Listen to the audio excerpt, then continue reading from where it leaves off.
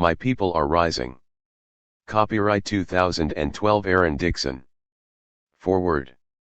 Aaron Dixon has written an extraordinary book that is grounded in the ordinary. He tells the story of a boy's journey into adulthood.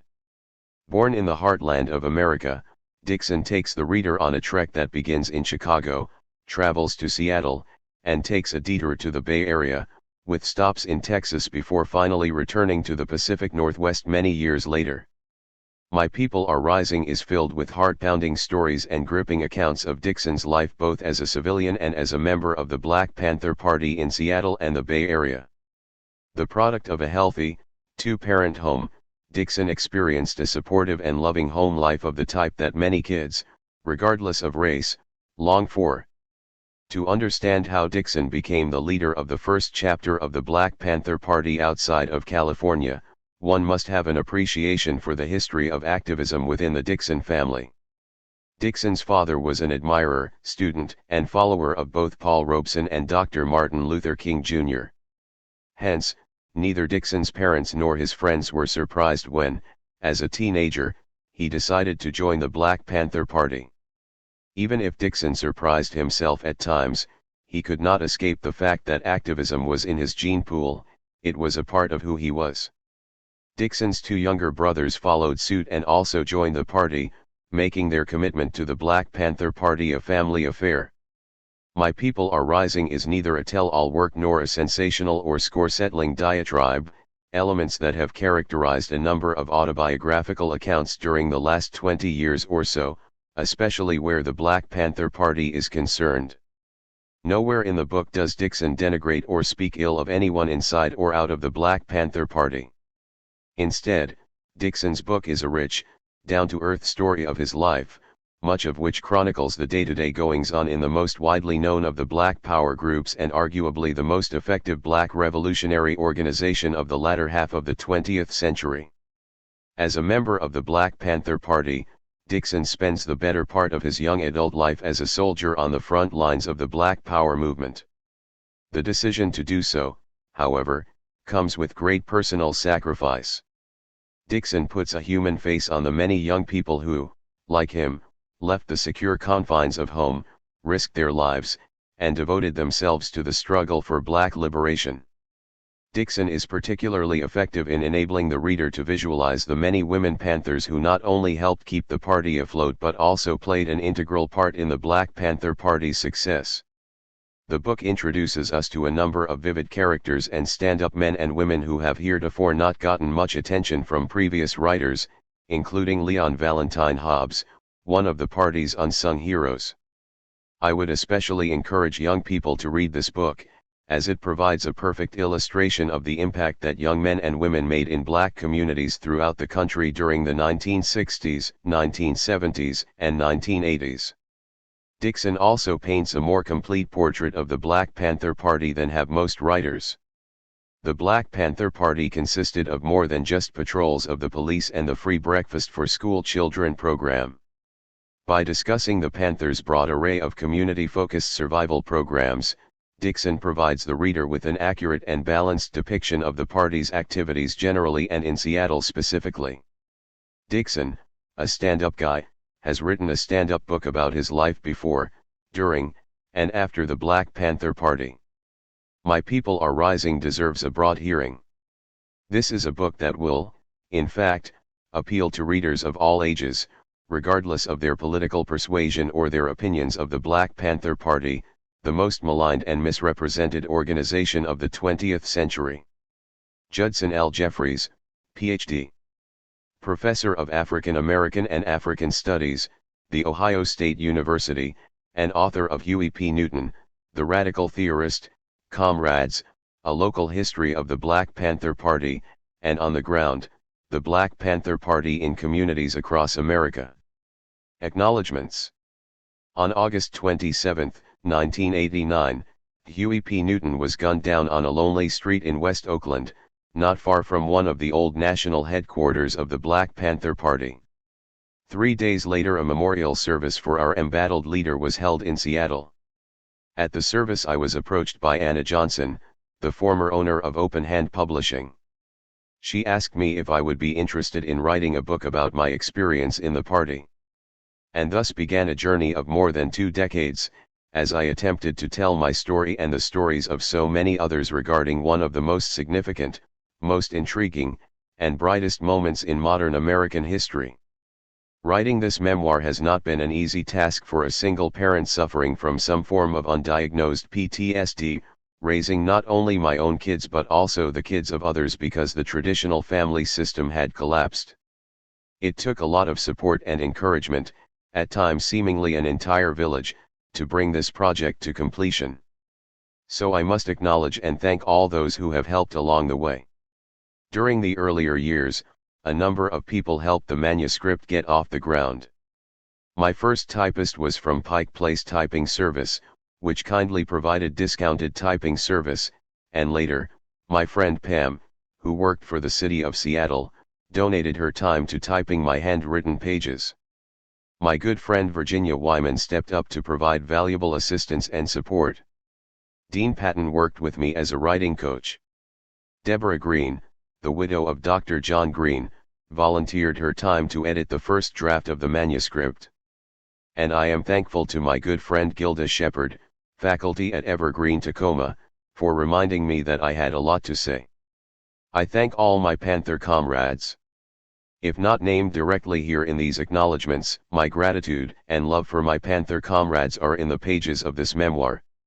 Bill Jennings of the website It's About Time BPP fielded my constant questions and gave me ongoing reminders to finish this book. Bobby Seale had long phone conversations with me, discussing details. Emory Douglas provided steady encouragement, as did Leela McDowell. My good friend Valentine Hobbs and I had daily conversations about our years in the party. I am amazed how the memories of those days are fresh in our minds. I'd also like to thank original BSU members Larry Gossett and Gary Owens, who have become my close friends over the years. I want to express my appreciation to Anthony Arnove and Haymarket Press for recognizing the importance and value of My People Are Rising. I could not have asked for a better editor in Caroline Luft, who seemed to know about everything from football to music to politics. Her patience and commitment to the project were invaluable. I thank my family for always being available for information as well as inspiration. My mother allowed me to call her day and night to ask her questions at times redundant about our family history and her memories of the turbulent years of the 60s and 70s. My brothers, Elmer and Michael, and my sister, Joanne, provided ever-present support. My cousin Mark shared so much valuable information about my father's side of the family. I thank my children Aaron Patrice, Nisalakita, Vainishia, Aziza, Asha, and Zine for their joyous curiosity about their dad's writing a book, and for their love and strength. Also in my heart are my grandkids Fela, Iana, Grace, Natasha, Daisia, Serena, Maiko, and Talia, and my great-grandchildren, twins Zamaria and Xavier, for the hope and peace they bring into this world of uncertainty. And the one person who, above all, helped me and cajoled me in making this book worthy of publication is my partner, Farah Nushin. For the past 7 years we have worked together on this project as if we were one, even while she was immersed in completing her BA and Master's degrees, and in post-9/11 activism in the South Asian community. Lastly and very importantly, I express my utmost gratitude to all my friends, comrades, and the people of Seattle, especially those who kept on asking me, year after year, "Hey, Aaron, when's your book coming out?" At last, I have an answer. 1. Ancestors. Southern trees bear strange fruit. Blood on the leaves and blood at the root. Black bodies swinging in the southern breeze. Strange fruit hanging from the poplar trees. Billie Holiday, Strange Fruit, 1939. On a hot, muggy night during the tumultuous and wild summer of 1968, I crouched in waiting, along with 3 comrades, clutching my carbine tightly with sweaty hands. We were silently waiting for our prey. No, this was not Vietnam, it was Seattle. The riots had raged for 3 nights, much like the other rebellions that scorched across America that summer, from Newark to Chicago to Los Angeles. These rebellions would leave hundreds of people dead, wounded, and imprisoned, as well as endless blocks of burned out, ravaged buildings, standing as a lasting memory of the anger of Black America. I did not know, nor did I care, whether I would survive that night or, for that matter, the many other nights we took to the streets to seek our revenge. It was only a few months earlier that Martin Luther King Jr. had been assassinated, and just a few years since the assassinations of Malcolm X and Medgar Evers. These deaths were still fresh in our minds and hearts, as were the countless deaths of the lesser-known victims of American racism. For more than 300 years, Black people in America had been denied basic civil rights, first when they were ripped from their African homelands and sold into slavery in the New World, then, after emancipation, under the racist system of Jim Crow laws and segregation. The uprisings of the 60s, erupting with volcanic force throughout Black America, sent a loud and clear signal that the time of silence and complacency was at an end. Taking up arms against the racist power structure was a powerful move toward liberating our streets, our cities, our communities, not only for Black Americans in our time but also for those who had come before, and those who would follow. Thus, my story, and the stories of so many others, begins not in 1968 but hundreds of years earlier, when the first Black slaves set foot on this sacred land of the red man. Yes, the ashes of our ancestors are long gone, and memories of them have long since dissipated. Yet their struggles, their strength, their courage, and their wisdom, along with their failings and flaws, will always be with us, pushing us, encouraging us, and watching over us as we navigate our way through the life ahead. For most of us whose ancestors were dragged ashore, shackled, bewildered, and despairing, it is difficult to tell where our stories begin or end. I know very little of my slave ancestry, and even less about Mariah, a small, bull-egged Black slave woman in Durant, Mississippi, where she lived, toiled, and died thousands of miles away from her ancestral homeland. In 1858, under the old slave laws that did not legally recognize marriage between enslaved people, she married Frank Kimes, a half-Irish and half-Black mulatto man, as he was described by the census. They officially remarried after emancipation. Mississippi, like most southern states, was an inhospitable place for most newly freed slaves. Many remained in bondage or worked as indentured servants under the Black Codes, laws enacted after emancipation by the southern states to restrict the rights of Black people, keeping them in servitude. Worse developments were to come with the reign of terror under Jim Crow laws, starting the 1870s, which included mandatory segregation, the elimination of the rights to vote and to bear arms, forced imprisonment, and hideous acts of lynching. My maternal great-great-grandmother, Emma, one of Mariah's 4 daughters, was born August 2, 1868, 3 years after the end of the Civil War. Emma grew up in a small house in Durant under the watchful eye of Mariah, now a free woman, free to raise her 5 children according to her own will.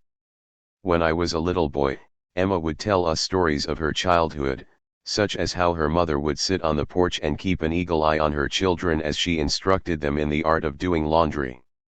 Emma also told us how, when she was a young child, the local Cherokees attempted to kidnap her, thinking she was one of their own because of her long black hair. Emma left home at 18 to marry Mr. Joseph Ely, who worked as a brakeman for the railroad.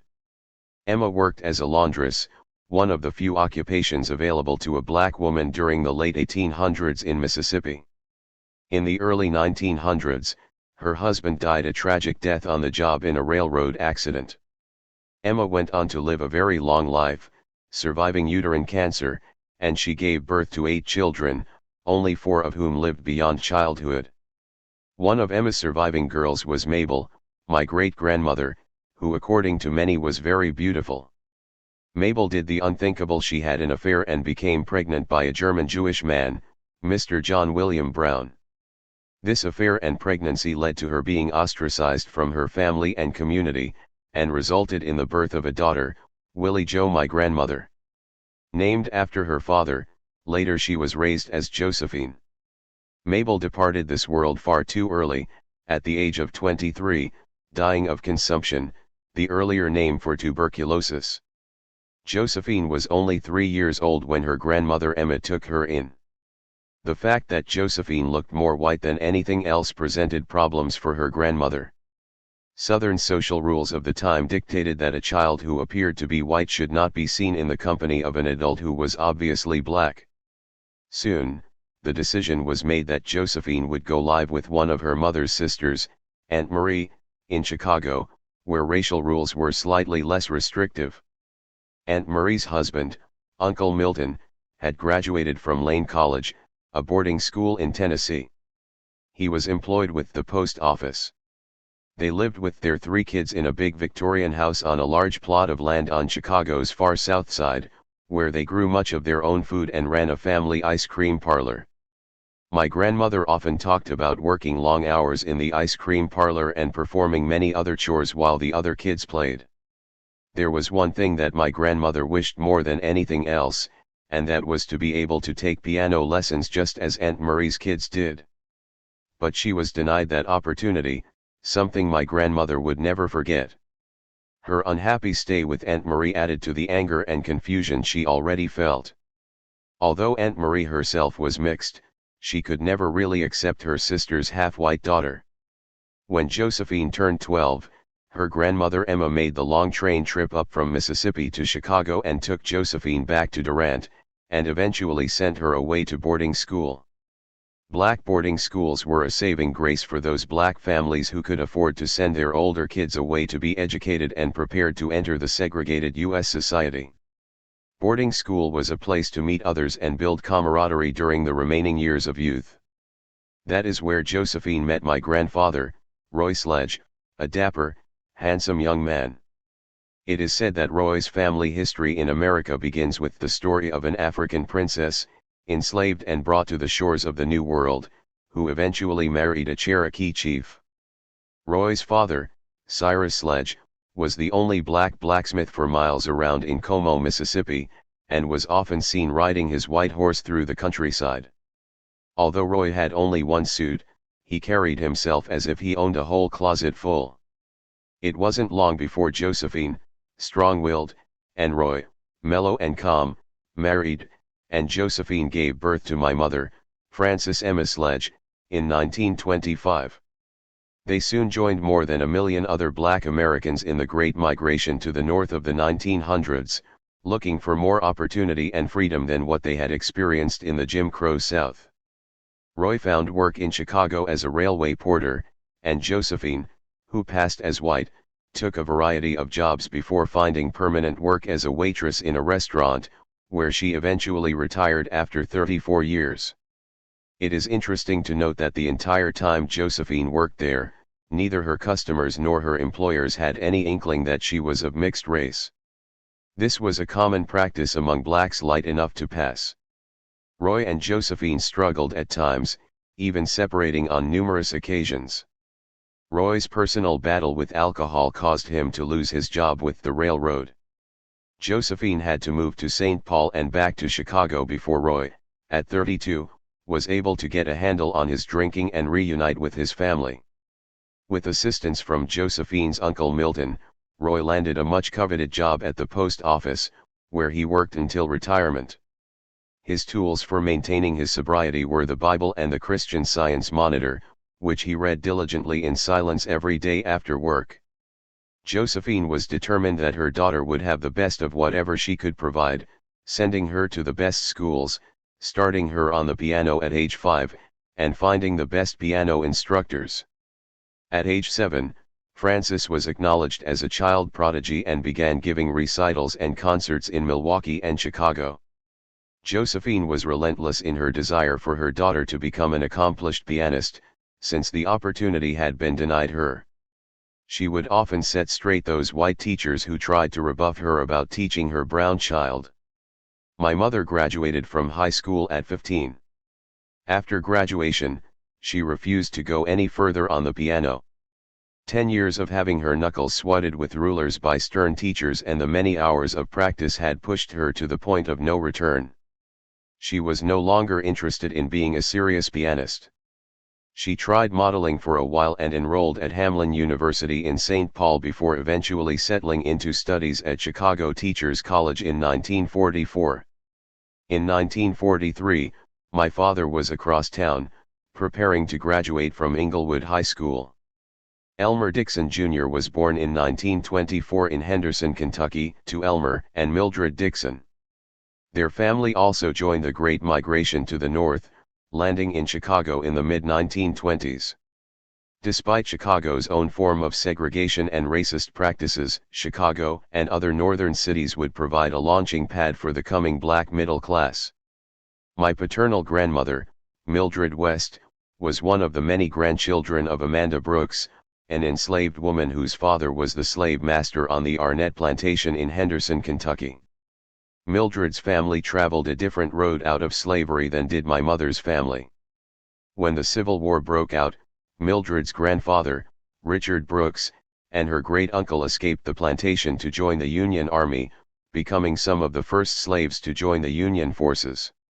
After the war ended, the slave master and his family abandoned the plantation and headed to Colorado. Mildred's grandfather and great-uncle each received a government allotment for having fought in the war.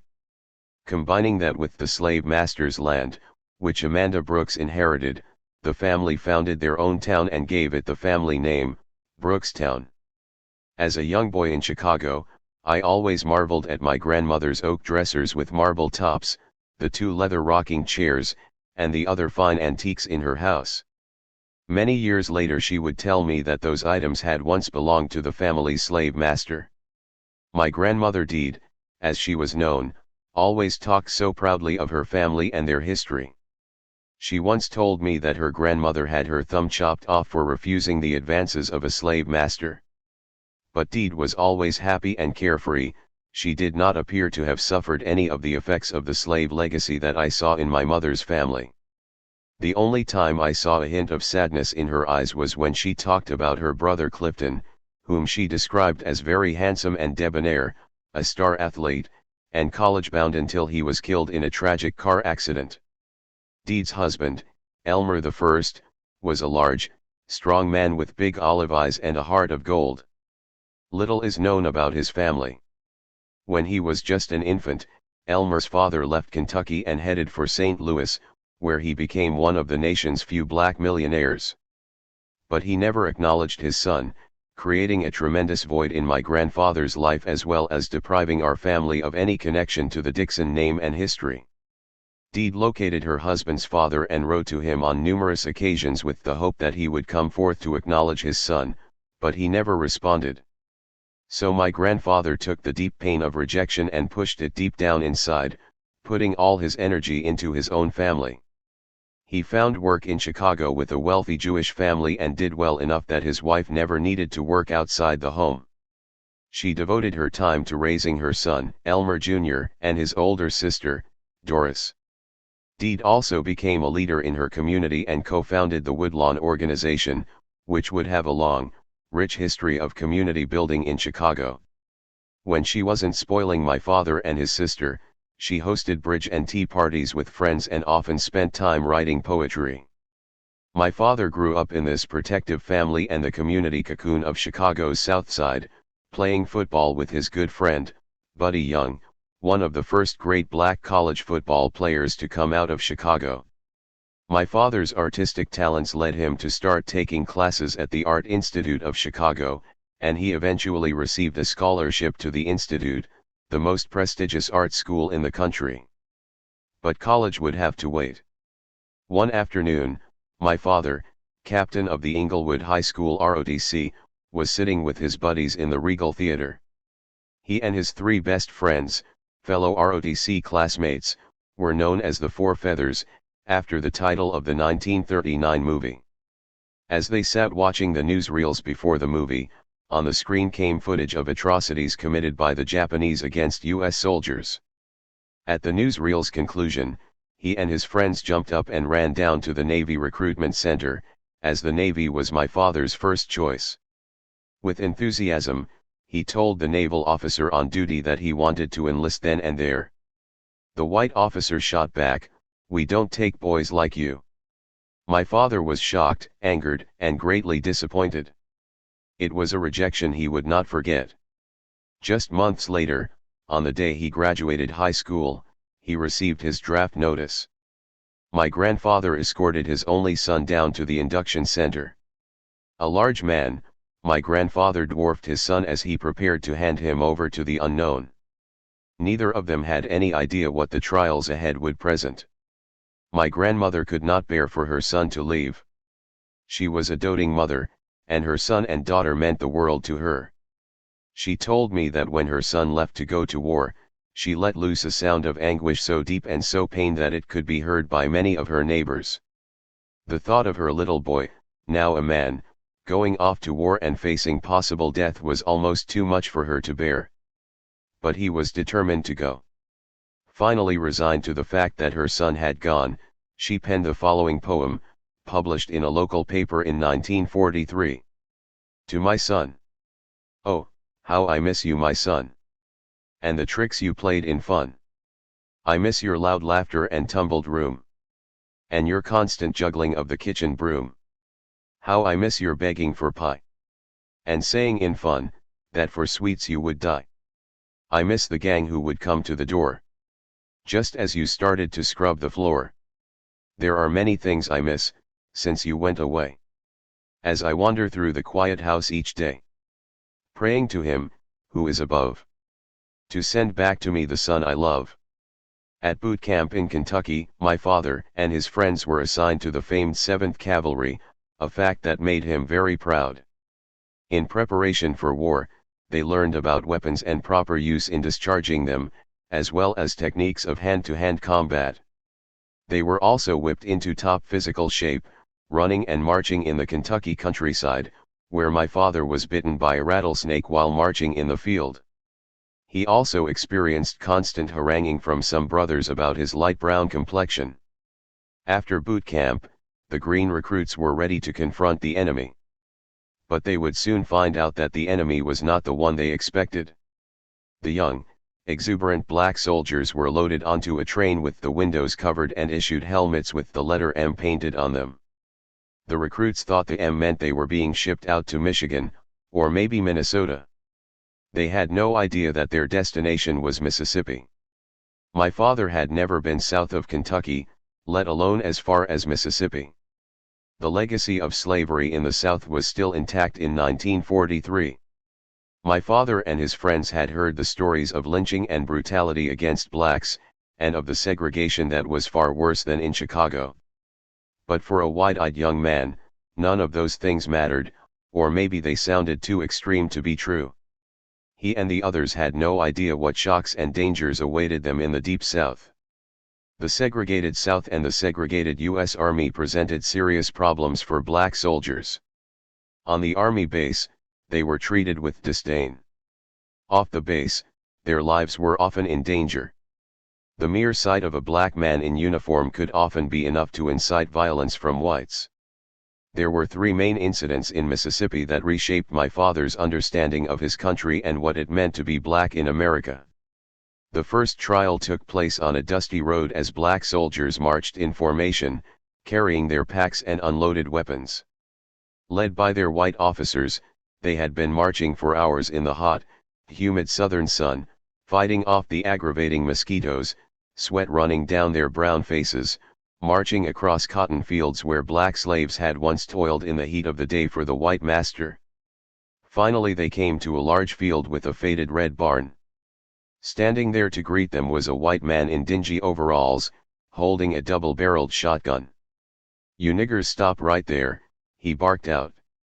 The commanding officer put up his right hand slightly for his tired troops to halt.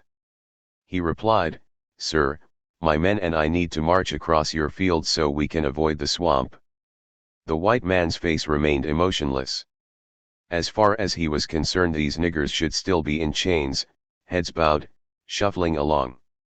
Pointing his shotgun at the men as he spoke, he said, "Ain't no niggers gonna march across my field." The words came out of his mouth finite and resolute. In other circumstances, most of the Chicago men would have rushed the gun-toting white man. They had been in their share of racial brawls in Chicago, but this was not the time or the place to fight back. And even though the white man was outnumbered, there was no doubt among the men or the officers that he would use his weapon. At the officer's command, the exhausted men turned around and marched into the swamp. Later that evening the men set up camp, ate their rations, and bedded down.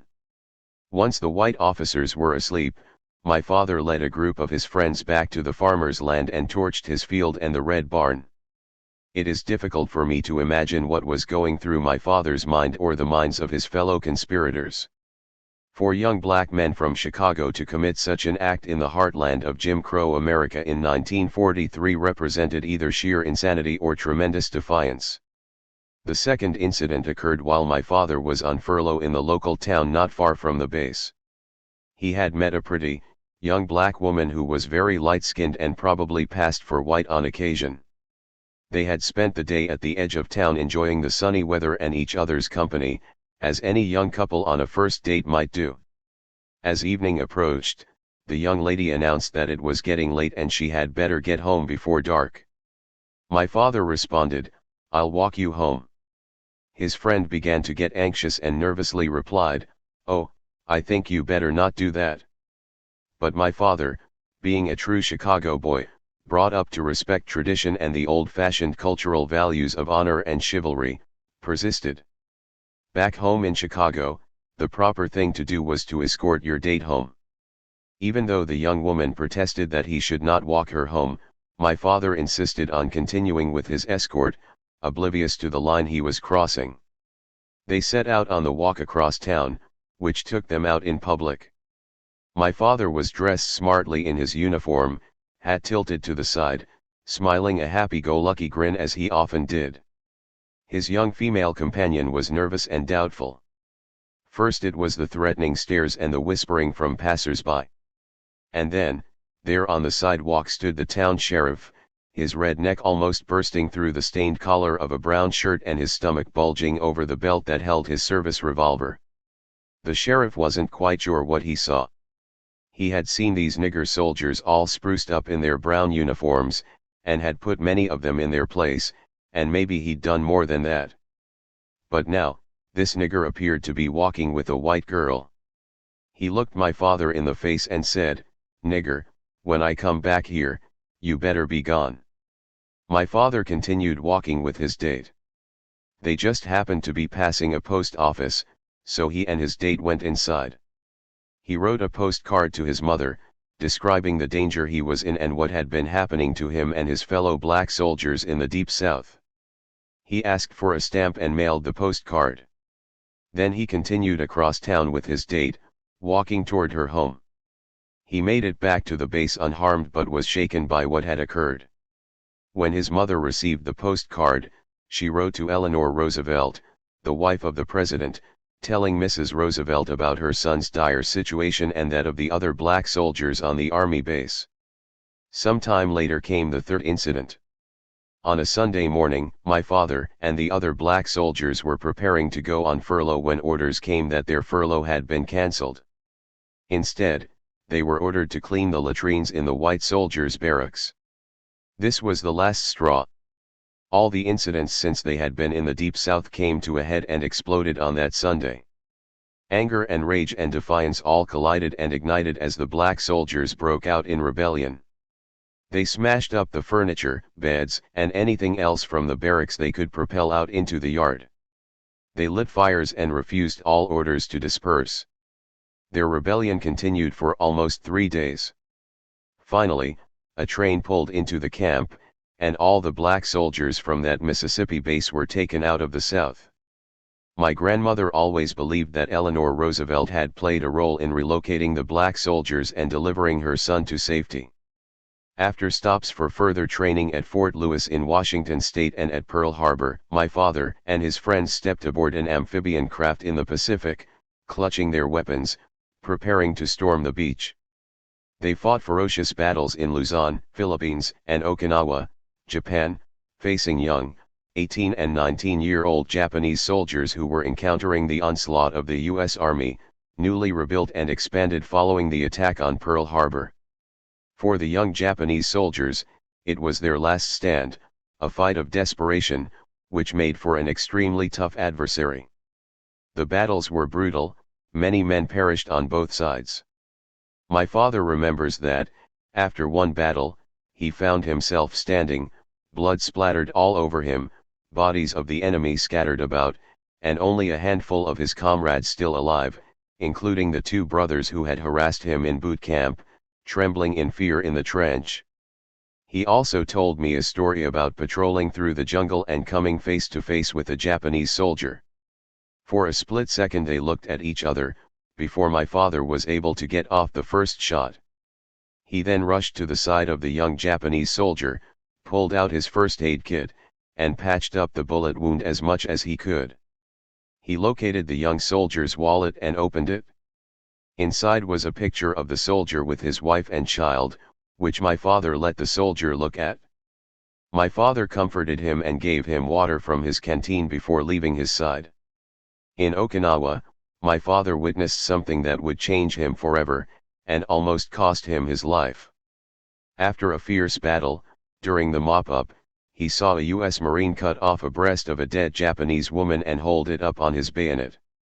This barbaric act incited such rage in my father that he raised his machine gun and prepared to fire on the white Marine, but his comrades stopped him. He had witnessed a lot of bloodshed by soldiers on both sides, but in no way did he expect to witness such inhumane cruelty toward civilians. Because of this incident, he went AWOL in Seoul, Korea, where Japanese families had also fled. He spent time with a Japanese family after meeting a young Japanese woman named Mayaka, eventually returning to his post in order to avoid court-martial. Finally, the war was over and my father returned home, bringing with him the spoils of war, 2 samurai swords, a 7.62 sniper rifle, a much-prized Japanese machine pistol, a Filipino bolo knife, several Japanese kimonos, and a picture of him and Mayaka. Those first few weeks at home he said very little or nothing about his experiences until one evening at dinner, his mother asked him, "Well, son, what happened over there?" With that, all the emotions he had been holding back from Mississippi to Okinawa came flooding out, and he began to tell his many stories. At last he was able to put the nightmare behind him, and he reunited with his Chicago friends, going out to parties, dancing and drinking at the city's great ballrooms, built in the 1920s. He joined Paul Robeson's Progressive Party and began attending their meetings. He also started school at the Art Institute of Chicago. One evening at a party he was introduced to a young girl named Frances, my mother, and it was not long before they agreed to begin a family journey together. 2. Our family journey begins. The house I live in, the friends that I have found, the folks beyond the railroad and the people all around, the worker and the farmer, the sailor on the sea, the men who built this country, that's America to me. Paul Robeson, The House I Live In, 1947. I entered into this world in the dead of winter, not far from the cold, windy shores of Lake Michigan, on January 2, 1949, almost 4 years after the bloodiest of wars and shortly before the beginning of the Korean conflict. By the time my parents finished their personal baby boom, there were 4 little Dixons and one who did not make it. Diane, a victim of premature birth, paved the way for my entrance.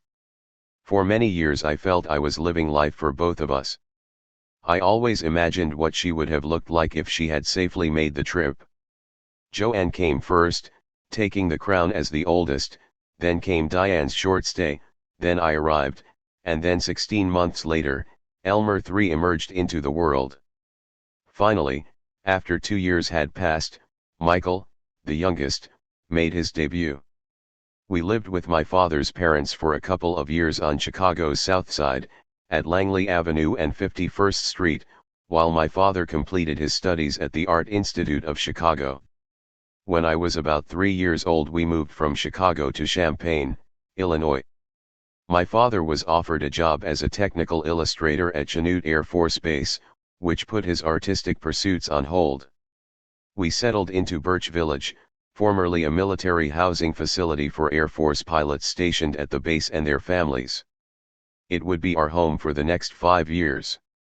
Birch Village was made up of dozens of cement brick blocks in clusters, each 2 stories high, with cold gray cement floors. Though the place looked drab from the outside, this in no way reflected the true character of the village. Many of the families were just like ours, fathered by upstart young black men who had returned from World War II. These were men who had fought their way out of boot camp in the South just for the right to die in Europe or the Pacific. Their wives were hard-working, strong-willed women. Birch Village was like one big family. You could go anywhere in the village, any time of day, and feel secure. Here, our family struggled through the same adjustments as most young families.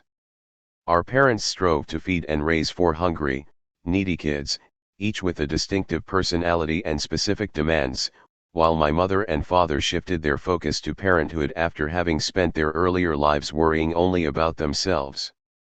At 21, my mother had been 1 year shy of graduating from teachers' college before my sister and brothers and I came on the scene. Her time would now be devoted to washing, feeding, loving, disciplining, hugging, and teaching 4 inquisitive young people. Joanne coined the names for all the elders in our family. My parents were known as Mommy and Poppy, my father's parents were called Deed and Granddada, and my mother's parents were called Ma and Bop Bop. Everything seemed perfect and safe during those early years of my life in Birch Village. Everyone looked out for one another. As kids, we roamed around the entire perimeter of the village without a worry or care, getting into mischief and playing hide and seek and crash the circle. In the winter we built snow forts and snowmen, and sometimes huddled against the front door of the house, trying to stay warm, wishing Mommy would let us in. But with 4 kids, our staying in the 2-bedroom house all day was not an option. When nap time came, all 4 of us had to go to our room whether we wanted to nap or not. My good friends Lynn and Ricky lived in the end unit, their family had just arrived from Mississippi. We spent the night at each other's houses and walked to school together. It seemed like we would be friends forever. One of the elders of the village was Mrs. Naylor, toothless and hair in disarray. We kids would sneak into her house, which was full of jars with weird things held in their confines. Everyone looked out for Mrs. Naylor. The only white people we ever saw were the milkman and the bread man, who would sometimes give us hungry kids free jelly rolls. On a day I remember vividly, my brothers Elmer and Michael followed me down past the fence around the village's perimeter and over a set of railroad tracks to a large rock quarry. We excitedly climbed the rock mountains as our feet sank in the gravel. We got stuck in a tar pit, barely able to haul ourselves out once we heard Mommy calling us, Aaron, Elmer, Michael. We clambered back over the fence with tar-covered shoes and pant legs. I think that was the very first time the 3 of us ventured out together to do something we knew we weren't supposed to be doing. Mommy got a part-time job playing the piano at the local church, and at night, Poppy worked a second job making pizzas. I still remember those nights when, after work, he would bring home delicious Italian pizzas to us waiting kids. And on weekends, Mommy and Poppy would go out to parties with friends from the village, drinking scotch and bourbon, dancing the bebop and the swing. During the summers, Poppy worked in Champaign while Mommy and us kids went up to Chicago to spend those months with Granddada and Deed and Ma and Bop Bop. They happened to live around the corner from each other. Granddada and Deed lived on 71st and Calumet and Ma and Bop Bop lived on 69th and Prairie. At night, out in the yard, we would chase lightning bugs with our cousins Mark and Keith, known as Keek. On quiet days I sometimes went upstairs at Ma and Bop Bop's to talk to Grandma, my mother's great-grandmother Emma, and listen to her stories of old while I brushed her long, silky, gray hair, looking into her big, ancient, brown eyes and touching her leathery, wrinkled skin. I loved spending those quiet times with her. They were the only connection I had to our family's long, sometimes difficult and painful history. When I was 5 years old, Grandma became very ill and requested that my mother send me from Champaign to her bedside in Chicago. Of course, Mommy thought it was rather ridiculous to summon a 5-year-old from almost 200 miles away, and so I did not go. Grandma passed away not long after at the age of 94, taking with her almost a century of history encompassing the African American experience. I would miss those summer visits when I sneaked upstairs to sit in silence, holding her caramel hands. Perhaps I reminded her of someone or something from her past. She reminded me of something I could not quite comprehend, yet I understood our special connection. Her face, her scratchy voice, her sometimes cranky disposition would always be there with me, following me, whispering to me, protecting me, and guiding me. When it came time for me to start kindergarten, I was not ready to leave my mother's side. I must have cried the whole day. First grade was easier, since I started the school year with my new friends, taking shortcuts home through the Negro League baseball field, getting chased by the old black caretaker, barely making it over the fence, and laughing from the fear of almost getting caught. By the third grade I dreamed of someday soon running with the Birch Village Cats, the neighborhood gang. I often saw them chasing their rivals, the alley cats, kids who lived outside the village. That was the first time I remember yearning to belong to a group.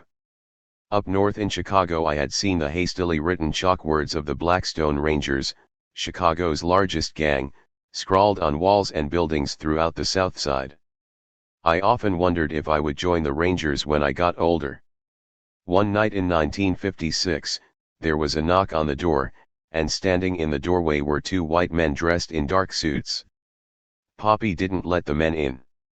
He exchanged words with them and then hastily closed the door. He later told me that these men in the dark suits were from the FBI and they had come to question him about his involvement in the Communist Party.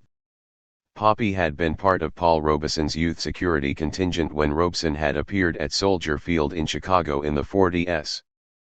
Paul Robeson was an almost mythic figure in Black American history. A two-time All-American football player, he graduated from Columbia Law School, played professional football, and then went on to become a world-renowned and highly paid stage actor and singer. He toured the world as a performer and as an ambassador of social justice, and his speeches packed Soldier Field in Chicago during the 40s. Committed to justice for all working people, Robeson joined the Communist Party, which led to his being blacklisted and banned from international travel, and many recordings of his performances and speeches were destroyed. After returning from the war, Poppy, inspired by Robeson, had attended some Communist Party meetings in an effort to try to understand what had happened to him and others in the Deep South. There was another incident of savage racism that affected Poppy deeply. In August 1955, Emmett Till, a 14-year-old black teenager from Chicago, was visiting relatives in Mississippi. He made the fatal mistake of speaking to a white woman. That night, a truckload of white men abducted him from his uncle's home and took him down by the river, where they tortured and brutally beat him to death. His mother had the courage to leave his casket open during the funeral in Chicago. The pictures of little Emmett Till's tortured body were seen by millions of Black Americans, thanks to the work of Jet magazine and other black publications. Finally, the terror of the Jim Crow South was exposed to the world. The murder of Emmett Till had a profound effect on Poppy. It brought back a flood of memories of his personal experiences in Mississippi and laid bare the hypocrisy of the United States. In response to this tragic murder, Poppy wrote this poem. Deep in the heart of Dixie, where the cotton blooms in June, an old black man tills the field, humming a sad tune. His heart was heavy, his eyes were full, his body aching and sore.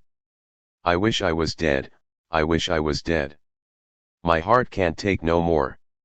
They took a little Negro boy and chopped and smashed his eye. They tormented, teased, and cut him up, just to make him die. They tore off an ear, when he shed a tear. And they beat him in the face. Each mark and scar was symbolic of suffering by the Negro race. They threw him in the river, his hands and legs all bound, hoping that his body never would be found.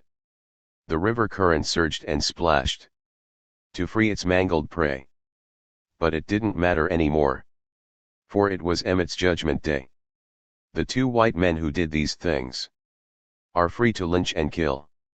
Now my God, I pray to you, avenge poor Emmett Till. The hate and evil in this world is something sad to see. Why, oh Lord, do they hate us so? Why can't we all be free? The children played on the courtroom floor. The grown-ups drank cold beer. They laughed and joked, and enjoyed themselves like they had no God to fear. I'll never forget you, Emmett Till. And how you horribly died. I'll never forget the smiling jurors. And how the lawyers lied. Well, Emmett's gone, ain't nothing to do but push this white man's plow. I guess little Emmett's made his peace, 'cause he's with his father now. Elmer J. Dixon Jr., Champaign, Illinois, October 1955. Poppy never spoke of this horrific crime again, but his poem was always there for us kids as a reminder of what horrible injustices black people faced in America. By the time I was 10 years old, I had memorized this poem and often took it to school to share with others. In 1957, my father received job offers in Spain, Alabama, and a place called Seattle. I was hoping he would choose Spain, but, to my dismay, he chose Seattle, somewhere far away in the northwestern part of the country. At first I felt excitement at the thought of traveling to a distant place and the possibilities of experiencing new things and meeting new people. When it sank in that I would be leaving the only place I had known as home, this safe haven of family and friendly black faces, I was devastated. I would have to leave all my friends, peculiar old Mrs. Naylor, and the security of Birch Village. Most of all I would miss the trips to Chicago to visit with Ma and Bop Bop and Deed and Granddada, as well as my cousins and other relatives scattered throughout the Chicago South Side.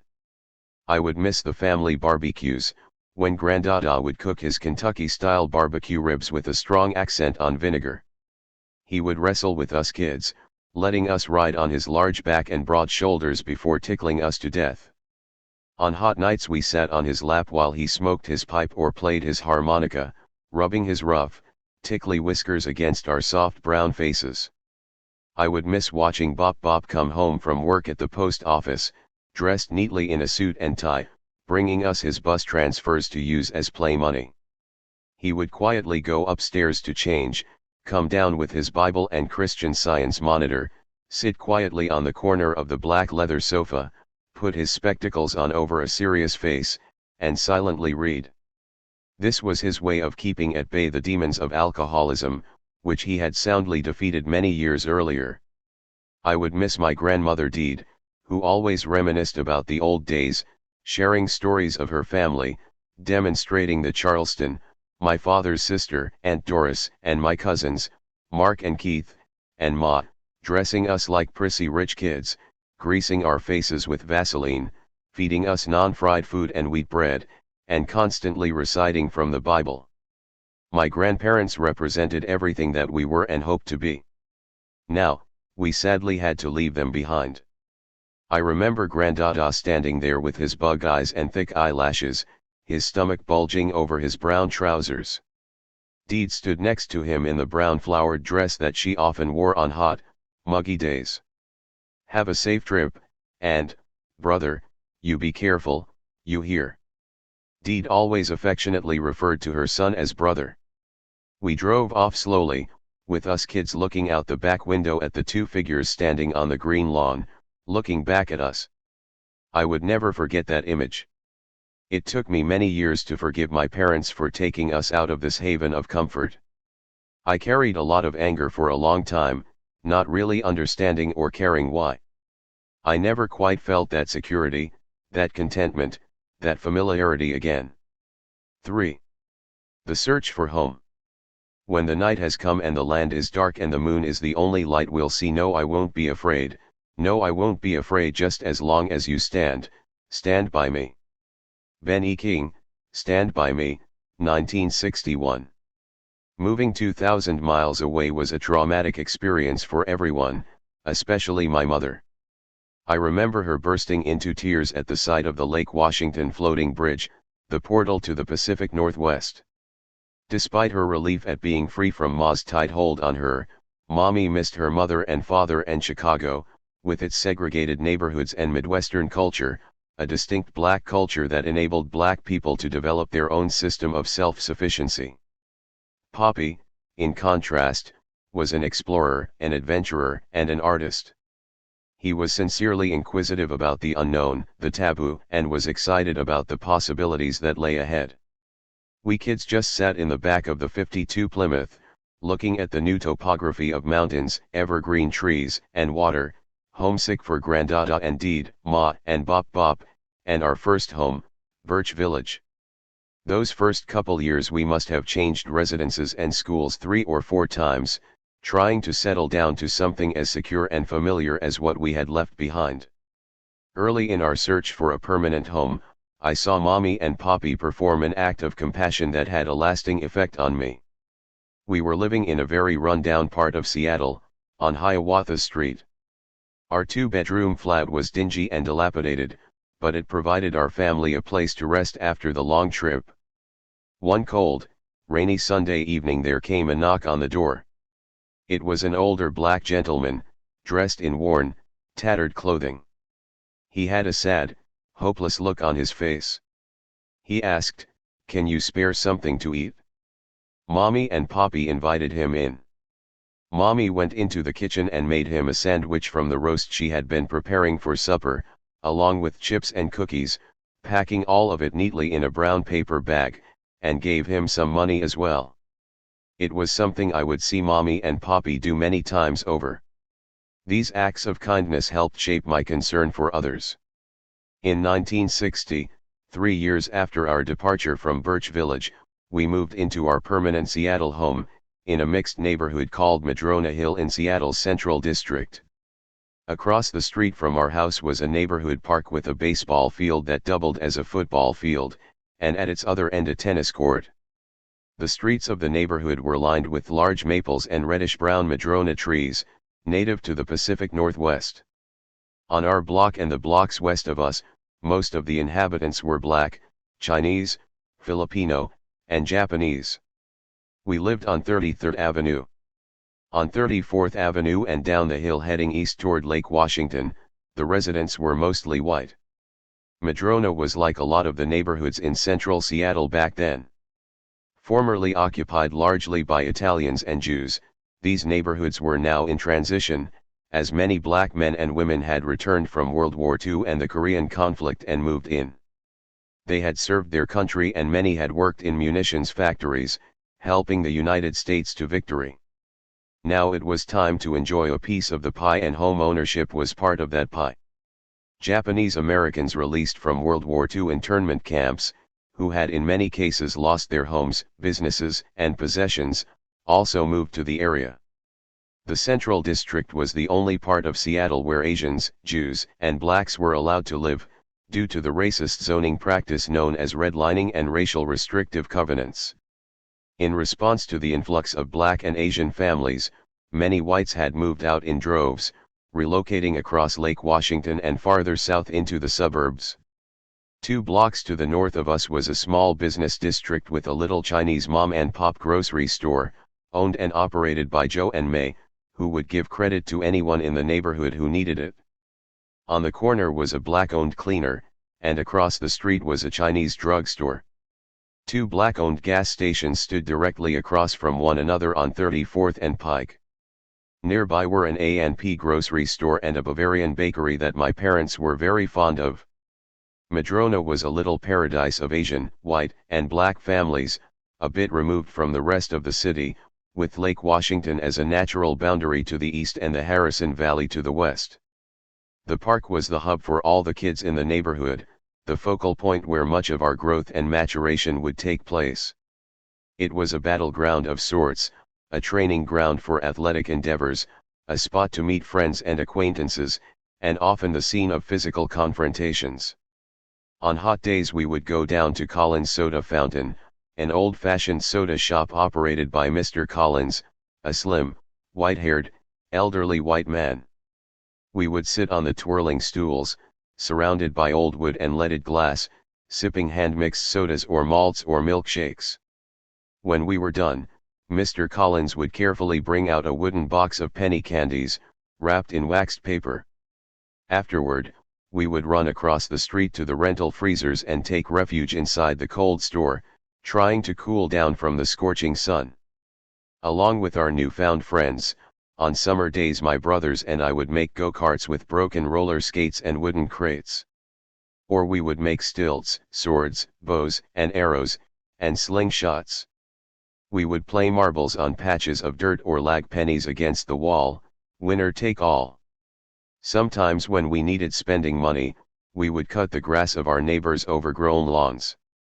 Our house was large and spacious. Its hardwood floors were softer than the concrete floors in Birch Village. Joanne got her own room, but even though there was an extra room designated as the TV room, Elmer, Michael, and I had to share a bedroom.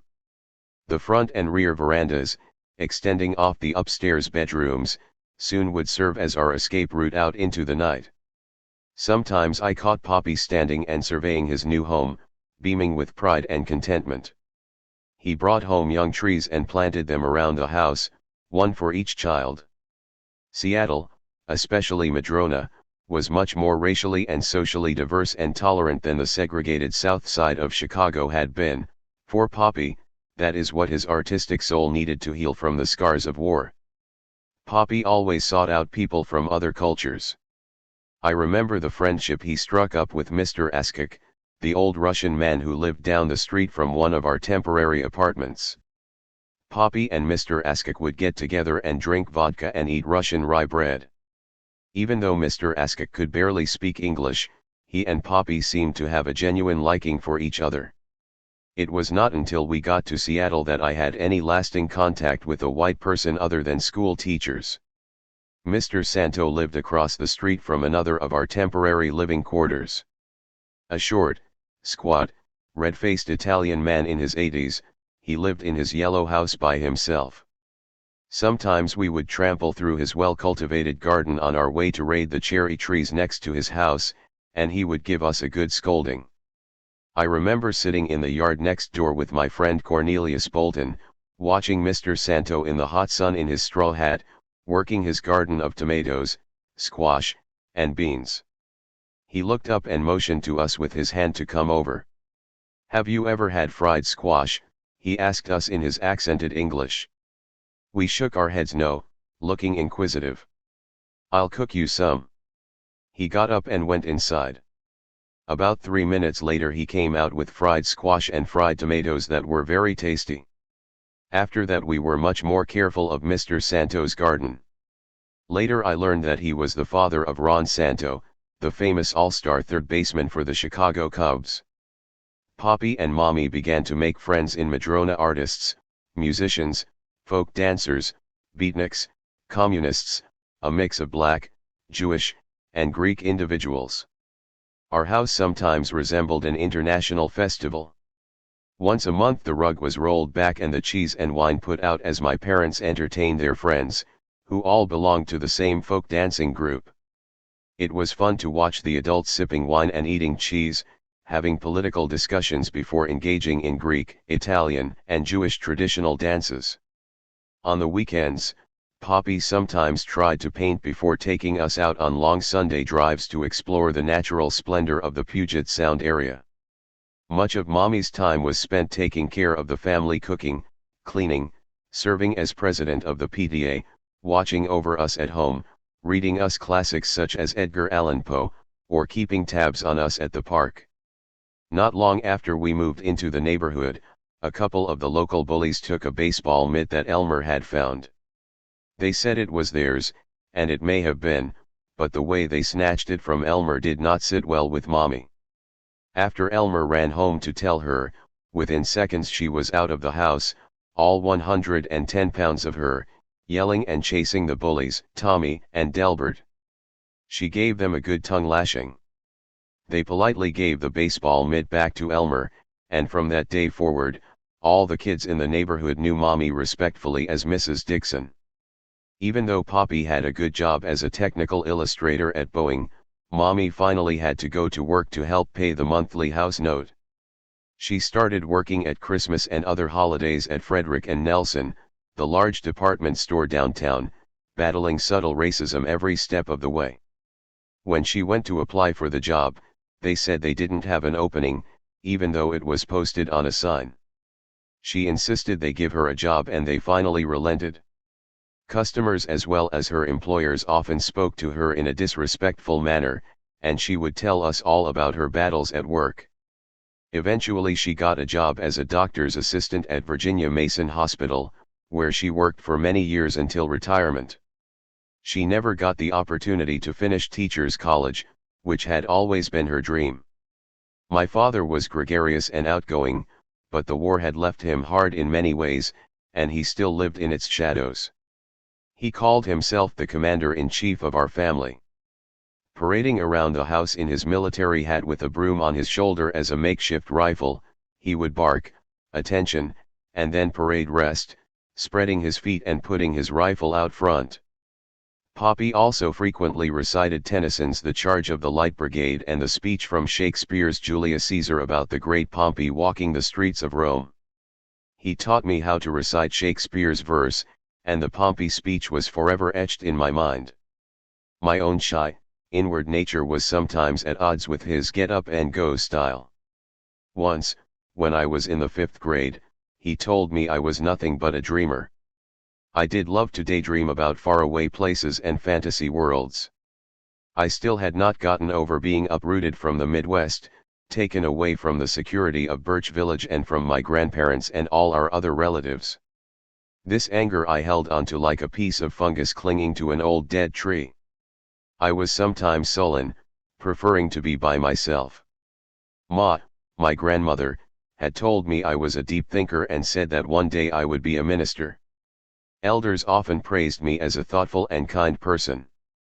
I would buy cards for birthdays and little boxes of candy for my mother, especially for Valentine's Day.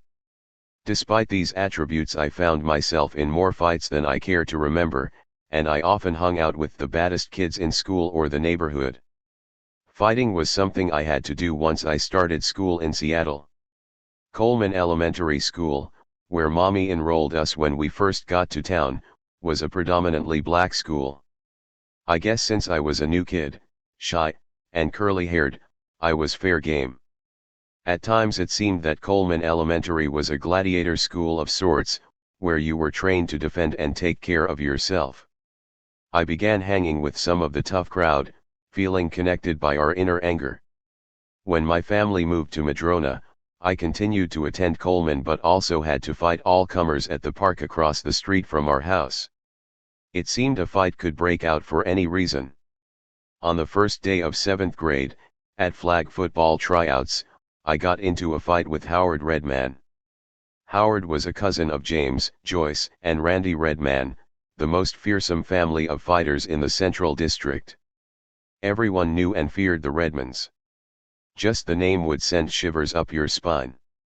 It wasn't until I had Howard on the ground and was beating him that I heard whispers in the background saying I was in for it, because Howard Redman was a cousin to James and the rest of the Redman gang. I immediately got off of Howard and refused to fight any further.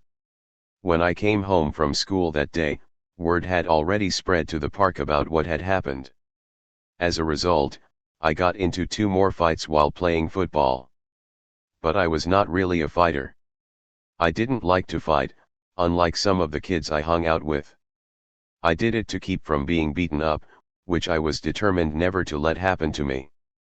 I soon began running with a Madrona gang called the Inkwells. After a few months I got into an argument with the younger brother of one of the leaders. But I refused to fight him. Ma had sent all of us siblings our own Bibles. In her letters, she was always quoting scripture. Some of the verses she quoted had connected strongly with me, and I gradually resolved to avoid fighting. At this point I was also pretty tired of it. After refusing to fight, I ran home in tears. Poppy was very angry with me for not sticking up for myself. "You're a coward," he yelled at me in disgust. The word coward rang in my head for a long time. I often wondered if that were true. Music was one of my first loves. I enjoyed sitting and watching Mommy while she delicately played the piano, swaying from side to side, playing Beethoven and Tchaikovsky. Our house was always filled with music, and each day there was a different kind of music in the air. On Saturdays the sounds of Lionel Hampton, Dizzy Gillespie, Dinah Washington, Duke Ellington, and Errol Garner could be heard late into the night on the hi-fi. Sunday morning would be gospel, giving way to opera, the tales of Hoffman, Carmen, and Madame Butterfly. During the week it was musicals like Oklahoma, South Pacific, and My Fair Lady, and, as we got older, artists like The Temptations, Otis Redding, and Aretha Franklin began to be heard more frequently. When I was in the 5th grade, Joanne, Elmer, and I began to study music in school. Joanne took piano lessons from my mother, and Elmer started the guitar and later the trumpet. I was uncertain of what I wanted to play, so Ma, who was paying for the instruments, decided I would take up the violin. I loved the sound of the violin, but it was not what I wanted to learn to play. I struggled through my violin lessons, barely learning to read the notes. Mommy and Poppy would fuss and yell, trying to get me to practice. One day on the way home from school, my friends and I stopped off in the alley and traded instruments. I took Ronnie Hammond's drumsticks and he took my violin, and I also played somebody's sax. We had a lot of fun. However, my violin strings broke, along with the bridge, the small piece of wood that holds up the strings. That evening, Mommy and Poppy angrily told me I couldn't play an instrument anymore. Michael eventually got my violin, and sadly the opportunity to play music was taken from me. I was the only sibling who did not learn to play an instrument. I began hanging more with Elmer, trying to avoid the gang of tough cats who always seemed preoccupied with fighting. Elmer had transferred schools after the move to Madrona and was attending Madrona Elementary, a well-integrated school with whites, Asians, and blacks. He had met a couple of white boys, Mark Sprague and David Booth. Mark did some professional acting work and was from a well-to-do family. In contrast, David and his older brother and sister were raised by their working mother. Yet Mark and David lived across from one another down on 35th Avenue, a predominantly white part of Madrona. The four of us spent a lot of time playing war and archery, and we even put on our own abridged production of West Side Story. David was more mischievous than Mark, and, as time went by and Mark became more occupied with his acting, David, Elmer, and I began to get into pranks that weren't really Mark's style. We rang doorbells at night, wrapped houses in toilet paper, stole stuff from the drugstore, and plastered passing cars at the corner of 34th with eggs we'd swiped from the grocery store. David was full of ideas for troublemaking. Once he told us he knew how to make a bomb. All we needed was some saltpeter and powdered sugar. Off we went to the drugstore to steal some saltpeter. We got some powdered sugar, compressed the mixture in cans and bottles, and made a fuse. To our surprise, when lit, it exploded. We did this several times, blowing up cans and other things until David came up with another idea. Poppy had kept only one gun out of all the weapons he had brought back from the war, a 7.62 Japanese sniper rifle. He had taken out the firing pin, rendering the gun useless, or so he had thought. We had often played with the rifle, mimicking the soldiers in the countless war movies we watched. However, David had experience with hunting and knew a thing or two about guns. His idea was to take a nail and stick it into the bolt in place of a firing pin. Then we took some of the empty shell casings Poppy had, filled them with the saltpeter, powdered sugar mixture, and packed it in. Finally we melted some wax over it, making a hard, wax bullet. We took the rifle out onto the front balcony of the house, which faced the park, and pulled the trigger. We didn't really think it would work, but to our shock it did, letting off a loud bang. Laughing, we went back into the house. Minutes later the police rang the doorbell. Mommy and Poppy had been downstairs in the kitchen, sipping highballs and listening to some jazz, oblivious to what had just transpired. Poppy answered the door. "We just had a report that a weapon was fired from this vicinity," said the officer. My father answered, "We don't have any weapons in this house, so it didn't come from here." We later learned that the wax bullet had just missed the head of Peanut, one of the neighborhood bullies. We laughed for days about this incident but never revealed our secret to anyone. In junior high, I was in need of some extra money, so I got a morning paper route, which meant getting up at 6 in the morning to deliver the papers before school. Sometimes I teamed with Michael Lee, one of the older, tough guys in the neighborhood, who had a route parallel to mine. On Sundays we would get our papers and head to the laundromat on Cherry Street, climb inside the dryers, and try to warm up before going out in the cold to deliver our papers. I hung out with an assortment of friends. One was Johnny Goodman, a red-headed white boy a year older than me. Johnny had done time at Green Hill School in Chehalis, a state juvenile rehabilitation institution, and had the muscles to prove it. He was a good baseball player who could often hit home runs. One day, Johnny and I went down to his house near the lake. "Hey, man, my father made some blackberry wine," he said, grabbing 2 small beer bottles filled with his father's home brew. We started drinking. The taste was sweet and slightly tart. In minutes we had emptied our bottles. I started to feel lightheaded and somewhat dizzy.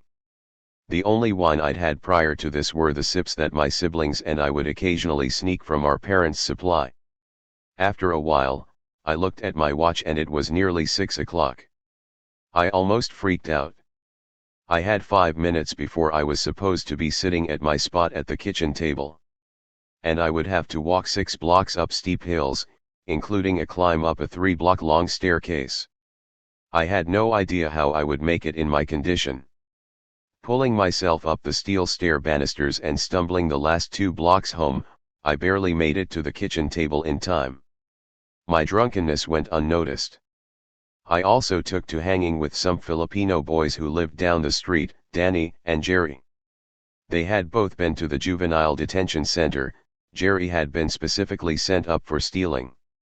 A good athlete, Jerry could play some football and baseball, but what set him apart from everybody else was that he was a thief and a very good one. I should have known that hanging with him would get me into some deep trouble. One morning, on a school holiday, Jerry and Danny accompanied me on my paper route. I didn't want them to come with me because I had a bad feeling that with these two anything could happen. While I was delivering my papers, they were breaking into houses, not really looking for anything in particular, just doing it because they could. They kept trying to get me to join them, but I refused. On the way home, after I'd finished my route, they convinced me to break into one last house with them. Jerry had a glass cutter. He cut a hole in a glass pane on the front door, stuck his hand through, and opened the door. To our dismay, when we stepped into the house we noticed someone sleeping on the sofa in the front room. That did not deter Jerry and Danny one bit. They tiptoed around the house as if it were their own, picking up whatever they wanted.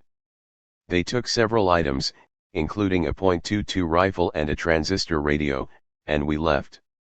Later in the day, Danny rode his bike down to the same house and threw the rifle into the yard. The owner saw him and called the police. Meanwhile, I was just sitting down with the family for dinner, as we did every evening at 6 o'clock. About midway through the pork chops and mashed potatoes, the doorbell rang. It was the police. Mommy and Poppy had never shown any fondness for the police. I remember the day I blurted out in the kitchen that I wanted to be a policeman. They had both looked at me with scorn. "Is Aaron Dixon here?" asked one of the cops at the door. They had come to arrest me for breaking into that house. Poppy was not about to surrender me so easily to these white cops. As the two cops stood there, Poppy pulled me behind him. "What if I say you can't take him?" Poppy said, getting into a defensive stance. Finally the cops agreed to let Poppy bring me down to the station for questioning. They decided not to charge me, but because Danny and Jerry had records, they were charged and sent up to juvenile. I did not see Danny or Jerry too much after that. I seemed to be constantly getting in trouble, yet always just barely escaping serious consequences. 4. Rumblings in the South. Oh, there been times that I thought I couldn't last for long. But now I think I'm able to carry on. It's been a long time coming. But I know a change gonna come, oh yes it will. Sam Cooke, A Change is Gonna Come, 1964. During this same time period, but seemingly removed from the occasional personal drama playing itself out in my own life, there were tremendous changes occurring in other parts of the world and in the US South. The United States and the Soviet Union had become world superpowers pitted against each another. Communist Russia versus the United States, leader of the free world. Both nations possessed intercontinental ballistic missiles with nuclear warheads. I remember the lurking fear of the prospect of a nuclear attack, and how those who could afford to do so built bomb shelters. The Jewish family on the corner of our block built one, further alienating themselves from the increasing numbers of black families moving into Madrona. In African colonies, black revolutionaries, supported by Moscow, were organizing and fighting to overthrow the European colonizers, dispensing with 300 years of imperial oppression. This revolutionary activity led to the first democratically elected African Prime Minister, Patrice Lumumba of the Democratic Republic of Congo, who after only 7 months in office was assassinated with the backing of the CIA. Revolution was also brewing in South and Central America, as poor and oppressed Latin countries were tiring of the domination of American corporations and the exploitation of their people and land. Closer to home, in Cuba, Fidel Castro marched into Havana and overthrew Fulgencio Batista, the US-supported tyrant who had allowed American businessmen to use Cuba as their personal whorehouse and casino. The dynamic intensified when Castro aligned himself with the Soviet Union. The increasing probability of Russian missiles being positioned close to US soil led to a failed CIA plot to overthrow Castro, the Bay of Pigs debacle. And across the Pacific, following World War II, the Allied powers had foolishly and selfishly split Vietnam into two nations, giving North Vietnam to the French, and setting the stage for what would become America's own Waterloo. In the deep south of the United States, black folks began to lay the foundation for the permanent transformation of America. I remember well sitting at home, watching the black and white images on TV. The sit-ins, the demonstrations, and the faces of hatred, white men beating or hosing down the protesters, black and sometimes white, who were mobilizing against segregation, a byproduct of 300 years of slavery, oppression, and terrorism. Change was in the air, and soon my generation would step up to play a leading role in confronting the archaic and puritanical past. I had seen Martin Luther King Jr. on TV, fearlessly leading his demonstrators into the jaws of the enemy. He was poised for greatness, almost saintly. In November 1961, King came to Seattle to support a march against redlining. On a sunny Saturday afternoon, I found myself marching down 23rd Avenue South, walking arm to arm with thousands of other people of all colors, singing "We Shall Overcome" and other protest songs. It was a unifying moment of solidarity, a feeling of serene peace and the possibility that our world could come together to create something new, something different. You could feel the determination, the sense of purpose, the spirit of oneness engulfing us all, culminating in a large rally and a speech by Martin Luther King. Quietly and solemnly I made my way to the bandstand at Garfield Park, watching him and listening to his words that I had heard on TV, on the radio, and on record albums. I took a spot on the edge of the bandstand, scanning the crowd, looking for a threat to our savior and spiritual leader, as if a 13-year-old could do anything to stop an assassin's bullet. But I realize now that my taking that spot, that position of defense, was symbolic. It represented an impending shift, a changing of the guard. All across the country, thousands of black, white, Asian, Native American, and Latino kids, just like me, were slowly making an unconscious move, positioning for the big push to change America. The integrationists were organizing and fighting for desegregation of the schools, probably the biggest strategic blunder of the civil rights movement in that it forced black kids to travel across town to hostile, racially charged environments. While white kids were able to stay comfortably in their own schools and communities, black kids had to give up their secure surroundings and the dedicated attention and understanding of their black, or sometimes white, teachers. But at the time school integration sounded good, and it felt right for me, personally, to work toward Martin Luther King's dream.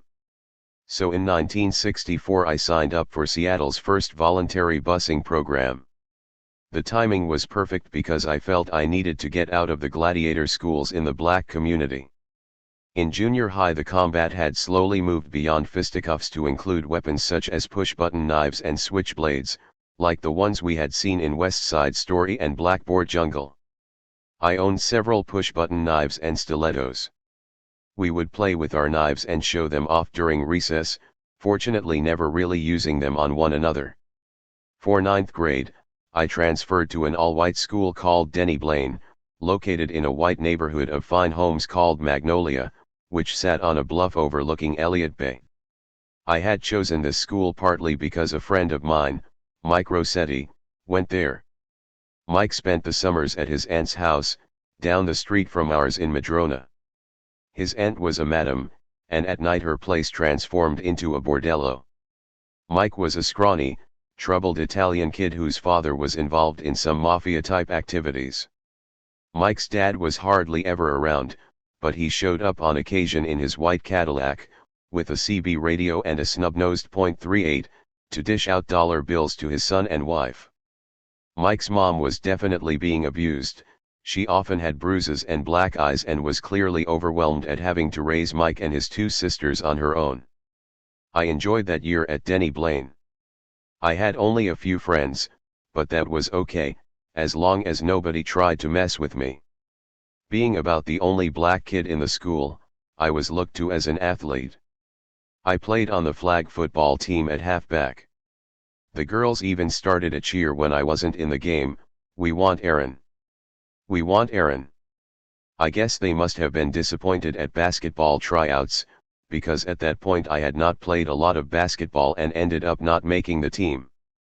However, I did go out for track toward the middle of the season. As the school was so far from my home, I only went to a few practices, and when I did, I worked on the high jump. I loved to jump as a little kid.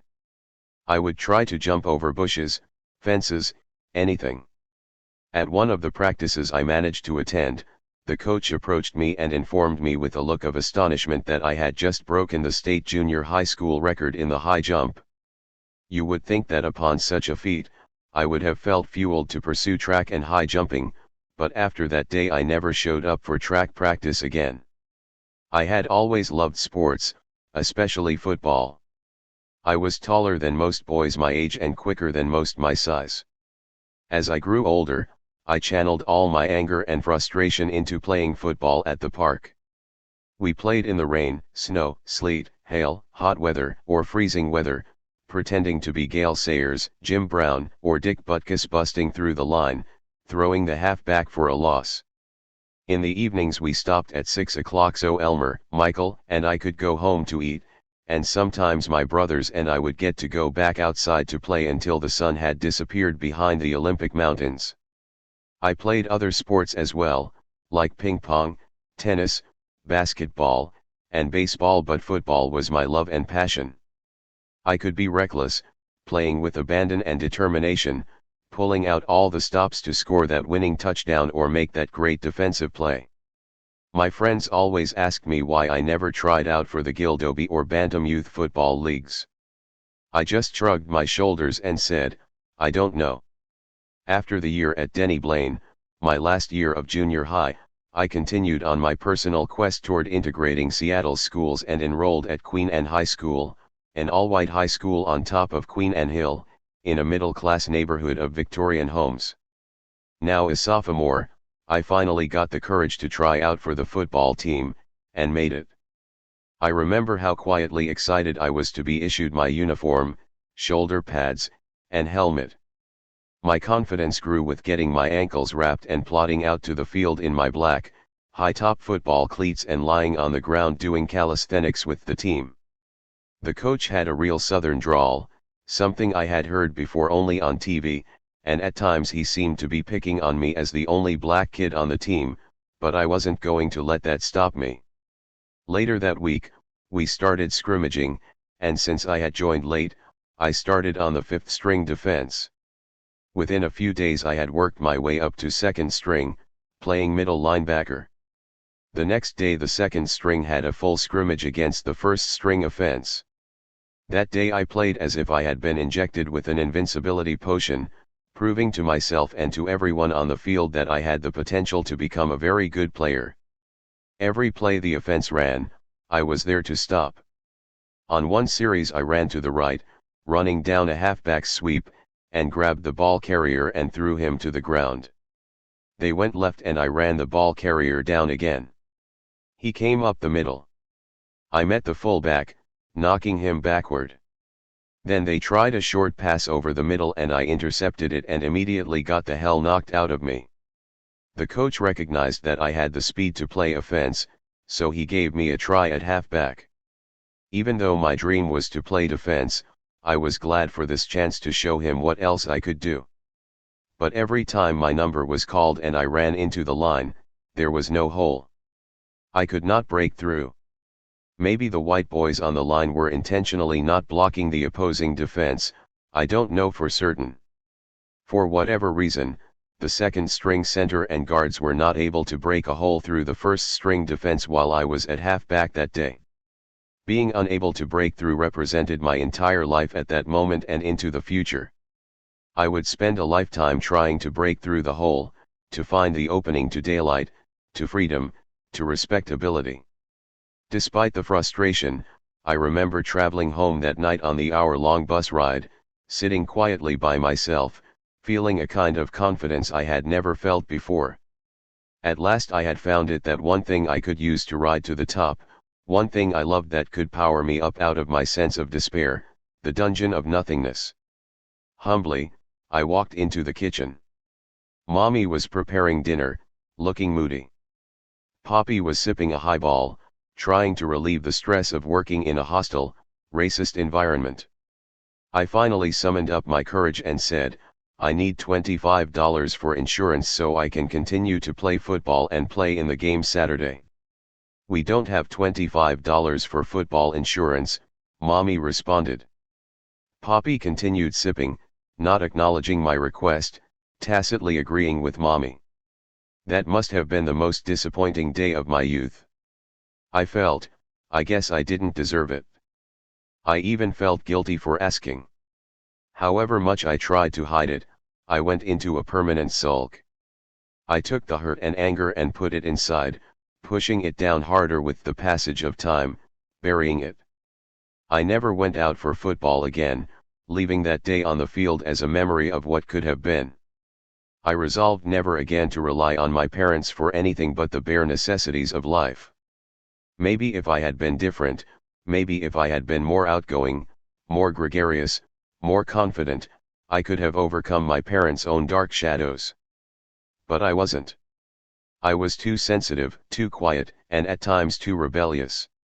My self-esteem was too low to overcome those obstacles. This would prove to be my struggle in life, to overcome my shyness and my lack of confidence. I continued to play sandlot football, often playing pickup games with future college and NFL players. I also played basketball in the SEO League, where all the high school ball players who did not make their high school teams played. And every summer, I played center field for the Parks Department Softball League, frequently traveling to hostile white neighborhoods for away games. Even as much as I loved sports, there seemed to be something else calling me. I just didn't know what. 5.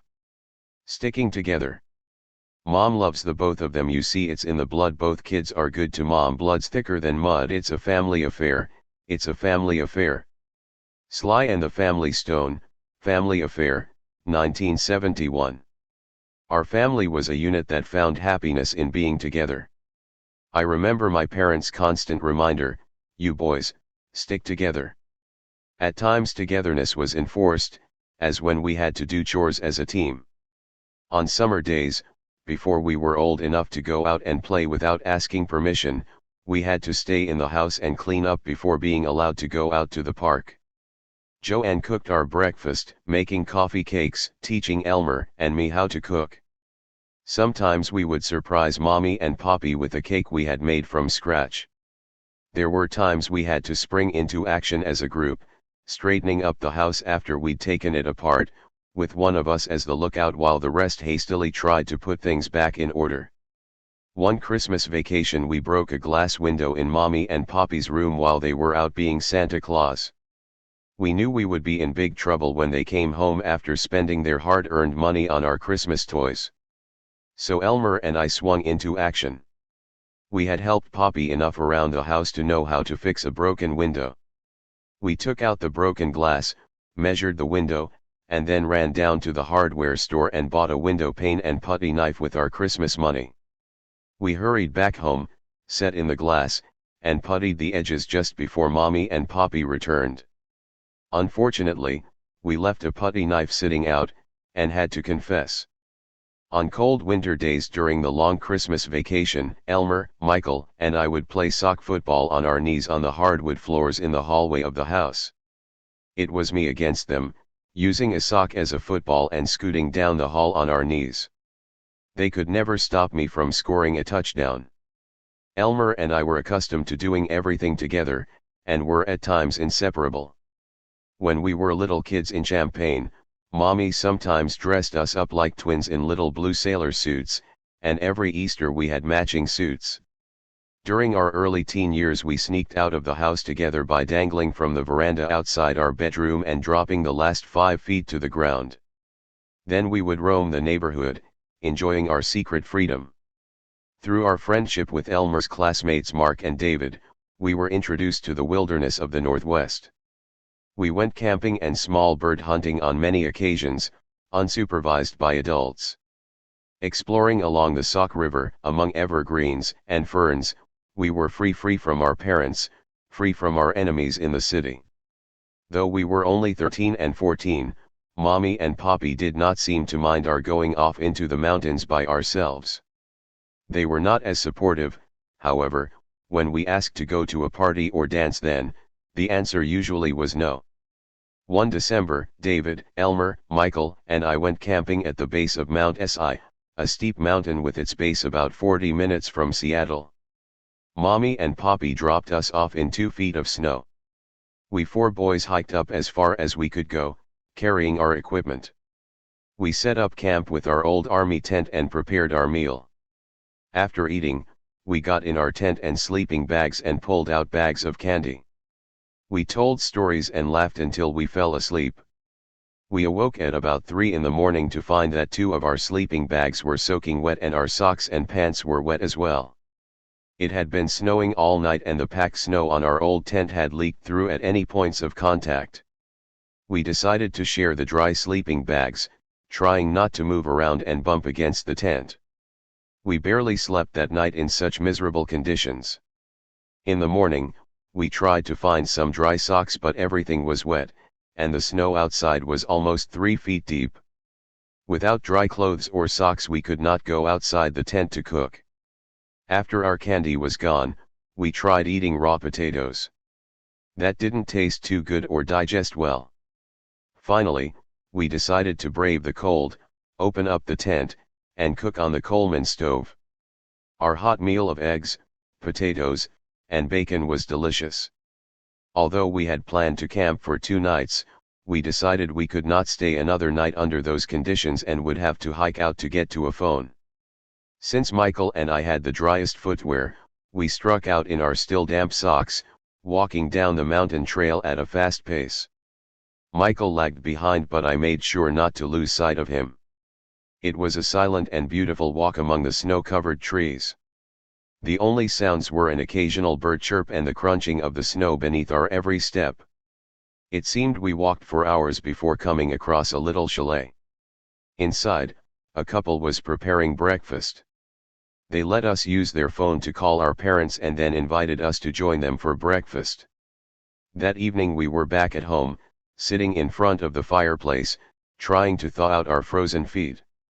We were free to explore up in the mountains, but back at the park, We always had to be on guard. One day while David, Elmer, and I were playing, we heard 5 gunshots. We ran down to the corner of the park and saw 3 young black men lying in 3 different spots. We ran to the side of one of the men. He had been shot between the eyes. Blood was pouring from his wound and we could hear a gurgling sound as he tried to breathe. We ran to the other 2 men and they had also been shot in the head. It seemed to take forever for the police and ambulance to arrive. We learned later that the assailant was the oldest of the several Harris brothers. The large Harris family, originally from Louisiana, was to a person quiet and respectful, never involved in any controversy, and the brothers were considered nice boys. But like most families from the South, they had a lot of experience with guns and hunting. There had apparently been an ongoing dispute among the 4 young men in the park. It was the first time any of us had seen death. At the time, we didn't think too much about the shooting. It was beyond our comprehension. We had no context to help us understand what we were witnessing, but it was a stark reminder that deadly violence did not just happen on TV but was right here with us, waiting to snuff out someone's life, even the innocent. The images of those young men lying alone on the cold ground would always linger in the back of our minds. Even before this incident, Poppy always had concerns that if he did not make the right decisions regarding us boys, we would end up in some kind of trouble. This concern had actually led to our moving to Seattle. As the influence of the Blackstone Rangers spread in Chicago, he was taking no chances on his boys getting caught up in the gang scene. Both my cousins in Chicago had succumbed to the lure of the Rangers and their rival gang, the Disciples. To help keep us in line, Poppy made sure we were not idle during the summers. One summer Poppy got his friend Jerry Sussman to employ us as laborers on his boat. A friend of our whole family, Mr. Sussman was Jewish, and we celebrated Passover with his family. Joanne and I also frequently babysat his 3 children. Mr. Sussman's boat, the Puffin, was a 1-mast schooner, a 25-footer with a cabin.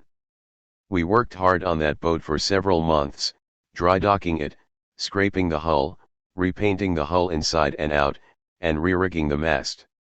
It was very tedious work, and Mr. Sussman made everything a lesson, stopping to teach us the purpose and importance of each task. After our work on the boat was complete, we sailed up through the Strait of Juan de Fuca to Cypress Island, one of the San Juan Islands up north near Canada. As we approached our destination, islands were scattered all around us, with green forests, white cliffs, rocky coastlines, and a few sandy beaches, eagles flying. Herons schemed the water, trying to catch jumping fish, and an occasional orca streamed by in the distance. We finally reached Cypress Island, dropped anchor, loaded up the dinghy, and rowed ashore. We could hardly contain our excitement at being in this lush, deserted place. Mr. and Mrs. Sussman and their daughter camped on the beach, while Elmer, the 2 Sussman boys, David and Matthew, and I camped inland.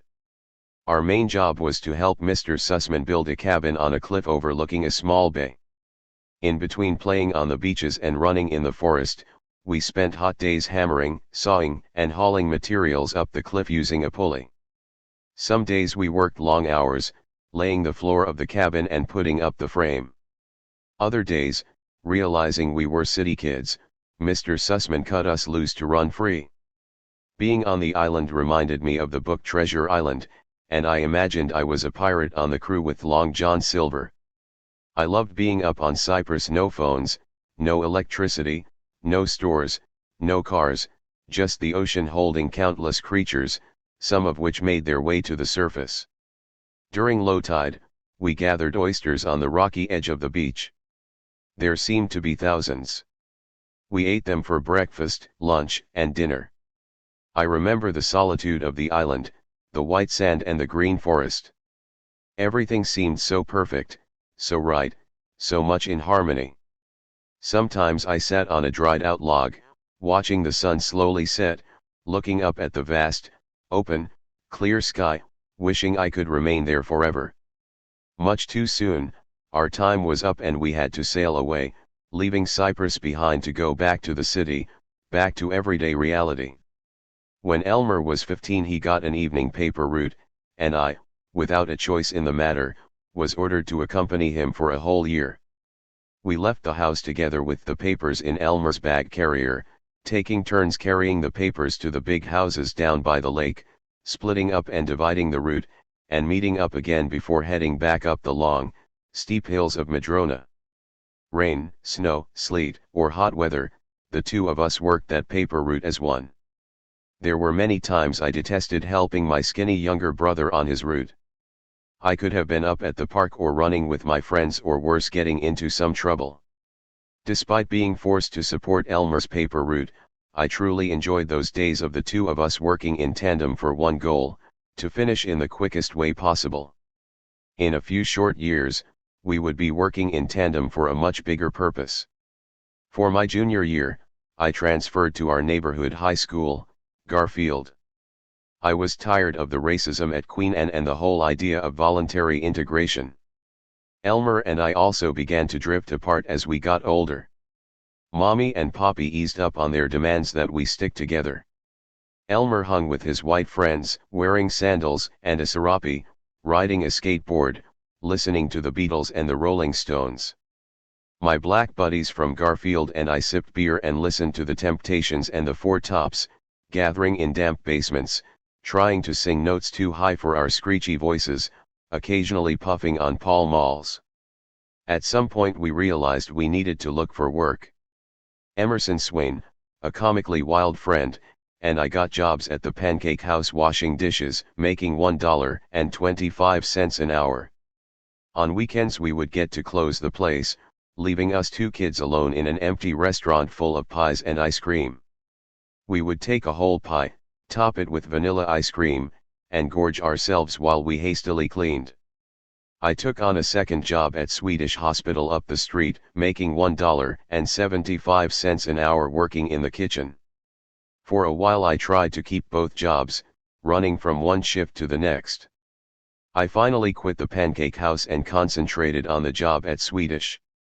I worked with the dietitians, checking the individual patient menus to make sure the correct food was put on each patient's tray. I enjoyed working. It helped me to free myself, at least partially, from my parents. At the hospital my friend Mike Dean and I worked from 4 to 8 p.m. after school and 7 a.m. to 4 p.m. on weekends. During the summer we worked 14-hour days, 7 days a week. On some paydays Mike and I would have saved enough to go downtown and buy sharkskin suits, Italian sweaters, and loafers. And at Mrs. Jackson's record shop up on 34th, we'd buy the latest from Motown Junior Walker, Ben E. King, Mary Wells, Stevie Wonder, and Smokey Robinson. No longer did I have to sit at a sewing machine under dim lighting, tapering the unfashionable baggy pants sent by Ma, as I had done on so many occasions. It felt so good to have this financial freedom from my parents. I didn't want to have to ask them for anything other than permission to go out. At 16, I guess you could say I was smelling myself. I felt like I knew a few things and maybe I even knew enough to set Mommy and Poppy straight on a few occasions. A collision with reality was inevitable. On one of the many evenings that Poppy chose to work overtime, Mommy and Joanne got into a little disagreement. Like many girls growing up in the 60s, Joanne was having a difficult time with her parents. Mommy and Poppy were no exception. It was two cultures clashing: the old ways of long skirts and polite, pigtailed girls who played the piano and did their arithmetic, versus the new girls of the 60s, who wanted to wear short skirts and long hair, do the Watusi and the Hully-Gully, and hang with greasy-headed boys at the dance, slow grinding to some Smokey Robinson or Etta James. Mommy's personal frustrations and battles with her own mother often surfaced in the verbal clashes between her and Joanne. Poppy was usually the calming force, the voice of reason in these clashes, but on this particular evening he was gone. In the kitchen, Mommy verbally attacked Joanne, asserting something she assumed was true. Joanne did not argue back. Mommy was a small, slight woman, but with a fiery disposition. She even grabbed a belt. I was standing in the hallway, watching and listening. Suddenly I rushed in and grabbed the belt from Mommy, looked down at her, and said, "Stop. Leave her alone." My actions and words shocked everyone, including Elmer and Michael, who were also standing by, looking on in disbelief. I had wanted to say stop for so long. The words had been held at bay long enough and they just came out. Mommy looked at me with amazement and then burst into tears. "I'm going to tell your father." Afterward I could feel the sense of doom in the house. Everyone knew that Poppy would not be happy about this. Disrespecting Mommy and Poppy's authority was not tolerated, not in this house. The next morning, as I was quietly getting ready for school, I awaited my fate. Poppy came into the room, his fist up and anger on his face. I stood there, now almost 6 feet tall, looking down at a still muscular Poppy. He blurted out, "If you ever do that again, I will knock you out." I just stood there and listened. I had no doubt that he could knock me out with one blow, but that really didn't matter. He could knock me out 1,000 times and I would still have done the same thing. I felt strongly that Mommy was wrong, and that since Joanne was 18 it was time to treat her with respect. The tide of the movement. Reading my poetry in a Lynx Arts contest, Seattle, 1967. 6. Slow awakening. When you feel really low. Yeah, there's a great truth you should know. When you're young, gifted, and black, your soul's intact. Nina Simone, To Be Young, Gifted and Black, 1970. My sophomore year as a voluntary integrator was a disaster. Seeing my dream of being a havoc-raising linebacker extinguished was difficult enough. But running into the big brick wall of racism was a rude awakening. It had always been there, weaving its way in and out of our family's history. I first got a glimpse of this ugly monster in the late 1950s as a 7 or 8-year-old, mostly on Friday nights after the Friday night fights on TV were over, and our fried fish dinner had long since been digested. I saw Mommy and Poppy's sad faces. They knew full well that their black, muscular fighters, Sugar Ray Robinson, Archie Moore, and countless others, despite the thrashings they gave their white opponents, had been robbed, cheated out of victory by bigoted referees and judges. They never said anything about it to us kids. They never demeaned whites. They just continued working to provide us with a sense of freedom that they and their parents never had. Poppy would come home from work at Boeing filled with rage from dealing with some petty racism. One day while he was driving home and stuck in traffic, someone drove by and shouted, "Nigger." Poppy lost his cool, got out of his car, grabbed rocks, sticks, anything he could throw, and propelled it all after the bastard, who was long gone.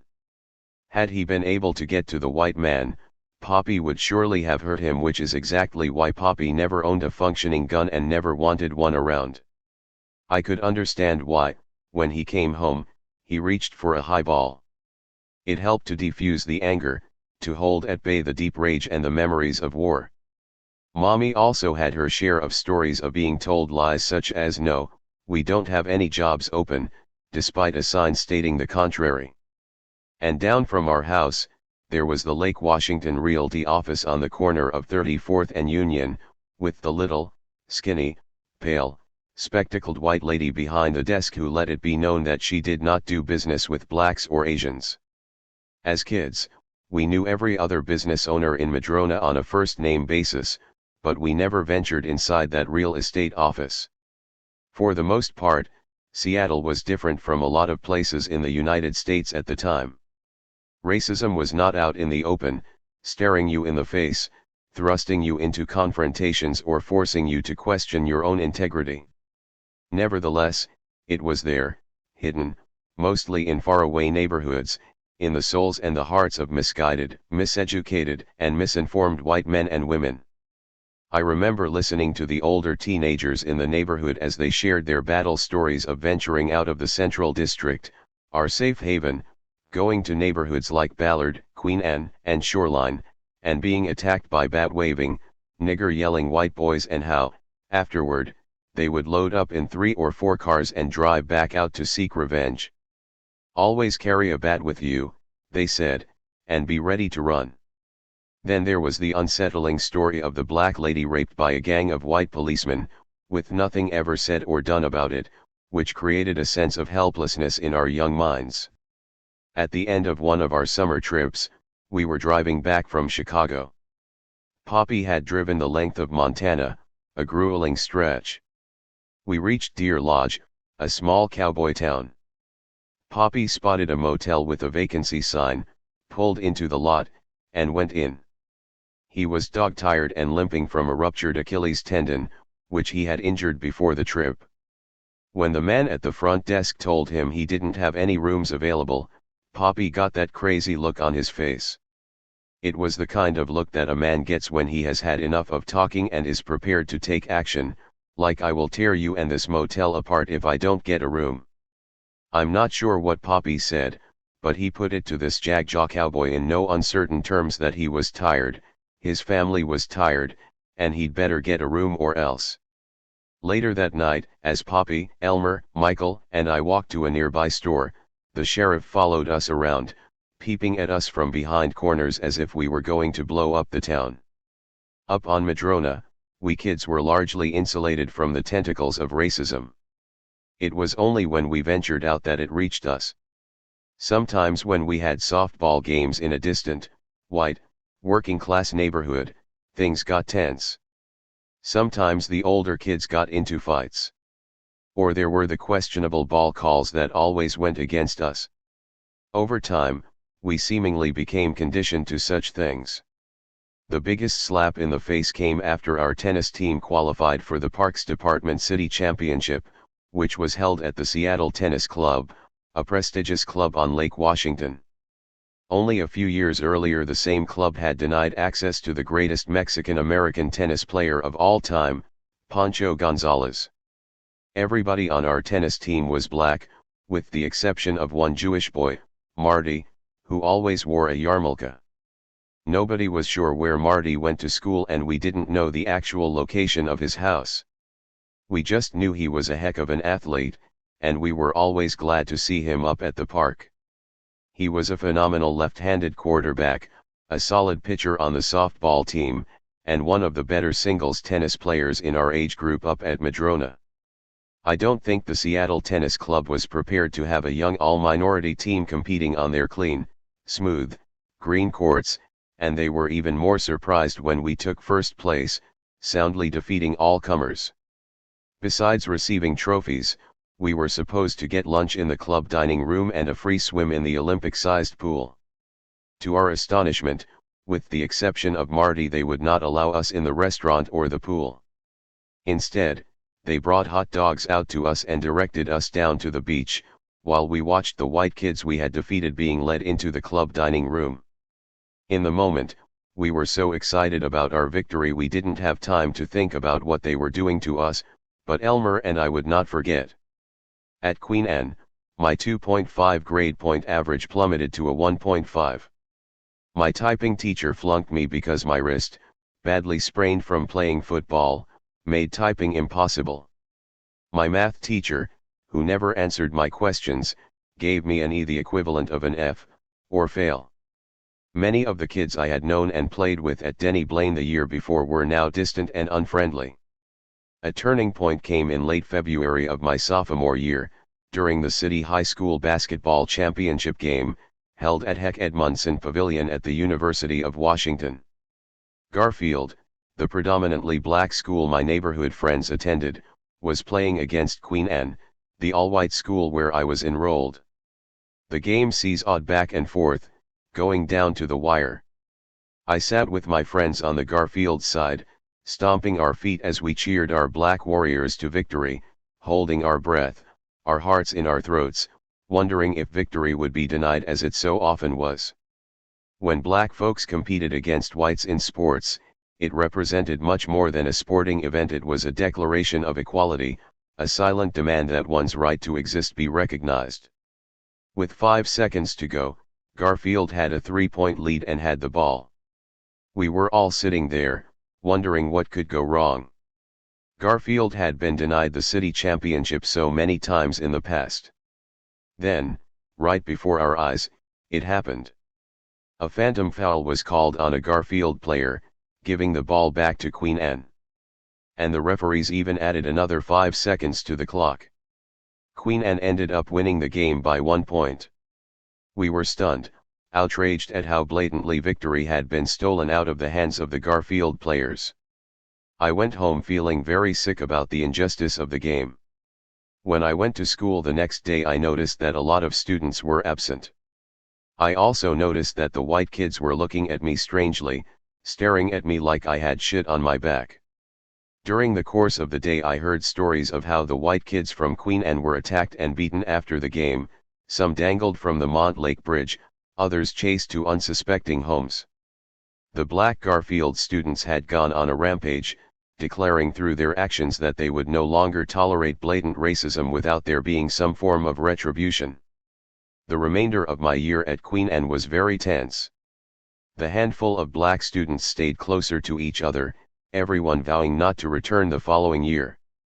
The rivalry between Garfield and Queen Anne had always been intense. After this incident, whenever we played on each other's turf, violence broke out.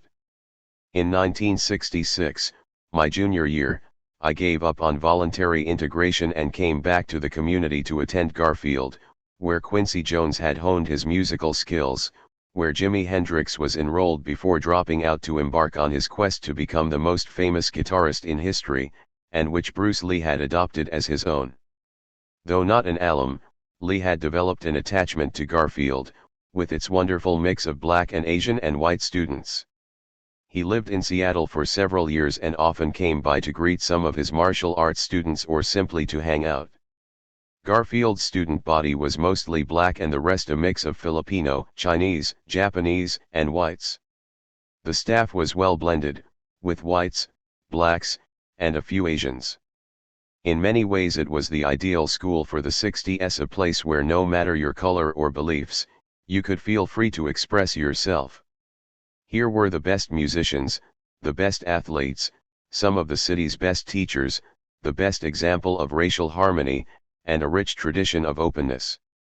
It was here at Garfield that my identity had an opportunity to grow and flourish. I could explore and search, discover who I was and why I was here on this earth. I found a new circle of friends, and over the next couple of years we played sports together, got drunk together, and philosophized about our future and the world. At Garfield, there were old school teachers and new style, hip teachers. The old school teachers, some of whom carried paddles, went around intimidating students. The new style was embodied by Mr. Peoples, the young, white, sharply dressed math teacher and track coach who was much better at teaching us about social development and dressing well than teaching math. He was very well liked by the students and was able to set a good example for us young guys because he acted like one of us. On the other end of the spectrum was Mrs. Hundley, a tall, light-skinned black woman who never smiled. The word was out that she did not take any mess. There was no idle chatter or laughter in her class. She got the most out of you, whether you wanted to give it or not. A throwback to the old days when black folks relied on their own initiative, understanding that hard work paid off. She was easily the best teacher I ever had. We read the classics and through her I learned the love of literature.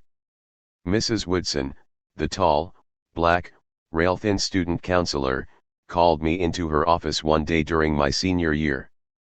I had been skipping a lot and getting into some trouble, for example, being kicked out of art class for starting a clay fight and being sent to study hall far too often. Mrs. Woodson had never said much to me. But what she said that day angered me and woke me up. She said, "Aaron, you are not going to college. You are just not college material." Those words stuck in my mind like lead. Mommy and Poppy had always told us we were going to college. I guess I had just assumed that I would go. But my GPA at that point was a pitiful 2.0, not high enough for me to be accepted into college. Not only was my GPA merely average, but I was also short on credits, meaning that if I failed or dropped even one class, I would not graduate.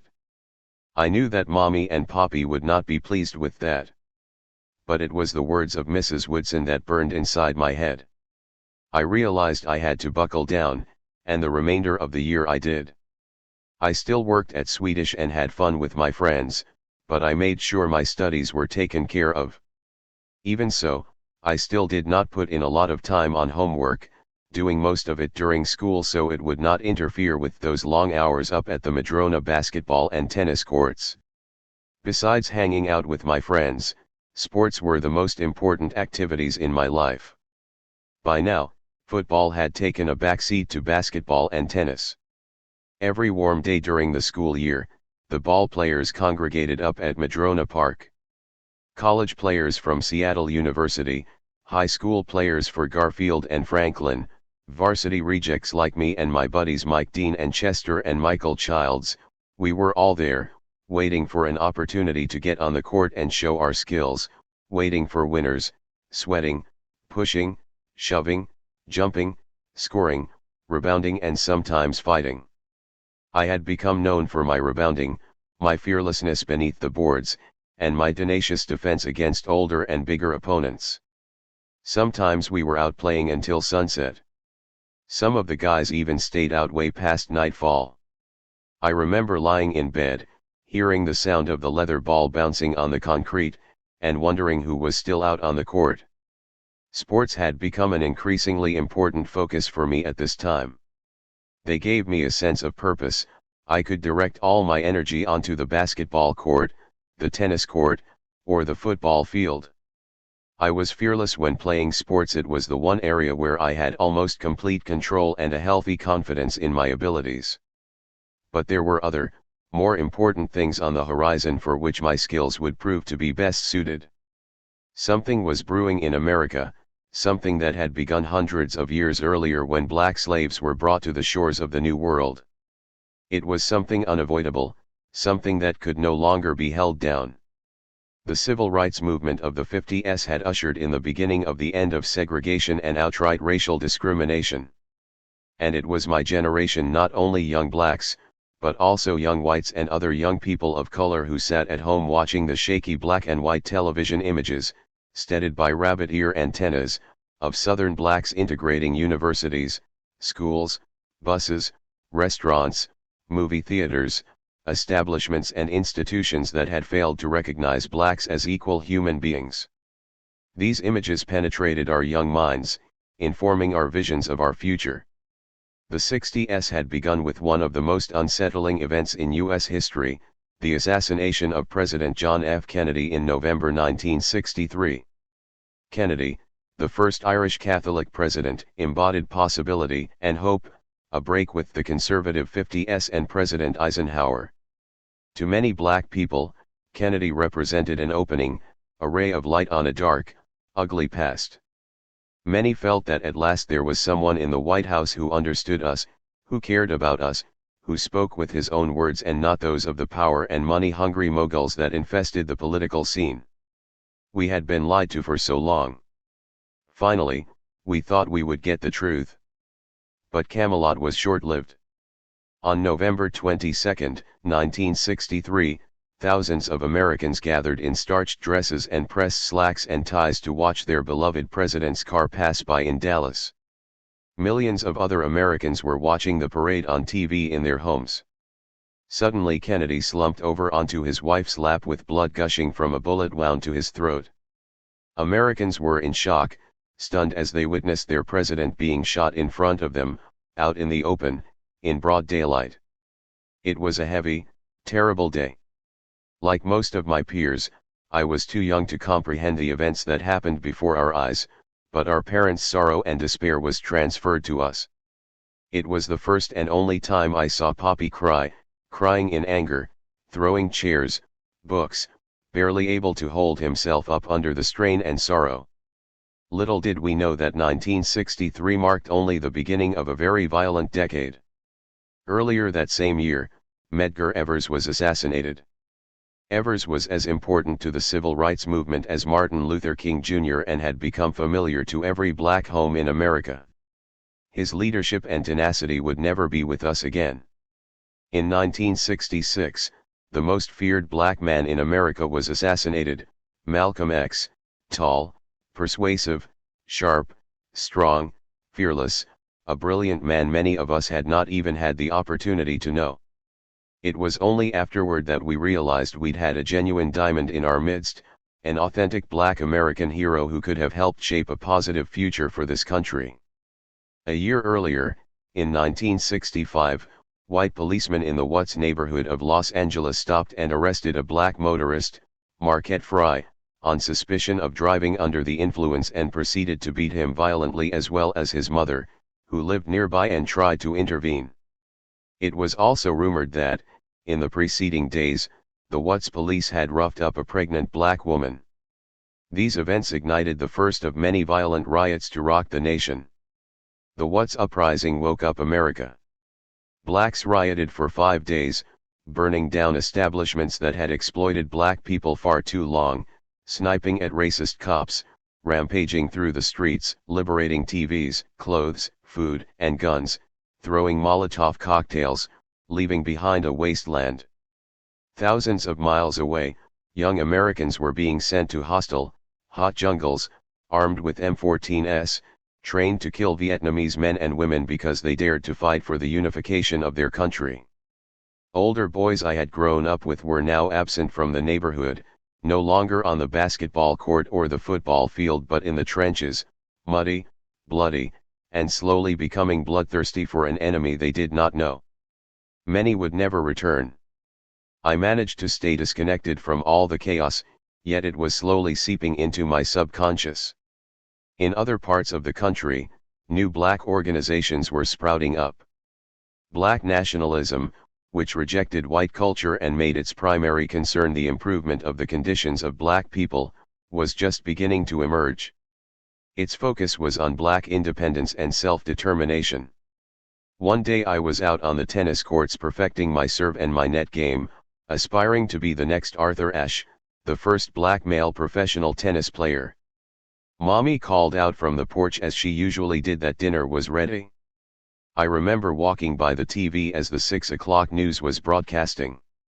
Walter Cronkite was reporting that in Sacramento some black men with guns had invaded the California Capitol building. After dinner, as I walked back out to the tennis courts, I thought briefly about the image of the black men with guns, feeling a tinge of pride and amazement. Then I forgot about it, yet the image stayed in the back of my mind. 7. Stokely comes to town. We're people, we're just like the birds and the bees, we'd rather die on our feet than be livin' on our knees. Say it loud, I'm black and I'm proud. James Brown, Say It Loud, I'm Black and I'm Proud, 1968. The civil rights movement, initially led by black Southern ministers, slowly began to hear other voices of young black men and women who were starting to question the tactic of nonviolent protest. With each march, with each fallen martyr, with each crack on the head by baton-wielding, racist policemen, these voices of dissent grew louder and louder. 2 of these voices soon emerged as new leaders of the Student Nonviolent Coordinating Committee, better known by its acronym, SNCC, SNCC. Stokely Carmichael and H. Rap Brown were both fiery speakers, addressing the concerns of the emerging youth movement that was gradually picking up steam. SNCC, founded in 1960, was originally focused on desegregation and voter registration in the South, and exercised nonviolent protest methods such as sit-ins and marches. But under Stokely's leadership, Black Power began to replace We Shall Overcome. Meeting violence with violence was put forth as an alternative to nonviolent protest. Stokely, who took over as chairman in 1965, and H. Rap, who succeeded Stokely in 1967, were eloquent as well as confrontational, unafraid to say aloud what many young people were feeling and thinking: Whitey was going to have to pay the consequences for 200 years of slavery and 100 years of segregation. These 2 young rabble-rousers crisscrossed the country, speaking to college students, high school students, and black communities, preaching this new empowerment. It wasn't long before the clenched fist of Black Power became the new symbol of resistance, and soon the Black Power movement took the lead from the floundering civil rights movement, creating hysteria among whites and a lot of fear among older blacks. Stokely Carmichael came to Garfield to speak in the spring of 1967. There I was, sitting in the middle of the front row with Elmer and Mike Dean. We had gone out and bought some black Ray-Ban Wayfarer sunglasses, just like the ones Stokely was so often seen in.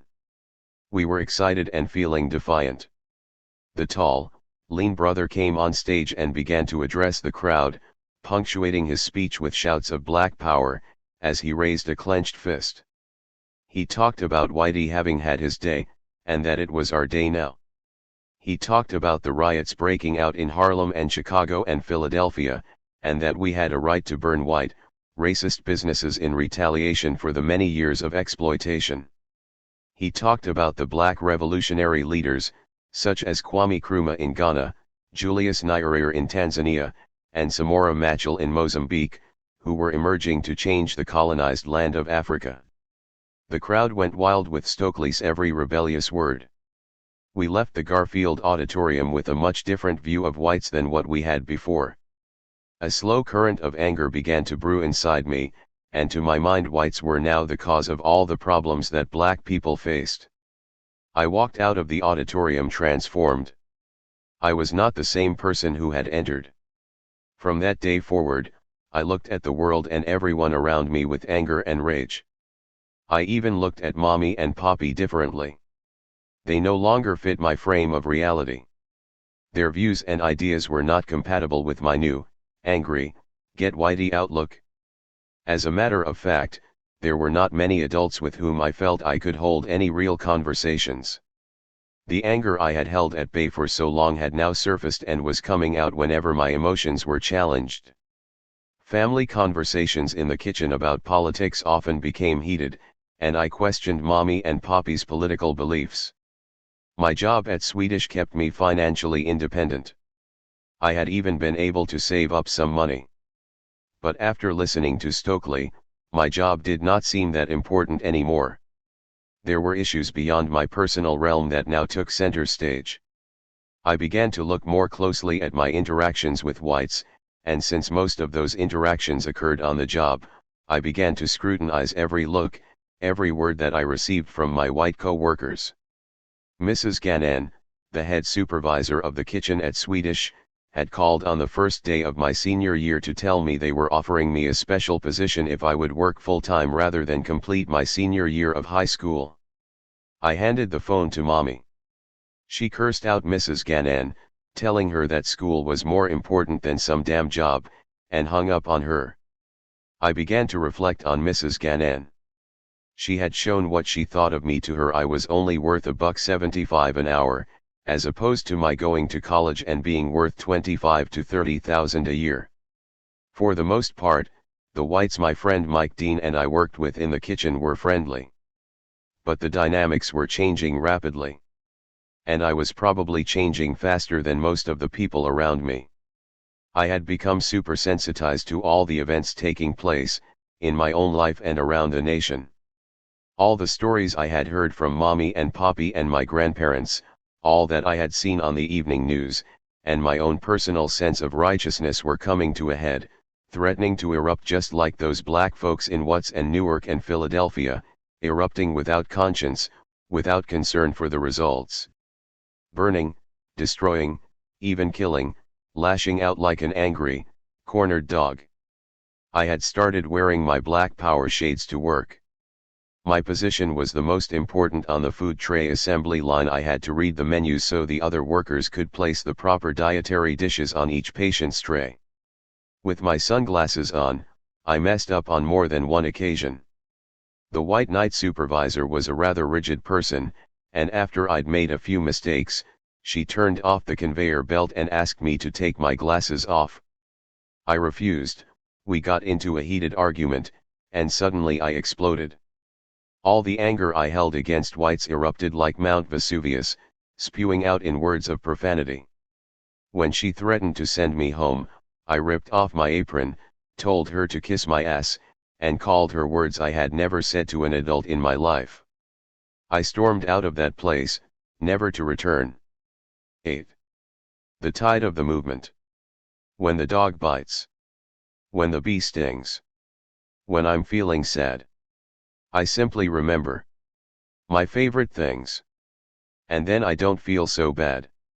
Rodgers and Hammerstein, My Favorite Things, 1959. In June of 1967 I graduated from Garfield High with a 2.50 GPA. I celebrated like everyone else, partying and getting drunk. I remember, a week after graduation night, sitting on the long radiator in the living room, looking out the window at the park, where my childhood years seemed to slowly disappear.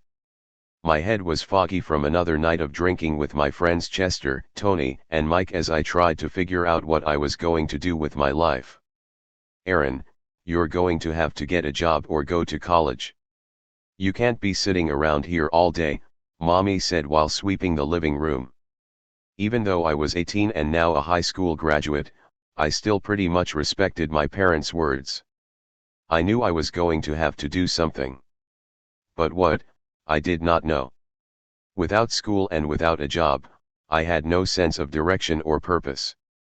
Leroy Fair, one of the fastest football players in the neighborhood, and I had signed up to crew on a survey ship that traveled from Seattle to Hawaii and Alaska, but Poppy would not let me go. This made me terribly distraught. It would have been a childhood dream come true, an opportunity to travel the high seas and explore exotic, exciting new places. It seemed that every time I reached for a dream, either suddenly or gradually it disappeared from my grasp, leaving me empty and unfulfilled. Slowly, I began to go into a deep retreat. I spent many lonely days walking the beaches of Lake Washington, sometimes in the rain, feeling empty and purposeless, yet sensing there was something in the distance, on the horizon, waiting to fill up my life. But I could not find any answers or guidance. Searching within, I only ran into my inner anger, my inner rage that also seemed directionless. Joanne got married to a cat named Curtis Harris, who used to hang out at the Madrona basketball courts. He had a hell of an outside shot. In the meantime, Joanne moved out and Mommy and Poppy let me move into her room, which I appreciated, as I was finding that I needed more time to be alone. Some days I just lay on the bed, thinking, contemplating, sometimes gazing out the window at the cold, light blue mountains of the Cascades. Slowly I began to write down my thoughts. The thoughts turned into poems, and the poems began to fill up pages. Mommy and Poppy bought a new hi-fi and gave me the old one, and I started listening to a song I had heard Poppy play, My Favorite Things, as recorded by John Coltrane. The rhythmic sounds of McCoy Tyner on piano and the melodic play of Coltrane on soprano sax seemed to touch a deep, inner part of myself. I borrowed more records from Mommy and Poppy, and even bought my own jazz records, listening to more Miles Davis and more Coltrane. The sweet, haunting sound of Miles in Sketches of Spain seemed to hold a hidden message, a profound piece of information that I somehow had to transcribe, translate, in order to move on with my life. I spent my days writing and listening and writing, coupled with lonely walks, trying to decode the confusion, trying to understand the world and the endless, confounding contradictions in our society. At times I seemed to be sinking into an abyss, a bottomless pit of despair and sadness, sometimes crying for no evident reason. The idea of death became a close companion, and I began writing about it, wondering about it, about the other side, wondering if that was where I belonged.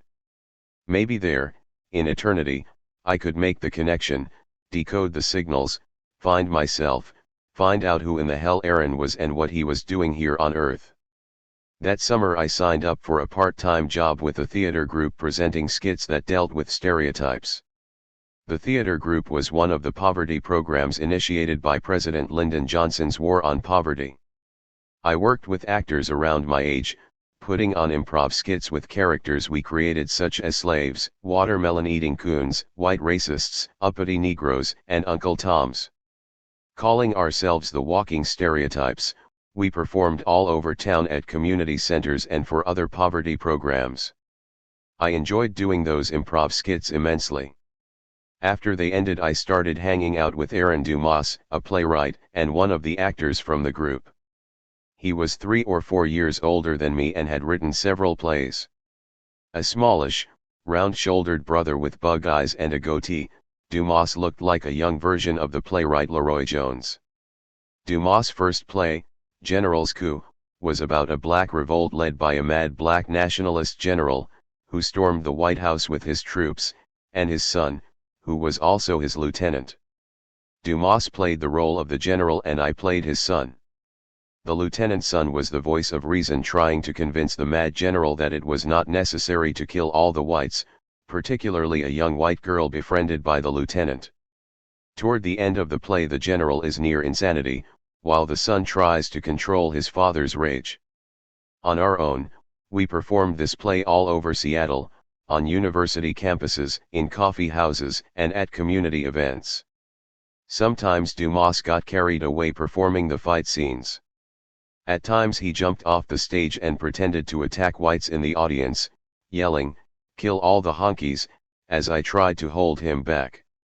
Dumas and I became good friends, spending our free time listening to Eric Dolphy, Gene Ammons, Alice Coltrane, and Yusef Lateef, often discussing the musicians and their personal histories. Dumas knew a lot about jazz and the musicians who played it. Jazz seemed to contain so much within its chords.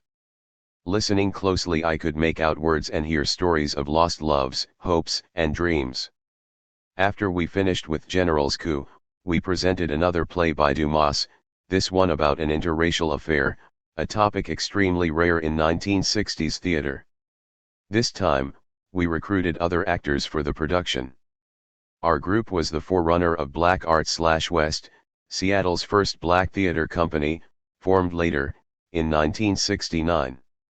Through my work with Dumas, I also got a part in the play Tom Jones with a small professional theater company in town, run by a white woman who lived in a Victorian house. I found that I enjoyed performing on stage. Even more, I enjoyed writing, and decided that someday I would go off to New York and become a famous playwright like Leroy Jones, later known as Amory Baraka, whose plays and books I had seen and read. That September, 3 of my high school friends Chester, Tony, and Courtney and I were recruited for a new program, sponsored by the Urban League, designed to help black students get into the University of Washington. They provided full scholarships, part-time employment, and tutors. A Jewish woman, Mrs. Richman, whose daughter had graduated from Garfield in my class, ran the program. This opportunity came along right after I had received a rejection letter from Tennessee State, where Poppy's sister Aunt Doris had graduated. I had thought I would go there, but my GPA was not high enough. Everyone I knew who went to college had gone away to black colleges and universities. I had always thought I would get my higher education on an all-black campus, like Tennessee State. Although I was disappointed, it seemed it was not meant to be. When we started in September 1967 at the University of Washington, there were only 30 black students. And it wasn't long before my 3 buddies dropped out. Sometimes, as I walked through the campus that fall, I was on cloud 9. I could hardly believe I was there. It was picturesque, with the leaves changing colors and all the big, drooping trees. When I walked into my English class, I was surprised to see Mrs. Hundley from Garfield. I was really glad to see her because, with the exception of Mrs. Green, my 4th grade teacher, Mrs. Hundley was the only teacher who had truly believed in my abilities. Finally, everything was working out. Mommy and Poppy were very supportive and loving. College actually seemed easier than high school. My GPA was higher than it had ever been in high school, and I met a girl, Brenda Dung, who became my first real love. Originally from Ohio, Brenda was a senior at Franklin High School, and sometimes she came to the UW campus to surprise me. I continued writing poetry, improving with each new poem. Soon I was participating in poetry readings around town and won 2nd place, including a $500 scholarship, in a Lynx Arts program. When the What's Writers Workshop, a group of extremely gifted writers, came up from Los Angeles to do readings and workshops, I was the only local poet they asked to read with them.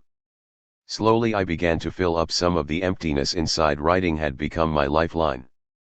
Gradually I began to see my possibilities, my hopes and dreams, coming to fruition. For my sociology class I had to write a term paper. With the help of my tutor and advisor, Dr. Bodmer, I decided to write a paper on Malcolm X. I spent many days with Dr. Bodmer, a short, stocky, gregarious white doctor who taught at the UW Medical School. He taught me the fine art of research, compiling information, and organizing that information in a structured manner in order to create a finished product. I met with him at his home in Madrona, becoming good friends with his wife and young kids, and developing a friendship with this easygoing doctor. For the first time I learned about Malcolm X in depth, his difficulties while growing up, his transformation from thug to righteous militant, and his powerful speeches on the racism of white America. I read about his further transformation upon traveling in the Middle East and how he returned with a broader perspective on the world as whole, rather than only Black America. I was enthralled with Malcolm and his dedication to making the uneven even. Writing that paper on Malcolm X created a desire in me to know more about the plight of Black people. In junior high and high school I had learned absolutely nothing about blacks, other than that we had been slaves. I remember how embarrassed I felt every time a history textbook opened up and there was a picture of a slave in tattered clothing, looking lost and disheveled, helpless and hopeless. These images did not correspond to the strength and confidence I experienced in my family and the Black community. I couldn't believe these few images of slaves represented the sum total of the historical Black experience in America. I would slide down in my chair, wishing I could disappear. Or, when the class was mostly Black, someone might crack a joke about the pictures. I began to read James Baldwin, Richard Wright, Julius Lester, and others' books such as Baldwin's Blues for Mr. Charlie and Notes of a Native Son, The Spook Who Sat by the Door by Sam Greenlee, and Nigger by Dick Gregory. Some days I went up to the Little Garvey bookstore on 23rd and Union to browse for some good Black books. I sat with the proprietor, Mrs. Daisy Boyetta, and listened to her stories about Marcus Garvey and her involvement with the Garvey movement when she was young. Garvey was America's first true Black nationalist, active in the 1910s and 20s. His movement focused primarily on empowering Black people, and advocated for Black people in America ultimately to return to Africa. I knew very little about that history. Daisy Boyetta was like an old griot, sitting in her little bookshop surrounded by pictures of Marcus Garvey and other Black leaders. She could sense that something was coming, that Blacks were getting ready for the next big push for social justice.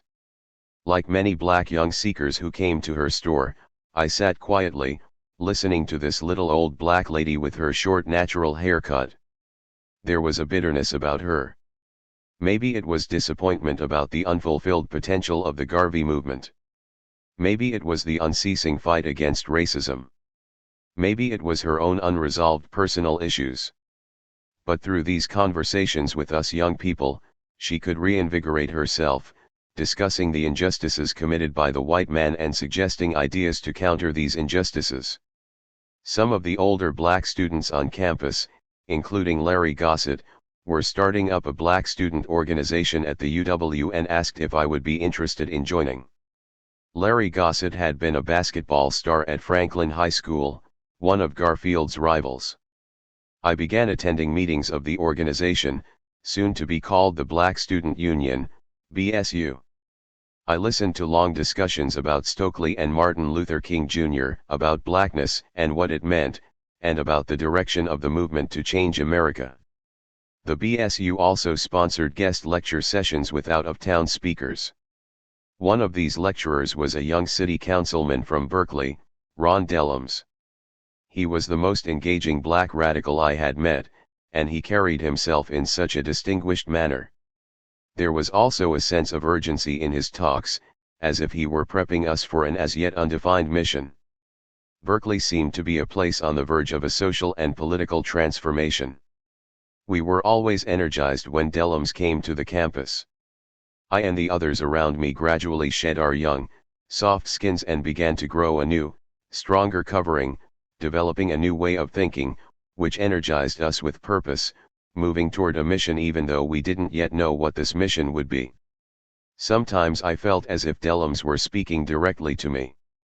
Elmer also began to make a transformation, as did so many other youth. We started hanging around each other again.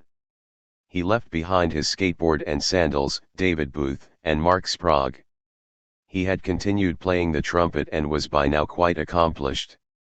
I can take partial credit for that because I was always playing Hugh Masekela records while he was practicing, and after a while Masekela, the great African trumpeter, could be heard coming out of Elmer's horn, giving him a unique sound compared to the other trumpet players around town.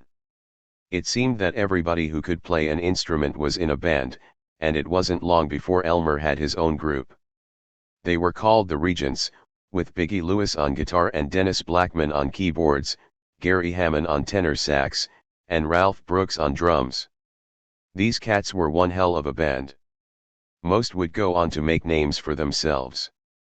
As a matter of fact, the Central District was loaded with great musicians. There must have been 8 or 10 bands in the area, each with its own unique sound. I sometimes traveled with Elmer's band on their gigs and developed a close friendship with the sax player, Gary Hammond. He went out and got a soprano sax and started teaching me how to play. Sometimes we would go to a dusty, funky little jazz club, both of us carrying our saxes. While Gary played a few numbers, I wished for the day that I would get good enough to sit in. Even so, my lifelong love of music and my newfound passion for writing and the theater were slowly giving way to my studies and the demands of the BSU. Elmer and his classmate Anthony Ware organized the first high school BSU in the Northwest at Garfield. SNCC had also sent organizers to Seattle with the intention of organizing a chapter. It wasn't long before Elmer, Anthony, and I joined up with SNCC. We bought dark blue jackets and had SNCC stenciled on the back. We attended SNCC/BSU study groups, usually led by E.J. Brisker and Carl Miller. E.J. Brisker, a cat from Washington, D.C., could play some basketball and was also extremely intelligent. He was the only person I had ever met who read while walking. At the drop of a hat, he could break down Julius Lester and James Baldwin or discuss the death of Patrice Lumumba. He talked rapid fire, like a machine gun, puffing constantly on cool cigarettes, looking down over his wire-rimmed glasses. His protege, Carl Miller, was from New York. He had good leadership skills and was elected BSU president. Under the guidance of those two and Larry Gossett, the BSU and the new Seattle SNCC chapter began organizing the youth on campus and in the community. In time, though, Elmer, Anthony, and I started to grow weary of all the meetings and the dissecting of racism in America. Each successive, momentous world event pertaining to freedom and the rights of the oppressed combined with the deaths of Che Guevara and Patrice Lumumba, both engineered by the CIA, the wars of liberation breaking out all over Africa and South America, intensifying American protest against the war in Vietnam, the student revolts in Mexico City, and the race riots here in the United States made it increasingly difficult to resist taking action. We felt there had to be some type of message conveyed to the white power structure that if things did not change drastically, we too were going to explode just as in those other big US cities. One night Elmer, Anthony, and I decided to make a statement. Carrying a small container filled with gasoline, we sneaked into Broadmoor, a gated private community not far from Madrona. With its fine homes and private golf course, Broadmoor was a place where black and brown people were not allowed to reside, but they could come in to clean the homes of their white employers. It was a place where young black boys, many of them my friends, went to carry golf bags and retrieve golf balls for well-to-do white men. That was a job in which I never had any interest. We crept along quietly, looking at the expensive homes, hoping the inhabitants were fast asleep. We found a spot right in the middle of the manicured green lawn of the golf course. Hurriedly, with sticks we carved black power into the grass and poured gasoline onto the dirt words. We threw a match on the fuel and took off. We never heard of any response to this action. but deep down inside we must have known this would be the first of many acts of rebellion we would carry out in the coming years. These were very tense times in the United States. There was an edge and a tinge of anger in the air, particularly in interactions between young blacks and older whites, and especially with the police. I had never experienced police misconduct firsthand, I knew only the experiences of others. But that changed one night as I was leaving my sister's apartment. In front of the apartment building, I observed 5 police officers accosting my brother-in-law Curtis and his friend Calhoun. The cops threw Curtis down and began to beat him and Calhoun with their batons. I yelled in vain for them to stop. They paid no attention to my young voice. In shock and horror, I turned and sprinted the 4 blocks home. I opened the door and went into the dining room, grabbed my father's bolo knife from the Philippines, and yelled to my parents that the police were beating Curtis.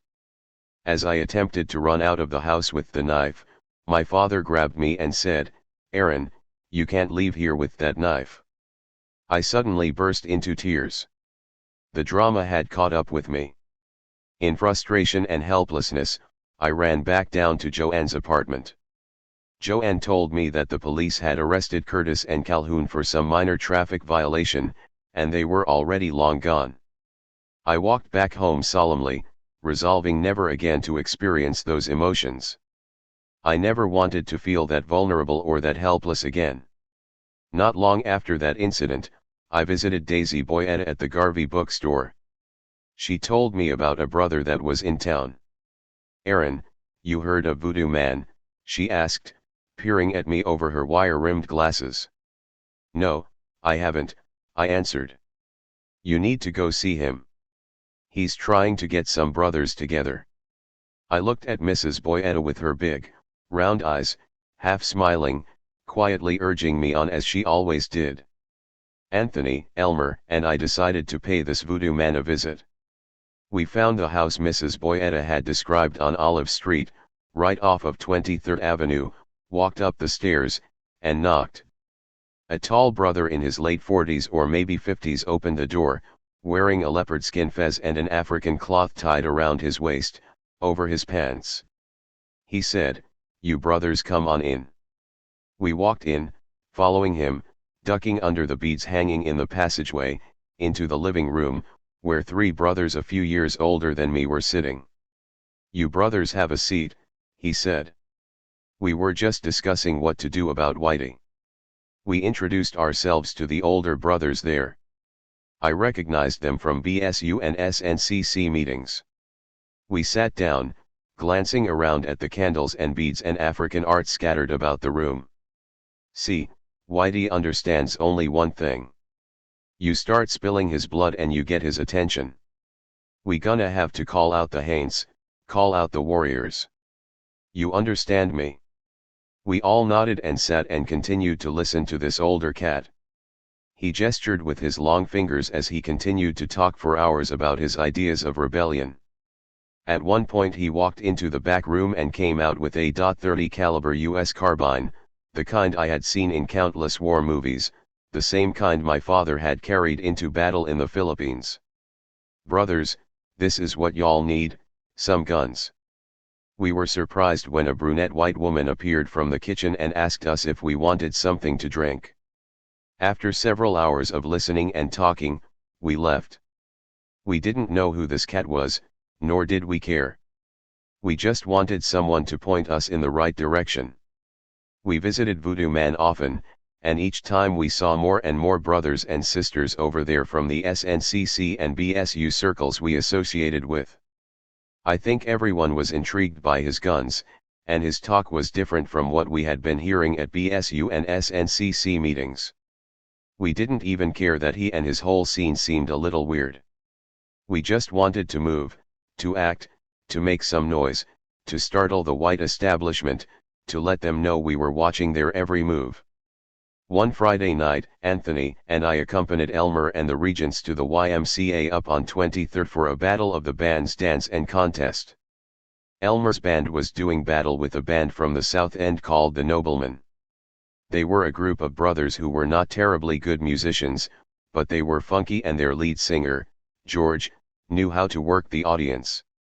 During the dance there was some gesturing back and forth between members of the two bands.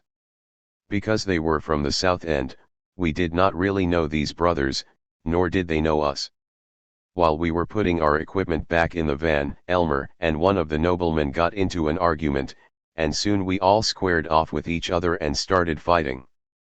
Within minutes the cops showed up and started pushing, shoving, beating us with their batons, and attempting to arrest us in their usual manner, and in a flash we united, turned on the cops, and attacked them. The crowd soon joined in. We chased the cops away and started throwing rocks and bottles at the white passers-by, yelling obscenities. It was like an explosion of capped anger, like someone took a bottle of Coca-Cola, shook it up, and let off the cap. We erupted that night with Seattle's first little riot. Soon more cops came. We stood our ground, throwing whatever we could grab, but were slowly overtaken. I was on the corner cussing, throwing rocks, when I was grabbed by 4 cops and practically heaved onto the hood of a squad car. One cop grabbed my long afro and pulled my head back by the hair, and out of nowhere came a white guy with a camera, wearing a trench coat. He snapped my picture and disappeared. I knew he was a cop. Elmer, Anthony, I, and the nobleman brothers were arrested and taken downtown. We were released a couple hours later without being charged. The following evening, Reverend Lloyd, the most outspoken religious leader in the Central District, called a community meeting about the incident. His little church on Cherry Street was packed with older people from the community. Many of them were upset about the treatment of us young rebels. We were praised as innocent, brave warriors brutalized by the police. The meeting went on for hours and finally ended without resolution. That little riot at the Y was the first time most of us had an actual physical conflict with the cops. They did not have to come down on us the way they did. But through their actions, they brought us together, uniting us and politicizing us, all in one night. I remember the cop taking my picture, which could have meant only one thing: just as we were preparing ourselves for the inevitable, the authorities were doing the same thing, preparing, by identifying future enemies of the state. 9. The death of Martin Luther King Jr. What's gonna happen now? In all of our cities? My people are rising, they're living in lies. Even if they have to die, even if they have to die at the moment they know what life is. Nina Simone, Why? The King of Love is Dead, 1968. Not long after the incident at the Y, the BSU office received a call from a distraught black student at Franklin High School by the name of Trawless Flavors. Trawless had gotten into a fight with a white student and had been suspended, while the white student remained in school. That was not uncommon. However, we had been observing dynamics at Franklin prior to this episode, as it was a mostly black and Asian school yet had no black or Asian teachers or administrators. The incident with Trawless Flavors gave us an impetus for taking some type of larger action. On a rainy Friday morning, 25 to 30 BSU members from the UW, as well as Elmer, Anthony, and a handful of other Garfield High School students, gathered outside the little sandwich shop across from Franklin to demand that Trawless be reinstated, and that the school hire black and Asian teachers and staff. Led by Larry and Carl, we marched two abreast as we crossed the street, chanting beep, beep, bang, bang, Ungawa, Black Power, Ungawa, and headed into the school. Some of the black students from Franklin joined us and we proceeded into the administrative office, drowning out the pleas of the little white secretary, who demanded we leave. We asked to meet with the principal, who refused, so we barged into his office, our chants growing louder as we began to feel more powerful. The principal ran out of his office in frustration, eventually canceling school for the rest of the day and sending home the staff, leaving the school in the hands of the students, who were too excited to leave. Larry and Carl decided to hold a rally in the school auditorium and spoke to a packed house of excited black, Asian, and white students. We felt overjoyed and victorious. Never before had we experienced this sensation of power. Our complaints and gripes had always been ignored and pushed aside, making us feel like victims without rights, without reasons for grievance. Well, that day we showed the racist school district that the youth were ready to challenge each and every unjust act until things were made right. That weekend we partied and reflected on our victory, eager for the next challenge. My love for writing and the theater was being overshadowed by these social issues that kept popping up. My personal life was affected, too. My girlfriend, Brenda, gave me an ultimatum to let the militant stuff alone or she would leave me. She was my first love, and for a long time I thought there would be no other. But there was no decision to make. I seemed to be losing control over the events of my life, as though something were pulling me ever so slightly in an unfamiliar direction. It was like walking in one direction, only to have a strong wind overwhelm you, moving you in another direction, toward another place that in time becomes your rightful destination. Several weeks later, while I was lying across the bed listening to Coltrane's My Favorite Things, contemplating when to start my English assignment, the doorbell rang. I knew Mommy would answer it, but I figured it was for me, so I ran downstairs only to find 2 police officers there, talking to Mommy. "Mrs. Dixon," they said, "we have a warrant for your son's arrest." "For what?" she shot back, a serious look on her face. "For unlawful assembly at Franklin High School," replied one of the officers. I was handcuffed and I left quietly with the police, telling Mommy not to worry. I was glad Poppy was not there, things might not have gone so peaceably. When I arrived at the police station, I saw Carl Miller and Larry Gossett, the 2 BSU heads. I learned that Elmer and Anthony had been arrested right in the classroom and taken to the juvenile detention center, and Trollis Flavors had been arrested as well. This was my first experience of going to jail. The King County Jail had been built at the turn of the century, and it showed. The place was a dark, archaic-looking dungeon, like something out of medieval times. The only comforting aspect was that I was placed in the same day cell as Larry and Carl. We were dismayed by our sudden arrest, having had no idea that warrants had been put out for us after the demonstration at Franklin. We sat in the dark, cold, gray day cell, exchanging small talk, wondering how we were going to get out. At times we glanced at the old black and white TV in the corner, sitting high up on a metal shelf. The day was April 4, 1968. It had been one of those dreary Seattle days when the rain drizzles down constantly and passively. Then suddenly, Walter Cronkite came on the TV with a grave expression on his face. We weren't sure what we heard coming out of his mouth. Even as we stopped our conversation and listened closely, we were still uncertain. Today, in Memphis, Tennessee, Martin Luther King Jr. was assassinated. The word assassinated reverberated inside my head, almost throwing me off balance. Carl and Larry gasped. "What? What? No, man, this can't be real," said Larry. We looked at each other in shock. Walter Cronkite continued the broadcast, talking about the assassination and the riots that were beginning to break out in Harlem, Chicago, and Detroit. Stokely came on in Washington, D.C., holding a .22 caliber pistol, shouting, "It's now time to burn, burn, baby, burn," as crowds of young people rampaged through the streets of D.C. Other broadcasts came through, showing similar scenes of riots and mayhem in city after city. It was looking like the revolution had come, and here we were, sitting in jail. The 3 of us retreated to some private, personal space to try to comprehend the moment.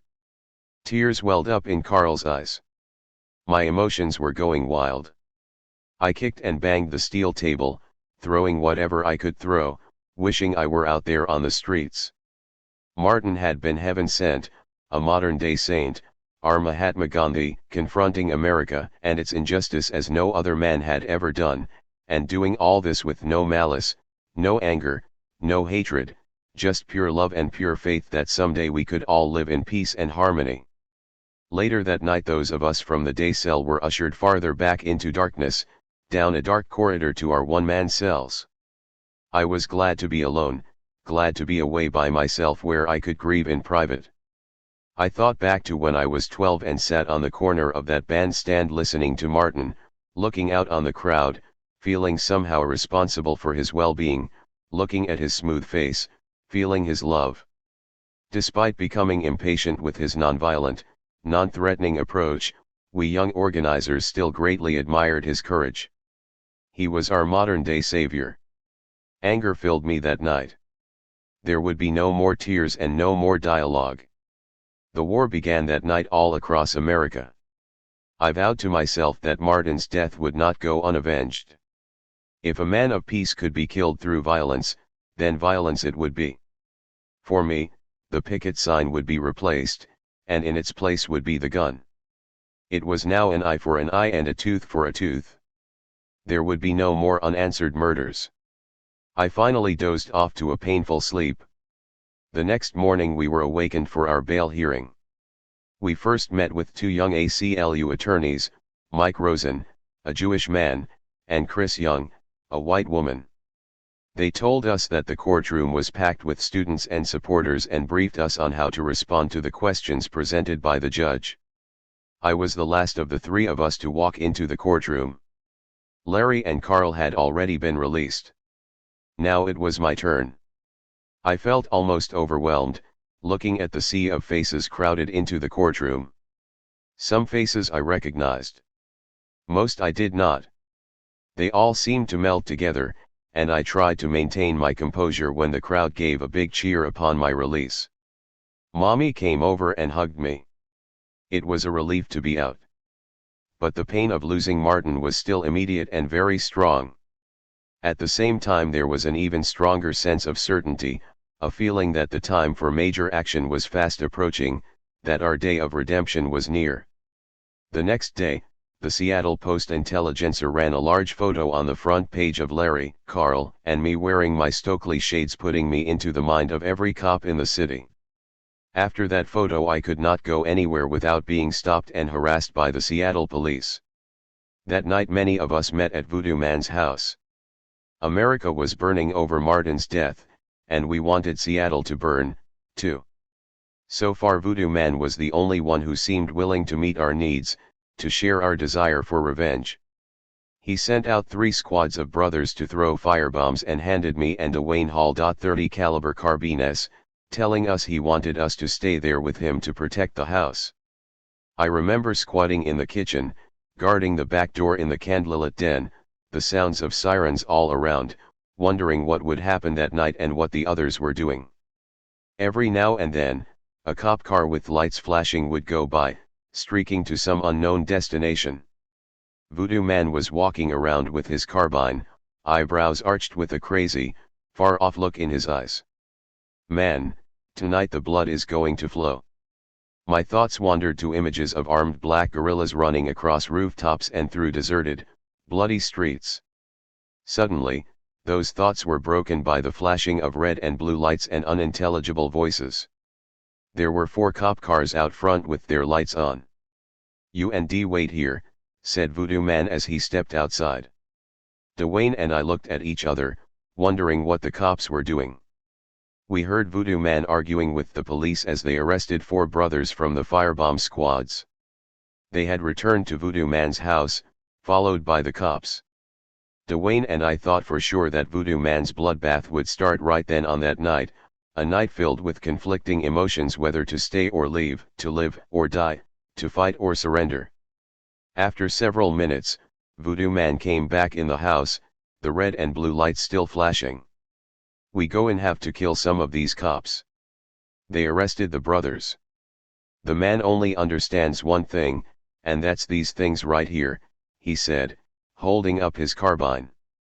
"You brothers get yourself ready, cause I'm in need of you 2 warriors." The cops eventually left. The night went on with the constant sound of sirens in the distance. Dwayne and I dozed off and on, clutching our carbines, hoping we would live to see the next day. He and I had played football and basketball together.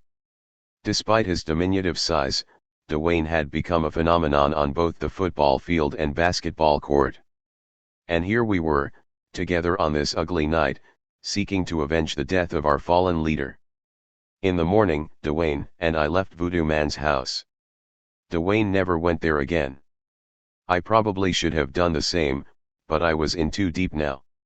For me there was no turning back, despite what seemed a dim, sometimes suicidal road ahead.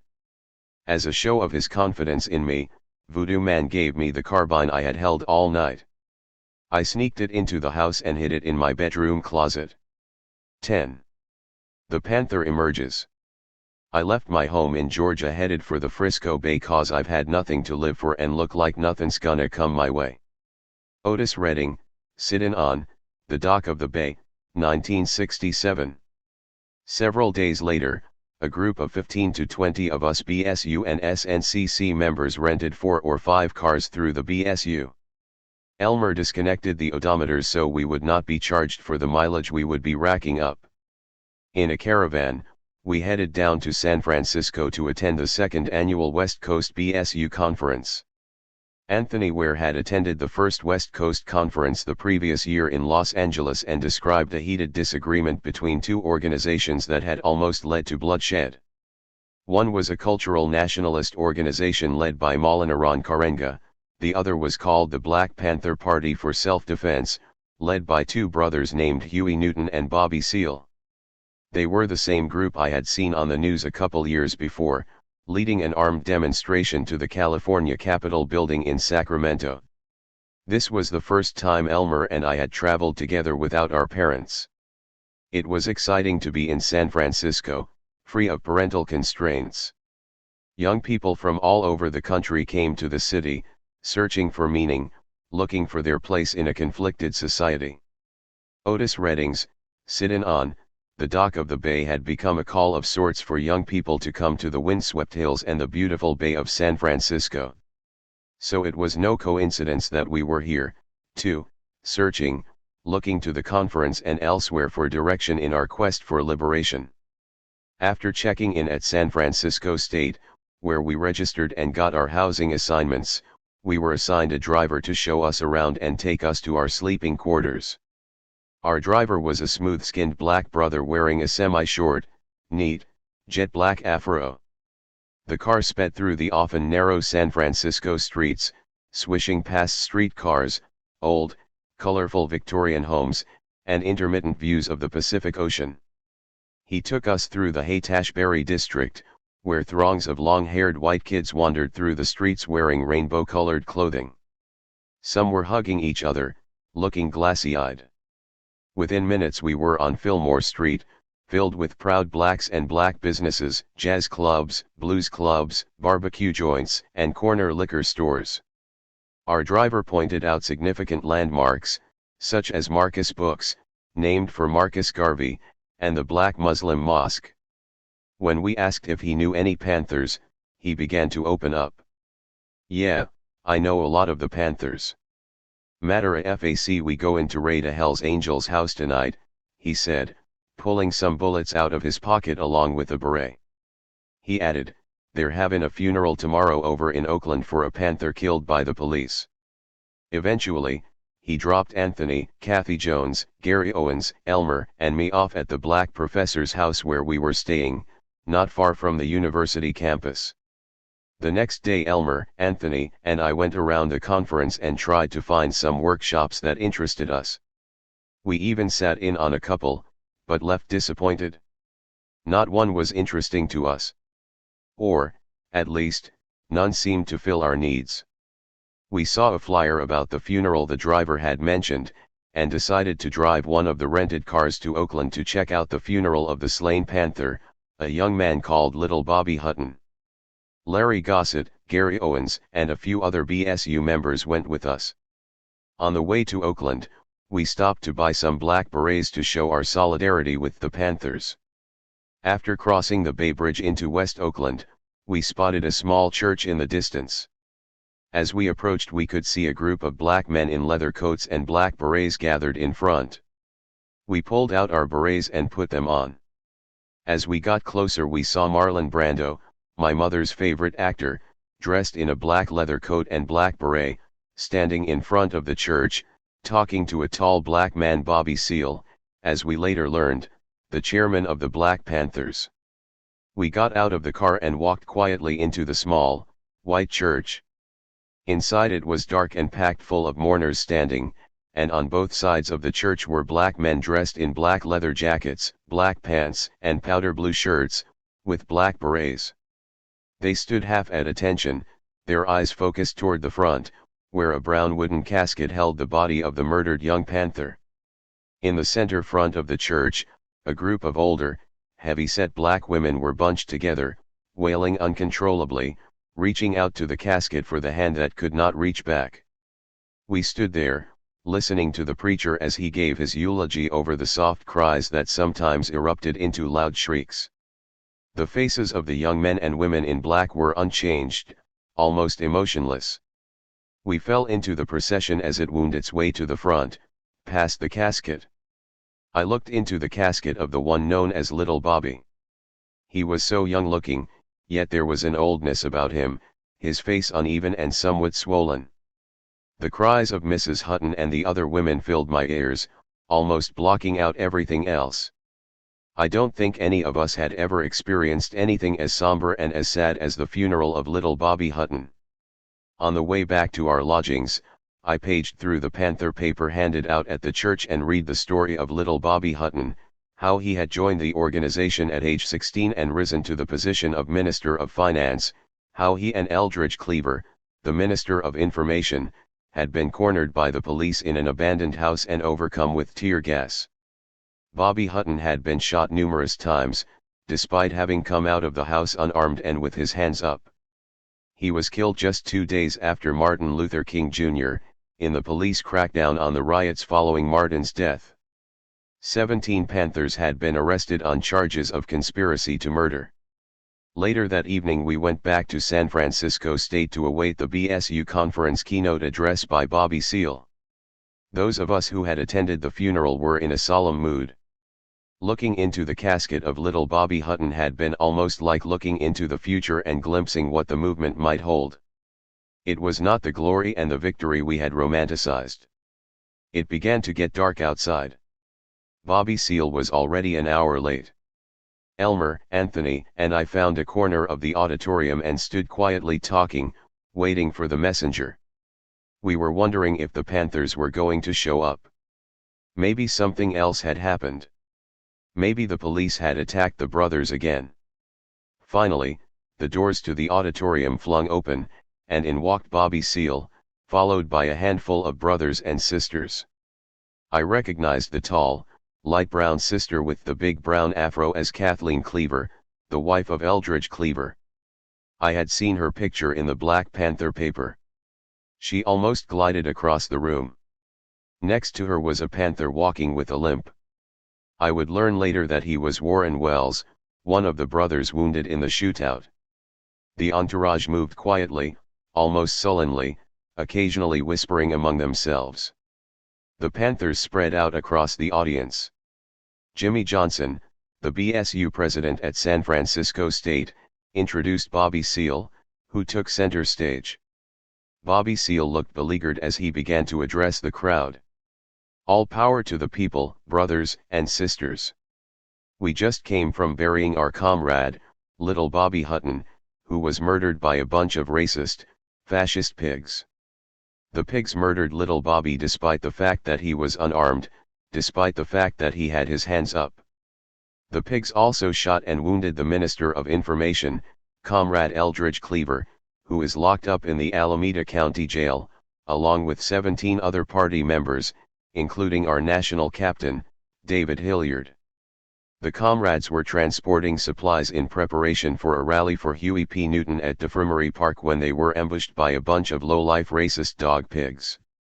They killed little Bobby because they knew little Bobby was a revolutionary who wasn't afraid of confronting the pig power structure. Huey taught us that we have a right to defend ourselves, that we have a right to defend our community. Huey said the pigs occupy our community like a foreign troop occupies foreign territory. The pigs aren't there to protect us. They're there in our community to protect the interest of the pig power structure and the avaricious pig businessmen. Brother Malcolm didn't take no shit. Brother Malcolm was a revolutionary brother. He understood that racist white America would do whatever it has to do to maintain the power structure. Brother Malcolm also knew that we are in an international struggle for the rights of all people. Whether you be black, brown, red, white, all oppressed people have a right to live decently. Brother Huey understood that. Brother Huey knew we had to go forth and organize the brothers on the block, the brothers that don't have any interest in this racist system. Black intellectuals always want to analyze. The hypothesis for this matter is, that's a bunch of bullshit. We don't need to analyze this shit. We don't need to intellectualize. We need to get serious. We need to organize. We need to pick up some guns. I was standing in the middle of the crowd, separated from Anthony and Elmer. I looked around at the audience as the tall, rangy Bobby Seale continued, contorting his face, using his hands to punctuate his ideas and the philosophy of the Panthers. Some in the audience were becoming uncomfortable. Others were mesmerized, just as I was, listening to every word Mr. Seale had to say. At one point, he stopped speaking. "Who got something to drink in here?" he asked, taking off his leather jacket and loosening his black tie. I remembered the vodka I had bought earlier in the day as a present for Mommy and Poppy. I went over to the corner where my belongings were, reached in the bag, pulled out a quart of vodka, and handed it to a Panther brother standing next to me. He handed it to Bobby Seale, who opened the bottle and took a long swig. Soon the bottle was traveling around the room. It came back to me, so I followed suit and took a swig of the tasteless alcohol and passed it on. Bobby Seale was loosening up. He became more animated. His facial expression began to soften. He talked about being a drummer and a comedian and his stint in the Air Force. He talked about Martin Luther King and the Kennedy brothers, and for a few seconds he portrayed a black man chained up, struggling to be free. After nearly 2 hours, the speech was finally over, and the lights went on in the auditorium. Without thought or hesitation, I found myself making a beeline to where Bobby Seale was standing. Elmer and Anthony arrived in front of Bobby Seale at the same time. "We want a Panther chapter in Seattle." The words came out of my mouth automatically. The four of us talked briefly, and we left our phone number with Bobby Seale. I had seen Martin Luther King speak in person. I had listened to records of Adam Clayton Powell often, and to the taped speeches of Malcolm X. All these had inspired me, but the speech I had just witnessed totally blew me away, pushing me off my safety perch, casting me out into the wind, my eyes wide open. I could not sleep that night. I only wanted time to move ahead. I wanted to speed up time, propelling me faster toward my fate. At home in Seattle, a week after we returned from the BSU conference, I received a call from Bobby Seale. He and 2 other Panthers were coming in the following day at 1:30 p.m. I wrote down the flight information and told him someone would meet them at the airport. After the call, I immediately began to spread the word. By 1 p.m. the next day, about 25 people had appeared at our house. Chester Northington and John Eichelberger, whom I had met at Voodoo Man's, came carrying rifles. I sent Elmer and Anthony to the airport to pick up Bobby Seale and the others. When they finally arrived, Bobby Seale looked tired yet energized, a man on a mission, ready to stir our hearts and emotions, ready to lay out the party's philosophy and platform to us young, eager listeners. He introduced his 2 companions. "This is George Murray, the Minister of Education, and Brother Reginald Denning, San Francisco State Organizer," said Bobby Seale, scanning the faces of his young audience. "All power to the people," replied Murray, a brother with uncombed hair and dark sunglasses. The 3 Panthers sat down on the couch. Among our group were Kathy Halley, Kathy Jones, Larry Gossett, and a handful of other BSU members from the UW. Willie Brazier and some of his street buddies were there as well. It was quite a mix of young people. We sat or stood, huddled around these 3 men of experience, listening intently to every word. First off, Bobby started, to be a member of the Black Panther Party, every member must have 2 weapons and 1,000 rounds of ammunition. And you need to know how to clean your weapons and break them down, and you need to know how to carry your weapons in a disciplined fashion, you dig? Right on, we responded. The party isn't just about a bunch of niggas getting together with a bunch of guns. You gotta have some ideology. Brother Huey says the power of the people grows out of the barrel of a gun, but at the same time we have to study to understand how to unravel all the shit the oppressor has put down on the people. Right. Right on, we answered, quietly. The Minister of Education, Brother George, is going to talk to you about political education classes. You know who Frantz Fanon is? Brother George asked, as he pulled out several books from a large, overstuffed, black briefcase he was carrying. This book, Wretched of the Earth, is essential for Panthers to read. Brother Frantz Fanon breaks it down about the psychology that develops between the oppressed and the oppressor. He talks about the Algerian people and the fight for liberation against the French colonizers. We, as oppressed people, have taken on a number of attributes that can be considered detrimental to our struggle for liberation. This is another book by Fanon. He pulled another book from the briefcase, Black Skin, White Masks. Somebody here taking notes, he asked. Kathy Jones answered quickly, I'll take notes, pulling out her high school notebook. Panthers must read at least 2 hours a day. Here is a list of books that you have to study. They got some righteous bookstores around here. Yeah, someone bellowed out. Mrs. Boyetta's bookstore. And the books you can't find, we will send you some. The meeting went on all day and well into the night. People came, people left. My parents came in from work, prepared dinner as usual, not really saying much but sharing the sense of history we were all feeling.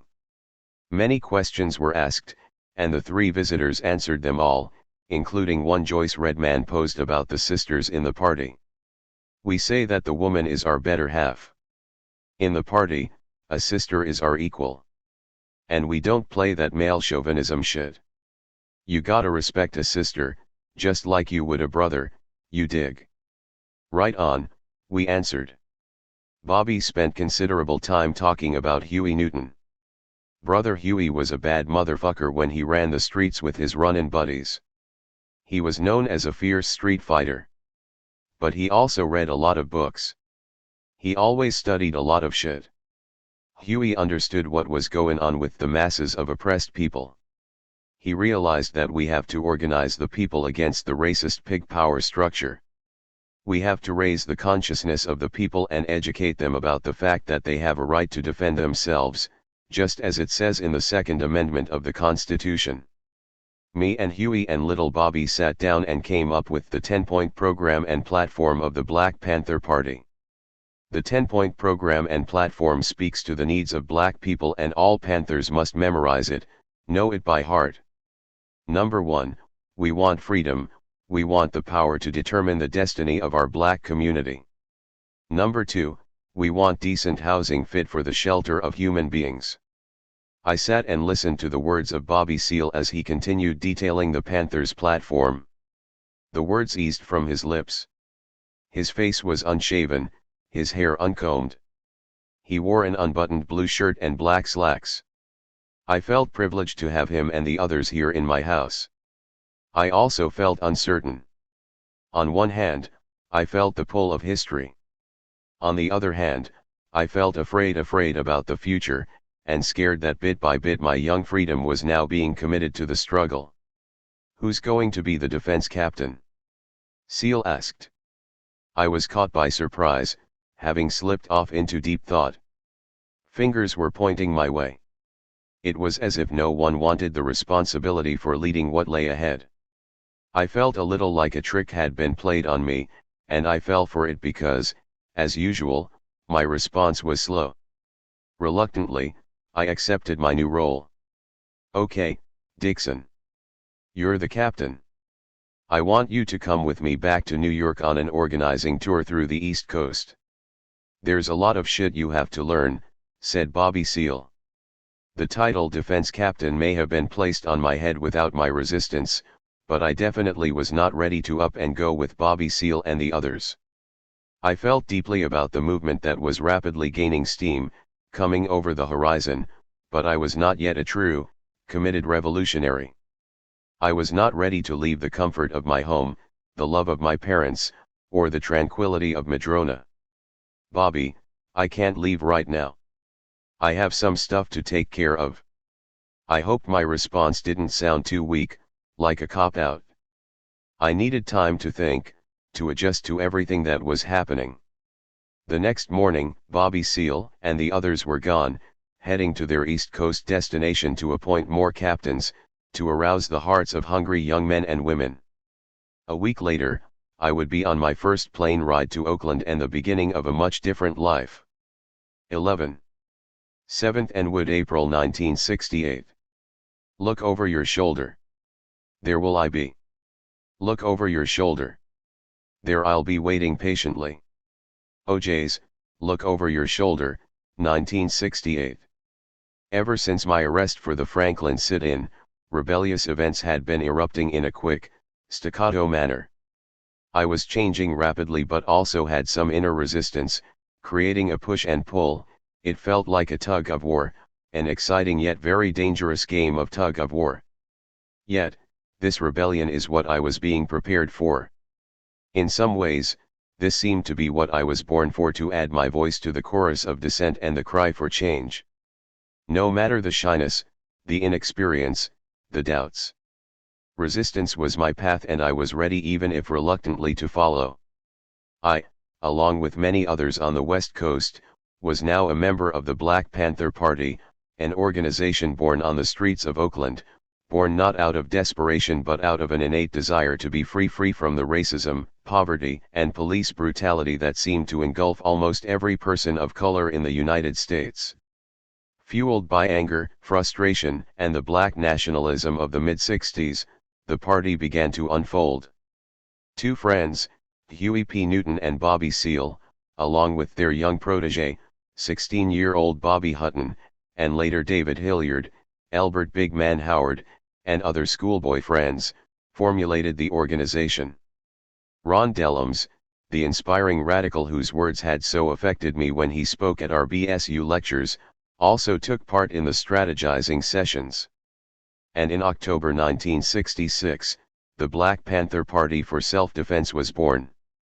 Based on Malcolm X's vision of a broad revolutionary movement, they began to piece together a militant, internationally minded organization, which Huey and Bobby infused with their knowledge of history and other, kindred liberation struggles in Africa and Latin America. Drawing on the U.S. Constitution, Huey and Bobby based the party's ideology and strategy around particular constitutional elements, the first being the right to bear arms. Dressed in the Panther uniform, armed with shotguns, .30 caliber carbines, and .45s, Huey and Bobby led their small group of young, black, armed rebels into the streets on missions that ranged from providing security for Malcolm's widow, Betty Shabazz, to protesting the murder of young Denzel Dowell by a sheriff's deputy in Richmond, to patrolling the police on the streets of Oakland. And now I was about to enter into this world of tough black revolutionaries. I remember that first flight so clearly. It was late April 1968. This was not only my first trip to Oakland as a member of the Black Panther Party but also my first time ever flying in an airplane. My emotions were running wild, the exhilaration of my first flight combined with excitement, apprehension, and fear of what might await me at the other end. I could barely hold a single thought in my mind. In many ways I was leaving behind my childhood, all the games at Madrona Park, the innocence of youth, the protective comforts my parents had provided during the first 19 years of my life. All those memories would soon be supplanted by defiance, anger, rage, uncertainty, fear, and pain, as well as dedication, hope, and occasionally victory. When the pilot announced our approach to the San Francisco International Airport, I looked out the window at the glistening waters of the San Francisco Bay, almost lapping up against the runways dotted with airplanes, some landing and others taking off for faraway destinations. I wondered how this plane was going to land on that thin airstrip. As we hit the ground, my thoughts quickly shifted to what lay ahead and who was waiting for me. I began questioning the decisions that had brought me to this point. Doubts rose in my mind and my palms began to sweat. Walking down the airport corridor in my Panther uniform, I realized it was too late to turn back, too late to change the circumstances that had led me to my destiny. The time was ripe for me to take my place in the movement. My hands were clammy, my heart beat a little faster, and anticipation was building with each step. Yet I tried to stay cool, stay calm. In the distance, among the crowd of white faces, I could see a tall, slender black man in a short black leather jacket. As I approached, he smiled confidently, exposing a missing tooth and several silver crowns. He was wearing thin black sunglasses, the kind we used to call pimp shades. "All power to the people, Comrade Eric," he said as he extended his hand. "All power to the people, comrade." "It's Aaron," I replied, as we exchanged the Black Power handshake. "I'm Tommy Jones." With Tommy was a very stocky, brown-skinned brother with a neat afro. He quickly introduced himself. "Hey, comrade, I'm Robert Bay. Welcome to the Bay." We walked out to the parking lot. Tommy threw my father's old suitcase in the trunk and we jumped in Robert Bay's blue 65 LeSabre, headed for Oakland. I sat in the back, excited, exchanging small talk, listening to the sounds of the congas of Mongo Santa Maria blaring on the 8-track, looking at the small, white houses stacked like cards on the San Francisco hillside, the sun shining brightly. The freeway took us through downtown San Francisco before reaching the San Francisco Bay Bridge. The gray, cold, steel bridge seemed to stretch for miles, yet it was only minutes before we took the exit into West Oakland and headed down Grove Street. In the distance, on the right-hand side of the street, I could see a group of young black men milling around, some dressed in the Panther uniform of black leather jackets and black berets. We pulled up in front of the group and got out, facing the national headquarters of the Black Panther Party. The large storefront windows were plastered with posters. A large one of Huey hung in the middle. Huey was sitting in a wicker chair, a spear in one hand and a long, bolt-action shotgun in the other, looking boyish and pensive, distant, not quite real. This image of Huey with spear and shotgun would become the defining image of the party, a worldwide symbol of black resistance to U.S. imperialism. There was also a poster of a young man. I recognized the young Panther's face. It was Bobby Hutton. The photograph must have been taken not long before he was brutally killed by the Oakland police. He was smiling infectiously, wearing a military-style hat with a military fatigue jacket draped over his shoulders. There was also a poster of Eldridge Cleaver, the Minister of Information, wearing dark shades and smoking a cigarette. I was so warmly greeted by the brothers standing out front that I completely forgot my nervousness and apprehension. I met Jimmy Charlie and Orlander Harrison, a 16-year-old who coolly introduced himself, a toothpick dangling from his lips. In the office, behind a long counter separating the office from the waiting area, was a tall sister with a large, glistening afro, who was very busy answering phones and organizing material. She stopped her work briefly and said, "You must be the brother from Seattle." "I'm Betty, the national secretary. The chairman said for you to stay with Tommy and he would catch up with you tomorrow." After mingling with some of the Panthers out front, Tommy and I split and headed to his pad about 2 blocks away on West Street. Tommy was much older than me, almost 40, but he looked to be in good physical condition. I was surprised when he told me he was originally from Tacoma, which instantly gave us a connection. "I joined the Navy when I was 18, Tommy said. So after I got out, I just stayed right here in Oakland. I worked for a while as a cook." He had also become immersed in the Oakland street life, selling dope and hustling. Now he was a full-time revolutionary. "The party is the best thing that ever happened to me," he said. "I was into all kinds of bullshit before I joined the party. After they killed Malcolm, a lot of brothers started getting involved in shit. Now they done killed Martin Luther King and Little Bobby. These pigs gone crazy, but we got something for their ass. We don't take no shit from these pigs. Tommy's apartment was a small, cramped studio full of the comforts for a single man. You got a piece, comrade? I stuttered, not sure how to answer, thinking of the rifle from Voodoo Man in my closet at home. I have a .30 caliber carbine, I replied, but... Right on. Comrade, you need a handgun. You never know when the pigs are going to vamp. You gotta be ready cause they will try to kill us unless we can defend ourselves. I'll get you a piece. I could tell that Tommy had taken a liking to me. Maybe it was our Northwest connection. This is what I carry, Tommy said, pulling out a snub-nosed .38 revolver. You can conceal this piece real easy. I got some automatic weapons buried out in the woods. And check this out. He pulled out a picture of himself, bare-chested, holding a Thompson submachine gun. We ain't going to let them kill Huey in the gas chamber. Just then the phone rang. That was Madalaba, Tommy reported after a brief exchange. She's on her way over to do some studying out of the Red Book. You got a Red Book? He asked. No, I don't, I responded. Here, take this one. We study Mao's Red Book. It gives us our ideology and revolutionary principles. We study this every day. While I thumbed through the little pocket-sized book with the red plastic cover, there came a soft knock at the door. Tommy opened the door and in walked a beautiful, brown-skinned sister dressed in jeans and combat boots. She smiled ever so sweetly, yet seemed so serious. Aaron, this is Comrade Madalaba. This is Aaron, captain of the Seattle chapter. All power to the people, she said. I responded, all power to the people. We sat down and Madalaba began to read aloud, the Revolutionary War is a war of the masses. It can be waged only by mobilizing the masses and relying on them.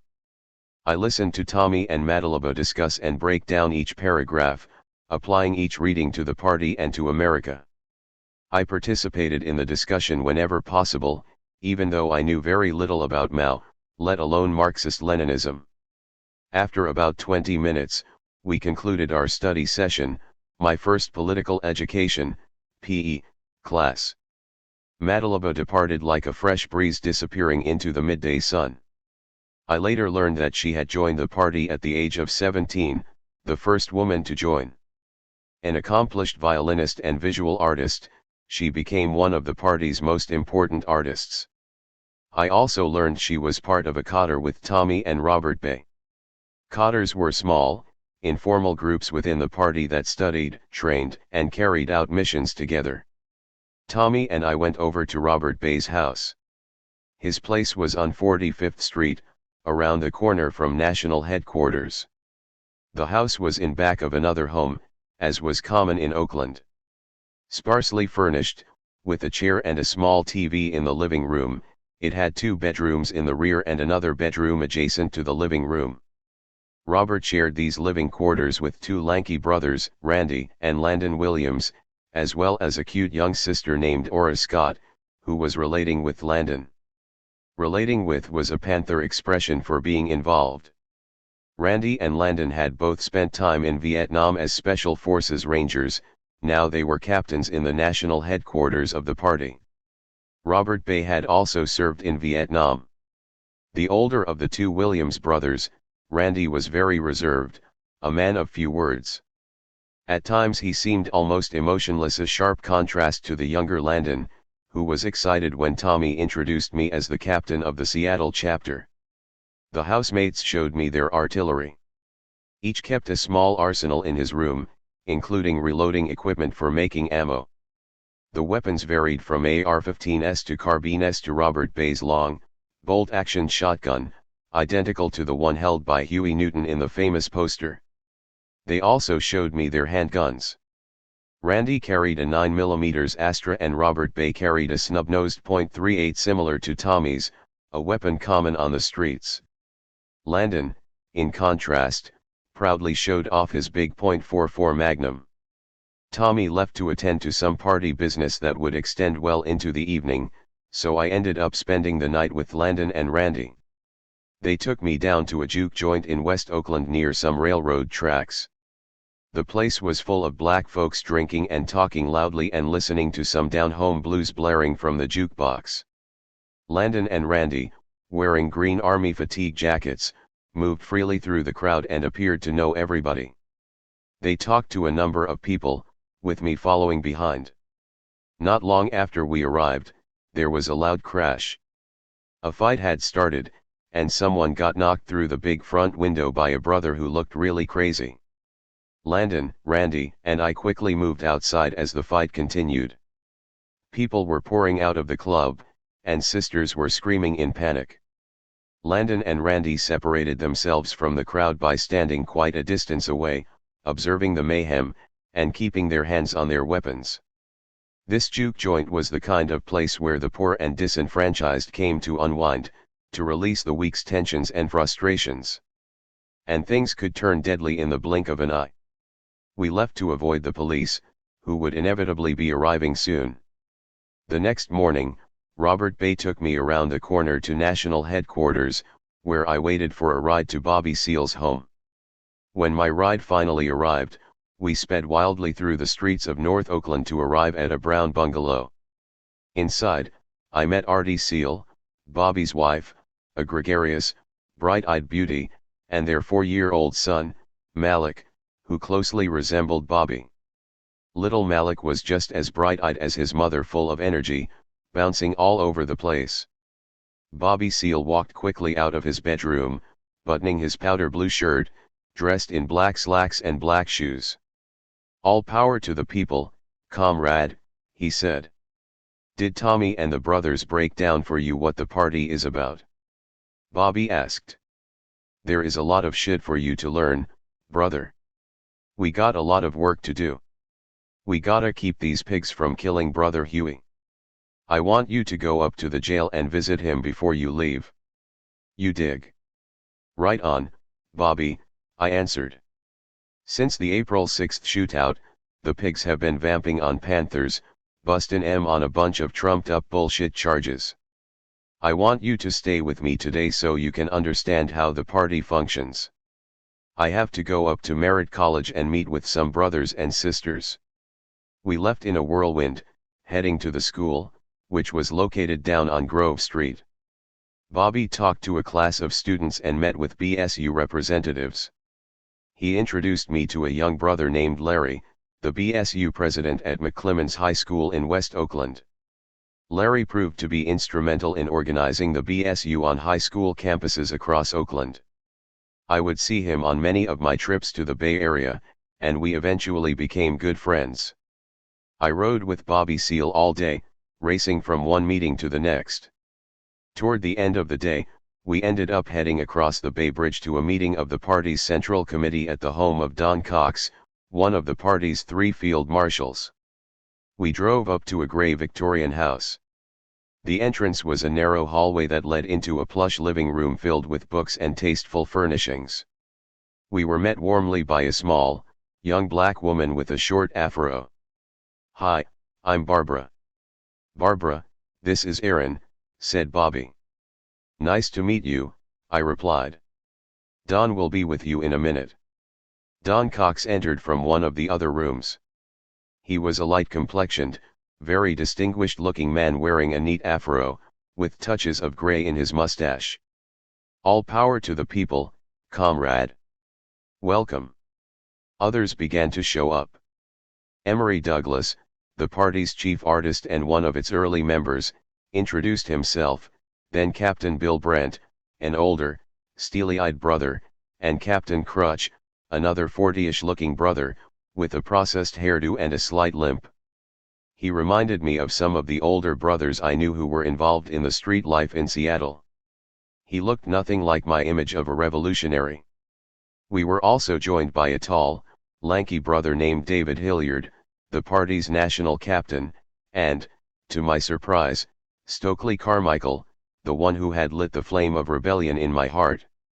I learned that he and the other leaders of SNCC had recently been recruited into the party.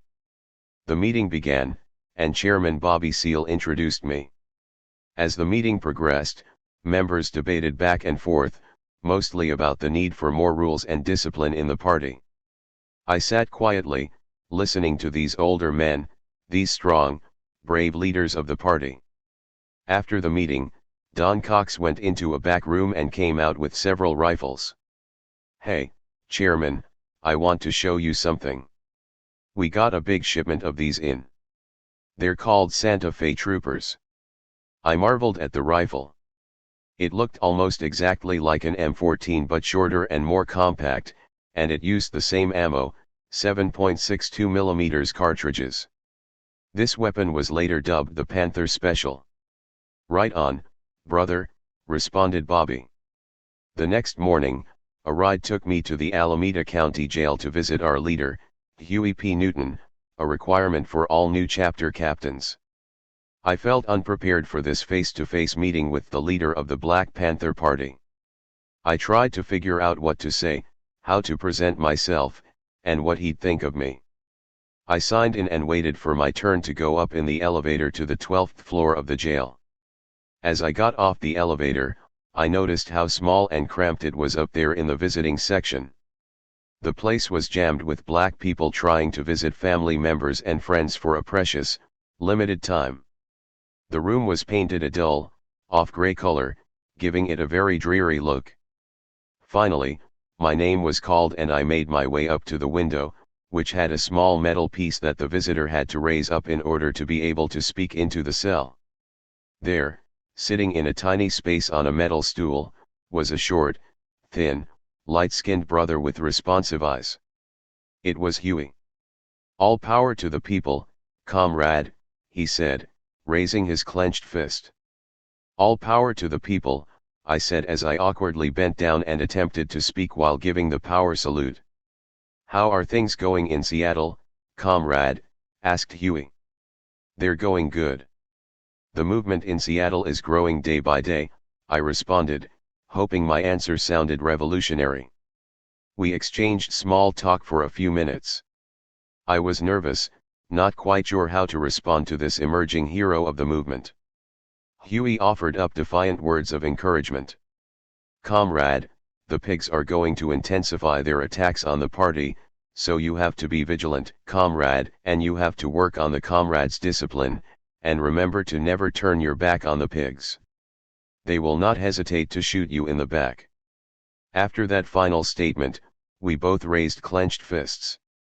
I felt strange about leaving our leader behind. I had only just met him, yet I felt an almost paternal connection to this boyish-looking hero of the Oakland streets, the soon-to-be hero of the worldwide Black revolutionary movement. We then both said, "All power to the people." As I was departing, Huey added, "Stay strong, comrade," again raising a clenched fist. There really wasn't much else to say. After all, he didn't know me. I was just another brother joining the struggle for Black liberation. But the visit did give me an immediate connection with the leader of the party, which was quite different from seeing his picture on a poster at headquarters. It didn't seem right that the most important man in the movement was sitting in limbo in an Oakland jail. I would not see Huey again for another 3 years. Later that day, I accompanied Bobby Seale and a bunch of other Panthers down to Defremery Park, which the party had named the Bobby Hutton Memorial Park. At the park giving a speech was Bobby Kennedy, who was campaigning for president. Bobby Seale started his own spontaneous, small rally nearby, challenging the red-haired Kennedy to call for the release of Huey Newton, and protesting the murder of little Bobby Hutton. We had no inkling that in 3 months, Bobby Kennedy would be the victim of yet another political assassination, the 5th in 8 years, with more to follow. The following day, while I was standing in front of the office talking with Jimmy Charlie and Orlando Harrison, Tommy drove up, leaned over, and through the passenger window said, "Hey, Aaron, I got something for you." I hopped into the passenger seat. Tommy reached beneath his seat and pulled out a semi-automatic weapon. "Here, comrade," he said, handing me the brown-handled pistol. It was a Spanish llama 9mm. You know how to put a bullet in the chamber. Before I could respond, he took the gun, put in the clip, pulled back the slide, and let go. This is the safety. Make sure you keep that on. Here's a shoulder holster. I put on the holster and slid in the dark silver gun. Immediately, I felt different, more complete, more a part of this cotter of new friends. We walked around the corner to Robert Bay's house to show off my new piece. "Aaron, you drink?" asked Tommy. "Heck yeah, man," I responded. He turned to Robert Bay. "Hey, Robert, I'm going to run to the store and get some bitter dog." I wondered what the hell bitter dog was, but I was soon to find out. Tommy returned within 5 minutes. "This is the Panther drink. We call it Panther piss." He pulled out a tall bottle of dark port wine, poured out a little bit in the sink, opened a small can of lemon juice, and poured it into the port. He then put the cap on, shook up the contents, and passed the bottle around. When it came to me, I took a long swig. It was sour yet sweet, with an aromatic taste to it. We passed the bottle around while the OJ's look over your shoulder played in the background. Soon I could feel the effects. It was potent. We smoked some Brother Rougie, the Panther codename for marijuana. We continued talking and laughing, and I began to loosen up, losing my stiffness. I began to feel like I was in the company of close friends, like we had known each other long before the party, long before this time and place. Meanwhile, Landon, who did not drink or smoke weed, sat in the living room in front of the TV watching a Cowboys and Indians flick. Suddenly, there was a loud bang. We ran into the living room and there sat Landon, holding his smoking .44 Magnum. The TV was completely destroyed. "What the fuck?" Robert Bay yelled. "Fuck them Cowboys," cussed Landon. "I get tired of the Indians getting killed by the fucking ass Cowboys. I'm tired of that bullshit." We all laughed. It was funny to us at the time. Although I think we all related to his frustration, it was evident to me that this brother was capable of losing his cool when anger got the best of him. Our generation had grown up with that kind of stereotypical brainwashing shit on TV and in movies, especially when it came to black folks and to Indians. It was always the same story: the Indians got wiped out. Landon's actions made clear that as far as the party was concerned, those days were over. The next day, I was assigned to go out into the field to sell papers with 2 comrades, Sister Love and Jimmy Charlie. Sister Love was a talkative, chocolate beauty, typical of Panther sisters, young, bold, brash, sweet, and tough. We were assigned to downtown Oakland. Being Friday, the stores and streets were busy with shoppers, mostly black folks, spending their government checks or their hard-earned paychecks. Meanwhile, we stood on street corners in our leathers and berets, yelling out to prospective customers, urging them to buy the latest issue of the Black Panther. Unlike any other paper I had seen, it was blunt, to the point, hardcore, addressing racism, police brutality, and the party's method of dealing with the police, basic armed self-defense. Pictures of M16s and carbines were scattered throughout the text, which included the party's 10-point program and platform. On the back page was a drawing by Emory Douglas advocating armed self-defense. Young people and, at times, middle-aged people were eager to buy the paper. Some older people seemed uninterested. It was energizing and exciting to be out on the streets in the sun with the comrades, educating the people. They knew we were standing up for them. We felt proud and special, representing the People's Army. In our travels around downtown, we ended up at Housewife's Market, a large grocery store where many of the low-income blacks shopped. There we sold all the remaining papers. Afterward, Orlander and I ended up at Robert Bay's house, drinking bitter dog. Tommy, Landon, and Randy soon joined the group. Quietly, I observed each one. Orlander was the youngest of 12 children, a toothpick perpetually dangling from his lips. Having joined the party at age 16, the brash, fearless young revolutionary had participated in the protest on the Sacramento Capitol, carrying a Riot 18 shotgun.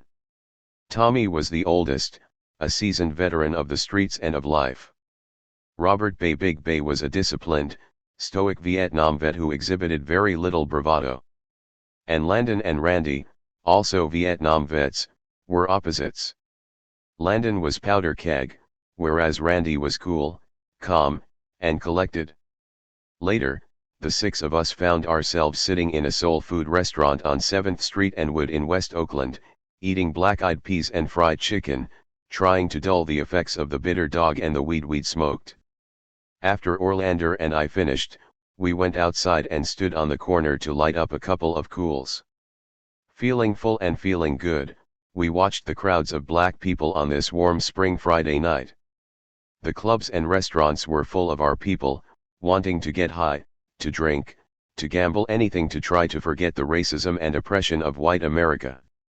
We didn't register that we were standing at the very same intersection where Huey had stood on that fateful night the year before, with one pig dead and another wounded, as was Huey.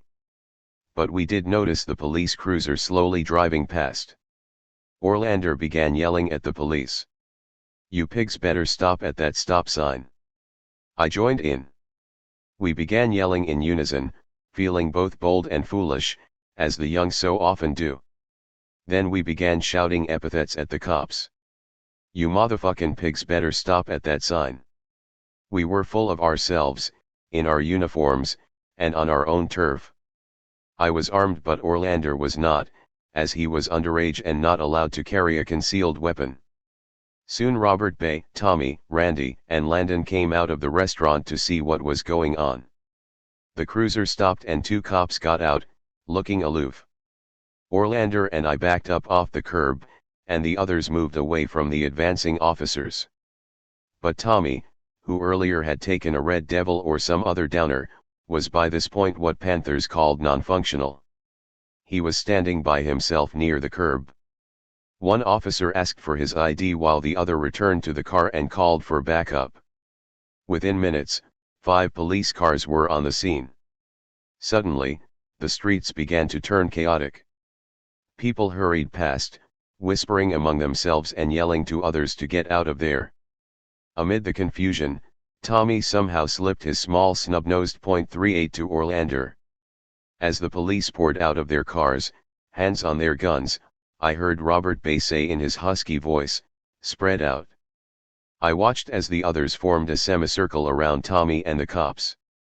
I followed suit, taking position next to Robert Bay. Shops and stores in the area closed their doors. People began running. I heard fearful cries and screams. "There's going to be a shootout. I'm getting out of here."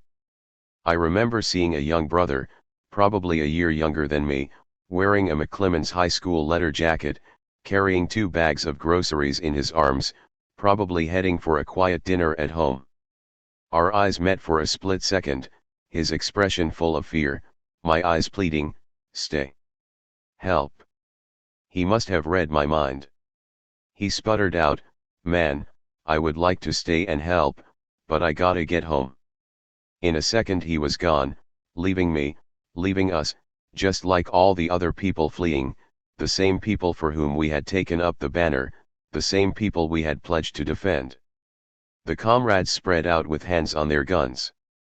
In that brief second, fear engulfed my entire body, images of my childhood and my family flashed before me, yet I understood that here, on this corner with my newfound comrades on this fateful night, was where I belonged. I placed my hand on my gun in preparation for the worst.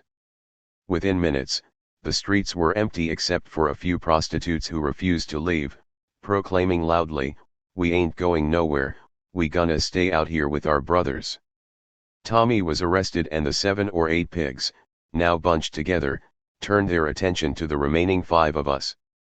For a split second, time seemed to stand still. The Oakland night was deathly quiet. Orlander was standing to my right, legs spread apart, toothpick still dangling from his mouth, semi-smiling as he always was. Robert Bay, to my left, looked like an immovable object.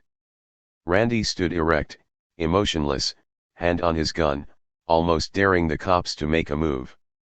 Landon was out in front, his right hand on that big .44. The pigs, on the other hand, were huddled together on the corner, hesitant, wondering what we were going to do. That is, all except for the hard-looking lieutenant out in front of his fellow officers.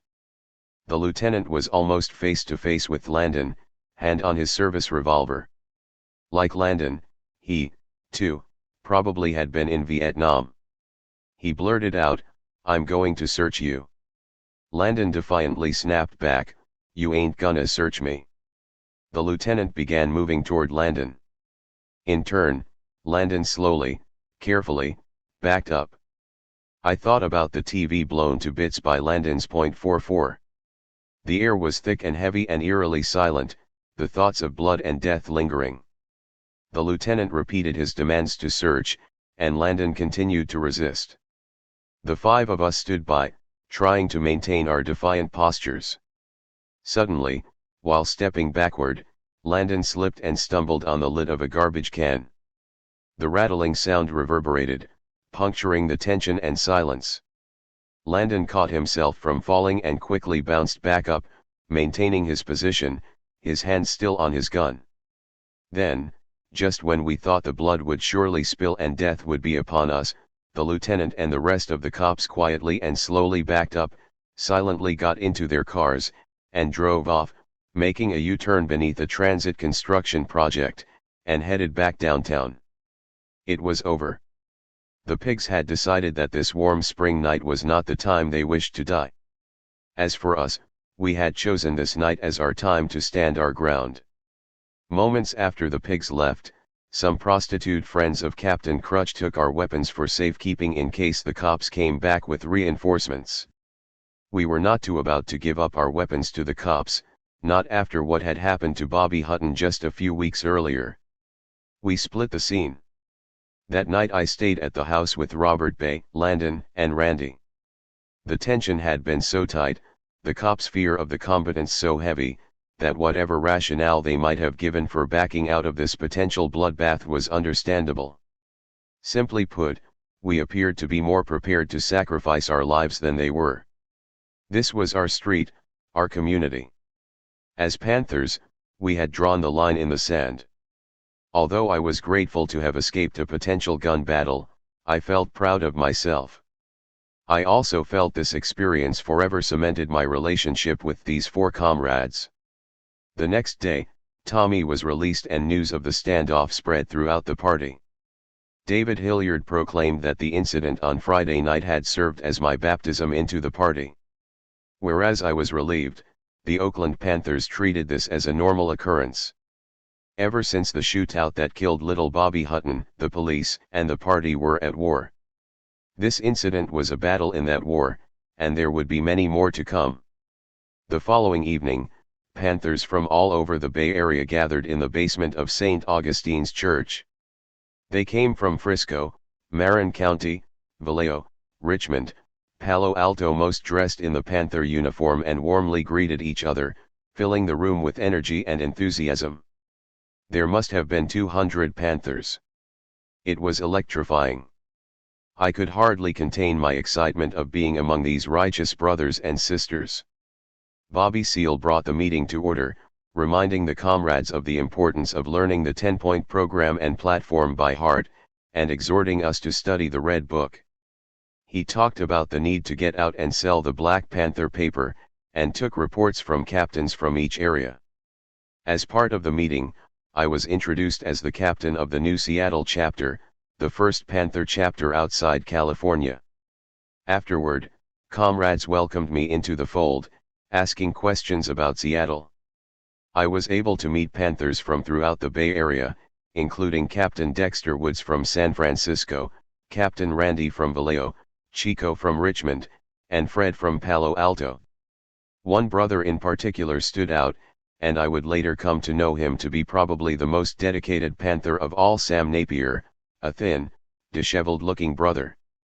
I remember that while everyone else was standing and talking, he was in the street stopping cars, selling the Panther paper, moving as if powered by some secret energy source. After the meeting I headed back with Robert Bay and Tommy. No sooner had we walked into the unlit house than the phone rang. Robert Bay answered in his usual, gruff voice, "Yeah." He suddenly slammed down the phone, ran to his room, and came rushing out, carrying several rifles. He handed me a .44 Magnum carbine and a box of shells. "The pigs are vamping on some comrades at the church." Tommy grabbed a rifle and we ran out, jumped into the La Sabre, and sped down Grove Street. "Hey, man, you know how to use one of these?" Robert Bay asked me. Although I answered yes, I had actually never seen the weapon before. But I sat there in the middle of the back seat, loading short, stubby rounds into the .44 Magnum carbine, and awaited my fate. When we arrived at the church, everyone was gone: the pigs, the Panthers, everyone. Either the caller had overreacted or the pigs knew that reinforcements would be coming and got the hell out of Dodge. I'm sure the pigs had heard about the standoff the night before down on Wood Street. They knew that since the murder of Bobby Hutton, the party was just waiting for an opportunity to take revenge. In those days, Oakland was very much like a war zone. Wherever there was a party chapter and racist police, there would be confrontation and often bloodshed. I had the overwhelming feeling that there was a lot of work waiting for me back in Seattle in order to get the comrades organized into a disciplined force as had been done in Oakland. The following day, I said my goodbyes to my new comrades. On the flight home, I did a lot of thinking. I pondered my immediate experiences in Oakland and reflected on the movement's growth from riots and demonstrations to armed resistance and grassroots organizing of the most downtrodden elements of the black community. It was clear that when Martin Luther King Jr. was killed in Memphis, a change had occurred in the political consciousness of young black America. The door of the nonviolence movement had been slammed shut, but a window had been opened. Revolutionary thought was replacing the civil rights approach, manifesting with a seriousness, and intensity, that had not been in the earlier movement. The young would look to a new group of individuals, such as Huey Newton, Bobby Seale, and Eldridge Cleaver, and to organizations led by people like those I had just met in Oakland: Tommy Jones, Robert Bay, Captain Bill Brandt, Landon, Randy, and Matalaba.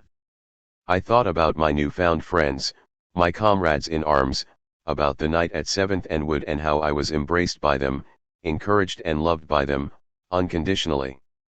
I visited Oakland many times during those early years, creating a lasting and unbreakable bond with these comrades. July 1968, Seattle. Bobby Harding, left, and Louis Lou Jack Jackson, right, Seattle, 1968. 12. The Panther comes to Seattle. Move up a little higher some way, somehow. 'Cause I've got my strength and it don't make sense not to keep on pushin'. The Impressions, Keep on Pushing, 1964. This is what we all had been waiting for, whether we realized it or not. Revolutions were unfolding all over the world. Liberators such as Che Guevara, Ho Chi Minh, Kwame Nkrumah, and Patrice Lumumba were international heroes, and Huey was poised to join that list. We were on the cusp of making history and could feel its power and danger eerily creeping up behind us. Back home in Seattle after my week in Oakland, I felt more prepared. I was now armed with a mission to organize the Seattle chapter into a disciplined wing of the Black Panther Party. Exactly how this would transpire, I had not the faintest idea.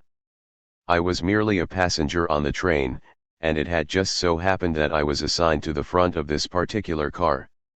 I could only hope that with some wisdom, my eyes and instincts would guide us in the right direction. Our first and foremost task was to find a storefront office in a central location. We were fortunate to find one at 34th and Union in Madrona, only 3 blocks from my parents' house across from Madrona Park. The storefront was across the street from Miss Ruby's house. One of our big neighborhood supporters, from her large blue house, Miss Ruby would operate as our eyes and ears, informing us when the police were snooping around. In front of Miss Ruby's house stood Mrs. Jackson's record store, where Mike Dean and I had spent a good portion of our high school years listening to Motown sounds and turning over our hard-earned money to buy the latest hits. Madrona was still the same quiet, working-class neighborhood it had been while I was growing up. But all that was about to change. The storefront we had our eyes on was part of another connecting storefront, owned by Brill Realty. Mr. Brill, the building's owner, had never been particularly friendly to anyone in the neighborhood, especially not young people. When Willie Brazier, Chester Northington, Curtis Harris, and I approached the squat, bull-egged, pale Mr. Brill and asked him about renting the vacant office, he responded in an abrupt, dismissive manner, "No, I will not rent to you." We left quietly, though confidently. Later that night, a Molotov cocktail was thrown into the storefront, causing superficial damage. About a week later we approached Mr. Brill again, while he was repairing the building. This time he promptly agreed to rent to us. Within days we opened our storefront office, getting several desks and chairs donated, as well as a mimeograph machine. Word spread like wildfire through the Central District and the Rainier Valley to the south, and we began taking applications from new recruits. In the first 2 months we received more than 300 applications. As I had seen in Oakland, the party attracted people from a wide spectrum of the black community. Most were young black high school kids. Others were in their 20s, and a few were older than 30, like Ron Carson, a smooth-skinned brother who ran a local poverty program. He was known to carry several pistols, and was not one to bite his tongue. One cat was almost 40. This being Seattle, it was not unusual that a handful of the new recruits were Asian, like 15-year-old Guy Kuros, who was Japanese, 17-year-old Mike Gillespie, a Filipino trumpet player, and Mike Tagawa, a Japanese Vietnam vet. These guys had all grown up in our neighborhood and identified with young blacks in many ways. The new recruits signed up for a variety of reasons, some for the sense of belonging to something that instantly gave their life meaning and purpose, others because they had felt the sting of racism, the cuts of injustice, and felt this was their opportunity to strike back. A few were simply curious. A few others came with their own agenda and notions as to how the liberation struggle might be able to benefit them personally. The array of characters was impressive. Chester Northington, John Eichelberger, and Vietnam vet Bruce Hayes were older cats who had been involved in other black nationalist organizations. I had met them previously at Voodoo Man's house. The Noble brothers brought 2 carloads of young recruits with them from the South End, including their 2 sisters. The Noble brothers earned the nickname F Troop, not so much for any resemblance to the bumbling idiots on the TV show F Troop, but due to their wild appearance and frequent lack of discipline. 2 17-year-old students, Warren Myers, who went to Catholic school, and Steve Phillips, later proved to be 2 of our bravest and best warriors. Also among the recruits were brothers who had been involved in street life and saw the party as their way of evening the score as well as redeeming themselves in the eyes of the community, like Willie Brazier and Jimmy Davis. And there was always a steady trickle of Vietnam vets. Among the first Vietnam vets to join were 3 buddies who grew up together, went to war together, and were fortunate to return together: Bobby White, Bobby Harding, and Mike Tagawa. They brought invaluable experience and dedication to the chapter. Mike Tagawa and Bobby Harding drew on their military experience to instill discipline in the young Panther recruits. They started teaching classes on how to break down and clean weapons, how to aim and discharge weapons properly. They led close-quarter military drills with the Panther recruits 3 times a week. We needed a structured activity for all the new recruits. As the party considered itself a paramilitary organization, the chapters in Los Angeles and Oakland had adopted military-style drilling and marching, and now we did as well. All new Panther recruits were required to go through a 6-week training program. We gathered at Madrona Park, the scene of childhood memories of muddy football battles, wild baseball games, and occasional fights. Now in this same setting, dozens of black young men, dressed in the Panther black, berets tilted to the side, were learning military formations, how to stand at attention and stand at ease and, Most important, how to follow orders. In Oakland and possibly in Los Angeles, Panther women also participated in the drills, but in Seattle they were not required to. Bobby White, a slight brother who wore prescription sunglasses along with his beret, was one of the most dynamic writers in Seattle. He became Lieutenant of Information. He took charge of the community news bulletins that we put out every couple of weeks. He also decorated the office with posters and revolutionary slogans, and painted the Panther colors, baby blue and white, on the outer walls of the storefront, with Black Panther Party in the center. Bobby Harding was also a writer, a poet, and often the three of us shared our work and talked about someday getting published. The new recruits were not only men. Many young sisters joined up, some of whom were tougher than the brothers. Joyce Redman had long been regarded as one of the baddest sisters in the neighborhood. No one wanted to mess with her because she was known to beat the hell out of her opponents, male or female. Maud Allen, articulate and hard-nosed about party rules, became the captain of the women. There were the two Kathys: Kathy Jones, still in high school, and tall, thin Kathy Halley, who had transferred to the UW from Wilberforce University, a black college in the Midwest. She later changed her name to Nafesi, and became my close confidant, constantly worrying about my safety. I also met a little, cute, fiery sister named Tanya, a couple years older than me. She soon became my girlfriend and was the woman to whom I lost my virginity. Buddy Yates and Curtis Harris were two brothers with similar personalities, and early on it was obvious they had an agenda that had very little to do with the liberation of Black America. Curtis, my brother-in-law, was 2 years older than me. He made up a title for himself, assistant captain. It was a move that should have alerted me and others, but at the time we ignored it, a mistake for which we would pay plenty. Of the many colorful individuals who signed up, none was as memorable or as committed in those early days as Lewis Jackson. Lou Jack, as he was called, must have been about 23 years old. He had moved to Seattle from New Orleans, and used to tell many stories about growing up in the tough Ninth Ward of New Orleans. He had a tattoo of a football right between his eyes, thus his second nickname was Football. His beady eyes lit up when he talked about the fights he had been in and what he wanted to do to the pigs, although sometimes his French Creole dialect made him hard to understand. One of the few recruits to come equipped with a weapon, a .45 that he carried everywhere, Lou Jack appointed himself as my personal bodyguard. He followed me around constantly, even sleeping out in front of the house in his car when there were threats against my life. New recruits were given a packet of information, which included the party's national and local leadership structure, 10-point program and platform, 26 rules, and a pocket lawyer of legal first aid, listing one's legal rights. Panthers were also given Mao's Little Red Book and a list of additional required reading, and were charged with memorizing Mao's 3 main rules of discipline. Recruits were instructed to attend weekly meetings, which were not always held consistently in those early days of figuring things out. There seemed to always be something coming up to change the schedule. Sometimes I led the meetings and at other times Lieutenant of Political Education Willie Brazier led them. We formed a central staff, composed of officers appointed at the time of the initial meeting with Bobby Seale. In theory, the central staff was supposed to serve as the governing force of our chapter, similar to the Central Committee in Oakland.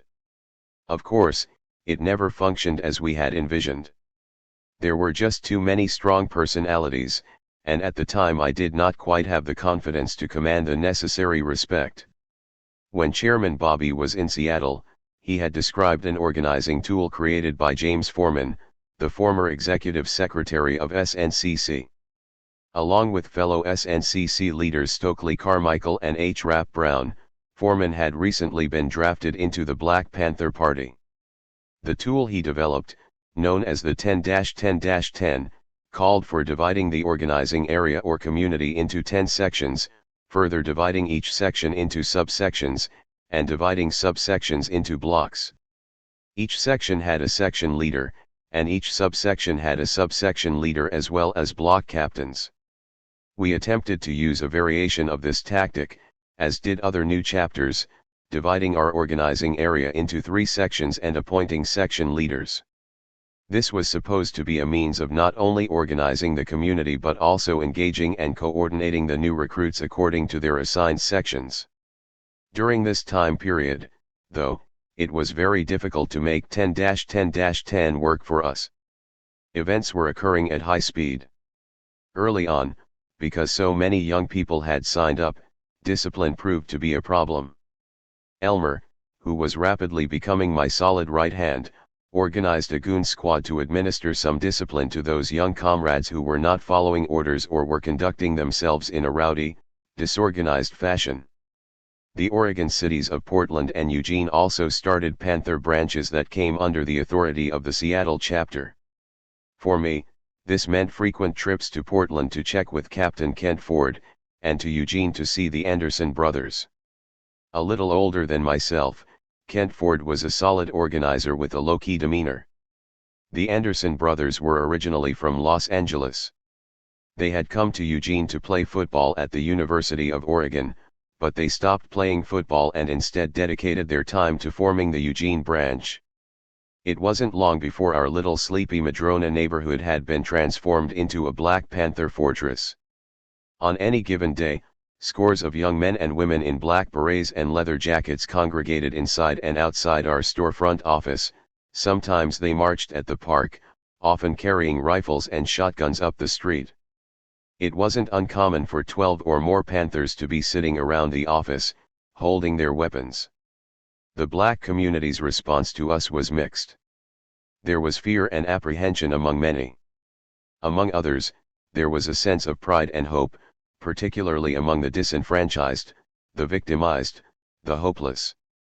The Black Panther Party represented a proud, defiant presence in the community, something not seen since the likes of Marcus Garvey and Paul Robeson, a presence that would stand up and fight back against the racist cops and the racist institutions of the United States. Many people felt a powerful sense of pride when viewing Panthers in action, and this was never more evident than one overcast Seattle Saturday afternoon, when more than 100 Panthers attended the Saturday afternoon drills in full Panther uniform. Lieutenants Bobby Harding and Mike Tagawa had drilled the comrades for well over an hour, marching up and down the Madrona playfield. They looked superb and polished. Like clockwork, the cops showed up and lined up in their cars on the side of the park. We decided we would give them something to look at. I instructed Bobby and Mike to lead the comrades onto the streets.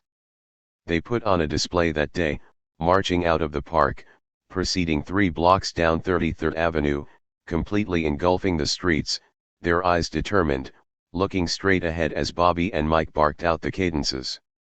They reached Cherry Street, one of the main streets coming up to Madrona. Marching on Cherry, the comrades occupied the entire right side of the street. The people in the neighborhood came out to watch, sitting on their porches, some cheering, others taking pictures, looking on with a secret pride that many of them had never felt before. Meanwhile, the cops had stationed squad cars at every intersection. At one point the comrades marched directly toward one of the police cruisers, but at the last second veered to the left. It was as if they had been marching together in formation for years. Finally, at the bottom of the hill, they turned and marched back up and into the park. That was a very proud day for the black community. We showed that we were their protectors, their defenders. Our phones at the office were constantly ringing with people calling for help with landlord issues, spousal abuse, or problems with the police. In one incident, a single mother with a house full of kids called to report that her landlord had removed her front door because she had fallen behind in her rent. We dispatched a squad of Panthers to the landlord's house. They secured the door, carried it down the street to the woman's house, and put it back on its hinges. We got frequent calls from women complaining about abuse from husbands or boyfriends. Usually, after a visit from a contingent of armed party members, the abuse would stop, at least for the time being. And we responded to constant calls about police harassment by showing up with armed Panthers to confront surprised police. During the last week in May, we received a call from a single black mother whose son attended Rainier Beach, a predominantly white school located on the outer fringes of the black community. She said her son had been having trouble with the white kids at school. They had beaten him up on several occasions and the principal refused to do anything about it. Each week I mailed a chapter report to Chairman Bobby, and once he'd received and reviewed it, we talked on the phone. The week prior to this mother's call, the chairman had reminded me that we were not the police, and our function was not to respond to every call, as we had learned the community would often take advantage of our services. With this in mind, I told the woman we could not respond to her request. The mother continued to call our office nearly every day.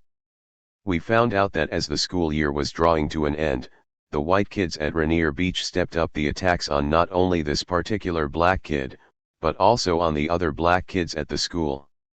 Finally, early on a Friday afternoon, she called again, crying and sounding desperate, saying that the white kids had brought knives, chains, and bricks to school, threatening the lives of her son and the other black students. We received at least 4 other calls from distraught black mothers.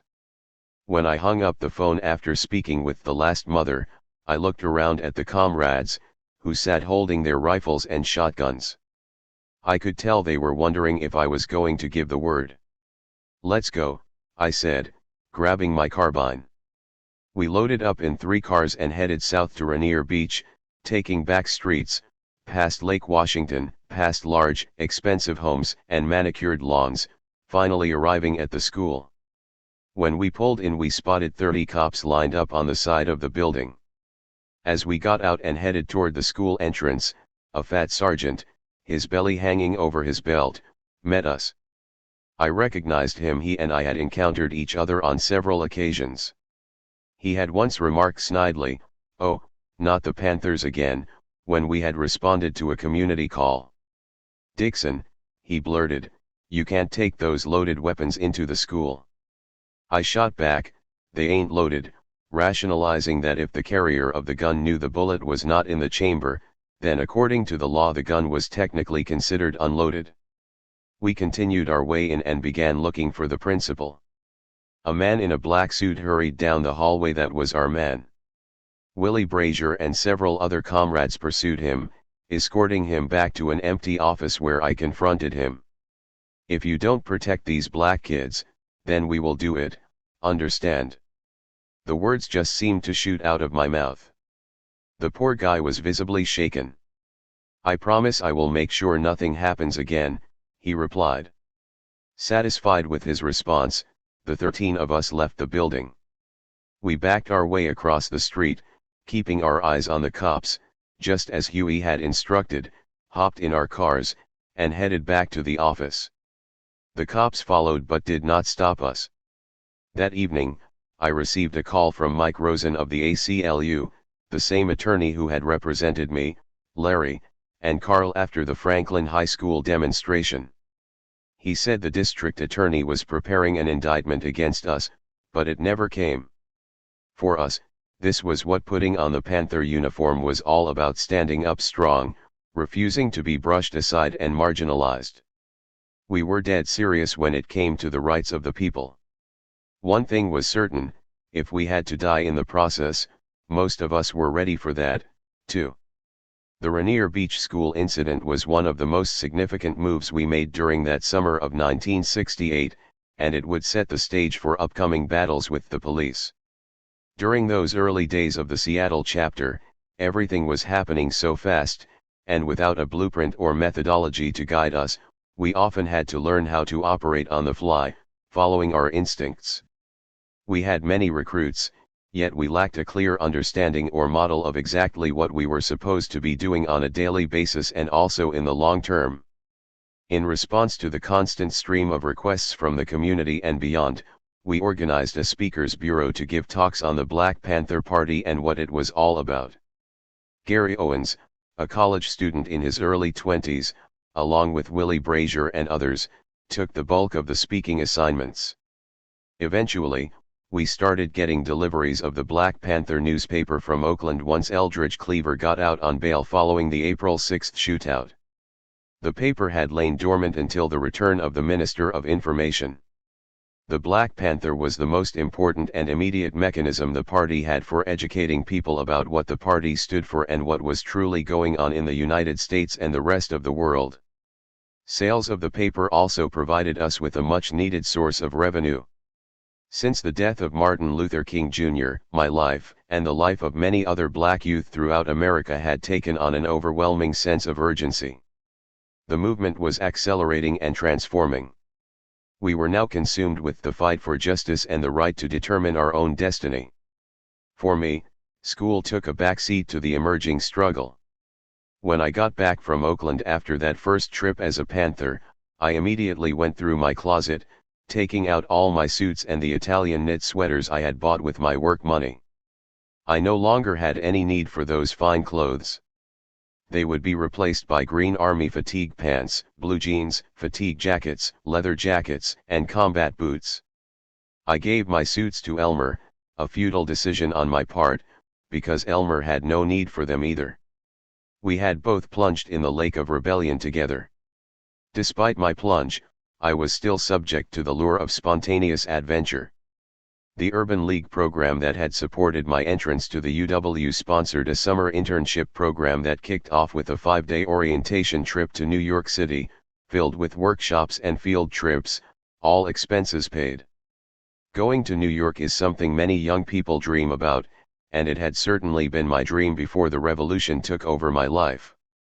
Mr. Page, the program director, called me on several occasions, attempting to convince me to go. I resisted until the last minute, when I caught a red-eye flight to New York City.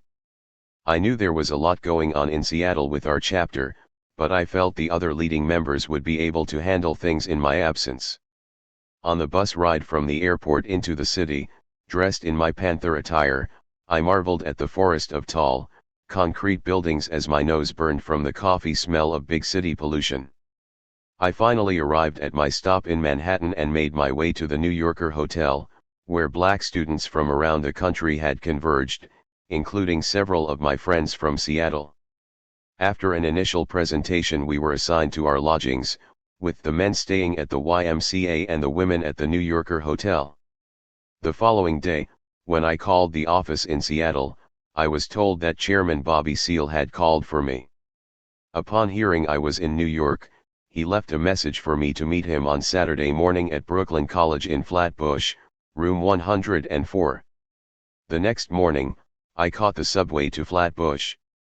When I opened the door to room 104, there were 40 or 50 black men and women dressed in Panther black with berets and leather jackets, directing their full attention to the front of the classroom.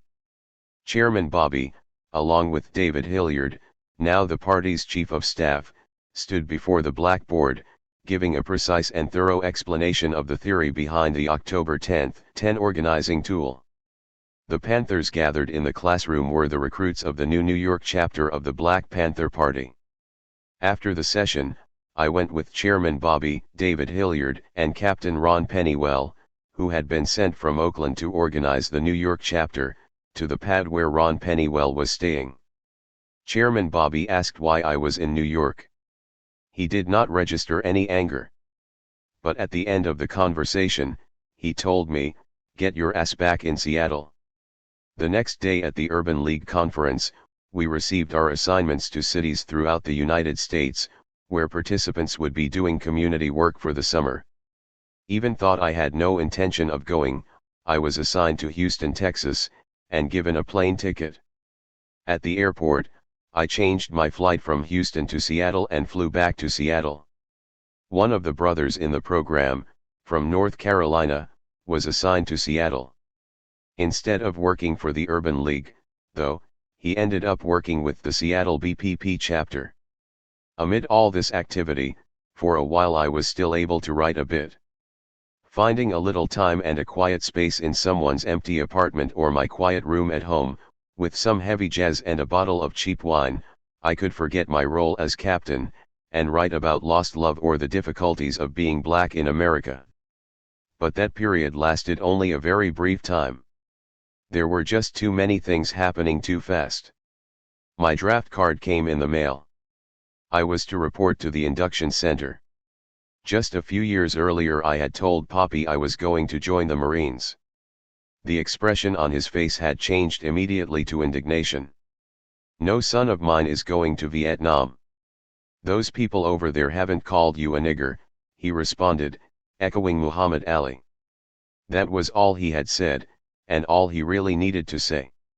From the tone of his voice and the look on his face, it had not been a time to question or challenge him. I had mumbled to myself, feeling stupid, not quite sure what to make of Poppy's response. I had grown up on American patriotism just like Poppy and the thousands upon thousands of other young men eager to go off to war and kill the enemy. Historically, going off to war was a rite of passage for a young man. Poppy had done it. He was more gung-ho and patriotic than I could ever be. But after the war was over, with its bloody battles and great loss of life, to face the rebuke by your own country, the slap in the face that says, "Yeah, nigger, you can fight for us, even die for us, but when it's over, you're still just a nigger." Poppy was not going to let that happen to his sons. Now, I had already been inducted into service, and it was not the U.S. Army. It was a new kind of army, a righteous army that was going to fight for the betterment of everyone on this earth, starting with the black people here at home. I hopped in my '56 Buick, dressed in a black beret and a green army fatigue jacket, with my 9mm in my shoulder holster. By the time I arrived at the induction center, my heart was pumping fast, my adrenaline moving rapidly. The nerve of those bastards, I thought to myself. They think I'm going to fight and die in their army. I walked through the door and was confronted by a sergeant sitting at a desk. "Your induction card, please," he asked. Immediately, I pulled it out and tore it into little pieces as I blurted out a litany of words and profanities, ending with, "I am not going to fight in your motherfucking army." I threw the pieces of the draft card in the sergeant's face and stormed out. I think we were both shocked at my actions. But under the circumstances, at the time, it was the only response I could give. It did not take long before the chapter had amassed large amounts of weapons. My personal collection had expanded beyond the carbine given to me by Voodoo Man and the 9mm from Tommy to include a whole arsenal of weapons, including shotguns and rifles. One day Poppy approached me to discuss the guns stacking up in my closet. He was getting a little concerned. We often held weapons classes in the basement of the house or at the Hardings next door, in their basement. Poppy had tried to ignore all the guns, but he had fought in one of the bloodiest wars in history and knew all too well the damage and destruction weapons could cause. One night he issued an ultimatum. "Aaron," he said, "either those guns have to go or you have to go." I recalled the confrontation 3 years earlier about my insubordination, his arms still big from all the morning push-ups he had done over the years. He now had a few strands of gray in his hair, and a bald spot was beginning to spread on the back of his head. We both knew it was time for me to go. If I wanted to take on this role of a revolutionary, then I had to also take on the role of an independent adult. Late into the night I gathered my weapons and headed to my girlfriend Tanya's place, leaving the comfort of my parents' home behind. My parents must have felt the tide of the growing movement. If they were afraid for me, they never showed it. They were more supportive than ever, their love stronger, and we were closer now than in the past. They felt the urgency and the significance of the hour just as we did. I did manage to finish out the year at the university. I felt I owed my parents that, at least. Putting on the Black Panther uniform and committing our lives to the liberation struggle changed the purpose and meaning of our entire identities. It was a liberating experience. Societal restrictions and conformities dropped by the wayside, leaving a fearless, defiant, powerful human being. We no longer looked at ourselves in the same way, nor did we look at the system and its representatives in the same manner. We were the freest of the free. 13. Huey and the UN. Igkarl and Leela and Gukonkatwain. Sebek Habeld Gaithafa Bathi and Gukonkatwain. Diviner of the roadways, the knock knock beetle. It just passed by here, the knock knock beetle. Miriam Makeba, Conkatwain, The Click Song, 1960. At national headquarters in Oakland, the party was gearing up for the July trial of the Minister of Defense, Huey P. Newton, charged with murder in the death of an Oakland police officer. When Huey had entered the Alameda County Jail in October 1967, he had left behind a core group of about 25 to 30 Panthers. Now the party membership had exploded to well over 3,000, scattered throughout the United States. Free. Huey posters were plastered all over buildings and walls from New York to Los Angeles. The party's refrain was "The sky is the limit if Huey is not set free." Chairman Bobby traveled relentlessly throughout the states and Europe, organizing support committees and party chapters, attracting thousands of supporters all over the world. An alliance had been formed with SNCC, drafting its leaders onto the party's Central Committee. BPP Chief of Staff David Hilliard and Captain Landon Williams attempted to travel to Cuba to solicit support for Huey's trial but were detained in Mexico City by the FBI. We wore our Free Huey buttons on our leather coats and fatigue jackets like medals of honor, hoping that someday Huey would come home. Huey P. Newton was our guiding force. He embodied everything a black superhero could possibly be. It was Huey who'd had the courage to lead a band of armed and well-disciplined black men to confront equally armed white, racist police officers, putting an almost immediate halt to the police brutality against and murder of the black citizens of Oakland. And, as a result, he became a wanted, hunted man, eventually cornered and threatened with death. Bobby Seale, knowing Huey's importance to the movement, dedicated himself to freeing the Minister of Defense. Right after departing Seattle back in April, Chairman Bobby immediately went on tour, organizing Black Panther chapters and branches all across the country, mainly for the purpose of expanding the movement to make sure the government understood we would not stand by and let Huey be unjustly convicted. There were Free Huey rallies throughout the world. The popular poster of Huey in the wicker chair turned up in far-flung places like the Philippines, India, Japan, and throughout Europe and South America. And, with Huey's trial starting in late July, the party wanted to leave nothing to chance. One Friday evening Chairman Bobby called. He told me to fly to San Francisco on Saturday and call for further orders. The next morning, Lou Jack and I were on the first flight to San Francisco. When we landed I called national headquarters as the chairman had instructed. We were told to wait at the airport. Eldridge, Bobby, and others would meet us there. About 4 hours later, Chairman Bobby arrived, along with Eldridge and Shermont Banks, captain of the Southern California chapter. Shermont came in place of Bunchy Carter, their chapter's deputy minister of defense, who had stayed in Los Angeles to drill and prepare the troops for Huey's upcoming trial. Both of Huey's brothers, Walter and Melvin, came along, as well as Emory Douglas, the Minister of Culture. We all hopped on a red-eye flight to New York. On the flight Chairman Bobby explained to me that a delegation of Panthers was going to go to the UN to meet with representatives in an attempt to persuade them to intervene in Huey's trial, with the ultimate goal of addressing the General Assembly. James Foreman of SNCC, who had connections that could get us into the UN, would lead the delegation. The plan was for Panthers in full uniform to hold Free Huey flags, one next to each flag of the UN member nations. The party knew how to use the dramatic to its advantage. This display was intended to symbolize for the world the importance of our leaders receiving a fair trial, and also to bring attention to the larger human rights issue of the plight of black people throughout the ghettos of the United States. Stokely Carmichael and several New York Panthers, including Chairman Brothers, a cat who had to be the oldest Panther in the party, met us at the airport. After a fast, wild ride with Stokely behind the wheel, we arrived at his house, where we all sat down to talk.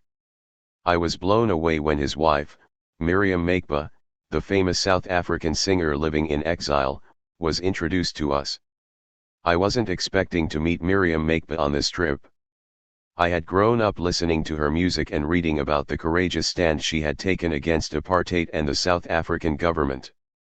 She said very little, barely even looking us in the eyes as she quietly served refreshments. The whole time we were at Stokely's house, I was amazed to be in the same room as the beautiful, gifted Miriam Makeba. I felt that we men should be paying homage to this true African queen, not being humbly served by her. Many years later, I learned about Stokely's abusive behavior toward Miriam Makeba. The black woman as subservient to the black man was a mentality that pervaded many black nationalist organizations, and it would be something Stokely would have to change if he were to remain a member of the Black Panther Party. The party's official position, set by the Central Committee, was that women were equal to men and that a woman had the power to do anything a man could do. However, in day-to-day activity, things didn't always turn out that way. It was a constant struggle to change the thinking of men in the party.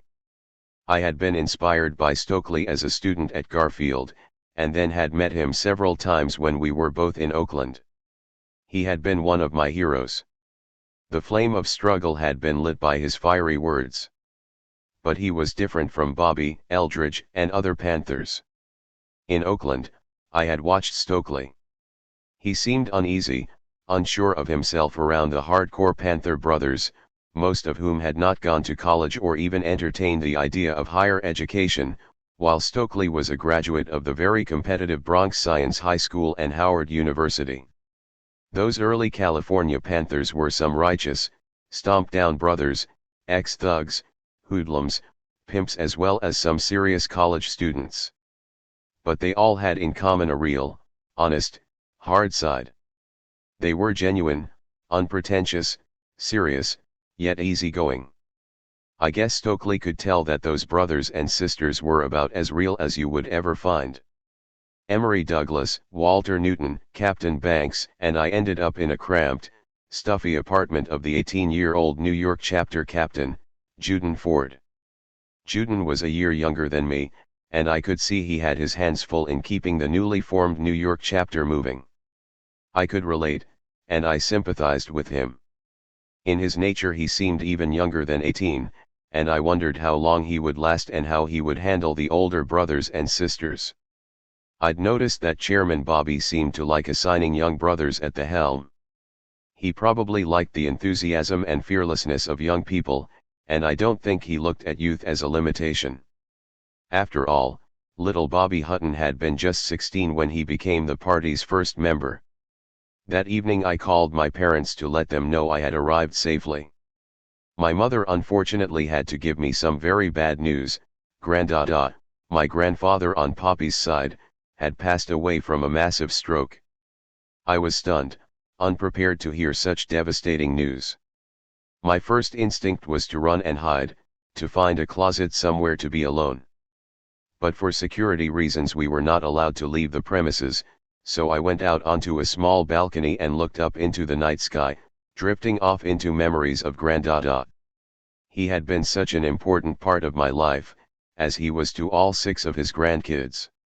I thought about the summers in Chicago, sitting on his lap on the porch after supper, Granddada rubbing his whiskers against our faces. A giant of a man, he used to let all of us climb on his back and wrestle and tussle with him. He would sometimes tickle us until we cried from laughter. We caught lightning bugs while he played one of his many harmonicas. And we listened to his stories of our father as a young boy. We had never seen him angry, and had never seen him in despair. And I remembered how he loved his Limburger cheese and beer Pabst Blue Ribbon, often adding a raw egg to his glass. He would be sorely missed.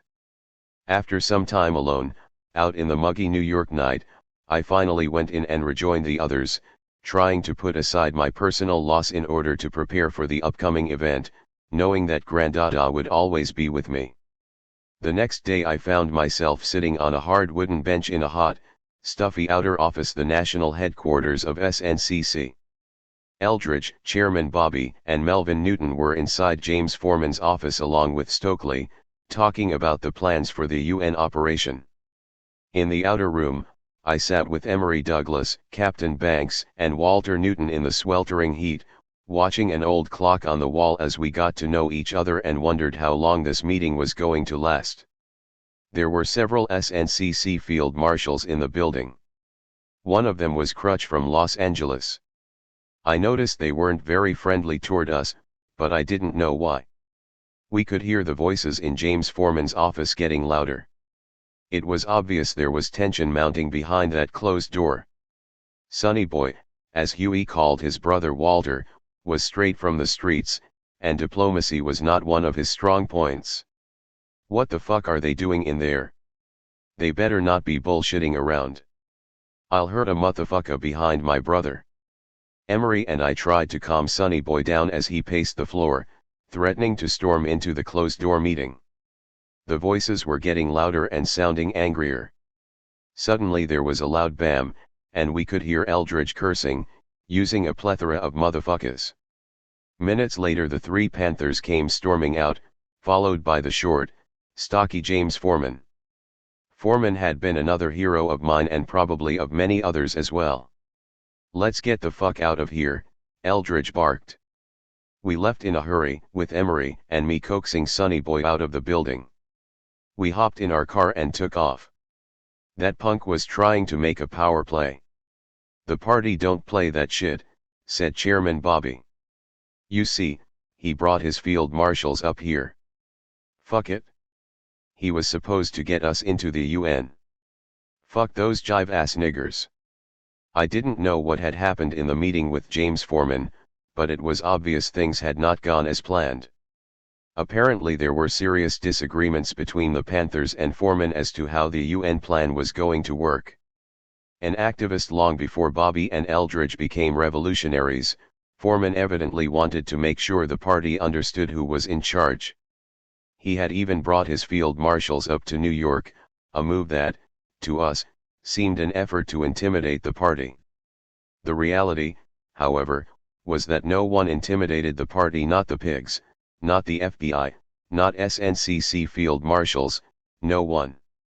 Nevertheless, the plan to gain entrance to the UN and for Bobby and Eldridge to address the General Assembly totally fell apart. The party was left trying to pull together something for the next day so the whole undertaking would not have been a total failure. Eldridge said he knew someone else who might be able to help us, Mother Moore, whom he described as the mother of the Black Power movement. It wasn't long before we made our way up to a high-rise in the Bronx, where we were introduced to a large black woman in yellow-flowered African garb, including headdress. Although she didn't have the UN contacts James Foreman had, she had one contact who was able to arrange a meeting at the UN with delegates from Tanzania and several other African nations, to be followed by a press conference. All week, the New York Panthers had been preparing the baby blue flags with a silhouette of Huey, his tam tilted aside his head. The next day, June 25, more than 100 Panthers stood at attention, holding the Panther flags in front of the flags of each UN member nation.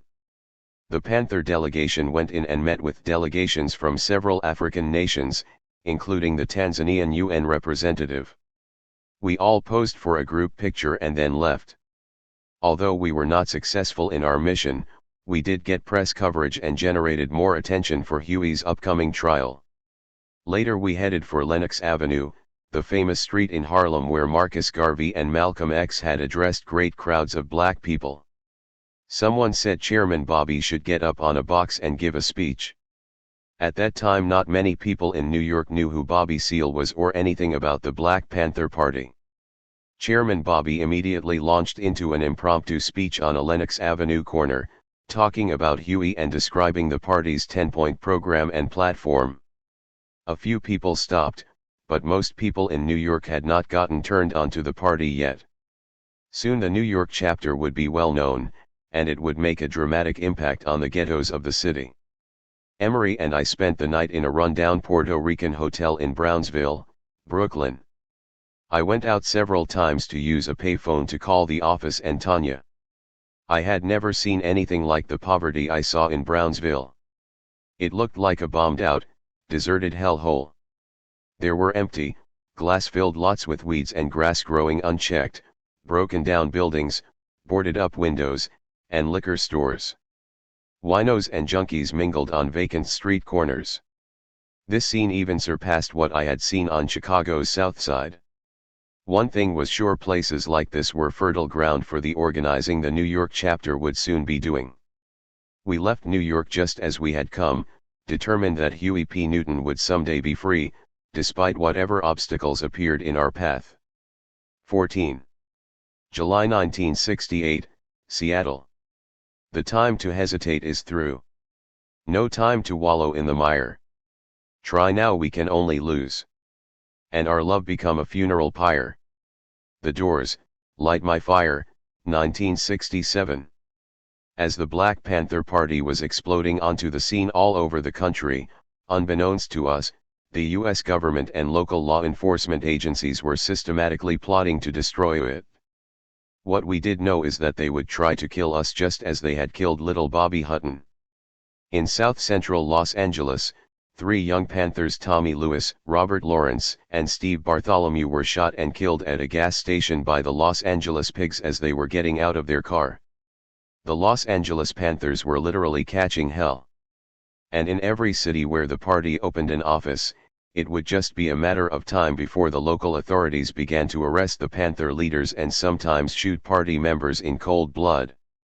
In Oakland, national headquarters was preparing intensely for Huey's upcoming trial. Panthers from all over the West Coast as well as supporters from around the world were converging on Oakland. The party was adamant that we would not allow Huey to go to the gas chamber. In the minds of party members, we were preparing for war.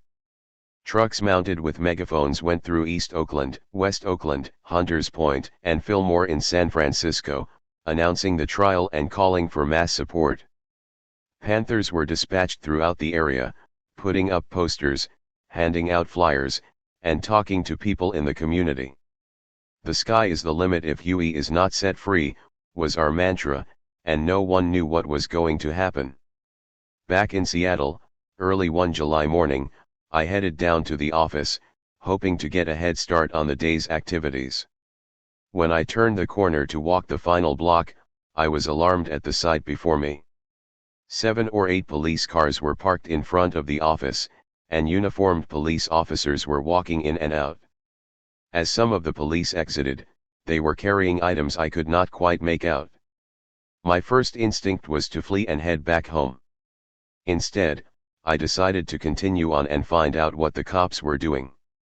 Just as I reached the office, Curtis Harris drove up and got out of his car. I shouted at the cops, "Hey, what's going on?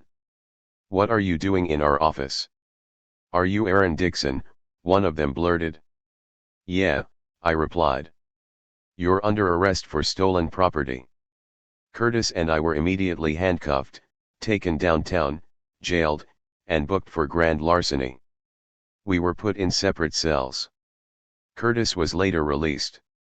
After a while, several plainclothes cops took me upstairs to the detective's office. "Dixon, somebody said they saw you carrying a stolen typewriter into the office, and that's a felony punishable by 5 to 7 years in prison. If you cooperate with us, we can work something out." The detective paused, apparently to see if I would take the bait. Another detective interjected, "You know, Dixon, some of the older guys think you aren't doing a good job. Some of them think somebody else ought to be the leader." Sitting in the sunlit office, listening to these cops, I was startled by this description of the state of affairs in our chapter. I was fully aware that there was some dissent among the ranks, but I was puzzled as to who was providing the cops with information. "I don't know what you are talking about," I answered. As far as the charge of the stolen typewriter went, the accusation might not have been entirely untrue, I realized months later. An older brother who often hung around the office had told me that someone at Model Cities, a community support program, said we could have a typewriter, which we sorely needed. I had carried that very typewriter into the office, apparently an unwitting participant in a classic setup. Eventually, the detectives took me back downstairs and put me in the high security wing on another floor, isolating me from the main part of the jail. I was the only one on that floor, completely separated from everyone and everything, which in some ways was okay for me. This isolation gave me some time to reflect, some valuable time alone, which had been impossible since I had joined the party. I was angered by the officers' allegations concerning my leadership. But I was more perturbed about who was giving the police information about the internal strife in our chapter. I made several phone calls to the office and home to my parents. As word spread about my arrest, Elmer, Willie, and the other comrades called for a rally at Garfield Park, where I had listened to Martin Luther King years earlier. After the rally, they organized a march downtown to the jail, demanding my immediate release. Mike Rosen from the ACLU came down to visit me, and expressed concern that tensions were so high he feared a riot would break out. The party's position was that riots were futile and destructive. I wrote a note for Elmer to read at the rally, hoping it would quell the intense emotions and prevent the rally from breaking out into a full-scale riot. I could only sit, wait, and hope that the comrades would be able to keep the situation under control. I lay in my jail bunk, wondering where all this would lead, not realizing this was only the very beginning of a long, violent summer. Later that evening I heard voices shouting in the distance. I could faintly make out the words, but as I listened closely, the chorus grew louder and the words came clearer: "Free Aaron, free Aaron." It had only been a year since I had graduated from high school, just another obscure black youth, unsure of my place or my role in this often contradictory, confused society. Now I had become the center of attention of Seattle's entire black community. I desperately wanted to get out of jail so a confrontation could be avoided. I knew that dynamics in the community were at the point of explosion, and I did not want to be the cause of a riot that could lead to destruction and possibly death. Seattle had not yet had a big riot. Unfortunately, my arrest would be the spark that would put us on the list with Newark, Detroit, Philadelphia, Chicago, and many other cities throughout America. I learned later that the marchers had headed back to Garfield Park, where the protest erupted into an explosion of youthful, pent-up anger, frustration, and mayhem. Police were attacked, cars with whites in them were stoned, windows of businesses were shattered, and police cars were overturned. 2 news reporters were about to be attacked when Elmer intervened and rescued them from a ravaging crowd, escorting them to safety. A full-scale riot had erupted in Seattle. As I lay in my cell, I could hear continuous sounds of sirens blaring, as if the entire city were falling apart. Around midnight, the guard came and opened my cell and said I was free to go. To my surprise, I had been released on personal recognizance. I guess they felt it was in their best interest to let me out onto the streets. It was too late. Once a riot has begun, it ends only when the rioters near exhaustion. As I walked out of the booking room, I was met by our Lieutenant of Information, Bobby White, and Lieutenant of Political Education, Willie Brazier. "Man, everything's gone crazy," Willie said. "They're fighting cops up on Cherry Street. Man, it's a full-scale riot." We headed back to the Central District, taking side streets to avoid the barricades and the pitched battles between the young rioters and the police. As we headed to my parents' house, we could see throngs of young people rampaging through the streets, overturning cop cars and throwing rocks and Molotov cocktails. Scores of cops were grouped together, using batons to make attacks on the rock-throwing youth. When we arrived at the house, there was a squad of armed Panthers waiting to get involved in the action down at Garfield Park. "Aaron, we gotta go down and help the young brothers," someone said. I was in a precarious position.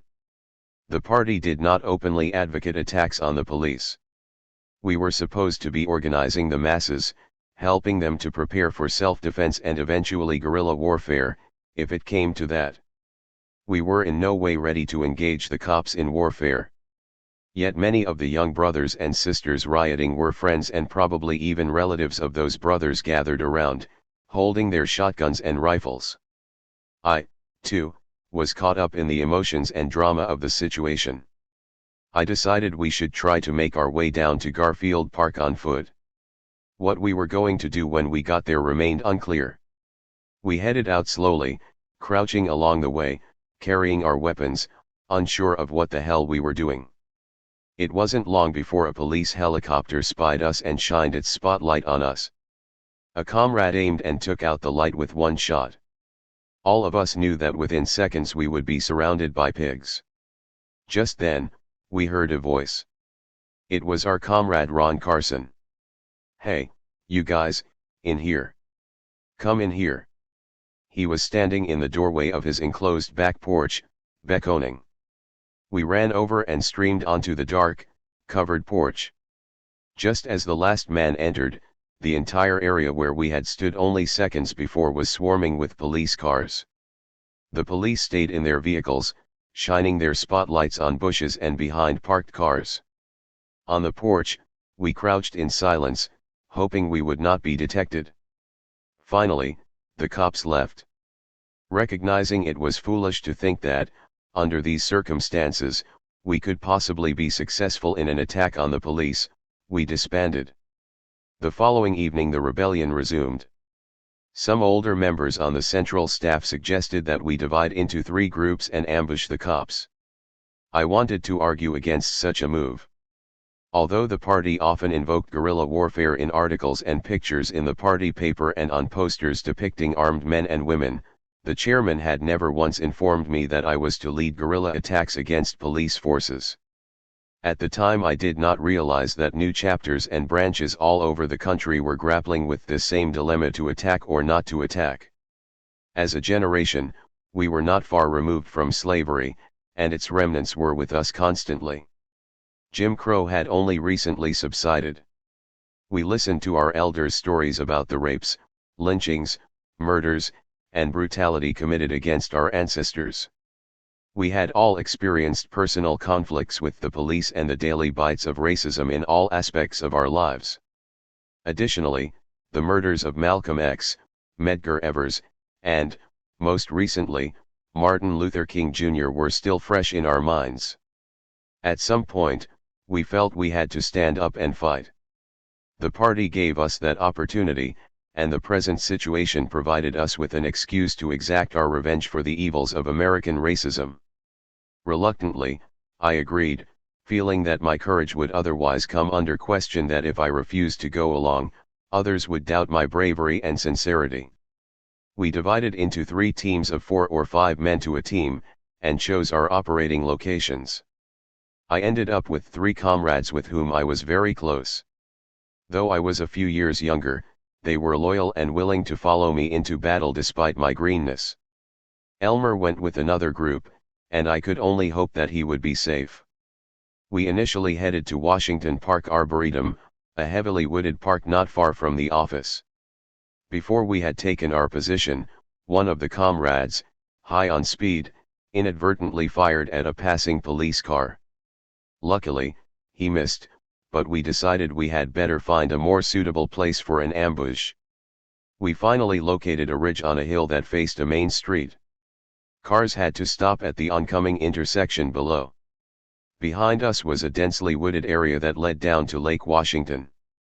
Trails crisscrossed each other, trails that Elmer, Michael, and I had hiked on overcast days, playing war, ducking in and out of bushes, hiding from invisible enemies behind trees. The comrades and I settled in on that ridge for several hours. Many times during that night I felt the urge to call off the operation. But there was no turning back. I knew I had to follow this through.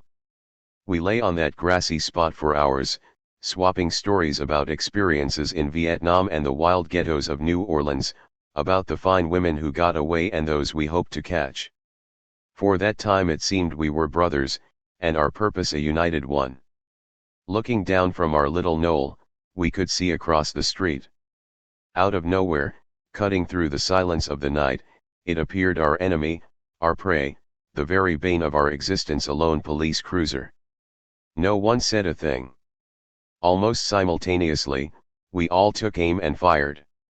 As I had the only semi-automatic, I tried to get off a second round, but my rifle jammed.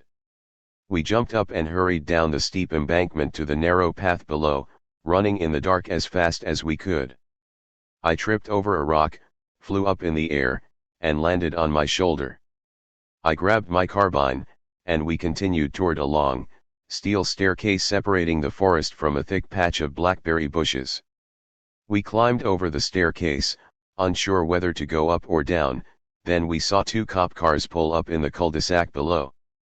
We climbed over the other side of the steps, thrusting ourselves into the thick brush, trying to blend into the trees and bushes, all of us hoping we were black enough not to be seen. The cops got out of the car with shotguns and flashlights, sweeping the forest, trying to spot the raiders. The four of us stood motionless. Slowly Lou Jack lowered his .357 and cocked it, preparing to fire. I put my hand on his revolver and shook my head.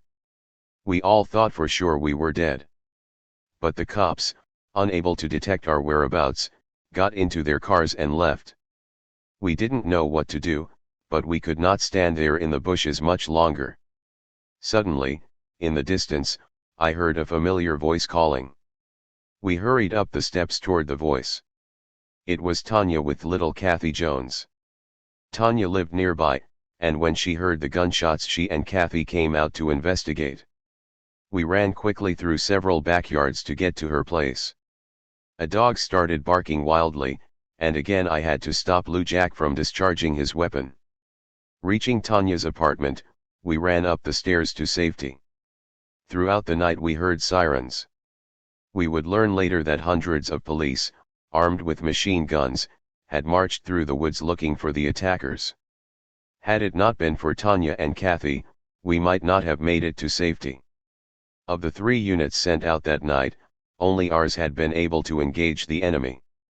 The riot was over, leaving in its wake hundreds of thousands of dollars in damage and scores of young people arrested, many of whom would go to prison for years. The riot marked the beginning of a war in Seattle between the cops and the Black Panther Party. Across the country, that summer of '68 was seen by some as the beginning of the revolution. Elmer and I were named on the front page of the Chicago Sun-Times, along with a picture of Elmer addressing a crowd. Upon seeing this, my grandmother on my mother's side, who had dreams of Elmer becoming a doctor and my becoming a minister, claimed to want nothing more to do with Elmer or me. That summer we sent out teams of firebombers and snipers with the purpose of closing down known racist establishments. One such establishment was the plush Seattle Tennis Club on Lake Washington, the same tennis club that had treated our black and Jewish tennis team like pariahs during the summer of '65. Another was Lake Washington Realty, which over the years had refused to do business with blacks and Asians. Each time they reopened, we firebombed them again until they moved to a different location and completely boarded up their windows. And there was Bluma's, the Jewish deli around the corner from Garfield High. For years, the two fat brothers there had cursed at black students, talking to them in a very disrespectful manner. Later, they took to selling drugs along with the maple and jelly bars and pastrami sandwiches. At first we proposed to picket them, positioning a ring of Panthers around the perimeter of the store. That proved too time-consuming, so we firebombed it. Unfortunately, some establishments were hit that should have not been, like Brenner Brothers Bakery and the Chinese neighborhood grocery store on Yesler. They became innocent victims of payback rage. We also sniped at the fire station around the corner from the office to keep the fire trucks from going out to douse the blazes from the firebombs. We even used the brick fire station for target practice, and, oddly enough, at times the police did not respond. A block from our office was an empty, unkempt lot with bushes and trees that we used to ambush police cars. That summer, Time and Newsweek published charts of the 10 cities with the highest rates of firebombing and sniping. We were proud that Seattle was ranked number 1 in firebombing and number 2 in sniping. Detroit beat us out in sniping, but in the firebombing category we were unsurpassed, beating out New York, Chicago, Detroit, Philadelphia, and others. The Panthers had put Seattle on the map. 15. The Unromantic Revolution. Hang on to the world as it spins around, just don't let the spin get you down. Things are moving fast, hold on tight and you will last. Donny Hathaway, Someday We'll All Be Free, 1973. The revolution did not pause or slow down. There was no time for reflection or regrets. It was sometimes difficult to distinguish right from wrong, or truth from falsehood. Tensions between the Seattle chapter and the police had reached dangerous levels. When darkness fell, Madrona Hill became a no-man's land. The cops would only come up to the hill in 3-car caravans, 4 cops deep, with shotguns protruding out of the windows. Madrona Hill was dubbed Pork Chop Hill, after a famous Korean War battle. One cloudy Saturday afternoon, party members had gathered at the office for the weekly political education classes. I was en route to the meeting in a car with Willie Brazier, Buddy Yates, and Lou Jack, when we found ourselves behind a police cruiser driven by a sergeant. He stopped in front of the office and peered in. Suddenly Willie Brazier jumped out of our vehicle, ran up to the cop car, yanked open the door, and began tugging the shocked cop out of his car, yelling, "Pig, what are you doing here?" The sergeant must have pushed an emergency button, because within seconds cop cars descended on the scene from every direction. Buddy, Lou Jack, and I had gotten out of our car. Willie let go of the cop and the 4 of us retreated across the street toward the office. The cops stayed in their cars, shotguns sticking out of their windows. Had they decided to start shooting, there was nowhere for us to go. For a few seconds we stood looking at the cops while they looked at us, all wondering what would be the next move. The sergeant finally spoke. "This is a warning to you guys. We're ready for anything." After that the cops split. Another afternoon, we were in the office, preparing for a meeting. There happened to be a bus stop right in front of the office. We had instructed the bus drivers to park about 5 feet back, so as not to block the front of the office. Most complied, but every now and then there would be a dissenter. A dark-haired bus driver pulled in front of the office and sat there, blocking our entrance. Elmer and Steve Phillips boarded the bus and commanded the driver to move. "No, I'm not moving," he replied. Suddenly, Elmer and Steve pounced on the driver and grabbed his bus phone, ripped out the wires, and threw it onto the roof of the office building. The bus driver finally drove off. Eventually, the transit company sent some managers over to negotiate on the bus stop issue. We still refused to allow them to fully block the front of our office.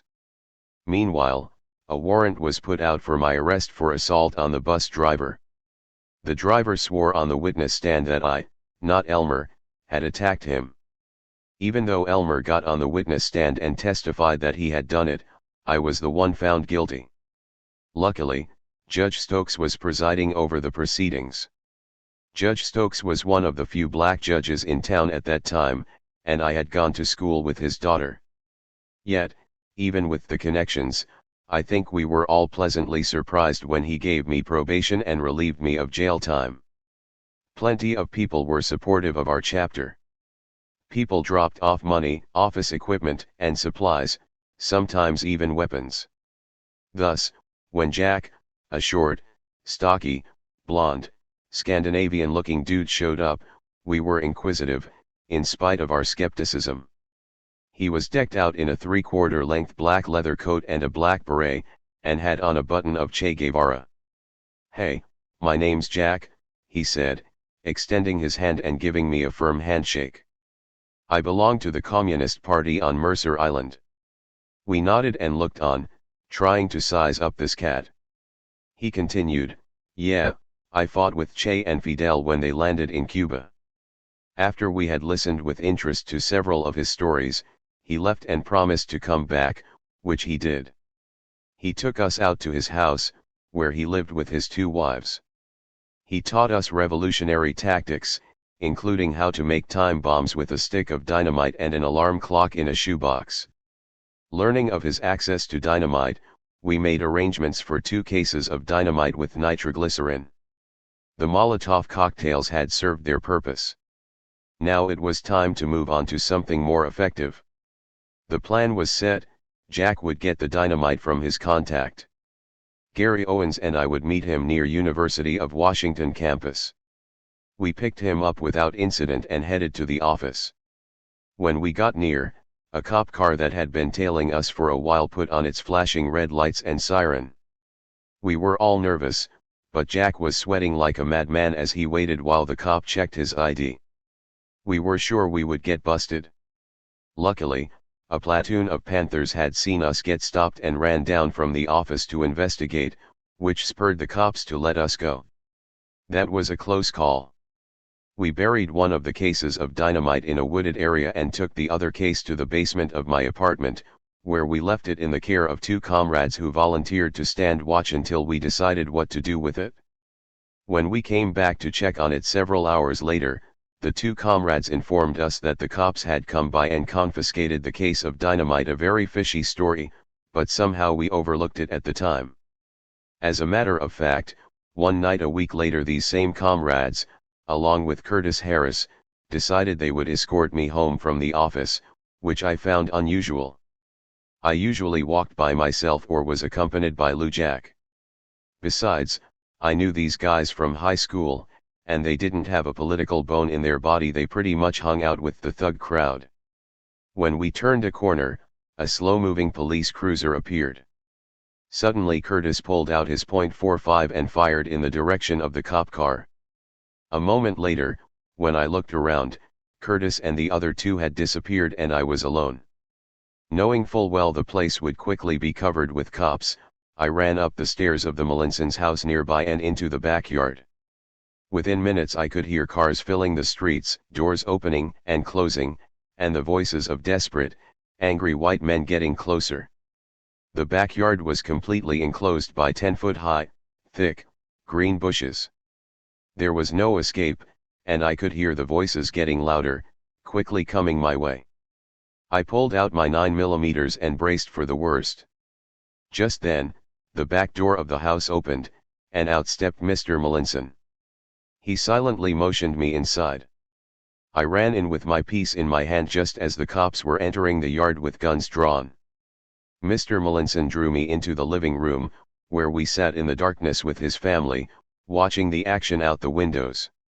We could see the cops frantically searching for me, under cars, and behind buildings, but I was nowhere to be found. Elmer, Michael, and I had grown up with the Molinsons. The family had 7 kids. Their daughter, Wanda, had a strong crush on me in the 6th grade. My brothers and I had played football, basketball, and tennis with Wayne and Gary. However, when Elmer and I joined the party, Mr. Molinson ordered his children not to have anything to do with us, which was understandable. I had observed Mr. Molinson for many years. He was a very light-complexioned, conservative Texan who seldom smiled and was known for his strictness. He worked hard and sent all his kids to Catholic school. He was the last person I would have thought would risk his position and family to save a crazy young revolutionary, but he did, and he will forever remain in my heart. After the cops gave up, I ran home, thankful that I had been spared another day. It was unsettling, to say the least, that Curtis and the other two would fire at the pigs without letting me know, and then disappear. I was still of the mind that if you were black and down for the cause, you were unquestionable. But, in reality, there were far too many men and women who looked and acted the part, who were willing to compromise themselves as human beings for a few dollars, for a shorter prison sentence, or just for the thrill of playing both sides. Informants had infiltrated just about every party chapter, quite heavily in some places, and Seattle was no exception. I heard later from sources on the streets that the cops had a price on my head. They thought that killing me would bring an end to all their worries. The city had already tried to buy me out, sending a light-complexioned black man, casually dressed, to the office a few months earlier. "Hello, Mr. Dixon," he began. His polite demeanor reminded me of my father. "The city of Seattle would like to offer you a position with the city at $35,000 a year," he said, providing no further details or information about the job. That was a large amount of money to offer anyone, let alone a 19-year-old, but I turned him down politely. He said with a smile, "Well, if you change your mind, give me a call," as he handed me his card and left. That summer, for the first time, militant organizations in the Seattle black community came together in a town meeting with the aim of forming a united front for greater organizing power. The groups included Congress of Racial Equality, CORE, the Black United Front, the African American Journal, the Black Panther Party, and a few others, as well as individual activists like Daisy Boyetta.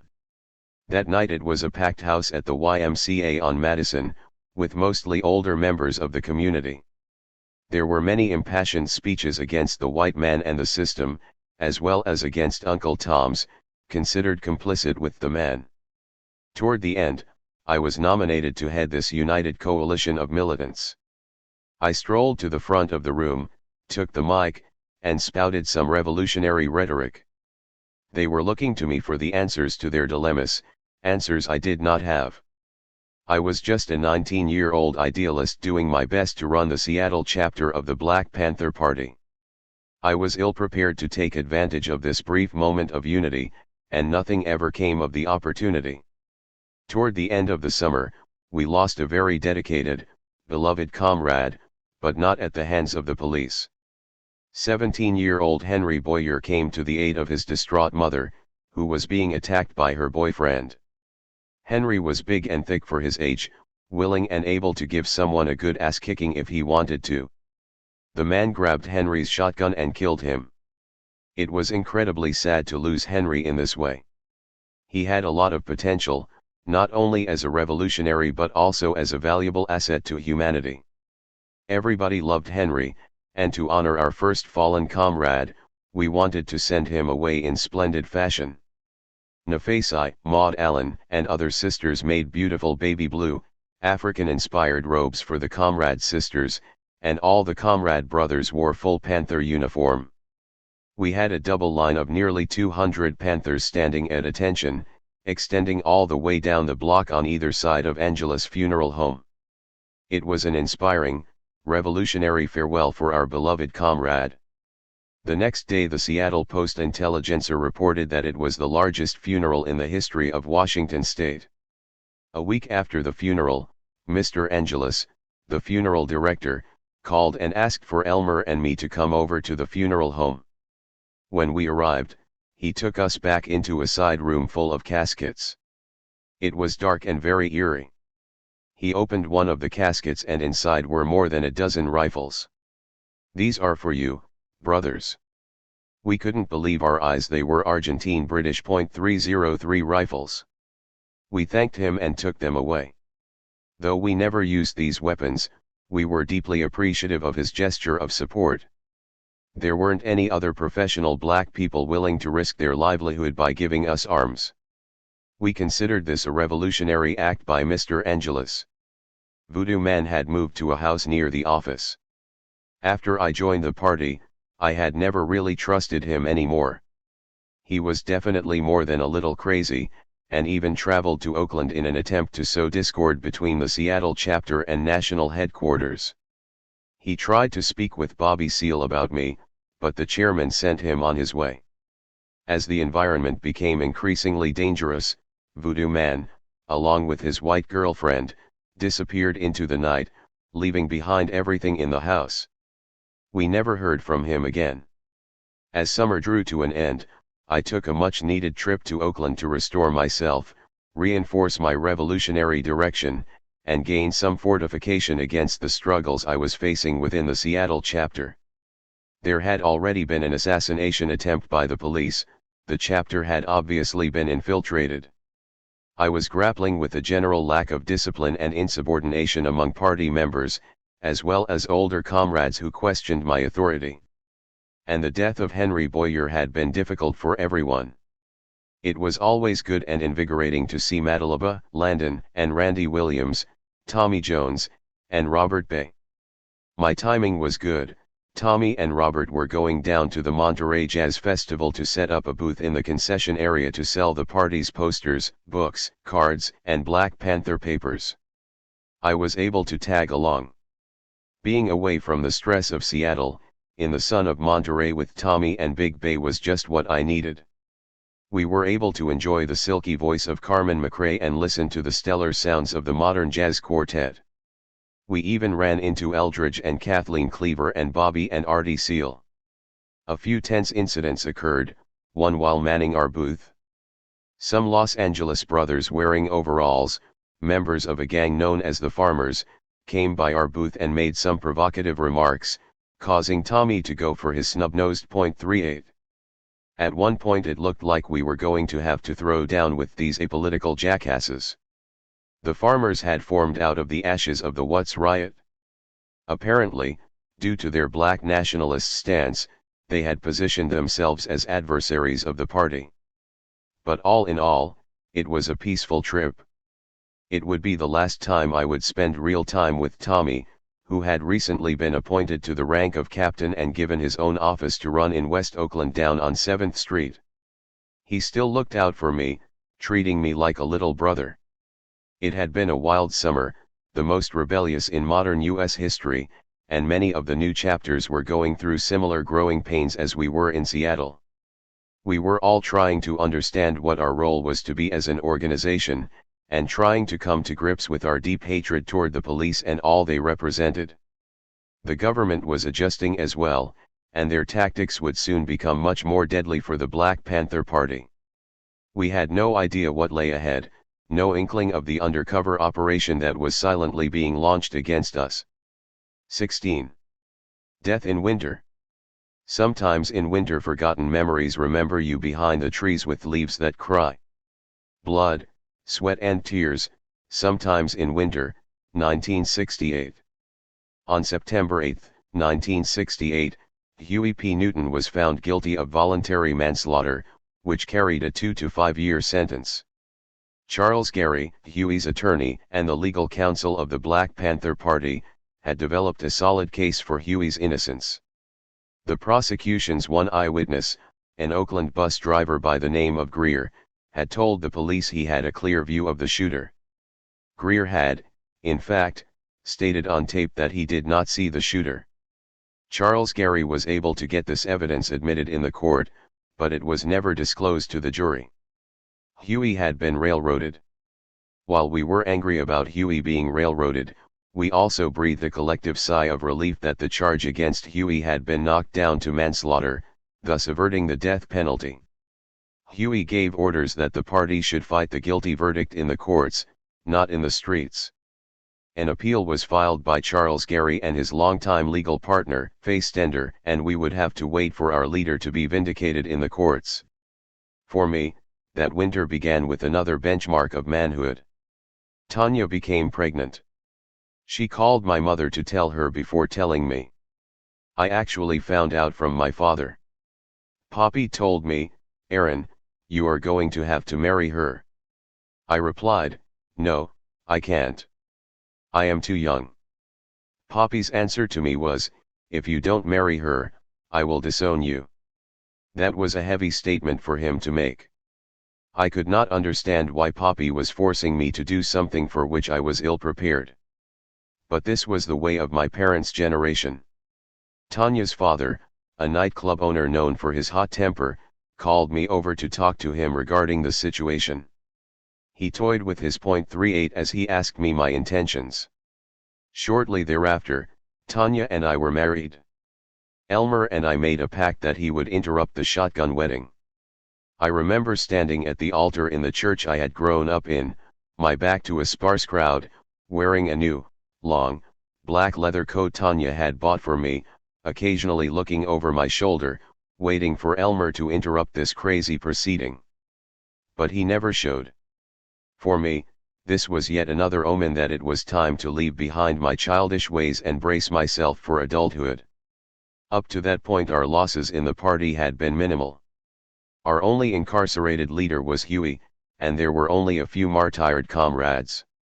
However, destiny in the form of the U.S. government was rapidly moving to change both of those statistics. Eldridge's departure from the party's leadership was imminent.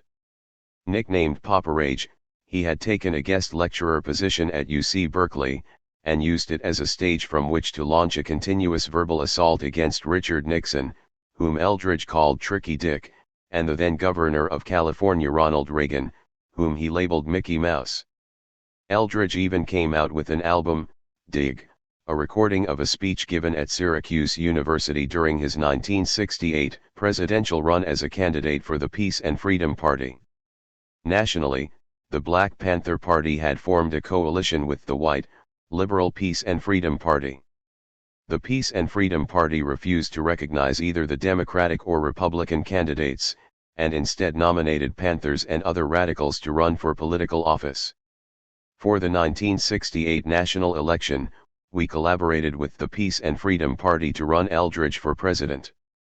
In California, Bobby Seale, Kathleen Cleaver, and Huey Newton ran for local California political seats, while in Seattle, on the Peace and Freedom ticket, we ran two Panthers, Curtis Harris and E.J. Brisker, for legislative seats. We had a big campaign kickoff party on the top floor of the Sorrento Hotel, a classy place near downtown Seattle. Maud Allen, Nafesi, Kathy Halley, and the other sisters did a magnificent job of organizing this event. It was a festive occasion, with hundreds of Peace and Freedom Party members and Black Panther Party members and supporters. But despite all this successful momentum, a storm was brewing.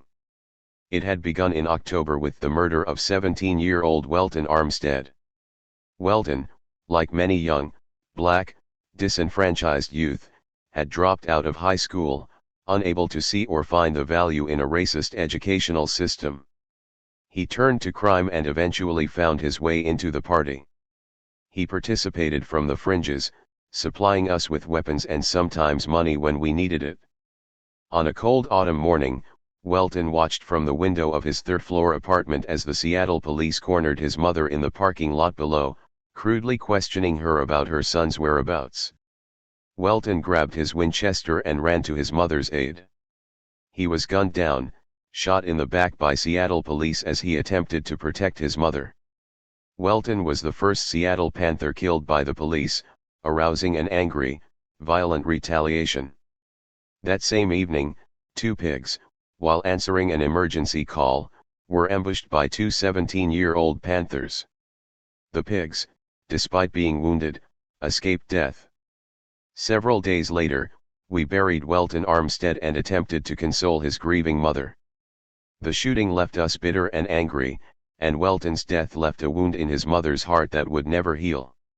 Here I was, 19 years of age, at my third Panther funeral, presiding over the death of a 17-year-old man-child, Welton Armstead, in a little, dingy chapel, the family sitting and weeping, Panthers lining the walls. At that instant, standing in front of Welton's family, I felt an icy shield slowly cover my spirit.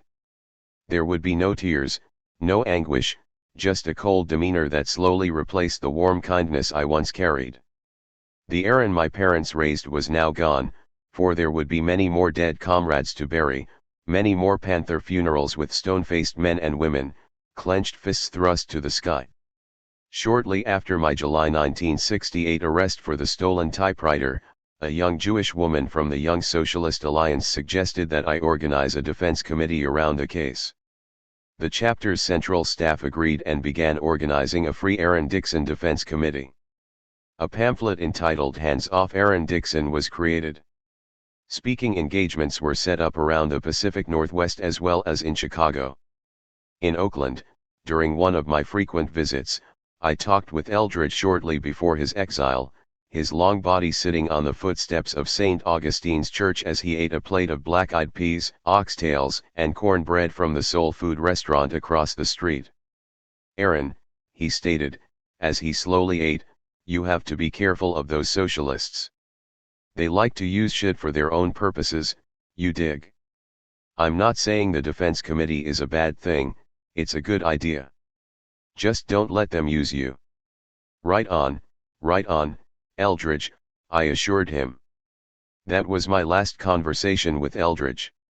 Eldridge was facing the possibility that his parole for the April 6 shootout might be revoked by the state, which would mean he would have to return to San Quentin. This was not something Eldridge was prepared to do. He had stated many times that he was not going back to prison. One cover headline of the Black Panther read "Damn Pigs and Prison." A vigil was set up at Eldridge's house in the Fillmore district of San Francisco. As the day drew near for him to report for his parole hearing in November, I was at his house with other Panthers, armed, waiting for the pigs to come. But Eldridge was long gone. He chose exile in Cuba and later Algeria, rather than life in the dungeons of San Quentin. For those of us living in America enduring in what Eldridge had coined as the belly of the beast, we would see our remaining leaders, one by one, killed off or imprisoned. In December, without my knowledge or approval, Panther Sidney Miller, a Chicago transplant, was ordered by Curtis Harris to rob a West Seattle store for what Sidney had been told was Panther business. In the process, Sidney was shot in the head by the store owner, dying instantly. At the time, the circumstances leading to his death were unknown, but eventually the details would all come to the surface. It was a travesty that should not have happened. Sidney was a gregarious, happy-go-lucky comrade with an infectious smile. Everyone loved Sidney and his dedication, yet it was this same blind dedication that led to his death. Not long after Sidney's killing, a young man named Larry Ward returned from Vietnam. A year older than me, during high school Larry Ward ran with the fast crowd. He was one of the sharp dressers and his hair was processed. I was surprised to learn that after returning from Vietnam he was interested in the revolution at home. Larry Ward reconnected with some of his old buddies who had joined the party and asked how he could join. Unfortunately, a couple of those old buddies were suspected of being police informants. Determined to put an end to the party's firebombing campaign, the Seattle Police Department had put out a $25,000 contract on my head, and since their attempts on my life had failed, they settled for setting up Larry Ward. Someone told Larry that if he firebombed Hardcastle Realty, he would be able to join the party. The people who set him up told him that the Molotov cocktails would be waiting for him in the bushes. When Larry arrived, prepared to carry out his mission, the pigs came out of nowhere. A startled Larry raised his hands and the pigs opened up, shooting and killing him instantly. The pigs used 1-inch deer slugs, solid pieces of lead used mainly for hunting large wild animals. Larry never had a chance to play the role of the revolutionary, instead he became a sacrificial victim. To make things worse, Lou Jack was wounded accidentally by another party member, resulting in the paralysis of his left arm. It was becoming more evident to me that there were many things happening in the Seattle chapter of which I had no knowledge, and many of these were extremely serious, life and death matters. Around this time I began to feel a tremendous amount of pressure and to question the decisions I was making. I started drinking more often as I tried to sort out the problems in our chapter. I took another trip to Oakland, which always seemed to give me the strength to carry on. While meeting with Chairman Bobby, I mentioned my upcoming speaking engagement in Chicago that the socialists had set up. "Aaron, when you go back there, I want you to check on some brothers who are starting a chapter," he said. "Their names are Fred Hampton and Bobby Rush. Betty will get you their number." In early December, Bobby Harding, Jimmy Davis, and I were off to Chicago, where we stayed at my grandmother Deed's house. Our first speaking engagement was at a high school near Cabrini Green, a housing project in the southwest part of the city. The place was packed and there was a lot of excitement in the air about the party. The next day we spoke at a small college north of Chicago, and a few days later we found ourselves at the University of Chicago on a chilly Wednesday evening. The auditorium was filled nearly to capacity with mostly black students and others. I was pleasantly surprised to find I was sharing this speaking engagement with one of the brothers organizing the Chicago chapter, Fred Hampton.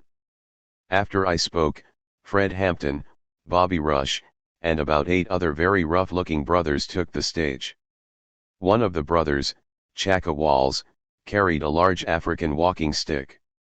The brothers assumed positions around the stage and secured the doors as Fred Hampton, a large, husky brother with uncombed hair, wearing an army fatigue jacket, began to speak. He began, "Ain't nobody leaving this motherfucker until we finish." Fred Hampton spoke for the next 30 minutes. It was a rough, sharp speech that expressed the end-of-the-road mentality that most young urban blacks shared at that time. He said it was time to put the rhetoric and the analytical bullshit behind us, and be prepared to pick up guns and fight. My speech paled in comparison to the powerful words of this young black man, my same age. I had no idea, nor did any of us at the time, that we were witnessing the next Malcolm X, the next Martin Luther King. In essence, Fred Hampton was poised to become the next great leader of Black America. He and I talked briefly afterward and said we would try to hook up before I left, but a snowstorm prevented that from happening. We returned to Seattle to await my trial. 17. The Purge. People say believe half of what you see, son, and none of what you hear. I can't help being confused. If it's true, please tell me, dear. Marvin Gaye, I heard it through the grapevine, 1968. After I returned from Chicago, I began preparing for the stolen typewriter trial. It was fortunate for me that a young, smart, dashing, white attorney, a rising star in the legal community, came to my aid. William Dwyer was gaining a reputation as one of the smartest trial attorneys in the state. He came by the office in a dapper gray suit and offered his services to fight my case pro bono. He was not a political attorney like Mike Rosen, but he was very interested in making sure that justice prevailed. He invited Tanya and me over for dinner at his house. His beautiful Greek wife prepared many delicious meals to fuel our legal discussions. I went to trial in December 1968. The prosecution in the case called 2 detectives who testified that they had observed me 7 days a week, in the rain, the snow, the summer heat, and they were certain they had seen me, from almost a block away, carrying the typewriter into the office. Bill Dwyer brought in a weather expert from out of state who nullified their testimony. However, the prosecutor's case hinged on the testimony of a secret witness. We were all waiting for this secret witness to show up. We knew there were some spies in the party, but we did not know who they were. The court took a 2-hour recess to give the prosecution enough time to present the secret witness. I was facing 7 years, and with Tanya nearly 7 months pregnant and the movement facing mounting attacks, I was not prepared to leave the streets. Well, the secret witness never materialized, and I was found not guilty. We were all relieved at the verdict. But the identity of the secret witness remained a question. Bill Dwyer had saved me from almost certain prison time. He would go on to prove himself as one of the most important individuals in the fight for human and environmental rights in the state of Washington, eventually rising to a federal judgeship. On January 17, 1969, the Black Panther Party suffered one of its greatest losses. Al Prentice Bunchy Carter, Deputy Minister of Defense of the Southern California chapter, and John Huggins, the Deputy Minister of Information, were murdered inside Campbell Hall on the UCLA campus, in a conflict over student leadership of the Black Studies program at UCLA. The two party ministers were lending support to the BSU in its fight with Ron Karenga's United Slaves Organization, U.S., about the direction of the Black Studies program. U.S. was one of the organizations that had come about after the Watts Uprising. Its platform was based on Pan-African cultural nationalism and was opportunist in nature. Reportedly, they had even received money from the mayor of Los Angeles. The U.S. plan for the Black Studies program had been voted down, but they continued to threaten the BSU, who asked the party for assistance. Before joining the party, Bunchy Carter, mayor of the ghetto, as he was known, was the leader of the 5,000-strong Slawsons, one of Los Angeles's biggest gangs. John Huggins was a bright and dedicated UCLA student who had moved with his wife, Erica, from Connecticut. Bunchy and John, along with others, had built the first chapter outside the Bay Area into one of the most powerful in the party. With a cadre of former gang members and bright college students, the Southern California chapter was positioning itself to change the ratio and political balance of power in Los Angeles. The danger they presented to the status quo was immense. There was no way the bastion of right-wing conservatism that was the Los Angeles Police Department would allow this to happen. The stakes were too high. The tactics they had used for decades to keep the Black and Latino communities in check were in danger of being turned against them. I had met Bunchy briefly at national headquarters during the summer. An intense, sharply dressed sister named Elaine Brown had accompanied him. I remember how serious they both looked. I also remember how immaculately dressed Bunchy was, almost princely in his walk and mannerisms. Though I had never met John, his important contributions to the molding of the Southern California chapter were well known. Bunchy and John were allegedly gunned down by the Steiner brothers, who were, also allegedly, members of U.S. and the Southern California chapter were rival forces, and we would later learn that the FBI had been using tools of provocation, forged death threats, degrading political cartoons, and more to stoke the hostilities between the two groups, leading up to the murders of Bunchy and John.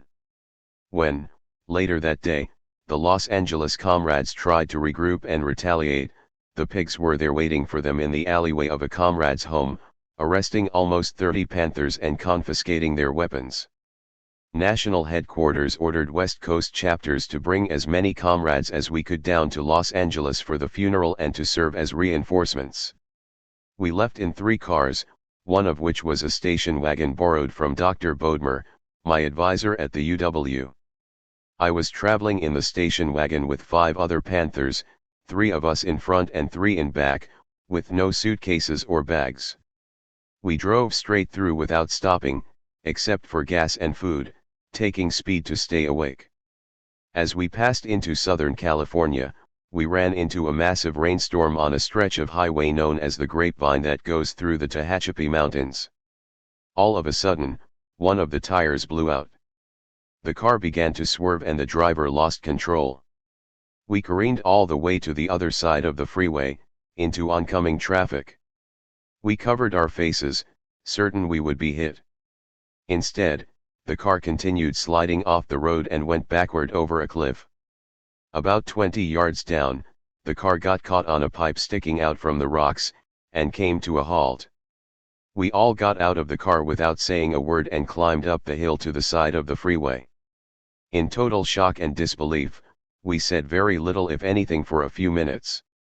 It was another reprieve from certain death. Some Panthers driving from Denver to Los Angeles, whom we had passed earlier, picked us up. We finally made it to the funeral. Many Panthers from the West Coast were in attendance. I remember that Panther Baby D from Marin County gave a eulogy for Bunchy.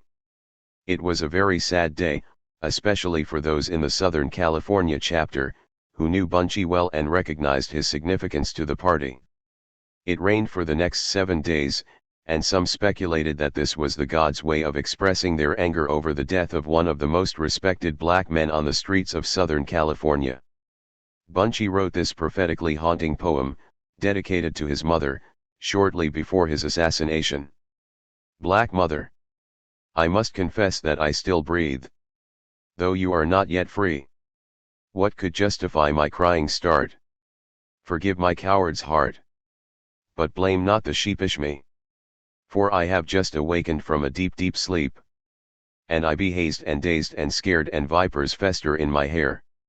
Black Mother, I curse your drudging years, the rapes and heartbreaks, sweat and tears. But this cannot redeem the fact you cried in pain. I turned my back and ran into the mire's fog, and watched while you were dogged, and died 1,000 deaths. But I swear I'll seize night's dark and gloom, a rose I'll wear to honor you, and when I fall the rose in hand you'll be free. And I amen. For a slave of natural death who dies can't balance out to 2 dead flies. I'd rather be without the shame, a bullet lodged within my brain, if I were not to reach my goal.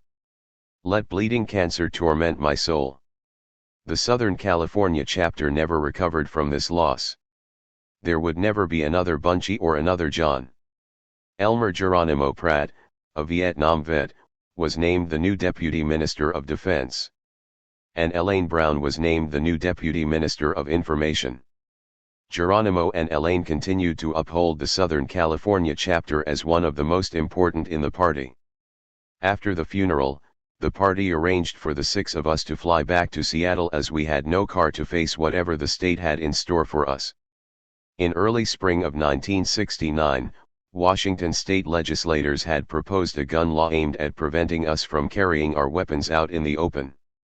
The legislation, largely a response to the Rainier Beach High School incident the year before, stated that it was illegal to carry a weapon capable of producing bodily harm in an intimidating manner. In protest, the Seattle chapter planned to send an armed delegation of Panthers to the Capitol in Olympia. At the time, my youngest brother, Michael, was working in the Capitol as a page for State Representative David Sprague, the father of our childhood friends Mark and Paul Sprague. In a phone conversation, Michael warned me, "Man, the Highway Patrol and National Guard have set up .50 caliber machine gun nests and bunkers, and troops have been deployed to wait for you guys. They thought it was going to be a Panther invasion." We waited until the hysteria died down and then sent a reconnaissance scout to Olympia, who reported the coast was clear. There were only about 9 of us, all under 18 except Elmer and me. After the comrades got out of the cars with their rifles and shotguns, Elmer had them assume formation on the Capitol steps, spread out in a line with their weapons pointed in the air. I entered the building with the aim of addressing the legislature, but was unable to do so. The piece of legislation passed, ending our phase of carrying our weapons out in the open.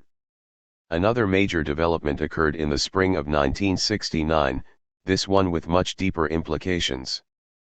Huey sent a directive from prison stating that any party member involved in or participating in any criminal activities was to be effectively expelled from the party. Thus began the purge. Since its inception, the Black Panther Party had attracted a rough breed of men and women into its ranks, particularly in the early days. Some were hustlers, ex-thieves, and crooks. These men had felt the direct effects of police brutality. They had seen up close the crookedness and corruption of the police authorities. Huey and the party not only provided them with a vehicle to address their just grievances but also allowed them to play a role in building an organization dedicated to confronting the oppressor and protecting the community. The party gave them pride and confidence, a sense of power and purpose, things most of them had never tasted. Under Huey and Bobby, strict discipline and ideological correctness enabled many of these brothers to flourish. But with Huey's imprisonment and the party's explosive growth in the face of vicious attacks from the government, it was difficult to monitor and control all the new additions to the organization. The party asked total commitment and dedication of its members, but there was no way in those early days to provide comrades with money or the essentials needed to survive. In some cases, comrades resorted to old habits, infused with the power of the party. Some comrades took what they wanted when they wanted or needed it, robbing stores or banks. In Seattle, the situation was worse. Willie Brazier, our lieutenant of education, was arrested for the robbery of a grocery store. When he asked me where the bail money was, the puzzle pieces began to fall into place. Curtis Harris, the one who had appointed himself assistant captain, had secretly formed an outlaw posse of the most illegally minded comrades. Under Curtis's direction, they engaged in armed robberies of banks and businesses. He told his posse most of the loot from the robberies was for the party and that he was turning it over to me. When I learned about this, I was totally thrown off guard. I had been utterly unaware of what was going on. These illegal activities went against what the party was all about. Nationally, in response to illegal activities conducted by party members, Huey issued a decree calling for the expulsion of all members involved in criminal activity. Many people were expelled. Even Robert Bay had been involved in a holdup and was purged, to be later reinstated by Huey. In Oakland and elsewhere, the purge extended to comrades not involved in illegal activities, exiling many innocent party members due to paranoia and the uneven hand of Chief of Staff David Hilliard. Some of the decisions made by David and his brother, Assistant Chief of Staff June Hilliard, eliminated some of the best soldiers from the ranks. If you even had a close association with purged party members, you, in turn, could be purged and exiled. One day while at the office, I received a call from Tanya that some people were waiting to speak with me in the front of the house. While approaching the house, I saw a group of former Panthers from Oakland.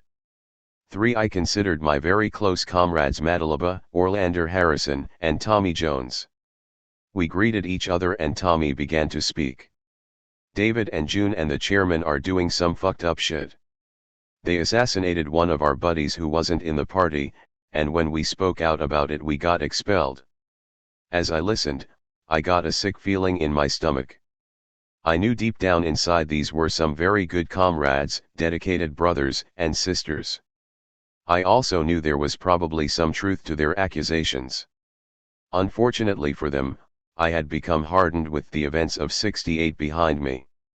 I also was beginning to develop blindness to some things that did not quite seem right. I could not support their protest against the party. It was unclear to me exactly what they wanted me to do. But in the end, it was my commitment to the Black Panther Party that fueled my decision not to participate in their efforts to redress the expulsions. This interaction was a sad moment for me. Tommy had been like a big brother to me, and Orlander, at 16, had accompanied Bobby and the other Panthers to the iconic demonstration in Sacramento. We had all been together that night in West Oakland less than a year earlier, backing down the cops at 7th and Wood.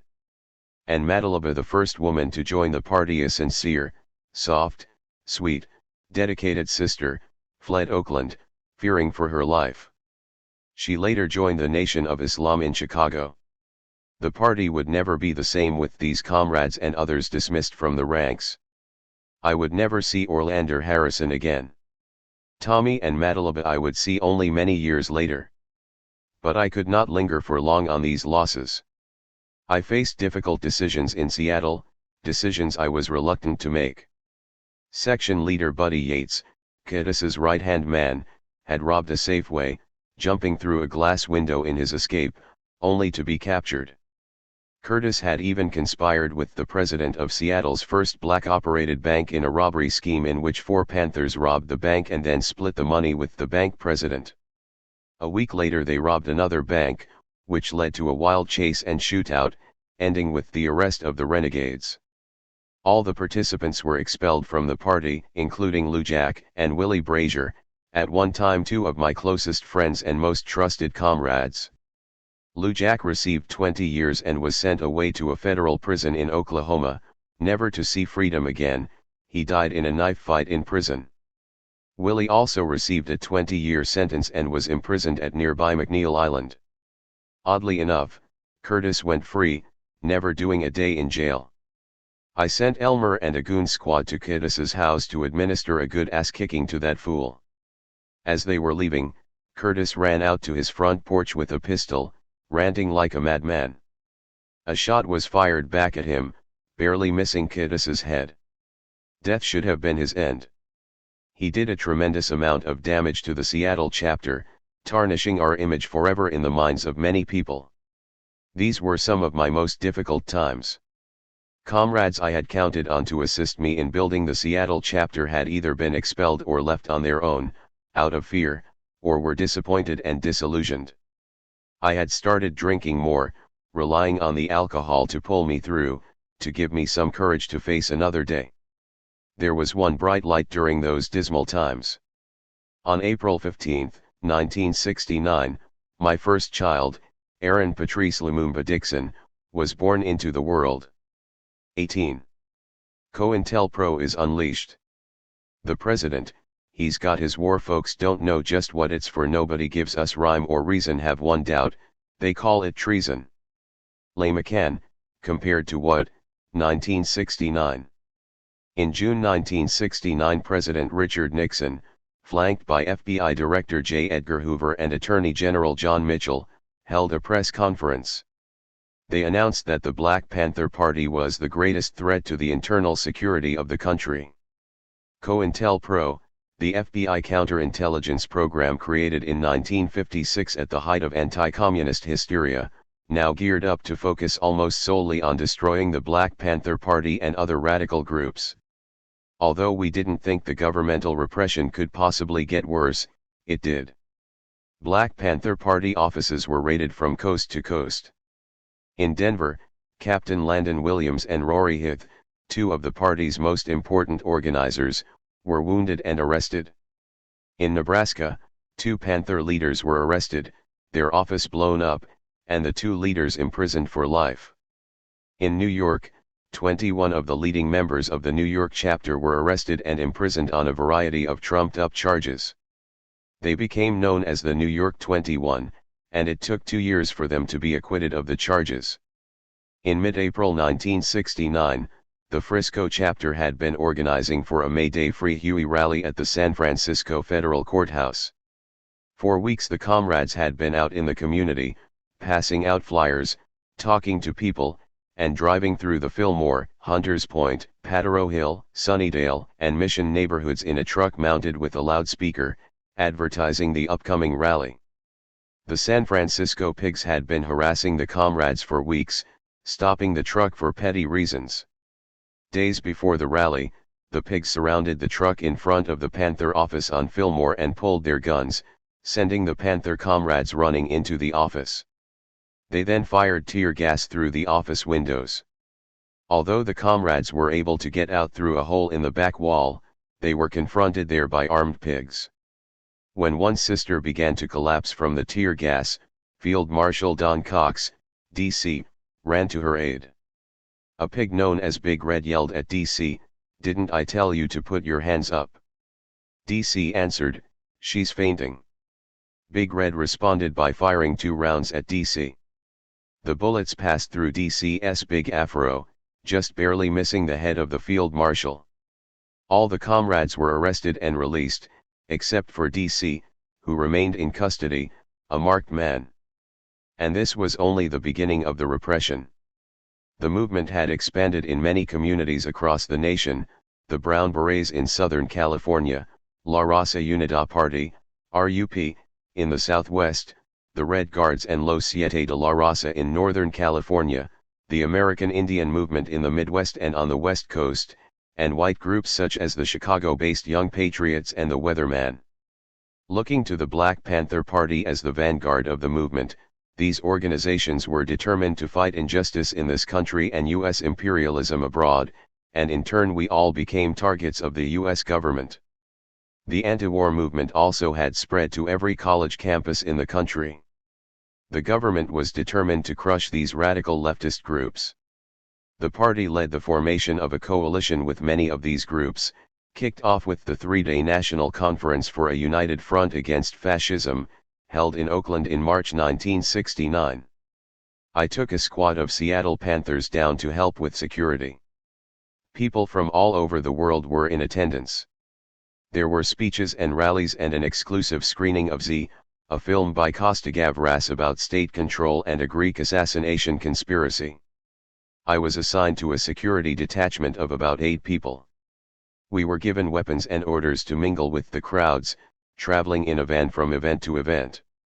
With us was a 16-year-old sister named Marcia Turner. Marcia was one of those rare persons with amazing beauty and the kind of enthusiasm and dedication that came along only every once in a while. She had a light, peach-colored complexion, a black, mid-high afro, and high cheekbones. She had graduated from Berkeley High School at the top of her class and joined the party at age 15.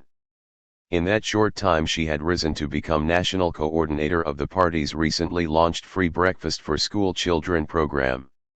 She could also outshoot most men in the party, which is why, at the conference, she was disguised as a prostitute, roaming the crowds with a big, snub-nosed .357 Magnum stuffed in her purse, keenly observing the crowd while Chairman Bobby and other well-known leaders spoke. And Bashir, a comrade from New York, led a goon squad on members of the Progressive Labor Party, who were foolishly attempting to disrupt the conference. Out of this 3-day conference came the establishment of an umbrella organization, the United Front Against Fascism, which opened community centers in white neighborhoods, led by white radicals, as well as new community centers in black neighborhoods, led by the party. The Central Committee decided after the conference that there would be no more new Black Panther Party chapters, new offices would be identified as communities to combat fascism centers. Existing chapters would remain as they were, with some exceptions. A short while earlier, the party had launched the Free Breakfast for School Children program, designed to provide a nutritious breakfast to hungry elementary school kids. Conceived by longtime Oakland Panther Glenn Stafford, this program would also give party members something tangible and relevant to contribute to the community beside the focus on guns and self-defense. A number of brothers felt that such an activity was not revolutionary in nature and thus refused to participate. Most of those dissenters joined the ranks of the purged.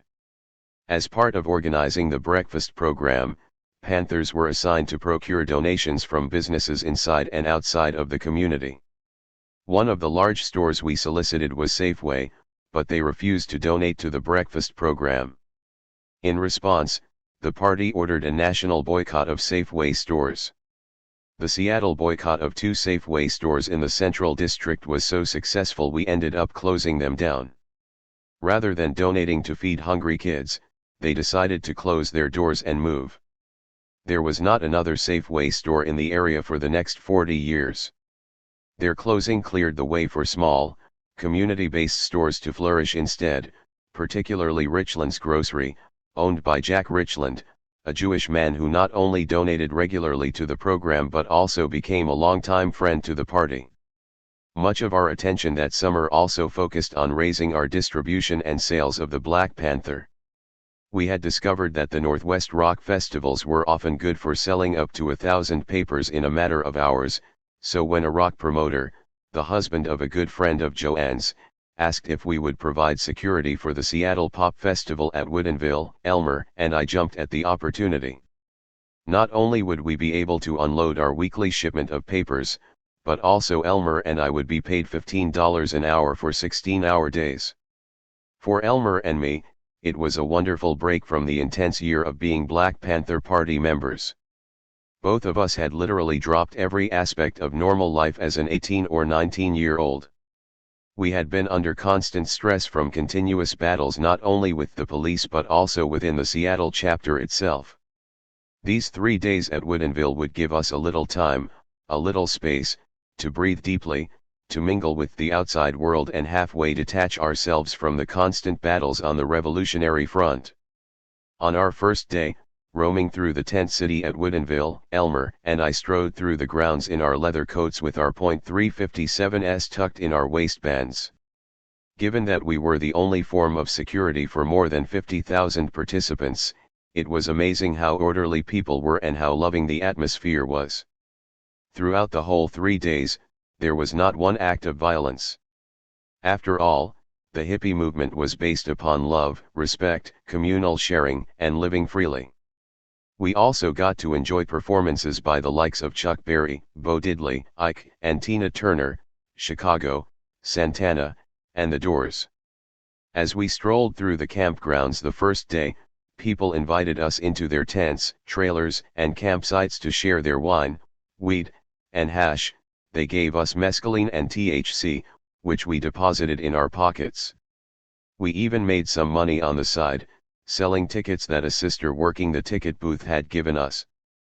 The last day, Elmer and I decided to enjoy ourselves, popping some acid, riding the roller coaster, and renting horses, which we rode through the throngs of concertgoers. Later that night, we manned the barricade separating the crowd from the stage in anticipation of the final act, Jim Morrison and The Doors. I had always been a fan of Jim Morrison, and to be so close to him as he performed Light My Fire was one of my best memories during this turbulent time. The crowd was going crazy, and only Elmer and I, a handful of ushers, and the wooden barricade stood between the band and the 50,000 screaming fans. It was the most fun we'd had together in a long time. The last year and a half had left me feeling cynical and unsure of myself. I had consumed more alcohol than was normal for me, trying to wash away the doubts, trying to bolster my courage, trying to fortify myself against the pain, the hurt, and the loss of good comrades. Yet there was never any doubt in my mind, never any second guessing about the direction I had taken. 19.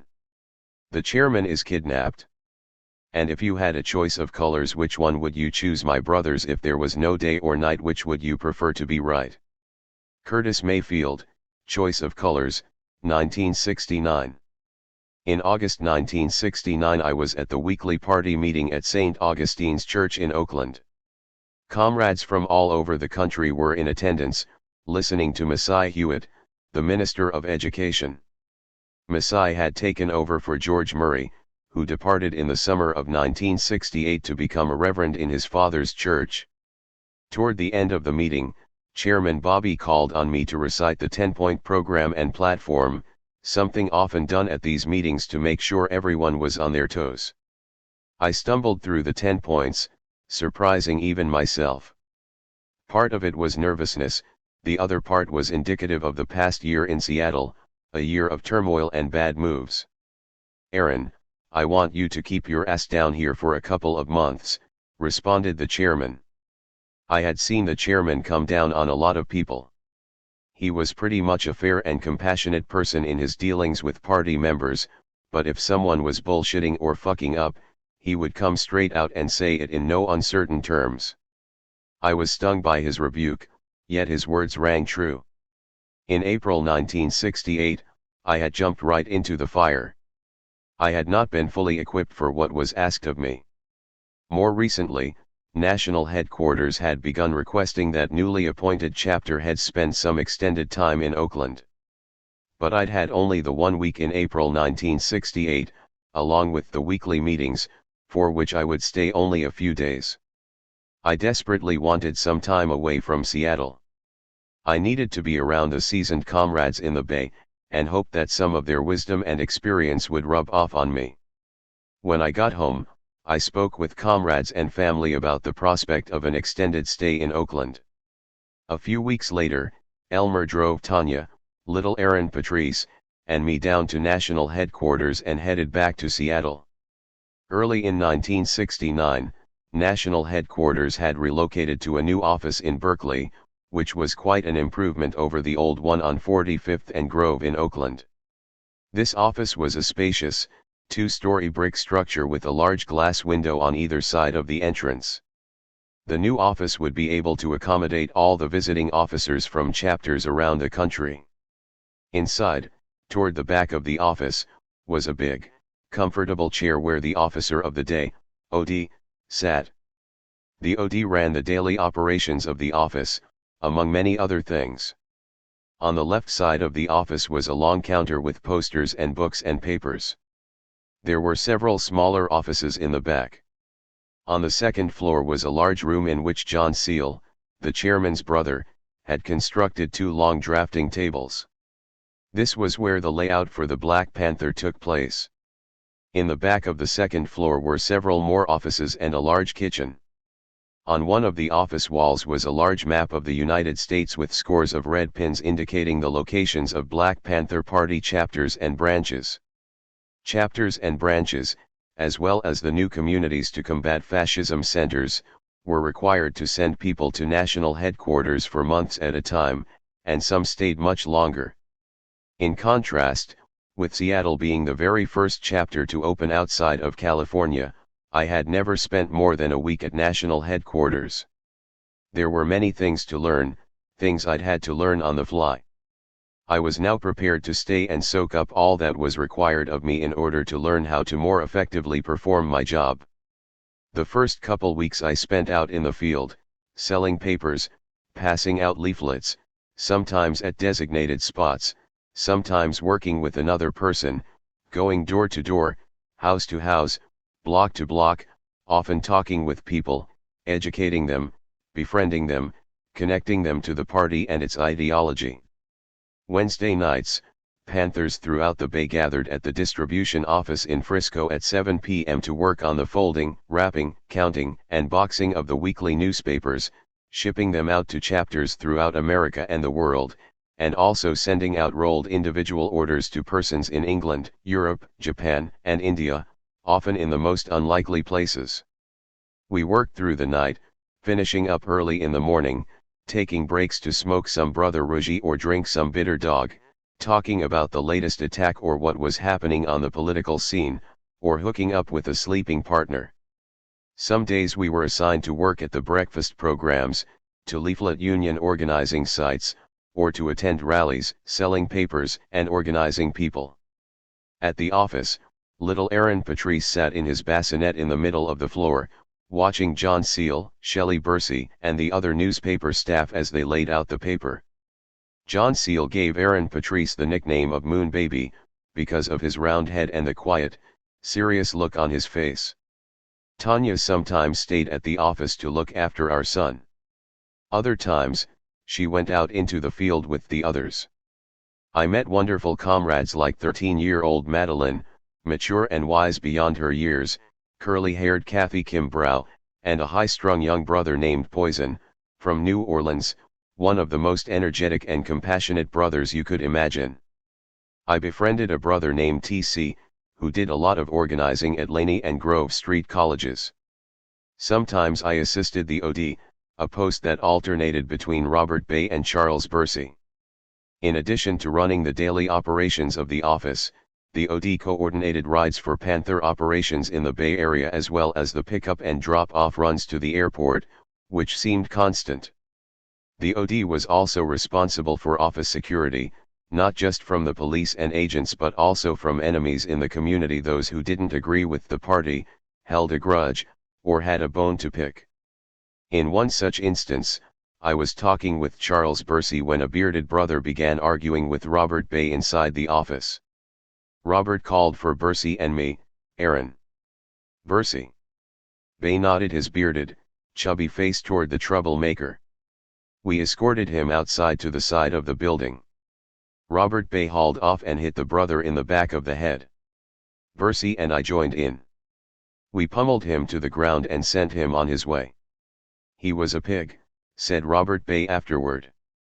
I never knew whether that was true, but it was not my place to question my superiors. The OD was also responsible for feeding the troops when they came in from the field. On certain days Chairman Bobby barbecued, spending hours preparing elaborate, delicious Southern dishes, talking party business as he cooked. Some evenings we had political education classes. Other evenings we just hung out drinking, smoking weed, talking with new comrades from faraway places. One night I had a long conversation with a brother from North Carolina about the meaning of the song Choice of Colors by Curtis Mayfield, as we tried to decipher the true meaning of the lyrics, coming to the conclusion that Curtis was trying to say some progressive political stuff in that song. Tanya, little Aaron Patrice, and I were assigned to a big house in Berkeley on 10th Street, where Bobby and Artie Seal were also staying, along with Randy Williams and the woman he was relating to, Lauren Williams, who happened to share the same last name. Assigned drivers were responsible for picking up comrades scattered throughout the Bay to get them to headquarters by 8:30 a.m., then dropping them off at night, usually around midnight. Cotton, one of the military experts from the Southern California chapter, had come up to national headquarters to work on digging a tunnel beneath the office in the case of a police attack. We spent many long hours digging that tunnel, but there were just too many pipes in our way, so the project was eventually abandoned. Cotton spent much of his time traveling with Geronimo Pratt to chapters throughout the country, helping with the fortification of offices and the construction of tunnels. One morning we received a copy of the Berkeley Free Press, a paper put out by hippies and white radicals. The front page revealed a detailed plan by the Berkeley Police Department to launch an attack on national headquarters with assault squads, using stoner rifles, weapons that could shoot through brick. When Chief of Staff David Hilliard was alerted, he immediately called a press conference, exposing the scheme before the pigs had time to carry out their assault. David also ordered increased nighttime security inside national headquarters. For several weeks, there were about 20 armed comrades, alternating in 2 shifts, stationed around the office. I remember a San Francisco Panther named Fred Noland walking around the security perimeter, checking on the watch. He warned me, "Comrade, if I catch you fallen asleep, I'm going to put this .357 upside your head."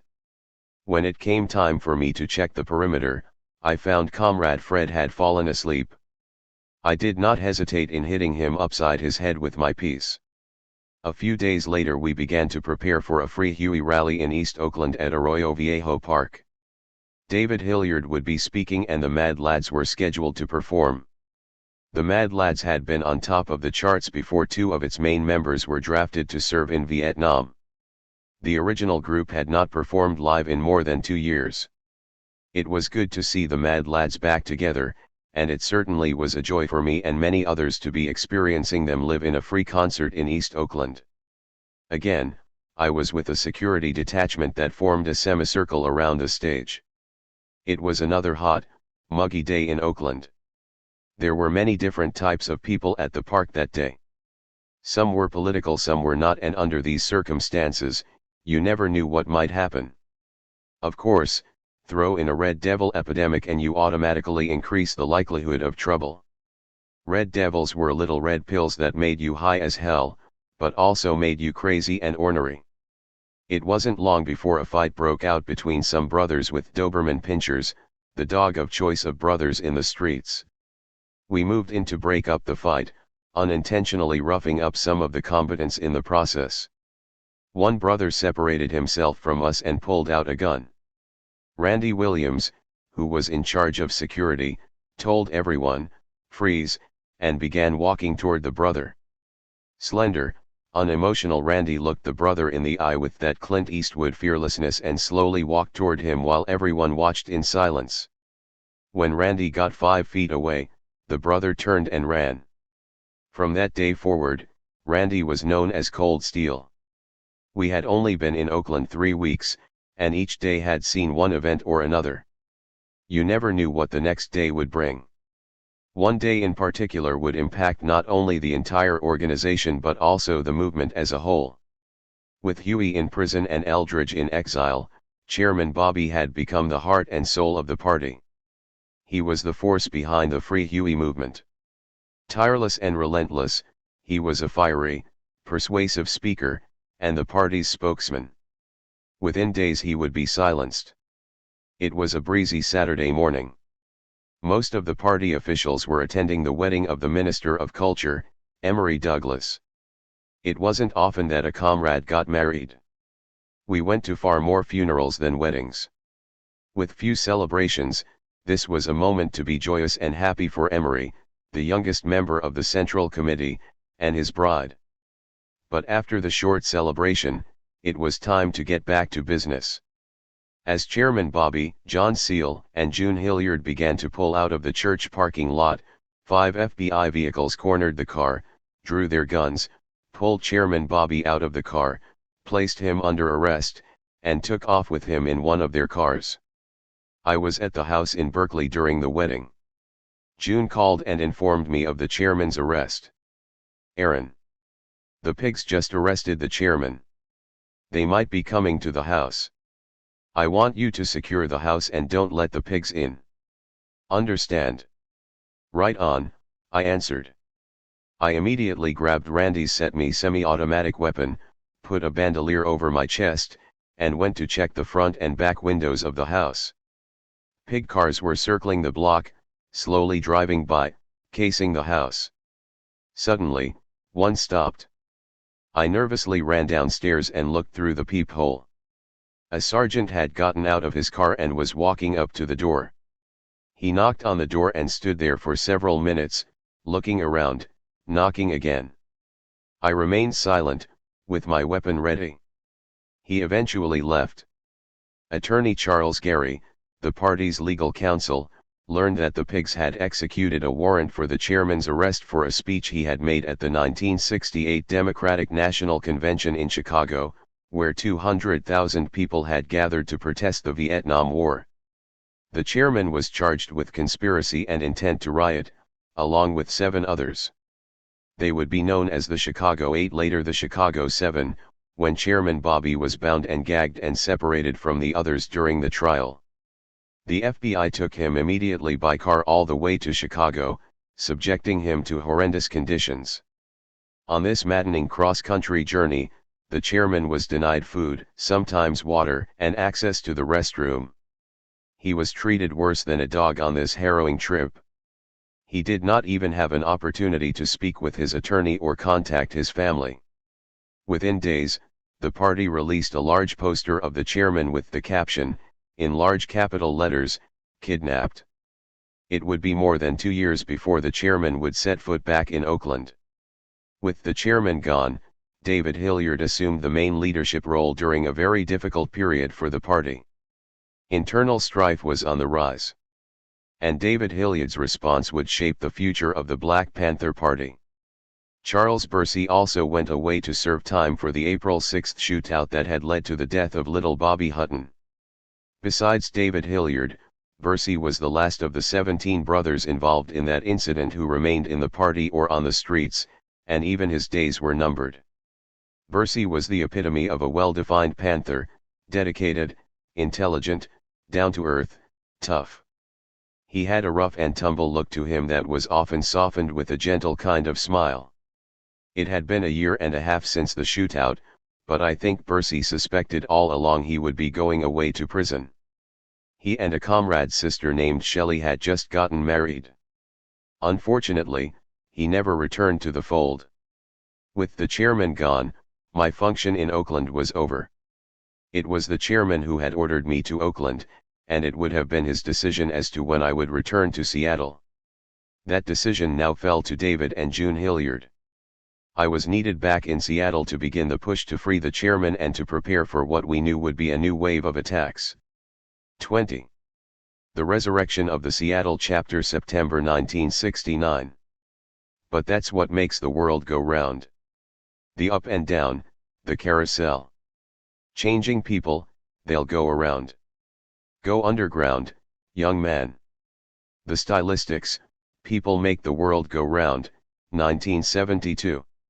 When I returned to the Seattle chapter in September 1969, only Elmer, Anthony Ware, Gary Owens, Nafesi Halley, Big Malcolm Williams, and a few other comrades remained of the original members. Previously on the sidelines, Big Malcolm, whose wife, Jerry, worked with Tanya, was now a full-time member. Elmer had expelled those who had not shown much interest in doing the day-to-day, nitty-gritty work. Among that group were many who had become disillusioned and decided to move on. I can't say I blamed them. That first year and a half was wild at times, full of contradictions, and without real direction. I had not asserted my rank as captain as much as I should have. I was now determined to exert more control over the chapter. We put the past behind us, and, applying some of what I had learned during my weeks in Oakland, we began to rebuild the Seattle chapter. Following the National Conference for a United Front Against Fascism, in the face of increasing repression, the party declared that storefront offices were too vulnerable to police attacks, as well as not effective for serious organizing of the people. Houses or duplex buildings in residential neighborhoods were safer and better suited for working with the community. At the same time, the party recognized that many people in communities of color were not prepared for the type of revolution we had envisioned. Many families were struggling just to make ends meet, as the Vietnam War had siphoned off funds for social programs. Thus, the party set its sights on winning over the people by providing them with services that their own government had failed to provide. We now devoted most of our attention to creating the innovative and groundbreaking survival programs. From Panther community centers, in the span of only a few years, the party launched 20 new survival programs nationwide. The party also ordered all members to take off the leather jackets and berets in the interest of our dressing more like the people. By wearing a uniform, we had isolated ourselves from the very people we had pledged to uplift, and also made it easier for the police to identify, arrest, and kill us. We came to understand quite well that our very lives depended on our relationship with the people in the community. In Seattle, we closed our storefront office in Madrona and moved into a 2-story duplex on 20th and Spruce in the Central District, using the downstairs as our office and the upstairs as living quarters. The center was named the Welton Armstead Community Center, after the first Seattle Panther to be killed by the police. It was common practice in the party to name community centers and programs after fallen comrades. It was our way of keeping their memory alive. Within a few months we had recruited 20 new members and opened up a branch in Tacoma. Elmer continued coordinating the breakfast program, expanding it to 5 locations, mostly in housing projects. Many mornings we would get up at 6 a.m. to head out to the breakfast program sites. Afterward, we would go down First Avenue to the Pike Street Cafe to eat our own breakfast of hash browns and sausage as we planned for the day. Eventually, we were able to get mothers in the community to take over the duties of cooking breakfast and feeding the kids, leaving us to make sure the food supplies were there. Elmer handed distribution of the Black Panther over to a new recruit, Jake Fiedler, who increased the circulation of the newspaper to more than 3,000 copies a week in the Seattle-Tacoma area. On Friday nights, 5 to 8 of us would go down to 14th and Yesler or up to 23rd and stand in the middle of the street, selling papers like hotcakes. The youngest Dixon brother, Michael, began working on the busing to prisons program with new recruit Melvin Dixon. This program helped maintain the bond between the incarcerated and their families by providing free transportation to prisons. Someone had donated a 30-passenger bus, helping us to expand our busing program to 4 prisons within the state. We also organized local bands to perform at the prisons. Eventually, we started a Panther chapter in Walla Walla Penitentiary, run by Clement Blanchy, an inmate who had been down for a number of years. One of our most important new recruits was a brother from New York named Valentine Hobbs. Valentine loved to fight. As a matter of fact, we first encountered him at one of our political functions when he tried to start an argument with a guest speaker, Preach Ehrman, from the Young Patriots, a white, working-class militant organization based in Chicago.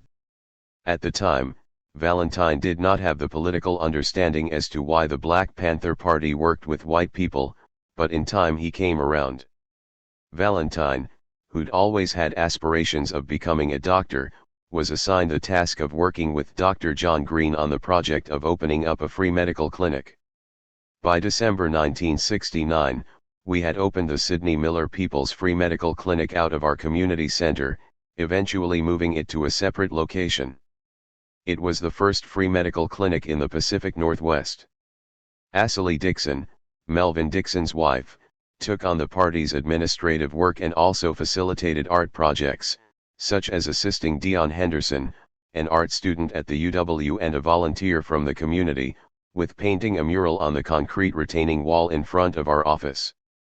Another new hometown recruit, Vanetta Malson, started preparing for our summer liberation school, procuring food donations in advance and planning classes.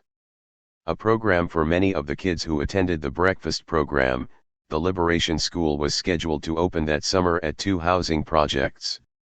Anthony Ware led a more consistent political education class for the chapter, something that had fallen by the wayside the previous year. Anthony made sure we met at least an hour a week for PE, sticking to required reading by Lenin, Stalin, Mao, Kim Il-sung, and others. We also required everyone to participate in weekly target practice and weapons classes. Using plastic caps, we were able to hold target practice in the basement of one of our 3 living quarters. New recruit Tyrone Birdsong, originally from Pittsburgh, had found himself deposited in Seattle after being discharged from the military. He became the coordinator of our new Tacoma branch. Along with his Chicana wife, Rose, he recruited Larry Ulmer, a comrade named Marcus, and Teresa Britt. Another new Seattle recruit, Vietnam vet James Redman, brother of Joyce Redman, was a former Golden Gloves boxing champ and one of the baddest brothers in Seattle to join the ranks. We also had a cadre of Garfield High School student Panthers Carolyn and Marilyn, who were twins, and young Tony. From Franklin High School we had Loretta Williams. Also recruited were Bob from Baltimore, Robert from the South, Bolang, and Aaron Pierre from New Orleans, and Willie Shipp from Arkansas. These rank-and-file comrades played a valuable role in re-establishing the Seattle chapter. It wasn't long before the Seattle chapter was running smoothly. We launched 7 survival programs in less than a year. With our guns put away, we became the champions and the voice of the people, working tirelessly day and night to respond to the most critical issues facing Black people, as well as the Asian, Latino, and Native American communities. The adage that a small, dedicated cadre was much more potent than a large army of undisciplined soldiers would prove the truest of words. Sometime in October 1969, a man from the local Justice Department called and asked to speak with Elmer and me. Of course we refused. He called several more times, each time stating it was a matter of life and death. Finally, we decided to meet him on the corner of 5th and Madison, downtown, several blocks from the federal courthouse. He was a distinguished-looking older black gentleman. In fact, he reminded me of my maternal grandfather, Bop Bop, in the way he was so neatly dressed. He was very polite. He acted as if he knew us, and I'm sure he knew more about us than we realized at the time. What he told us was simply that the Bureau of Alcohol, Tobacco, and Firearms, ATF, and the FBI had plans to raid our office, with the purpose of killing us. We thanked him and departed, never to see or speak with him again. Elmer and I had already been through so much in a short time. For us, this was just something else to prepare for. One thing was certain, if they wanted to come get us, we were going to make it as difficult as possible. Over the next 2 months, we shifted into high gear in preparation for the attack. The first task was the fortification of our office. Thanks to Michael's organizing efforts at the UW, we got BSU members to volunteer time on our sandbag crew. Out at Alki Beach, they teamed up with the comrades on disciplinary duty. Anyone who violated party rules was required to put in extra work and filled sandbags all day for almost 10 days. After a couple weeks, we had completely sandbagged our office upstairs and downstairs, with double the bags in the front part of the office. The inside of our office soon resembled a military bunker. We put steel plates on the front and rear doors. We also sandwiched steel plates in between sheets of plywood, attached hinges to the plywood, and hung these over the upstairs windows. The hinges enabled us to raise and lower the protective steel over the windows. We also placed an intercom outside the front door. When it was left on, we could hear any sound outside within a 20 to 30 foot radius. From the back pages of Soldier of Fortune magazine, we ordered bulletproof vests as well as a bunch of gas masks. An older white man from the Communist Party came by and built us a trapdoor with a ladder so we could get from upstairs to downstairs of the duplex without using the external staircase. We updated our list of supporters and kept it in the front desk in case we were attacked. We also put the office on red alert, which essentially meant that on every shift, 2 people were on security duty. It was around this time that Elmer and I received our final student aid checks from the UW, for $1,400 apiece. We spent every cent on weapons and ammo.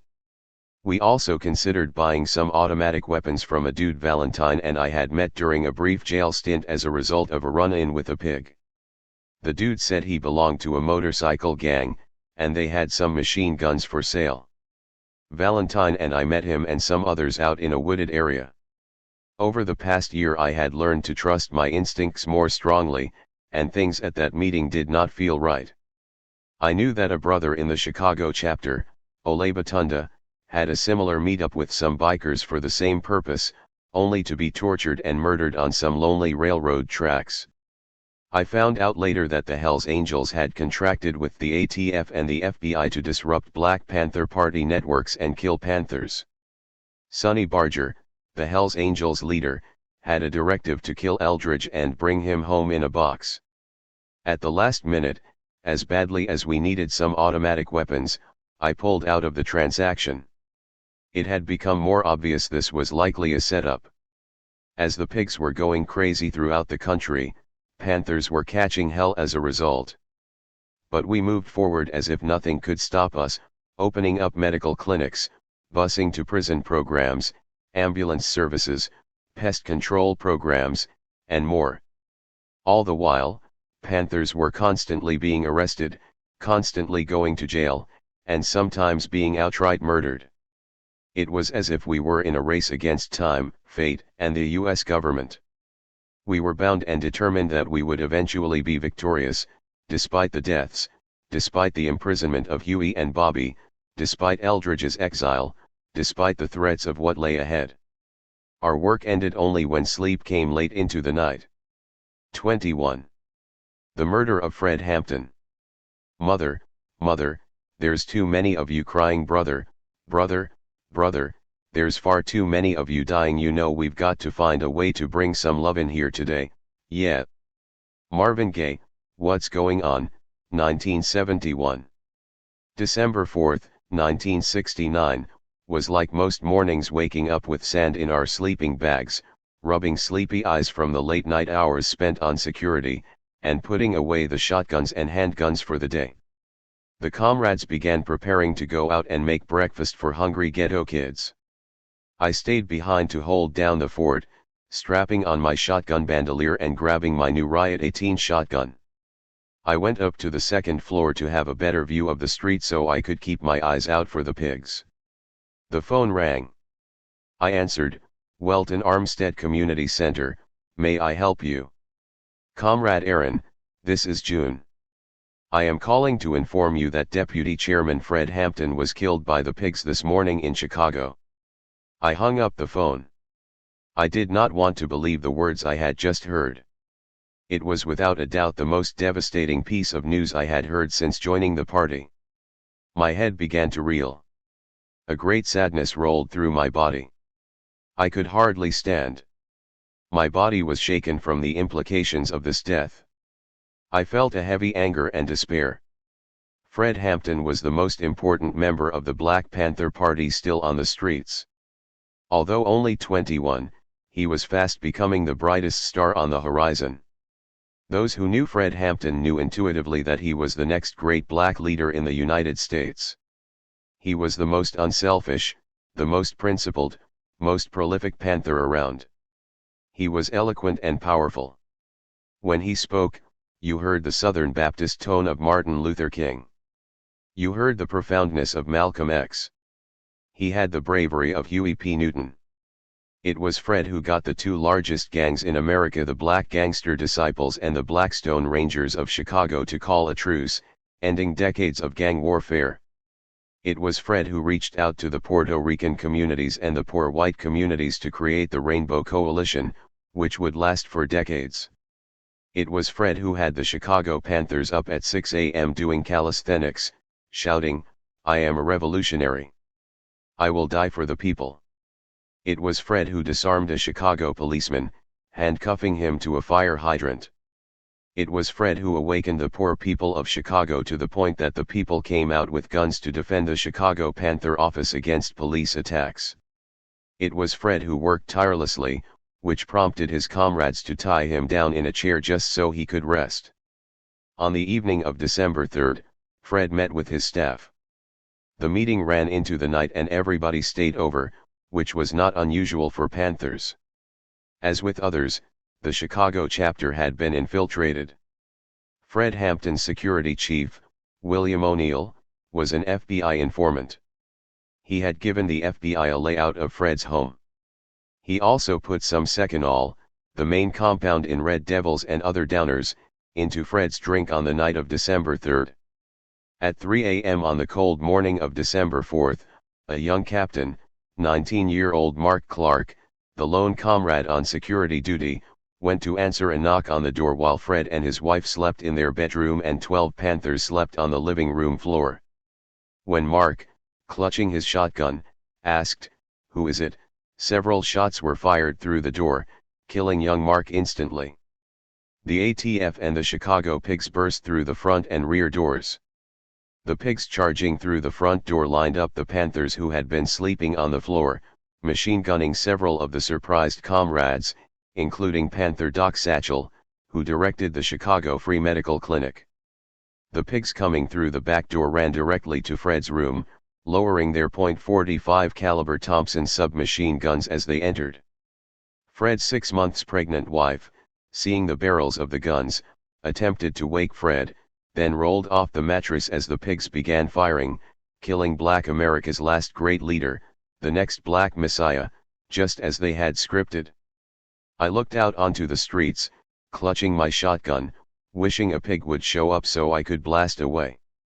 I began beating the wall with my fist, kicking over chairs and tables, crying without tears. For the remainder of that day, it was hard to function. It was as if a dark cloud had descended. The death of Fred Hampton would reverberate through Black American history for many years to come. We would make posters in honor of Fred just as we had done for little Bobby and as we would do for our other fallen comrades, and as we had done for our imprisoned and exiled leaders, in the hope that the memory of their deeds would never be forgotten.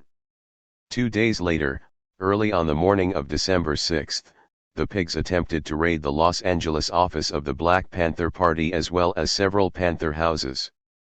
The pretext was the same as the murderous raid on Fred Hampton's home, a search for illegal weapons. But the Los Angeles comrades were prepared. They had built a sandbag bunker inside the office and stacked chairs and tables on either side of the entrance. The pigs, meanwhile, had cordoned off the entire area surrounding the building so no one could get in or out and there would be no witnesses to their attempt at mass murder. Residents near the office were kicked out of their homes so the buildings could be used as cover for the pigs. When the SWAT team charged through the door, Cotton, one of the chapter's military leaders, let loose with a volley from his Thompson submachine gun. The other Los Angeles comrades followed suit, opening fire on the retreating SWAT team. The attack lasted 5 to 6 hours. The fighting was intense as the comrades defended themselves, battling in close quarters upstairs and on the roof of the office, where the comrades had a machine gun nest.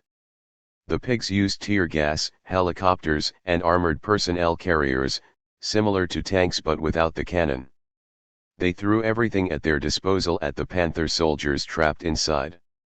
Finally, with the emergence of daylight, and the media and the people gathered out on the streets, the revolutionaries chose their time for surrender.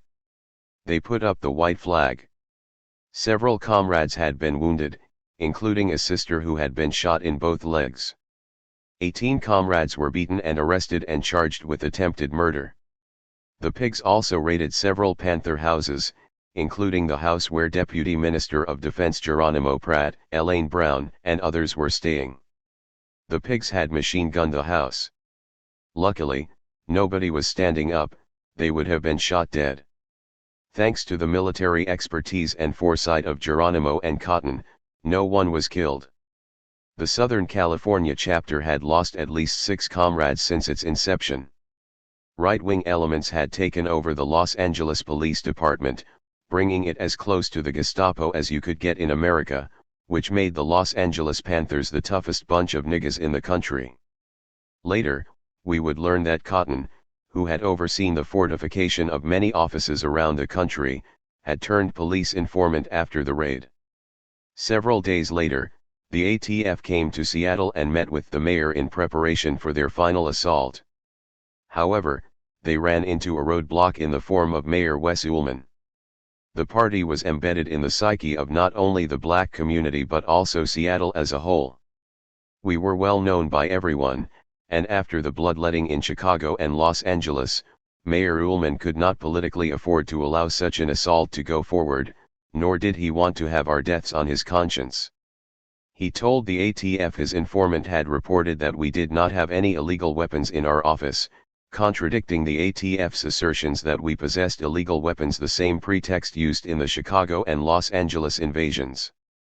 Ullman went on to tell the ATF that if they attempted to raid our office, he would dispatch the local police in our defense. It would be many years before we learned that J. Edgar Hoover had sent a memo to the offices of the Justice Department ordering the elimination of the Chicago, Los Angeles, and Seattle Panther chapters. The older black gentleman from the Justice Department we met with had known of this memo, sharing with us only the information about the attack on Seattle. Prior to the raids in Chicago and Los Angeles, the FBI had also raided the New Haven, Connecticut, office, arresting 7 members of that chapter on charges of conspiracy to commit murder, including Captain Lonnie McLean and Deputy Minister of Information Erica Huggins, the wife of slain John Huggins. They also had the audacity to charge Chairman Bobby Seale with the same. Earlier in the year, an agent provocateur named George Sams had instigated and carried out the murder of Panther Alex Rackley, who, according to Sams, was a police informant. At the time of the New Haven raid, the chairman had not even completed his trial in Chicago, where he had been bound and gagged, beaten, and held under deplorable conditions. In the courtroom, he was even chained to his chair. He was eventually exonerated in Chicago and then shipped to Connecticut, where he was held for almost 2 years. It wasn't long before raids were carried out in Kansas City and warrants issued for the founder of the Kansas City chapter, Pete O'Neill. Fortunately, Pete and his wife, Charlotte, slipped away, eventually resurfacing in Algeria before moving on to Tanzania. A warrant was also issued for Field Marshal Don Cox in the murder of a police informant in Baltimore, where D.C. was assisting in the fortification of the office. As Field Marshal, D.C. traveled to chapters around the country. After the warrant was issued, he also went into exile in Algeria. D.C., Pete O'Neill, and many other exiled Panthers never returned to the United States. With the raid on the Seattle office aborted, the FBI looked to other tactics of elimination. In the meantime, the Seattle Police Department hired Chief Gaines from Oakland, who began to exert more pressure on the Seattle chapter, continuously attempting to provoke some type of incident they hoped would serve as a good reason to raid the community center.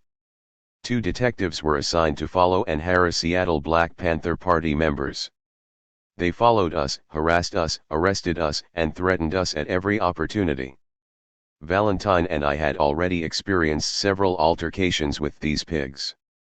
One morning, Valentine headed down the street with a bundle of Panther papers under his arm and his trademark brown brim on his head. When he got about 2 blocks away from the office, the 2 officers pulled up. "Hey, Valentine. Come here, we want to talk with you."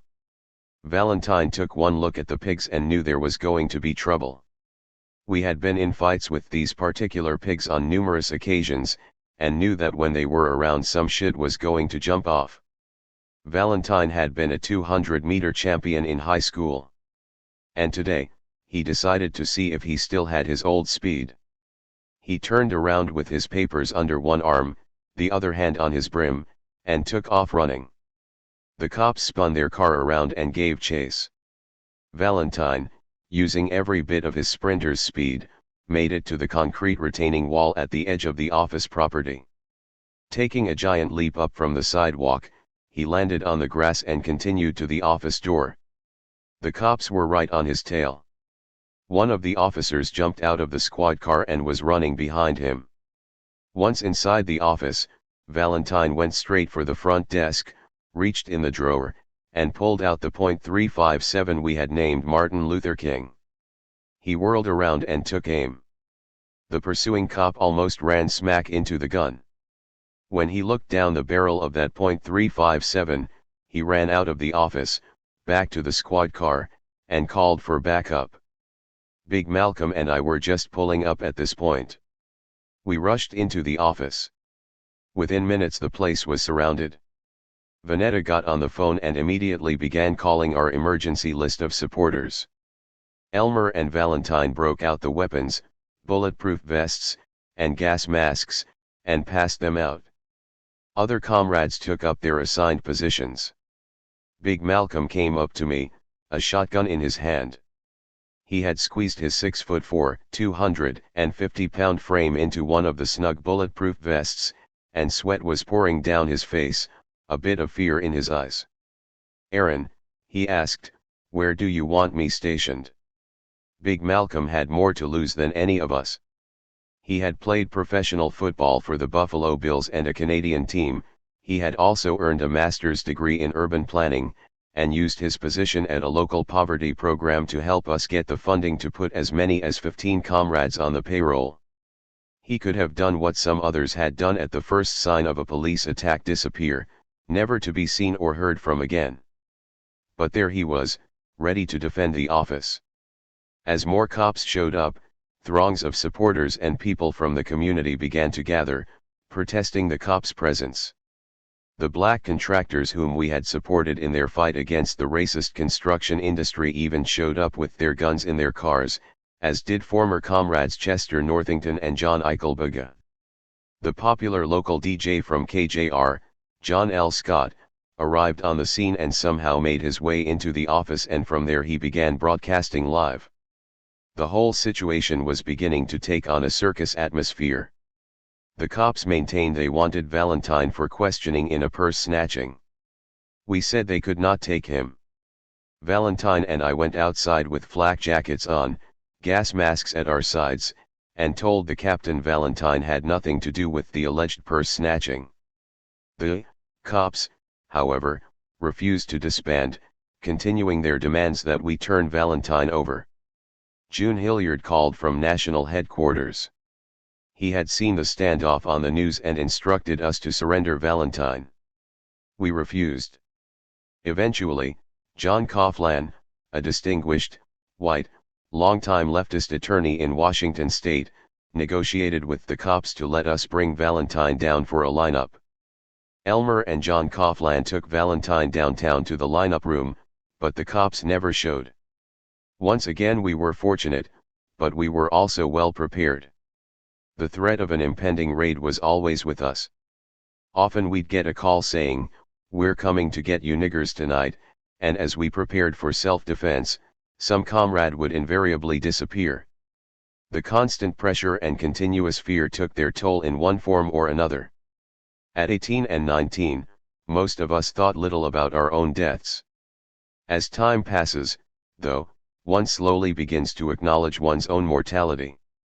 Yet, I, as many others, was still far from the idea of surrender, of throwing in the towel. We were all convinced we would not stop until we were either victorious or in the grave. We felt very strongly about having the last laugh, the laugh of victory, and the last hurrah. 22. Day-to-day survival. You got no money, and you got no home, spinning wheel all alone talking about your troubles, and you never learn. Ride a painted pony, let the spinning wheel turn.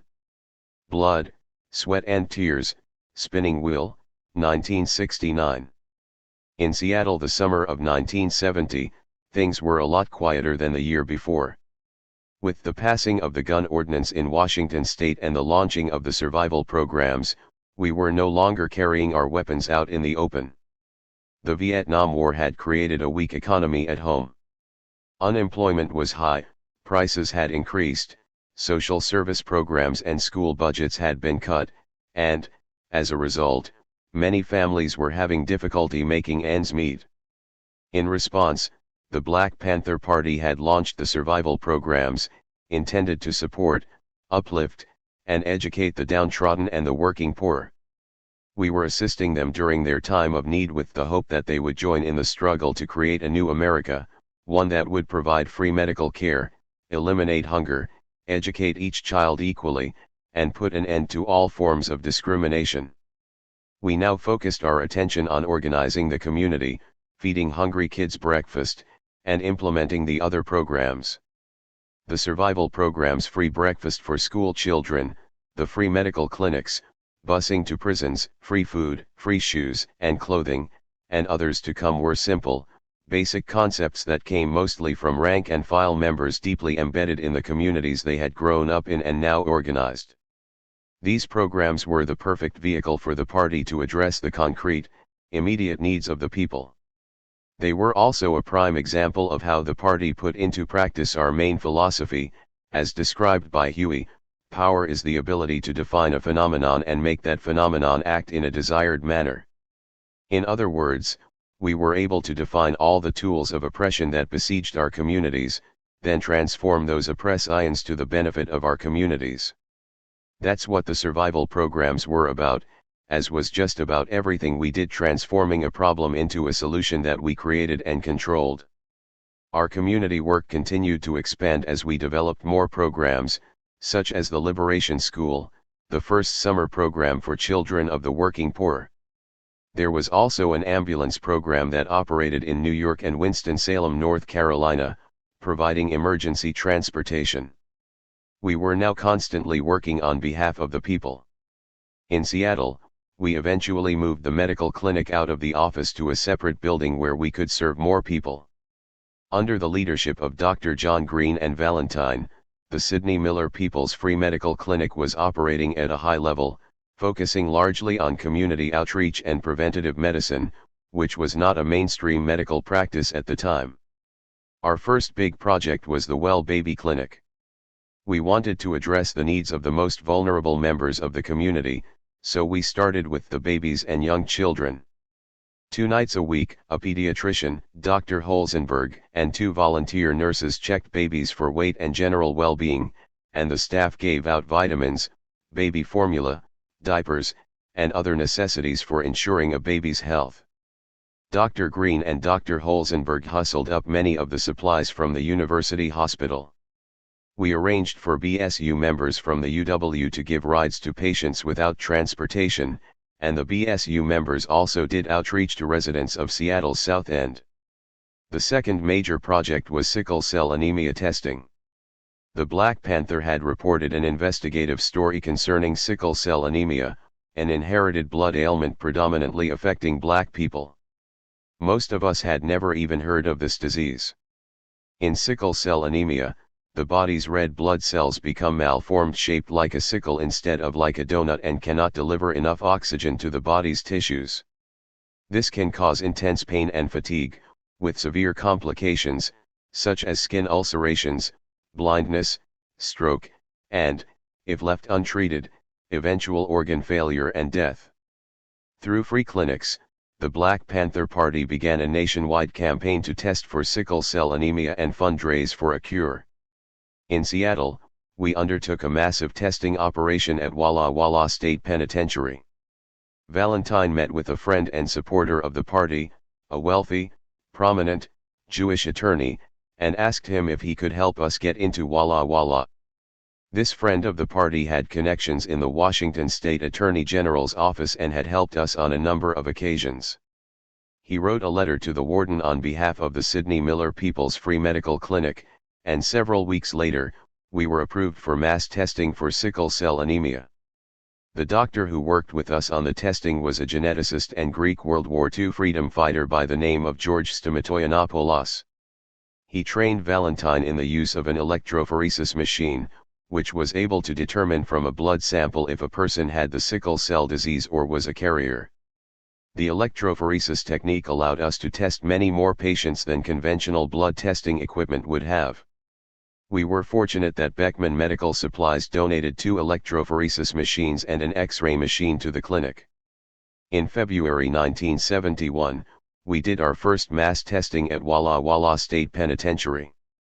The warden was shocked to see that most members of the medical staff were not just black but also Black Panther Party members. The trip to Walla Walla was a complete success. We ended up testing 278 black prisoners and gave out 200 copies of the Black Panther. Valentine was also able to take photos of inmates in the infirmary who had bedsores due to inadequate medical care, in order to advocate for improving conditions. Walla Walla State Penitentiary was the first site ever to conduct mass testing for sickle cell anemia. Valentine also recruited a beautiful sister, Rosita Holland, to work in the medical cotter. She was a dead ringer for Angela Davis. Valentine and Rosita made a very good team, recruiting and training a cotter of medical workers who traveled to prisons throughout the state to test for sickle cell. Valentine later was able to share the electrophoresis technique with the party clinic in Berkeley. Our prison work was a vital part of our survival programs. We viewed the prison population as a potential force in assisting us with the revolution. We saw promise in the inmate who was a victim of circumstances and American racism. No one fit that bill like Comrade George Jackson, arrested and sent to prison at 17 as a result of a gas station robbery. Handed an indeterminate sentence, with dim prospects of release, he went on to become the premier political prisoner in America. Through his organizing of black inmates and reaching out to Latino and white racist inmates as well, he soon posed a major threat to the prison system. In 1970, George Jackson and 2 other black inmates were accused of murdering a security guard who had shot and killed 3 inmates. The accused became known as the Soledad Brothers, and their cause inspired support from activists around the world. George Jackson's book, Soledad Brother, a collection of letters to his younger brother, Jonathan, became an international sensation that catapulted George to the world stage and led to his being appointed by Huey to the office of Field Marshal in the Black Panther Party. George Jackson had a tremendous impact on the prison rights movement and helped build support for prison reform. On a day-to-day basis in the community, we often received pleas for help from upset mothers concerning their teenage daughters and the pimps in the area. The Seattle-Tacoma region boasted Fort Lewis, one of the largest military installations on the West Coast, 2 Air Force bases, and several naval bases, all of which contributed to the big business of prostitution. Elmer and I knew a number of the young girls who stood on the corners, soliciting. We had grown up with them, attended school with them. Whenever we saw any of the underage sisters down on the Hostro, where the prostitutes strolled on Yesler Street, we sent them home. And, because our community center was near the Hostro, many of the prostitutes took refuge in our office when the police came down on them. Sometimes, at the request of mothers, we went out in search of their daughters on the streets of Seattle or at pimps' houses. On occasion pimps kidnapped young women and sent them to Utah to break them in. One day a couple of the comrade sisters came in from selling papers and told us they had been harassed by some pimps, so we sent a squad to the apartment where the pimps lived. The comrades broke down the door and administered some revolutionary justice. About a week later, we held a fundraising dance to benefit the medical clinic. Toward the end of the event, Elmer, Anthony, Jake Fiedler, and Valentine were doing a security check of the perimeter when Valentine spotted a young girl sitting in a gold Cadillac, crying, while a pimp with a big floppy hat sat at the wheel. Valentine leaned in and asked the girl what was wrong. He got into the car as she scooted over. "He won't let me leave," she said quietly. "You want to leave, you can leave," responded Valentine. "He won't do nothing, watch," Valentine said, taking out his knife and beginning to slice up the leather interior of the car. The pimp showed no reaction because Elmer, on the other side, had a 9mm pointed at his head. Valentine took the young girl home to her mother. The next day, 5 Cadillacs of various colors pulled up to the community center. James Redman, Valentine, and I met them as they pulled up. We exchanged words as they voiced their anger at our interventions.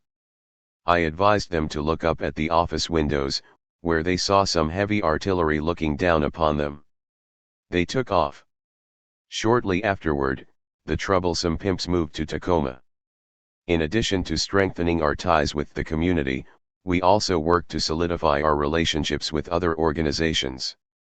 The Communist Party in Seattle had helped us fortify the office, and our two organizations came together to develop a secret underground passage to Canada for revolutionaries or draft dodgers needing to get out of the country. It consisted of safe houses on both sides of the border, drivers to take the refugees to the designated location, and a contact to take them across the border. Using this passage, we managed to smuggle several draft dodgers into Canada. It was a great safety valve that we never had to use for BPP members. Most of us in the party lived communally, pooling our resources and money from paper sales to pay for rent, feed ourselves, and meet other needs. After Elmer and I put our last university financial aid checks toward the fortification of the office, we also bought 2.30 caliber assault carbines, which we spray painted black, carving our initials into the stock along with the words "All Power to the People." Securing the donations of food and funds for the survival programs was a full-time job. Elmer and I were able to solicit donations from a wide variety of sources. One of our favorite fundraising activities was attending the concerts of big-name entertainers like Archie Bell and the Drell, Hugh Masekela, and James Brown, afterward meeting with the performers, who were often very generous and supportive. James Brown invited us out to his hotel suite on several occasions, each time writing us a $500 check. Our last encounter with him, however, was a lot different from the previous 3 visits. He had us meet him upstairs of the concert hall. He was flanked by several bodyguards as he spoke. This time, James Brown didn't give us a contribution and was anything but cordial.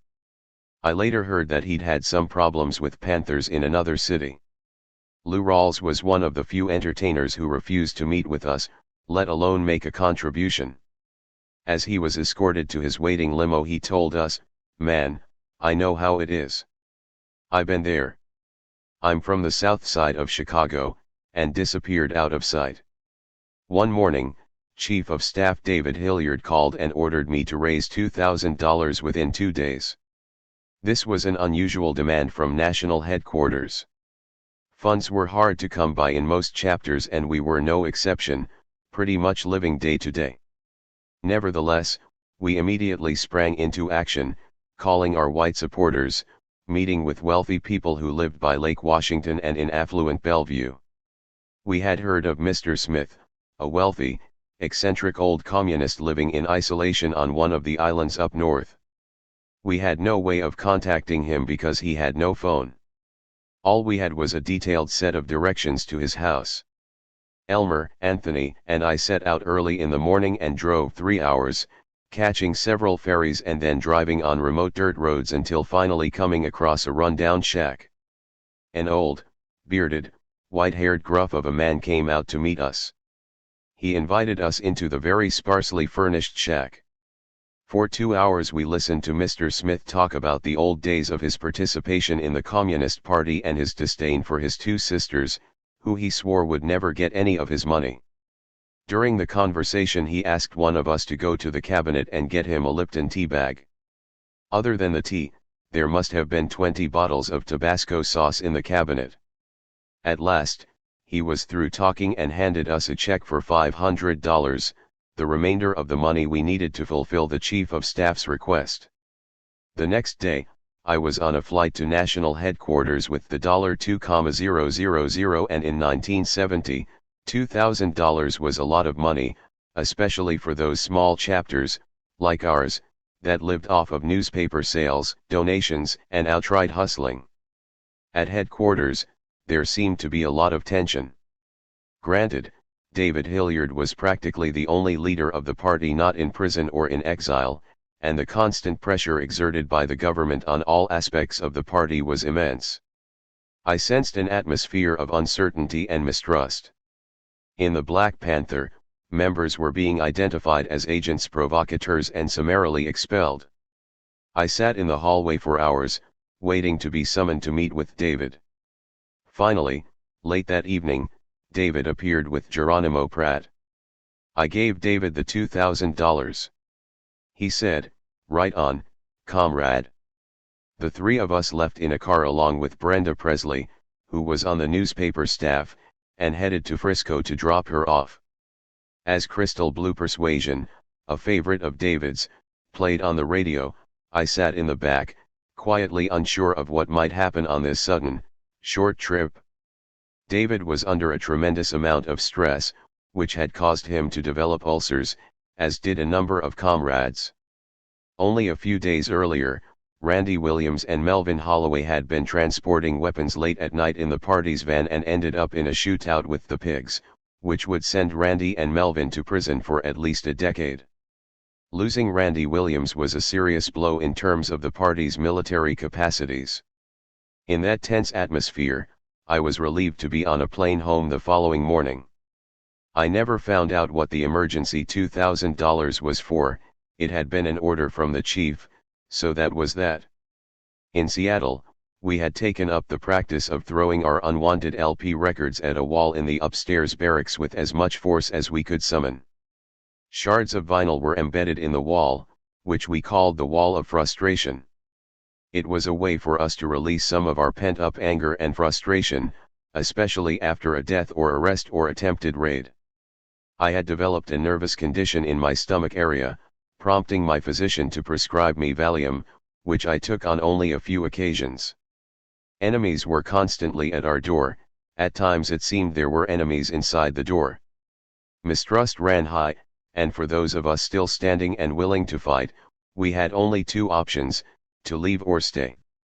At times I fell into pockets of deep depression, sometimes staying upstairs in the barracks after making sure everyone had his or her assignment for the day. Sometimes I just wanted to be left alone.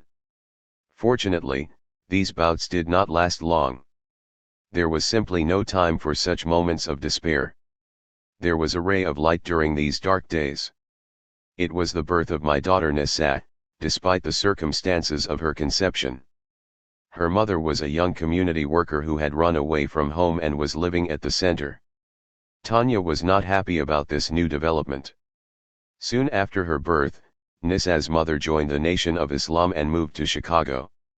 I did not lay eyes on Nissa again for many years.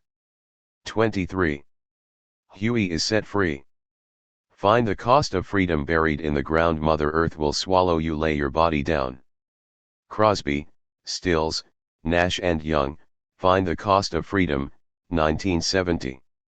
Through all the turmoil and chaos, it was difficult to focus on the quiet victories. However, in May 1970, we had great occasion to celebrate. Huey P. Newton's appeal was successful. The California Court of Appeals reversed the conviction, and the Minister of Defense was released from prison. We had expanded the party throughout the country, organized hundreds of Free Huey rallies worldwide, and attempted to petition the United Nations. We had formed numerous coalitions with some unlikely allies. Our leaders had traveled the globe to raise support, and we had even threatened violence. All this so our leader would be set free. Oddly, it was almost anticlimactic. So much time had passed. So much had occurred since his arrest in 1967. The party had gone from a small group of revolutionaries in Oakland and Los Angeles to an international organization. By 1971, the number of martyred comrades would total more than 25. Black Panther offices throughout the country had been raided, bombed, destroyed. The paper had gone from a circulation of 500 to 350,000. Many of the party's leaders had been imprisoned, exiled, or killed. The Black Panther Party was a far different organization than it had been at its inception, and Huey's release gave us new hope that the party would become stronger and more focused for the next phase of our struggle. However, we could not pause to celebrate. On August 7, 1970, 17-year-old Panther Jonathan Jackson, the younger brother of Field Marshal and prison organizer George Jackson, entered a Marin County courtroom with a satchel of weapons and disarmed the county sheriff. Jonathan then armed 3 Black San Quentin inmates, defendant James McLean and witnesses William Christmas and Ruchell McGee. He took the judge and prosecutor as hostages, and demanded the release of his big brother, George, along with the other 2 Soledad brothers, and a plane to take them all to Cuba. The group made their way through the courthouse, disarming bewildered sheriffs along the way. In the parking lot, Jonathan let off a burst of gunfire to put the pigs on notice. The San Quentin prison guards and California Highway Patrol, having learned about the plan from a source, were waiting. They flooded the area, aiming their weapons on the group, who were loading themselves into a van. As the van began to pull forward, a shot was fired by a Marin County sheriff, instantly killing young Jonathan Jackson. The pigs were determined that no black revolutionaries were going to escape with any hostages. The enemy showed its true nature. Without any regard for the innocent hostages, the pigs opened fire, killing the judge and 2 of the inmates. Only Ruchell McGee and the prosecutor remained alive. The latter was wounded and became paralyzed for life. Watching this on the news was painful and heart-wrenching. It was a drastic, desperate move by a brave young man longing to see his brother free. It was the boldest revolutionary mission in the war between the government and the party. Young Jonathan marked his place in history and would not be forgotten. Implicated in providing one of the weapons to Jonathan Jackson was Angela Davis, the Communist Party organizer and Black Panther Party associate. A national manhunt was put out for her. She was eventually arrested in New York and put on trial in California, but she was acquitted of the charges. The Marin County incident was henceforth known as Black August. In September 1970, the party, along with a coalition of leftist and radical organizations and the United Front Against Fascism, conceived of the People's Revolutionary Constitutional Convention, to be held in Washington, D.C., in November. The first stage was a 3-day plenary session at Temple University in Philadelphia, birthplace of the Constitution. The plenary session was slated to be a huge event, a profound statement to the American people concerning the need to reconceive and rewrite the U.S. Constitution in a manner that would speak directly and truly to creating a more humane and just society. We expected people from all over the world to descend on Philadelphia, where Huey was to give the keynote address. During the weeks leading up to the September plenary session, the Philadelphia chapter had several run-ins with the Philadelphia Police Department and its chief Rizzo, the epitome of everything we detested about the pigs. He was a racist dog, fat and repugnant, bent on not only destroying and humiliating the Philadelphia chapter but also keeping the plenary session from happening. His threats culminated in a raid on several of the party's community centers, eventually forcing the comrades to surrender, stripped to their underwear. All this went down just days before the plenary session. Big Malcolm, Valentine, James Redman, and I arrived in Philly the first night of the plenary session. A huge demonstration was in progress, with thousands of people protesting the repressive police tactics. When we arrived at Temple University, the scene looked explosive. On one side of the street was a battalion of Philadelphia pigs with riot gear and large batons, waiting to unleash their fury and hatred. On the other side was a mass of radical demonstrators of all colors, yelling, chanting, fists pumping, egging on the pigs. The four of us were thrust into the middle, along with a squad of other Panthers, forming a long line between the amped-up demonstrators and the robotic riot squads of police. It seemed the lid was going to blow any minute. We tried to push back the demonstrators, all the while keeping our eyes on the crazed-looking cops. One demonstrator threw a Coke bottle at the cops, only to have it plucked out of the air by Comrade Valentine. The line of Panthers was able to keep the two sides apart, bringing calm to the streets so the conference could begin. As the event got underway, the four of us were pulled away by June Hilliard, and we next found ourselves with several other Panthers forming a semicircle at the front of the stage as Huey began to speak.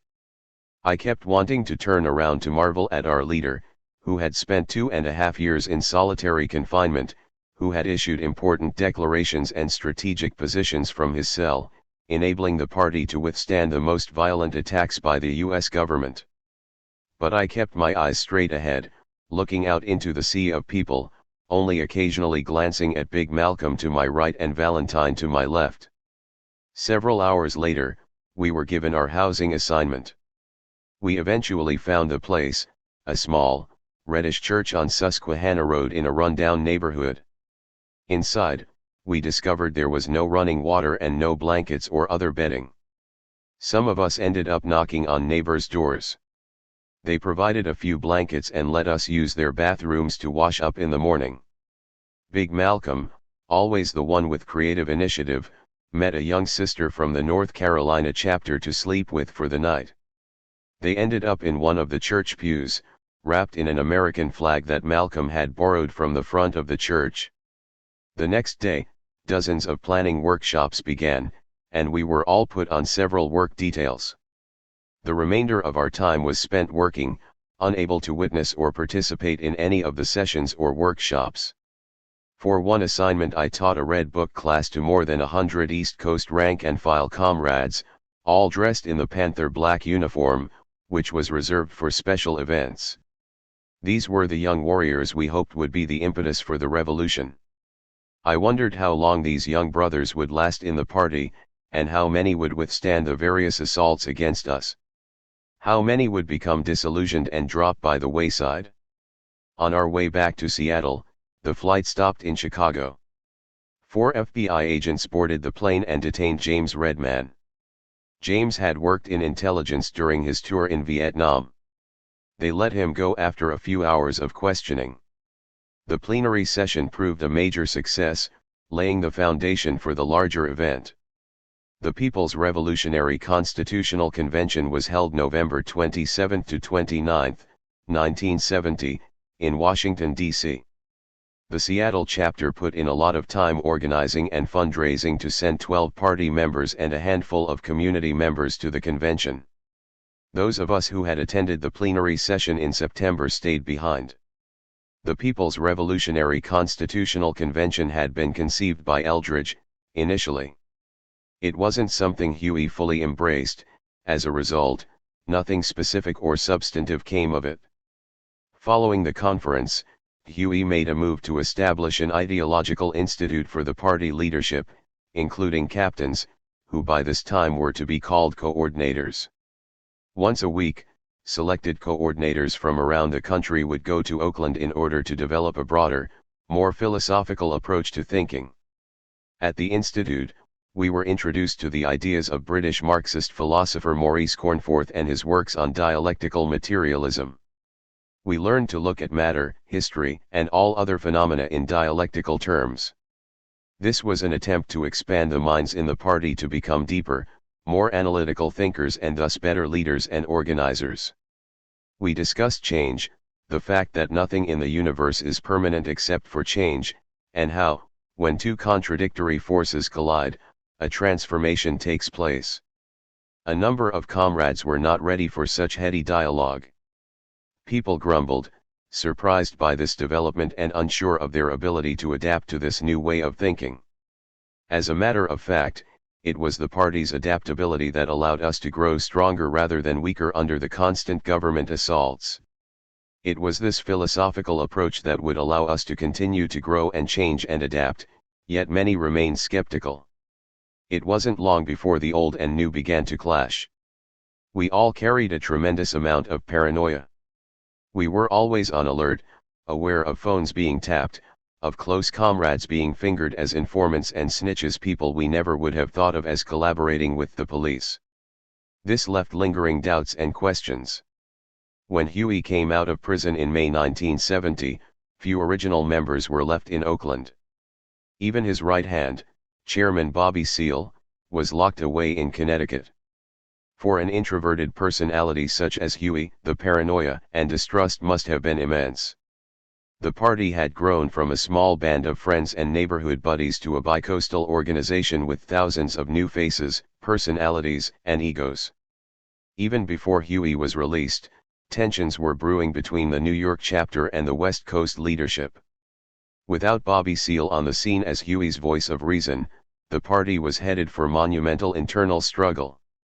The work of COINTELPRO had further undermined the relationships between party leaders and created distance and suspicion between East and West Coast party leadership. On top of that, the party was slowly dividing into opposite strategies, all-out guerrilla warfare versus a focus on the survival programs. The New York chapter leadership was advocating for armed struggle, along with working with the Weatherman, also known as Weather Underground. The official policy of the party was that the people were not ready for guerrilla warfare, they were in need of survival programs, and we would use these as tools to organize, educate, and politicize the people. Over the next several months, these factors and more led to ongoing disputes involving members of the New York chapter and David and June Hilliard. The disputes eventually resulted in the expulsion of the New York 21 while their trial was still underway. Later, Geronimo Pratt, along with 20 members of the party's underground who had been traveling with Geronimo in Texas, were also expelled by the Central Committee. Hearing of the expulsion of the New York 21 was a blow to morale, as was the loss of any leading party member. But you could not publicly show any sympathy or feelings about the loss, nor would you dare question why someone had been expelled, for fear that your own loyalty to the party could be called into question. Some of the best comrades on the East Coast were among the New York 21, very bright minds and very creative comrades such as Joan Bird, Afeni Shakur, and Michael Tabor, to name just a few. Even knowing about the conflicts, it always felt to me that we had cut off a part of ourselves. Geronimo was also a great loss. When I first met him he was brash and arrogant, without a sense of humility or correctness. After taking the helm of the Southern California chapter, he eventually centered himself and was able to develop a strong defensive strategy for the chapter, as well as directing the fortification of other chapters around the country. To make matters worse, an issue of the party paper declared Huey Supreme Commander. Upon reading that, I got a sick feeling in my gut. This was not the way things were supposed to happen. Huey seemed to be moving to change his image from that of a selfless revolutionary to an all-powerful leader. I fought these feelings and thoughts, putting them away, trying to maintain my belief that the party and Huey knew best, and trying to hold on to my commitment to the struggle. I could only hope that these things would pass. 24. Seattle, Riot 18. Beware, beware of the handshake that hides the snake, I'm telling you, beware.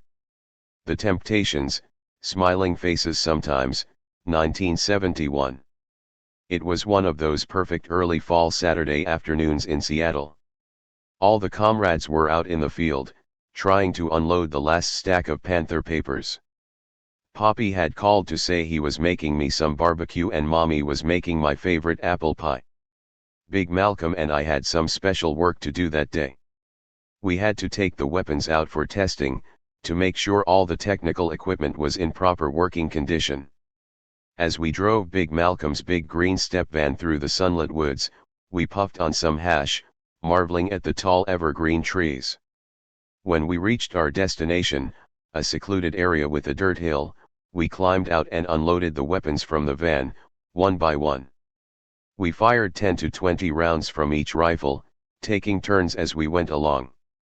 Finally, we were left with the Riot 18, a beautiful weapon I had bought in an El Cerrito gun shop near Oakland, the same weapon Big Malcolm had clutched as we prepared for the aborted raid during Valentine's run from the pigs. "Here, it's yours," said Malcolm in his deep, gruff voice. He sat down on a stump.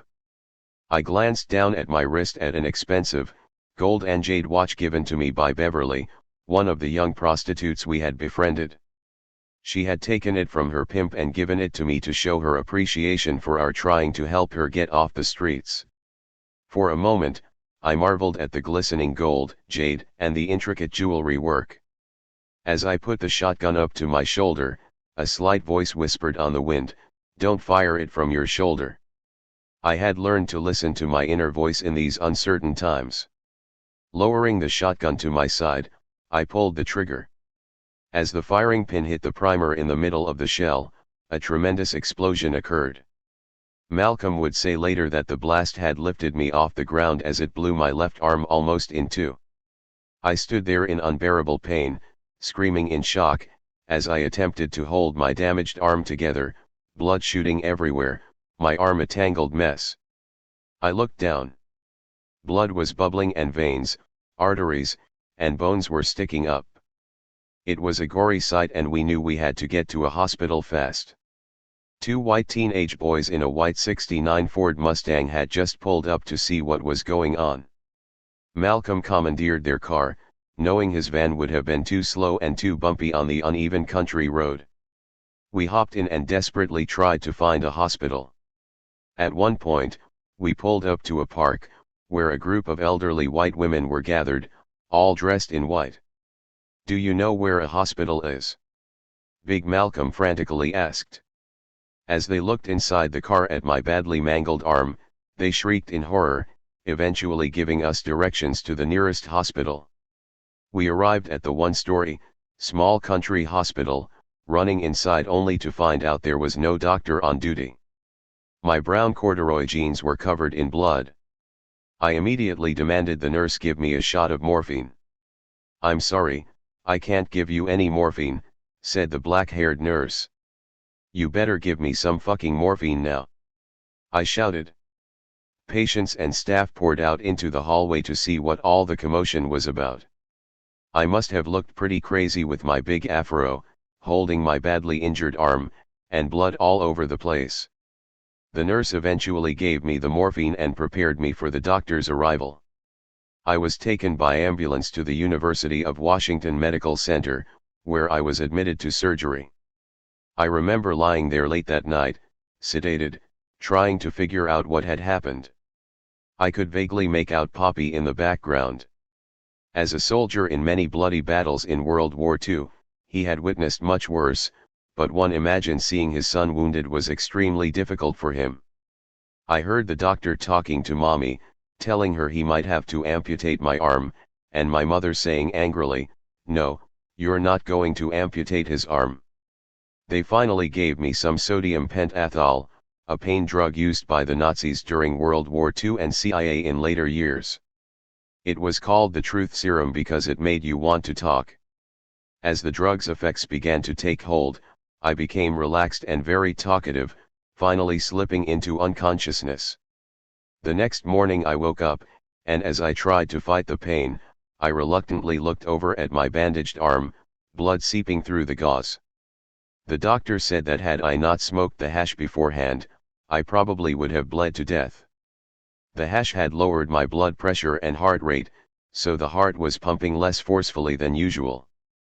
The bones in my left arm had been shattered, and the nerves and arteries almost destroyed. They put a steel rod in my arm and 2 plates on the wrist to hold it together. The comrades came in with posters of Fred Hampton, Chairman Bobby, and Little Bobby Hutton, turning the room into a Panther den. Later that day, Poppy and Elmer came by. They had taken the shells from my bandolier to a lab to have them tested. The shells had been tampered with. The gunpowder had been taken out and replaced with a high explosive. Similar tactics had been used by the Viet Cong against American soldiers who carried shotguns into battle, even though it was against the Geneva Convention to use shotguns in war. That night I lay in bed in pain, trying to put my finger on who had set me up. Who was the informant? Who was the agent? Who was the pig that participated in the scheme that could have led to my death? When I kept thinking about Big Malcolm and others, I knew it was best to try to put this behind me, not to waste time thinking about who had done this awful deed. There was too much work to do. If anything, this near tragedy only strengthened my resolve. This was not something I had expected, but in war the unexpected always happens. I could only hope that my arm would someday be okay. After 3 days in the hospital, I was back at the office with my arm in a cast past my elbow and a sling with some rubber band gadgets that attempted to keep my fingers straightened. Despite the constant, piercing pain, I could not afford to be away from duty. Over the next 6 months, I underwent 4 operations in an attempt to repair my badly damaged arm: skin grafts, a bone graft, and a nerve graft. They took skin from both my thighs to replace the skin of my arm. For the bone graft, which was extremely painful, they took bone from my hip and used it to reconstruct my shattered radius bone. After the surgery, any movement or even a slight cough sent immense pain emanating from my hip. I even had to walk with a cane until my hip healed. The strangest and most terrifying experience was in preparation for the nerve graft. I remember slipping into my hospital bed late that night after going out and drinking with my old friend Mike Dean. The next morning the nurse gave me a shot of something to relax me for the procedure. The orderly came up and wheeled me down to the operating room, placing my gurney in a corner until they were ready for me. It seemed that I lay there waiting for a long time. When I decided to ask a question regarding the start of the procedure, to my shock and horror, I realized I could not speak or move. It was unbelievably frightening. I was totally defenseless, and for an enemy of the state, it was about the last situation you wanted to be in. After I had lain there, watching scores of nurses and doctors passing by without acknowledging my existence, and struggling mightily to say something or to catch someone's attention, the orderly reappeared and took me into the operating room. The anesthesiologist held up a gigantic needle-like contraption and told me he was going to stick the needle into a bundle of nerves in my neck in an attempt to deaden the main nerve leading to my left arm. He must have stuck me 4 or 5 times until he gave up on finding the nerve. They wheeled me back up to my room. My face was completely numb, but they had been unable to find the nerve to my left arm. Later they made another attempt and succeeded in stitching the nerves back together. The chief physician was a short, bespectacled Austrian man with an accent. He was one of the best orthopedic doctors in the country. I have him to thank for saving my left arm through his innovative surgery.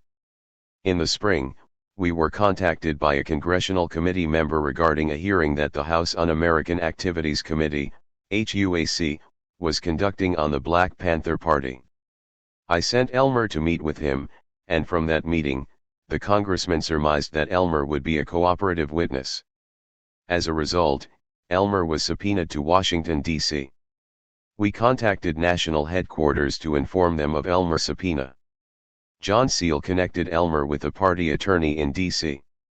Elmer flew to D.C. and spent the night at Panther headquarters.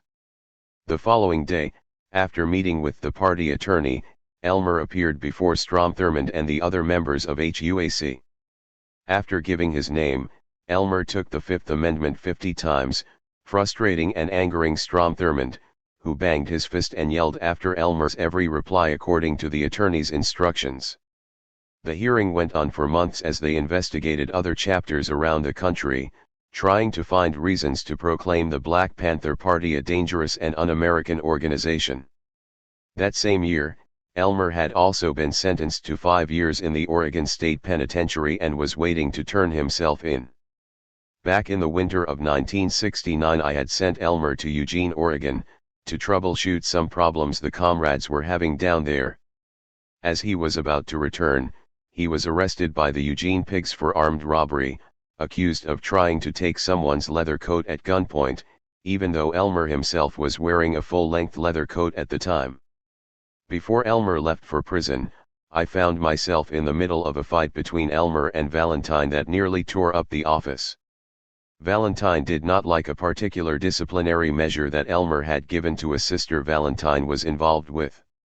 Both of them were hot-tempered. I remember Valentine leaping from a ladder onto Elmer as they fought from room to room, from desk to tables to chairs, and with me, recently out of the hospital, still in pain, trying to call a truce between the two best comrades in our chapter. Finally, I was able to separate the two of them. Shortly after that fight, Elmer was gone, exiled to the middle of nowhere in Central Oregon. It was difficult to lose a comrade who played such an integral role in the day-to-day operations, let alone my brother. However, we always had to be prepared. Valentine assumed the next-in-command role, and Jake Fiedler, Elmer's assistant, stepped in to take over some of Elmer's duties. As part of the reconfiguration, we closed the Tacoma branch and brought T, the coordinator, and 3 other comrades to Seattle. In Eugene, the Anderson brothers decided that the continuous attacks by the sheriffs and local vigilantes were too dangerous, so they closed down the chapter and headed back to Los Angeles. We brought 2 of the Eugene comrades, Bill and Alice Green, up to Seattle to help us mount a campaign to win Elmer's freedom. We had Free Elmer buttons and posters printed up and began a petition drive. A year later, Poppy, myself, and several of our attorneys met with the Oregon governor in an effort to get an early release for Elmer. After several months, we received word that the governor had agreed to a full pardon for Elmer. It was a great triumph and probably represented the only pardon given to a Panther during those very turbulent times. In a sea of continuous battles and internal conflicts, it was only one small victory, but these small victories seemed to provide us with a little more optimism to face the upcoming battles. Still, Elmer would not be released for another year. A party divided, the split. Aaron Patrice, age 3, at the Oakland Community School, 1972. 25. A party divided, the split. Staring down reality don't do me no good. 'Cause our misunderstanding is too well understood. I've really got to use my imagination to think of good reasons to keep on keepin' on. Gladys Knight and the Pips, I've got to use my imagination, 1973. With so many strong personalities in the party, it's a wonder there weren't more physical confrontations between members. There was the fight between Elmer and Valentine, and I remember an altercation between June Hilliard and Willie Dawkins. Party rules and principles as well as the sense of duty and camaraderie kept most disputes in check, but we were about to experience a different kind of clash that would have an irreversibly damaging effect on the party. Eldridge had been living in Algeria with Kathleen and their 2 children. He and the party had been granted diplomatic status by the Algerian authorities, who provided him with a villa and gave him travel privileges to North Korea and other socialist nations to garner support for the party. Even Yasser Arafat of the Palestinian Liberation Organization visited Eldridge in Algeria, bringing along a case of AK-47s. Other party members eventually joined Eldridge in Algeria, including Field Marshal Don Cox, who had chosen to go into exile with his wife, Barbara, rather than face the murder charges leveled against him by the Baltimore police. Pete O'Neill, the Deputy Minister of Defense of the Kansas City chapter, also chose exile over a 4-year prison sentence for a bogus gun smuggling charge. He was joined by his wife, Charlotte. Another couple who found their way to Algeria were Michael Setwayo Tabor, from the New York chapter, and Connie Matthews, originally from Jamaica, who had lived in Copenhagen and worked as the party's international coordinator. Together, these comrades in Algeria comprised the international section of the Black Panther Party. Their objective was to develop contacts outside the United States to help forward the party's agenda. Many African liberation organizations were offered headquarters and support from the Algerian government, including organizations from Angola, Mozambique, and Zimbabwe. But none of their offices compared to the compound provided for the Black Panther Party. At the party's compound, the international section entertained revolutionary fighters from all over Africa and the Middle East. Don Cox even attended PLO training camps. Like most of the party's prominent leaders, Eldridge had his own disciples. Many comrades respected and admired Eldridge. He possessed great oratorical skills and was one of the fieriest writers in America. He often romanticized about the revolution, and was the chief proponent of guerrilla warfare as the main tool for destroying the rotten, imperialist U.S. government.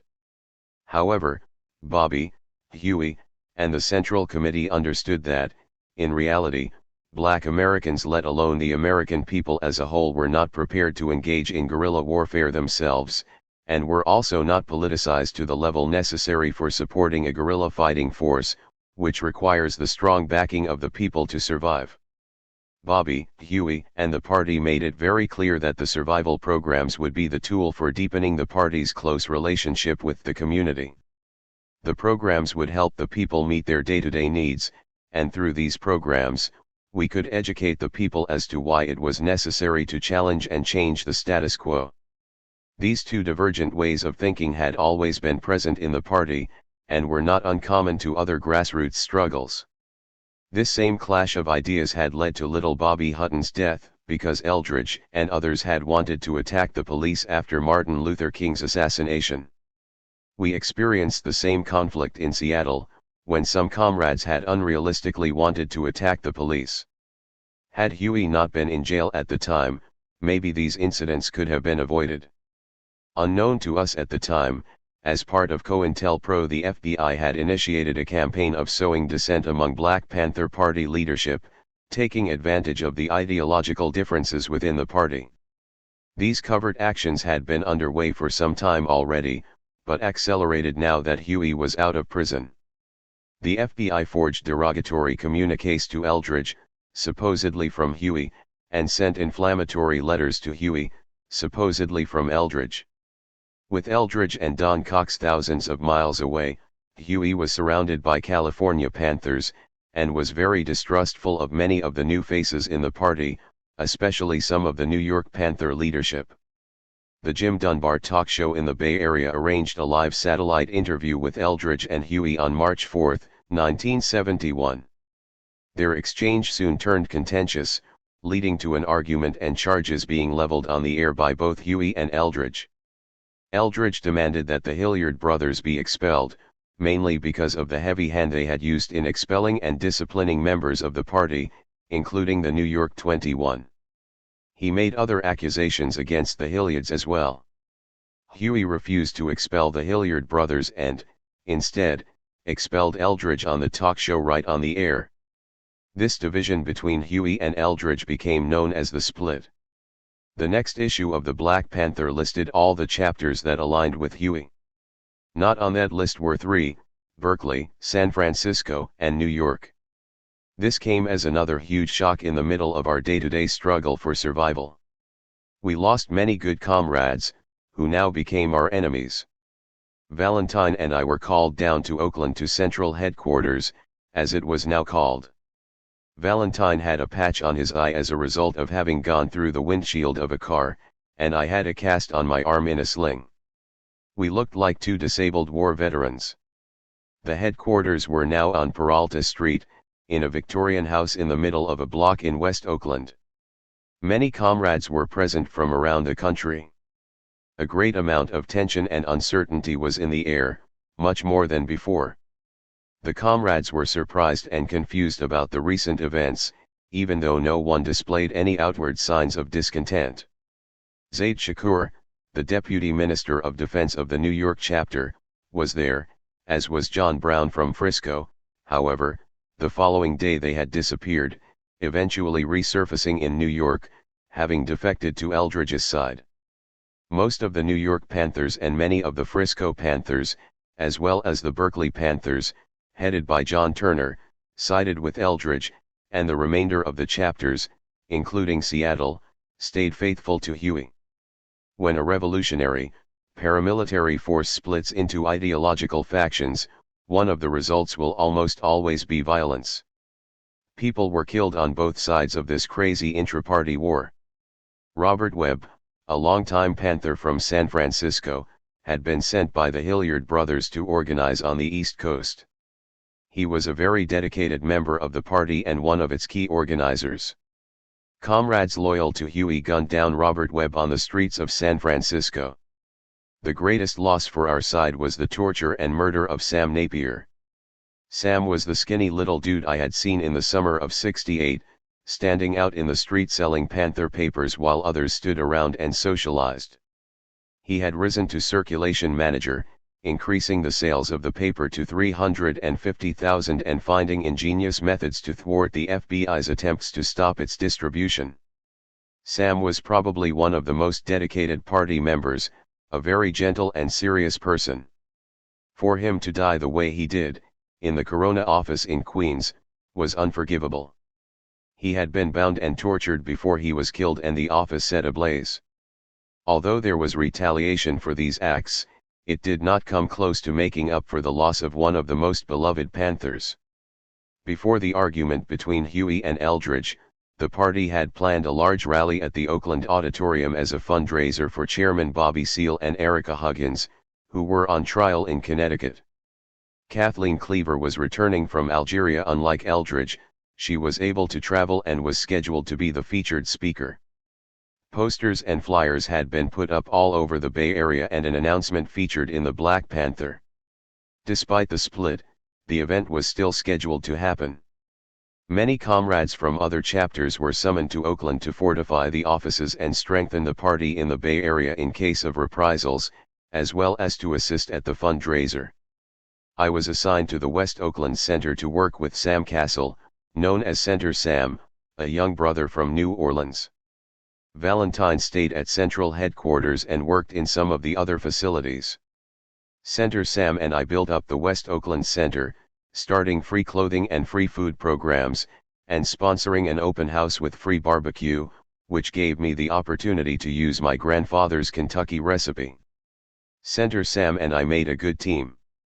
I really enjoyed working with this true New Orleans brother. About 15 comrades from around the country were assigned to the West Oakland Center, including John L. Scott, who had recently been released from prison for his participation in the shootout on April 6, 1968. John, who had joined the party at 17, had been away for 3 years and had missed out on a lot. I could tell he was unsure about all the changes rapidly taking place. We often sat up at night while on security, listening to Freddie Hubbard's Red Clay and talking about many things. John didn't stay long, and soon left the party. Not long after John departed, I met an older cat named Mojo, who wore a long black overcoat and a big black brim, which gave him the appearance of an old-fashioned undertaker. He was a real street nigga with that old mother wit, a black southern term for wisdom that comes not from formal education but from life experience, with a natural knack for understanding life's many complexities. Everyone loved Mojo. He was in charge of security at Central Headquarters, responsible for making sure the office was properly fortified, securing the weapons, and giving out security assignments. I also developed a close relationship with one of the brothers from Washington, D.C., named Jacoby. Jacoby had a distinctive look due to his black and Portuguese ancestry. We sat together on guard duty and talked about missing our wives, wondering when we would be sent back home. The night of the fundraiser, several Panthers, including Valentine and me, went down to the Oakland auditorium to provide security. I was stationed in the rear. Valentine was up front with Big Man, one of the few Panthers left of the original group from 1966. There was security at all the entrances. Just as expected, a group of Eldridge defectors showed up in an attempt to disrupt the event. Fights broke out at several entrance points but were quickly contained. Shortly after the event, Jacoby's marching orders came in.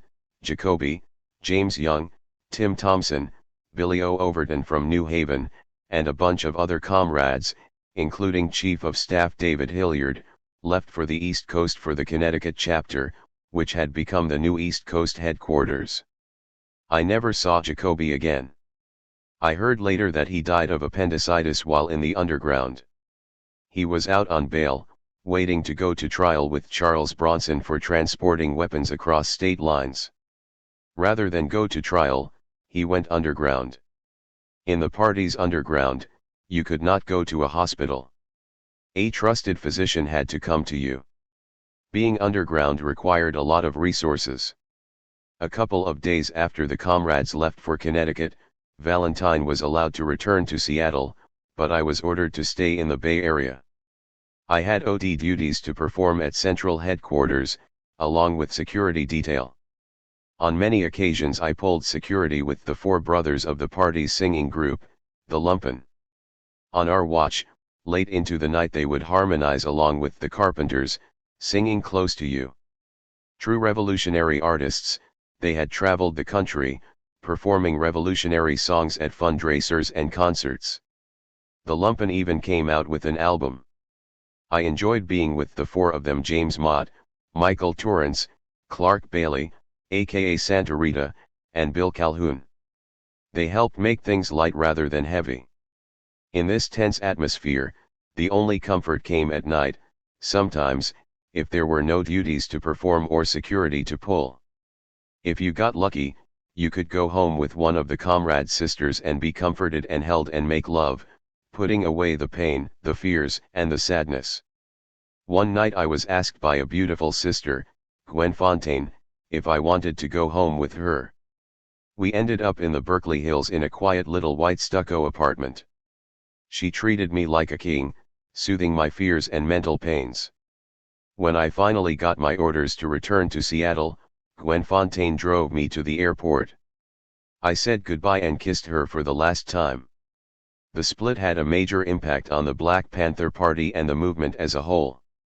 The party was the vanguard of the whole left revolutionary movement, and Eldridge was its most powerful and prolific voice. The movement now was at an impasse. It had become an ideological question of guerrilla warfare or organizing the people. A collision had been inevitable. Yet the split was more than ideological, it also had much to do with the way that valuable, long-standing members were being dismissed, pushed aside, and degraded. It was also a war of egos. For some comrades, the split meant death. For others, it was a fate, perhaps even worse, exile from the party into oblivion. One result of the split was the creation of the Black Liberation Army, BLA, made up of former Panthers, mostly on the East Coast. In its effort to push guerrilla warfare, the BLA, united with the Weather Underground, would suffer heavy casualties by the police. With the party split in two, we were like a dog with 3 legs and missing a few teeth. How we would survive, how we would adapt was very unclear. It was ironic that all this unfolded just as we had begun to focus on philosophy, particularly the concept of change and how it is the only constant in the universe. A gradual change was taking place in the United States itself. In the late 60s, alongside Black Power, there was the Black is Beautiful movement, the Afros, the dashikis, the clenched fist at every greeting between brothers and sisters, the undeniable feeling that we were in this together, the closeness, the unity, the strong identification with rebellion. I remember the last concert by Jimi Hendrix. he had asked us to provide security for him at the old Seattle Six Stadium. Before the show, Elmer had been backstage blowing some weed with Jimmy. I stood in the rain, watching Jimmy in his final performance, burning up guitars, playing like a man possessed.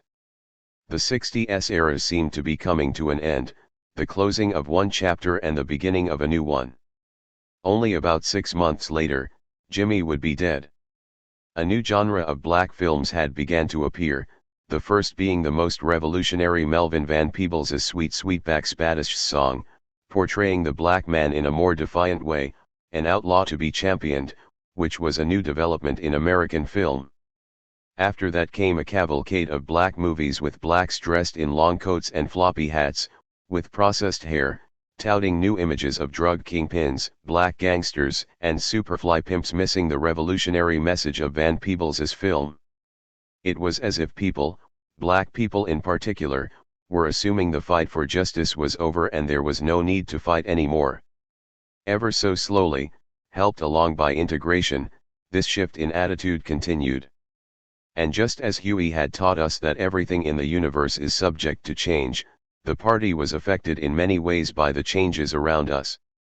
Yet most of us were still dedicated to the mission of the party, and to changing America into a place where all its people could have the opportunity to grow into healthy, loving human beings.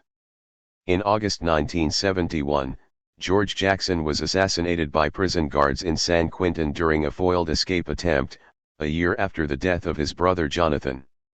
I believe that George wanted to be free, even if it meant freedom through death. The field marshal of the prisons, the dragon, the black gorilla, the prison genius George, who was bigger than life itself, was gone from our midst, depriving us of the opportunity to see him bloom into a true leader of the people. George Jackson's death was very much a part of the era that was rapidly drawing to a close, that period in the United States when the revolution seemed inevitable. At George's funeral, Huey gave the eulogy as Panthers stood at attention, holding shotguns. The legion of mourners spilled out of St. Augustine's Church into the streets of West Oakland. I stood there, watching a grieving Mrs. Jackson. I wondered if the people would ever get revenge. And they did. Police stations were attacked and police were ambushed throughout the country. But the biggest response came 3,000 miles away at Attica Correctional Facility in upstate New York. The day after George Jackson was murdered, an estimated 700 Attica inmates responded with a powerful silent protest, wearing black armbands or other makeshift signs of solidarity. Tensions had been brewing at the prison for a long time, and Jackson's death brought them to a boiling point. About 2 weeks later, more than 1,000 inmates rose up and took over the prison, taking hostages along the way. They elected officers and presented a list of demands, including improved living conditions and an end to the attacks by racist prison guards. They came up with a list of outside observers and negotiators. On that list was Bobby Seale, who had been recently released from prison along with Erica Huckins. When the negotiations at Attica broke down, New York Governor Nelson Rockefeller ordered an all-out assault, employing helicopters and snipers. The highway patrol and prison officers turned the Attica prison yard into a bloodbath and torture chamber. In the chaos, the 10 hostages and 20 inmates were murdered, and more than 80 inmates were seriously wounded. It was the bloodiest day in American prison history. The government, in a little less than 2 weeks, had eliminated the most important figure in the fight against the unjust American prison system and had overwhelmingly wiped out the largest and most organized prison rebellion to date. By March 1972, Huey, Bobby, and the Central Committee had decided to centralize the party in Oakland. The stated purpose was to build a strong, solid base in Oakland, with the eventual goal of taking control of all aspects of the city, from the politics to the streets. But I'm sure there was an additional underlying reason that Huey made such a drastic decision. Chapters and branches throughout the country began sending most of their members to Oakland, leaving only skeleton crews in their place. In many instances, chapters closed down altogether. It was difficult leaving Seattle. We had established ourselves so firmly in the community and in the hearts and minds of the people of Seattle. In 4 short years, we had challenged the power structure, putting them on notice that they would have constant opposition when it came to making racist policies or committing brutal acts against black people. We had established one of the city's first free medical clinics, opened up 5 free breakfast programs, and developed the first free food program in Seattle, which became the forerunner of the city's food bank operation. Our summer liberation school was a major success, as was our busing to prisons program and our community organizing. Before the orders came down regarding the centralization, we had just begun a campaign to defeat the Seattle School District's proposal for forced busing integration. We had organized the community to turn out to the school district. We held meetings to oppose this ill-conceived plan that would take black kids out of their community, leaving them without a support network. Unfortunately, our departure gave the green light to this failed policy, which would eventually wreak havoc on black school children and their families. We had also begun looking for a larger facility for the Sidney Miller People's Free Medical Clinic. Valentine had found a building, a former nursing home, that was perfect. It had everything we needed.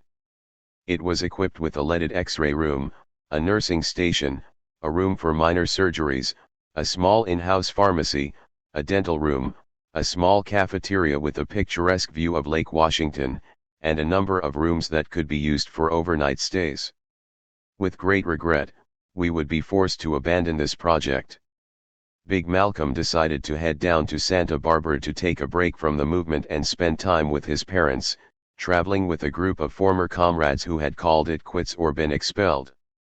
I would miss that gentle giant, but I would see him again. Rosita Holland, Valentine's assistant and lover, reluctantly stayed in Seattle to keep the chapter going until Elmer got out of prison. She would rather have not parted from Valentine. A handful of community workers also stayed in Seattle. We left and headed to Oakland for the new centralization campaign, leaving behind many memories, many friends and loved ones, as well as unfinished business. 26. Centralization, March 1972. Now is the time to come together and show our force. Now is the time for all the people to speak in one voice. I'm talking about unity. OJ's, Unity, 1975. The key component of the takeover of Oakland was gaining control of the political seats of power. Our main targets were the mayor's office and city council. We were coming to understand that political power was no longer just in the bullet, but also in the ballot. When Shirley Chisholm, the first African American woman elected to Congress, announced her bid for the Democratic presidential nomination in 1972, the Black Panther Party was the only entity on the political left that rushed to support her, even though we knew it was far-fetched that a black woman who fought so tirelessly for the downtrodden could be elected U.S. president. But we saw her candidacy as a step in the right direction. We understood that those seeking seats of power in the name of the people needed to have a true desire to create change for the better. In Oakland, we aimed to set the example. The main focus of the party's centralization became running the campaigns of Bobby Seale for mayor and Elaine Brown for city council. Change is never easy. There is almost always a sense of apprehension, and the notion that maybe the decision made was not the best one. The idea of something new, something unfamiliar, often evokes mixed feelings, excitement combined with fear of the unknown. In the party there was very little time to think things over. Either you did or you didn't, either you stayed or you went. If this new move would further our cause, bring us to the brink of victory, there was no reason for debate. And despite the controversy around the split and the loss of many very good people, including entire chapters, I still had faith in the party and in the belief that victory would eventually be ours. Central headquarters had moved, once again, from the Victorian House on Peralta to a large, two-story storefront on the corner of 85th Avenue and East 14th Street. Connected to the main section was another large, one-level storefront that became the newspaper's distribution headquarters. The main office was a large reception area with 2 desks, one on either side of the room where the OD operated, and in the back were two smaller offices, one for finance and the other for special projects. The large office to the right was used for the prison and legal programs. In the far back was the printing department. Upstairs on the right side was a large area that became the layout and editing department, and across the hall was the photo department. In the back was a sleeping room and a large kitchen area. At least 20 other party facilities and houses were scattered through the East Bay, including the Lamp Post, a restaurant and bar that became a hip Bay Area destination. The Lamp Post often served as Huey's meeting place. The party was also looking to purchase a large building downtown for a clothing factory, as well as a smaller building for a shoe factory. The idea was to manufacture affordable items while providing jobs for the community, but these projects never got off the ground. The party even leased the Fox Oakland Theater from the Mafia, employing comrades to do renovations on the historic movie palace before hosting a grand opening, featuring the premiere of a film called Black Girl, a black family drama directed by Ossie Davis. Other films, concerts, and events promoted by the party would follow. Gracious donors purchased a large church in East Oakland that took up almost an entire city block. This building housed the party's new venture, the Oakland Community School and Community Center, which started as a school for Panther children. It grew to become a full-fledged private school with a large cafeteria and a large auditorium, a venue for talent shows, concerts, and fundraisers. On Sundays, the auditorium was the site of the Son of Man Temple services, a sort of revolutionary worship service with guest political speakers, community leaders, party officials, and a choir made up of party members and the Charles Moffett Band. A great jazz artist who had collaborated with the likes of Ornette Coleman, David Eisenson, and Pharoah Sanders, Charles Moffett had taught his 4 kids to play the various instruments that made up the band. He was also the school's music teacher. The party's centralization was a huge, bold undertaking, and it slowly became apparent that the new direction would move us closer to creating a liberated territory. Comrades were arriving almost daily from all parts of the country: New Haven, New York, Boston, Pittsburgh, Philadelphia, D.C., Detroit, Toledo, Cleveland, Indianapolis, Baltimore, Winston-Salem, New Orleans, Atlanta, Miami, Dallas, Houston, Los Angeles, Seattle. They came by plane, car, bus, and truck. The Chicago chapter drove their own Greyhound bus. Big Malcolm moved to East Oakland from Santa Barbara. Upon arriving, people were assigned to living quarters and job assignments prior to having a physical and an eye exam at the party's medical clinic in Berkeley. I was assigned to the legal aid program, working specifically with the prisons, and I would also be alternating as OD with James Bubba Young from New York. As for others from the Seattle chapter, Anthony Ware and Larry Ulmer were assigned to the school and the Child Development Center, the party's daycare. Melvin Dixon was assigned to the Lamp Post as a cook. And Tyrone Birdsong, his wife Rose, and Marcus were assigned to central headquarters. 4 comrades were assigned to the photo department, led by Lauren Williams. Each had his or her own camera equipment and would be engaged to follow every move of Bobby Seale and Elaine Brown in their electoral campaigns. They also covered stories for the party newspaper and all Panther events. They had their own darkroom, where they spent many late hours developing photos for the paper or brochures. The comrades working with Lauren were DC from Boston, Bunchy from Houston, and Melanie from Los Angeles. No one looked more out of place in the revolutionary atmosphere of organized chaos than Melanie. She was always well dressed and perfectly manicured. Whereas most comrades fell asleep in their underwear or clothing from the day, Melanie put on pajamas. She was a really sweet sister, but also no pigeon or pushover. We had a special friendship, and many times I wished it were more than that. But Robert Bay was her sweetheart. Many East Coast writers were assigned to the paper, including Sherry Brown from Baltimore, Jonina Abra from Detroit, and Daryl Hopkins from North Carolina. Michael Taps RHYMS from Chicago, a quintessential temperamental journalist, and a brother named Michael Foltz, one of the brainier comrades from Boston, would have looked right at home in the press room of the New York Times. Foltz constantly smoked and twisted his beard, drinking cup after cup of coffee, his eyes darting around. As assistant editor, Foltz spent almost all his time in the newspaper room. Astley Dixon was assigned to work with Emory Douglas on the paper's artwork. And no one was as distinctive as Benny, a light brown brother with curly hair, thick glasses, and perfect diction. A printer, he ran the party's printing press, which always seemed to be in use.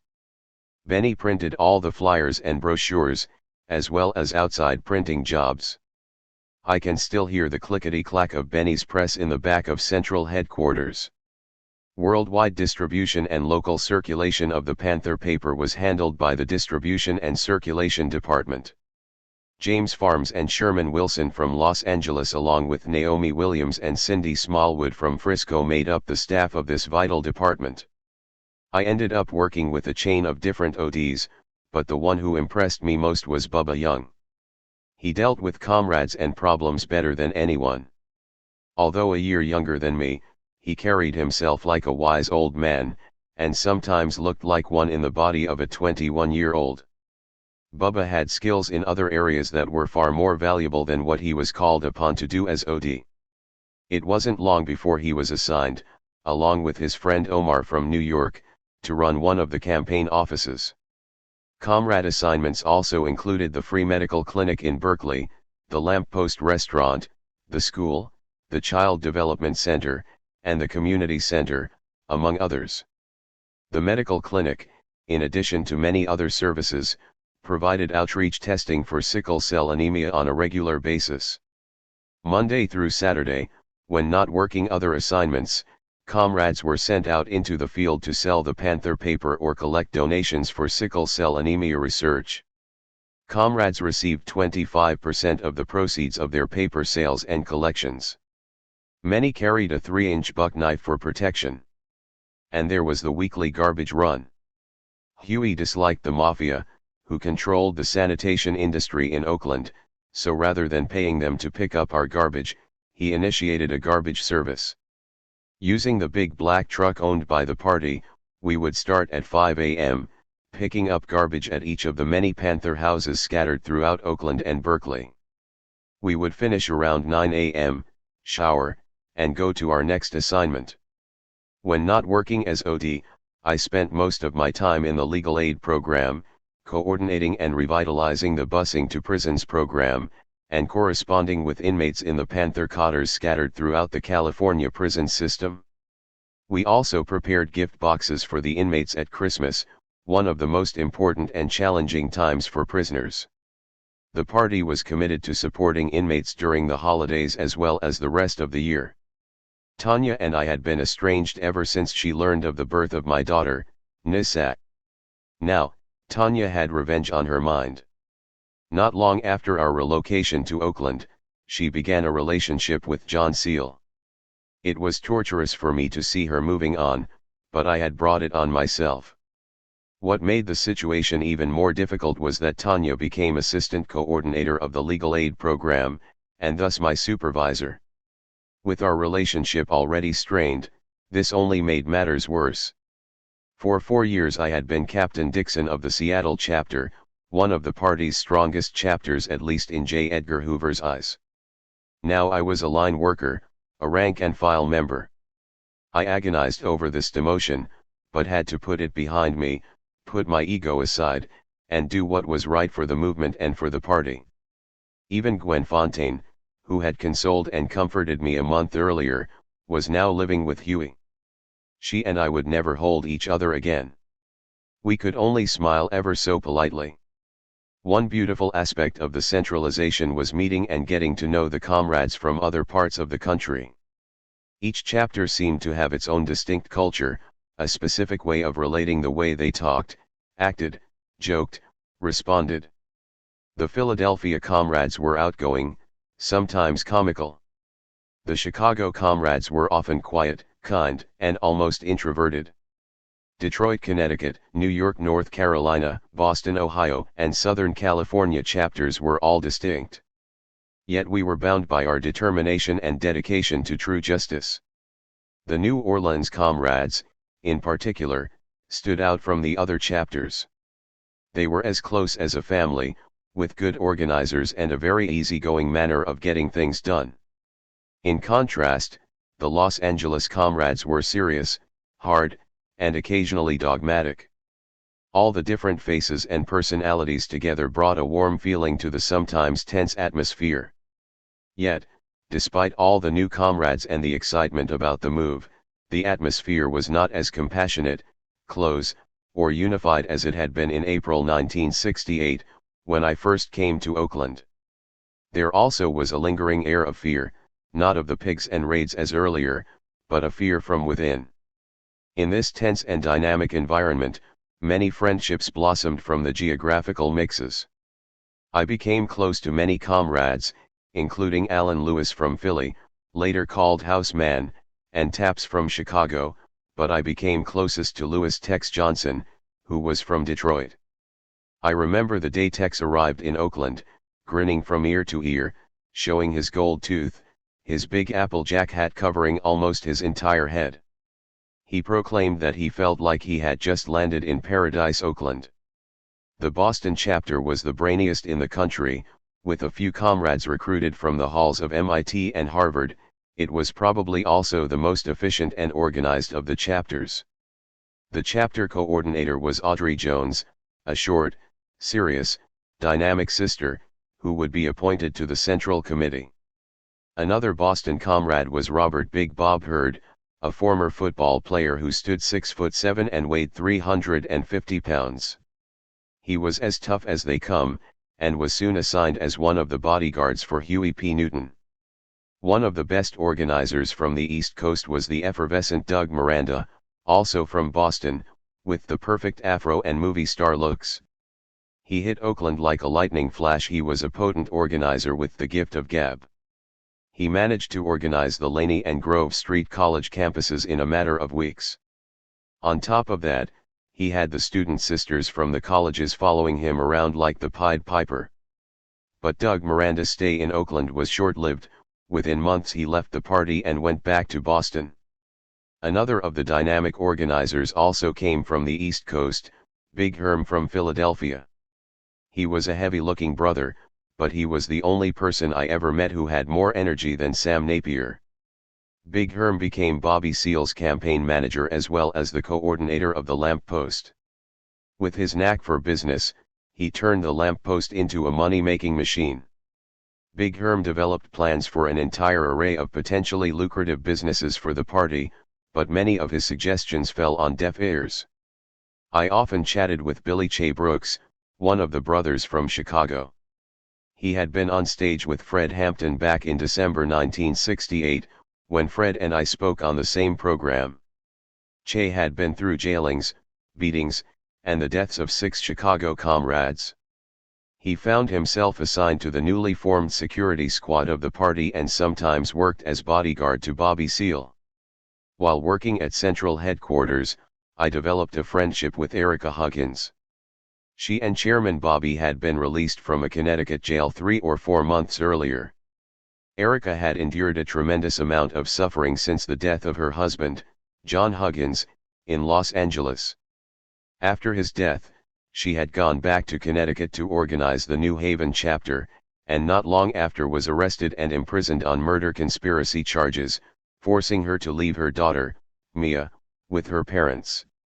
Ill in health yet strong in spirit, she had endured a long confinement. When I first met Erica, she seemed so soft and fragile. But slowly she became a nurturer for many comrades in need of comfort and consolation.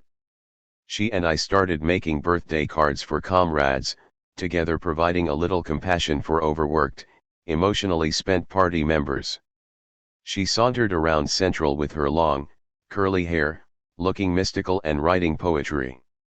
One day Erica sized me up and said, "Aaron, why are you walking around holding your arm like it's still broken?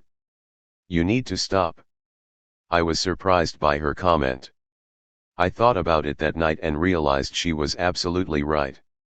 I tended to unconsciously hold my damaged left arm, clutching it to my body. I had been walking around like a wounded puppy, looking for sympathy. From that day forward, I stopped holding my left arm. I started riding left-handed and driving with just my left hand, using it more than my right, slowly letting the memories of the shotgun explosion subside. The pain remained constant and the nightmares vivid, but Erica was right. I had to put it behind me. Erica and I definitely felt some kind of connection. Maybe it had to do with our both being Capricorns and needing a lot of quiet, introspective time alone. She and I never got involved in a physical relationship, though. She only related to one brother, James Mott. The party had an open sexual relationship policy, meaning that brothers or sisters could have sexual relationships with as many partners as they wanted to. This policy seemed to work mainly because there was so much uncertainty from day to day. On any given day you could suddenly be on your way to prison, or to another party assignment across the country, with no guarantee of returning. You might be sent underground, or, worse, you might be killed.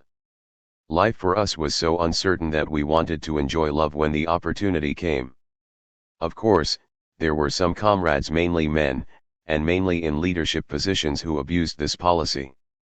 Because so many comrades were congregated in close quarters, it was necessary to implement a sexual freeze whenever a sexually transmitted infection was diagnosed in the party clinic. A freeze order meant no sexual relations until the infection was stamped out. One morning I was lying in bed in my living quarters at the Fulton Street house, one of several Panther houses. I had been on guard duty most of the night, so I was allowed to sleep in. Most of the other comrades were gone for the day, except for a very attractive comrade's sister named Brenda. Before I knew it, we were in her bed kissing, caressing, our passions heating up. Since first laying eyes on this comrade's sister, I had wanted to make love to her. She was relating to one of the leading members of the party, so thus far I had kept my distance, but now we were in each other's arms. As I gently got on top of her to consummate our desire, she whispered in my ear, with that Eartha Kitt voice of hers, "Aaron, don't forget the freeze." With those words, my passions cooled and I slowly moved off. We got dressed and left for our assignments. I was not always the most principled comrade, but on this occasion I decided I should be. Another freeze had to do with the increasing number of babies in the party. During and shortly after the most heated periods of attacks against the party, pregnancies would rise. This phenomenon has repeated throughout history. During times of war and great stress, humans have sought comfort and release through sex. The big house in Berkeley, where Tanya and I had stayed along with Chairman Bobby and Landon Williams back in August '69, now served as the party's Child Development Center. 8 to 12 party members were assigned to look after the babies and toddlers, who required round-the-clock care, because their parents were all working in various other party capacities. It took a lot of people and resources to care for all the babies born in the party over the previous 2 years. The freeze order stated that no party members could have any more children until further notice. So, if a sister became pregnant, she was required to have an abortion from a private doctor. The Panther Clinic tested for sexually transmitted diseases and provided birth control but did not perform abortions. Some people also got birth control through private doctors. This freeze lasted almost 6 years, from 1972 to 1978, with only one exception. Erica Huggins and James Mott were granted a special exemption and allowed to have a baby. The older children, 3 years and up, were housed in dormitories. There were 2 large houses in Berkeley around the corner from each other, and another large house on Santa Rosa Street, where some Central Committee members also stayed along with the school staff. The staff cooked, cleaned, washed clothes, took kids on field trips, helped with homework, everything a parent would provide and more. There was also a huge house on 29th Street, where some children stayed along with their parents.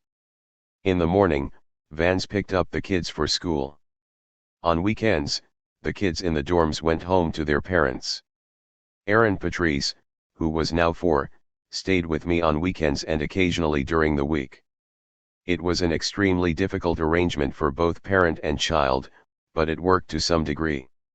The party's paper, renamed the Black Panther Intercommunal News Service, was gradually becoming one of the finest alternative newspapers in the land. The centralization had brought the party's best writers, photographers, and editors from around the country to Oakland.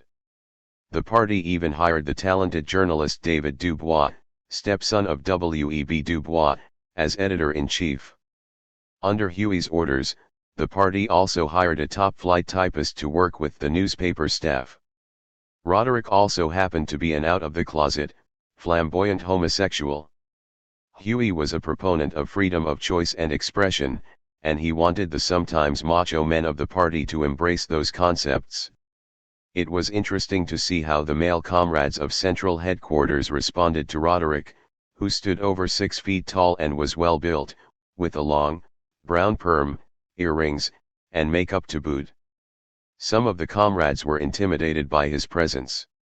However, in the party, accepting change was not only important to accomplishing our goals, it was also an integral part of being a Panther, and accepting change went hand in hand with accepting others.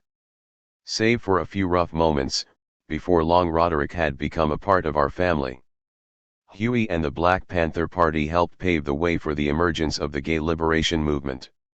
As the vanguard, the party influenced and gave direction to many emerging movements in the United States: the White Radical Movement, the Latino Revolutionary Movement, the Gray Panthers, the Women's Movement, and eventually the Gay Rights Movement, which had been in the shadows, waiting to raise its voice. The historic Stonewall Uprising in New York City in the summer of 1969, when dozens of gay men and women resisted arrest and fought back against the police, put the gay rights movement on the scene. Shortly afterward, in 1970, Huey wrote an article from prison on the importance of gay people having the same right to freedom as all Americans, advocating that the party have a working coalition with the gay rights movement and other revolutionary movements. Soon after that article, with the support of the party and the momentum from Stonewall, the gay rights movement in New York became a revolutionary force to reckon with. At its core, the party was made up of lovers. We loved life, we loved each other, we loved the people, and we embraced our mission and our responsibilities, so it was easy for us to embrace others, particularly if they were not embraced by society as a whole. However, there was still an undercurrent of fear I sensed in a very subtle way, and I was about to find out more about it firsthand. With David Hilliard on his way to prison for his participation in the shootout on April 6, 1968, June Hilliard assumed the responsibilities of Chief of Staff and John Seale became Assistant Chief of Staff. Under Huey's direction, the party also created the Security Squad, composed of party members from around the country who were considered the toughest and most vicious, most of whom had been handpicked for the squad by Huey himself. The Security Squad's main function was to protect Central Committee members and provide overall security for the party and its facilities. They also were involved in enforcing whatever the party wanted to enforce, whether on the streets or within the party. This included physical discipline of party members, which was new to me as well as many other comrades. Valentine had been recruited to this newly formed wing of the party. Squad members, including John Seale, had lobbied for me to be recruited, but for some reason Huey denied this request. John Seale often strode through the office with his black leather coat draped over his shoulders, sometimes followed by 1 or 2 members of the security squad. One day John Seale and his comrades asked me to come into the photo department, and closed the door behind them. Calmly, John said, "Tanya told me that you had disrespected her." As I was sitting on the corner of a desk, explaining to him why I had cursed at my estranged wife and supervisor during a disagreement over some procedures, I was blindsided and knocked to the floor. Darren the Duke Perkins and Carl Collar pounced on me and began pummeling me. It was over within minutes.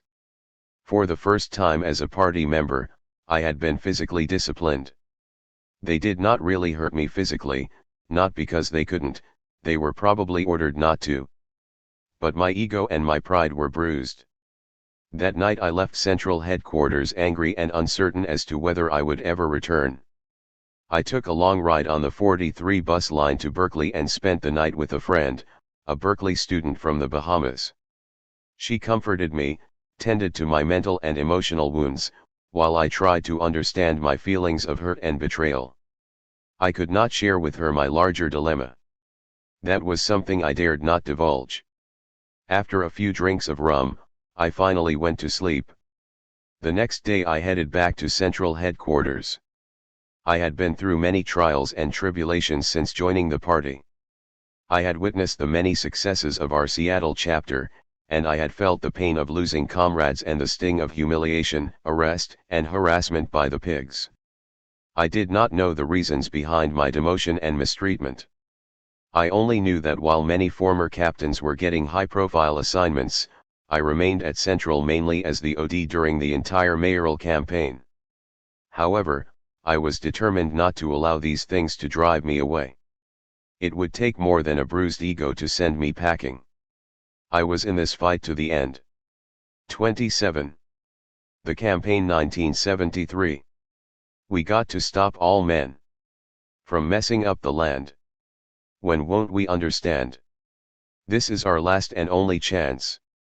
Curtis Mayfield, Future Shock, 1973.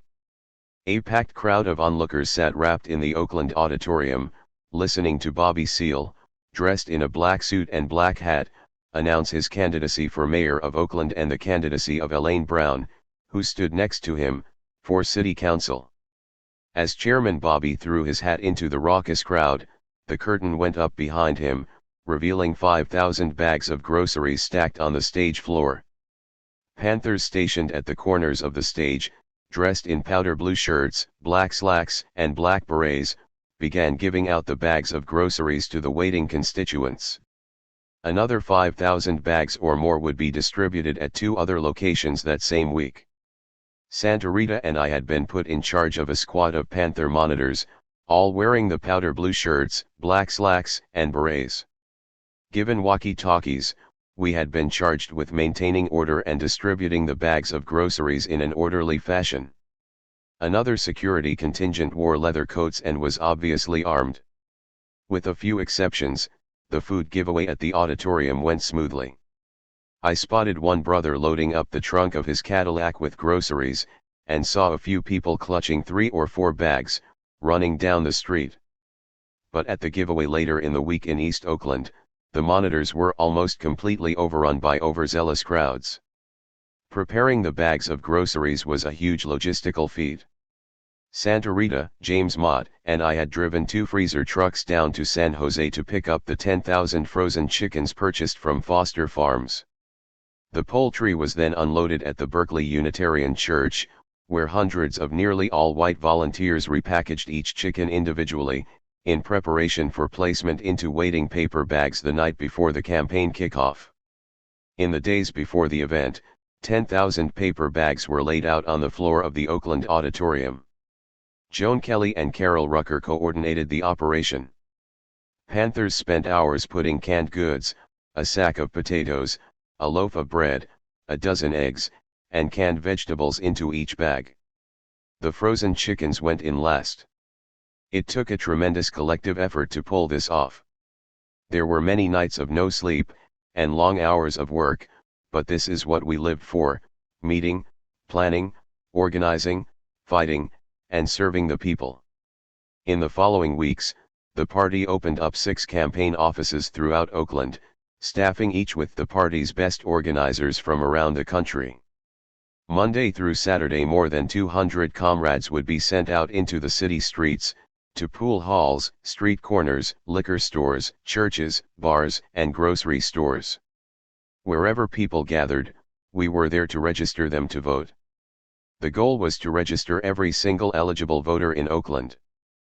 Party members also enrolled at many of the Oakland community colleges for the purpose of organizing the student populace. We had a substantial presence at Laney College and Grove Street College, where, through contacts, John Seale and Big Man Howard had acquired jobs in the administration.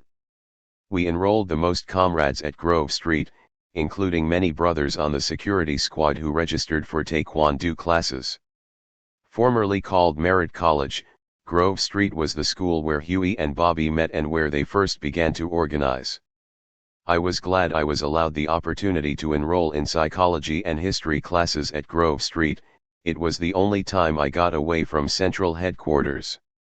Elaine Brown and Gwen Goodlow, the finance coordinator from the Los Angeles chapter, had enrolled at Mills College, an independent, all-female school. One of the first things Gwen and Elaine did was organize a party with the BSU on campus. They then selected a group of comrade brothers to attend for the sole purpose of hooking them up with the Mills sisters in order to better organize the campus. It was pretty comical at the party. Most of us brothers stood back, not really feeling up to this revolutionary dating game. Elaine and Gwen circulated, egging us on to mingle and meet the sisters. Elaine introduced me to the BSU president, Debbie, from Los Angeles, and with Elaine's prodding, we developed a relationship that for me was strictly business. Yet to say I did not enjoy the assignment would not be totally true. Debbie was a very nice sister, and the relationship allowed me some time away from Central and gave me the freedom to roam around the beautiful Mills College campus. I had hoped to get an assignment coordinating one of the campaign offices, but instead I remained at Central, becoming the main OD and missing out on much of the campaign. The work during this period was intense. In addition to the campaign, we still had all the day-to-day party work to sustain, such as the school and the survival programs, as well as our new CETA programs. The Comprehensive Employment and Training Act, CETA, was a federal government initiative to find work or provide job training for unemployed and disadvantaged people, especially youth. We had around 20 youth, some with gang ties, who worked in our CETA programs. They were assigned jobs in different party facilities and also helped to launch the party's new SAFE program, an acronym for Seniors Against a Fearful Environment. SAFE entailed the young people accompanying seniors to the banks and grocery stores and other activities. CETA was probably the best program ever to come out of Washington, D.C., which is precisely why it did not last very long. Manpower was sometimes short due to the needs of the campaign, which meant my having to pull security every night, sometimes going without sleep. Valentine and I often worked together on security, even though he had also been assigned to the clinic. We would compete to see who could stay up the longest. On one occasion both of us had gone 3 nights without closing an eye. Valentine was assigned to the upstairs window at Central, while I roamed the downstairs perimeter. I decided to go up to check on Valentine. I opened the door and could see him sitting in front of the window with the shotgun across his lap. "Valentine. Valentine," I whispered. There was no response. I approached to see if he was asleep. When I looked at his eyes, I saw they were wide open, but he was dead asleep. He had snapped a toothpick in two and put the pieces in his eyes to prop his eyelids open. That was the funniest thing I had seen in a long time. I was up 3 days straight during another week, and on the third night, after security detail ended at 2 a.m., I had to drive the big black truck over to West Oakland to pick up a truckload of papers. I remember getting on the freeway, but nothing else. I seemed to have awakened just as I was exiting the freeway in West Oakland. My ancestors were watching over me that night, as on so many other occasions. I finished that task around 4 a.m., then headed to Mary Williams's house in East Oakland to prepare food for the busing to prisons program, which was scheduled to depart at 8 a.m. Mary was Randy Williams's wife. I had already prepared the potato salad and was able to get Mary to fry the chicken for me as I finally dozed off to sleep. Once, after yet another 3-nighter, I took a shower and dressed up. I had been in Central for 3 days and 3 nights with the same clothes on. I needed to get out. I had one last function to perform. It was around 8:30 in the evening, and I had to deliver some papers to Huey's penthouse on Lake Merritt, where he had been living since his release from prison. The Central Committee had decided this housing arrangement was necessary for Huey's security. After handing the papers to Gwen Fontaine, now Huey's wife, I headed back to the office. At almost every intersection I fell asleep. I just needed to make it back to Central, yet I was so tired I could not keep my eyes open long enough to do even that. Somehow I made it, and immediately fell out in the back room upstairs. Sleep deprivation was part of being a revolutionary. Up to this point, the only adverse effects had been a lot of grouchy attitudes and bad dispositions, which probably led to some faulty decisions. There had not been a fatality as a direct result of lack of sleep, not until one fateful morning. Ever since the party's newspaper circulation had gone international, weary party members gathered in distribution on Wednesday nights to work on the paper. On this particular Wednesday, as usual, we had worked until 4 a.m. and that was finishing early. Those who lived in other parts of the Bay Area would take long, sleepy rides home in one of the party vans. The longest trip was to Richmond, about 30 miles away. When distribution manager James Farms asked for a van driver to take a group of comrades to Richmond, only one person volunteered. I had started to volunteer, but decided to let Cindy Smallwood take the keys. Cindy was a fairly young sister with the disposition of an angel. Her lover, Andrew Austin, had been arrested back in New York, along with Ellis White. Andrew and Ellis had armed themselves as protection against the faction loyal to Eldridge and were subsequently arrested for carrying concealed weapons, a mandatory 5-year sentence in New York. Cindy had remained faithful in her wait for Andrew, unusual in the party. Some days she and I would sneak away from the office to go for long walks, noting birds or vegetation we had not seen before. We had become close friends.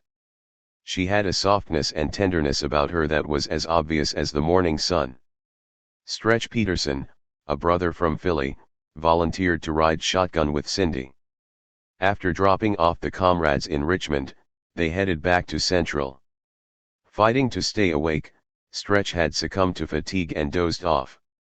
Cindy, exhausted from too many sleepless nights, fell asleep at the wheel and lost control. She was thrown from the van, only to end up beneath it. In the hospital she lay comatose for several days before life support was turned off and she was pronounced dead. Her death came as a particularly terrible shock because this had been a time of peace for the party. There was no war against the police, no shootouts or raids, which made her death that much more wrenching. At her funeral we all gathered to pay our last respects to a very beautiful angel, Cindy, the second Panther sister to expire. The first was Sandra, Geronimo Pratt's wife, found in a plastic bag on the side of the highway in Los Angeles, killed by the police. This was my 9th Panther funeral and by far the most difficult to bear. Cindy's family was devastated, for they'd had great expectations for their fallen angel. Stretch took it hardest of all the comrades, falling into depression and drinking, eventually returning to Philly.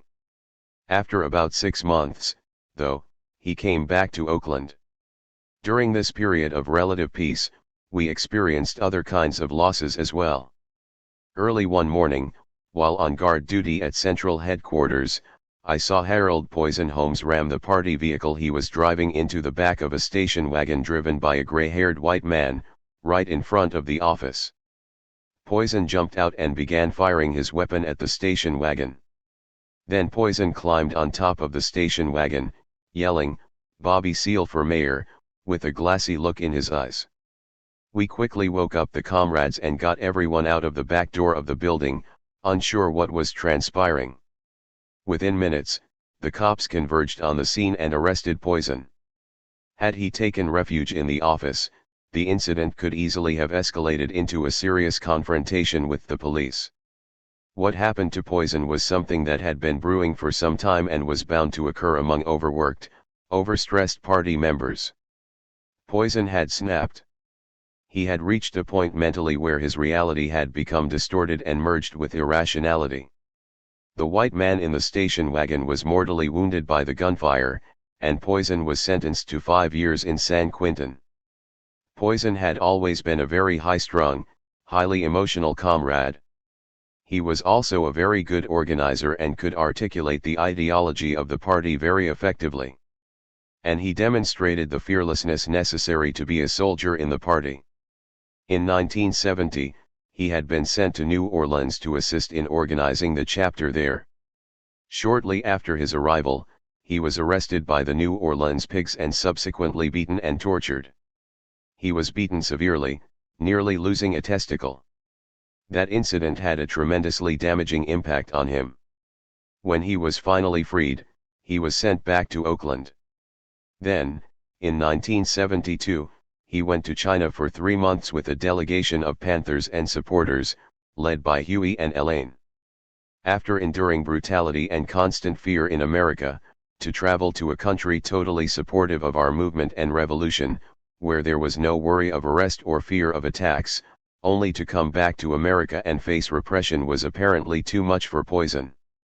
He had not been the same since New Orleans, and after returning from China he appeared even more incoherent. It was a sad way to lose a very good soldier. Another brother from the trip to China also suffered a breakdown and was sent back home to the Midwest. At the time, we were not aware of the long-term effects of the tremendous amount of stress and trauma that we were subjected to, or its impact on us and the party as a whole.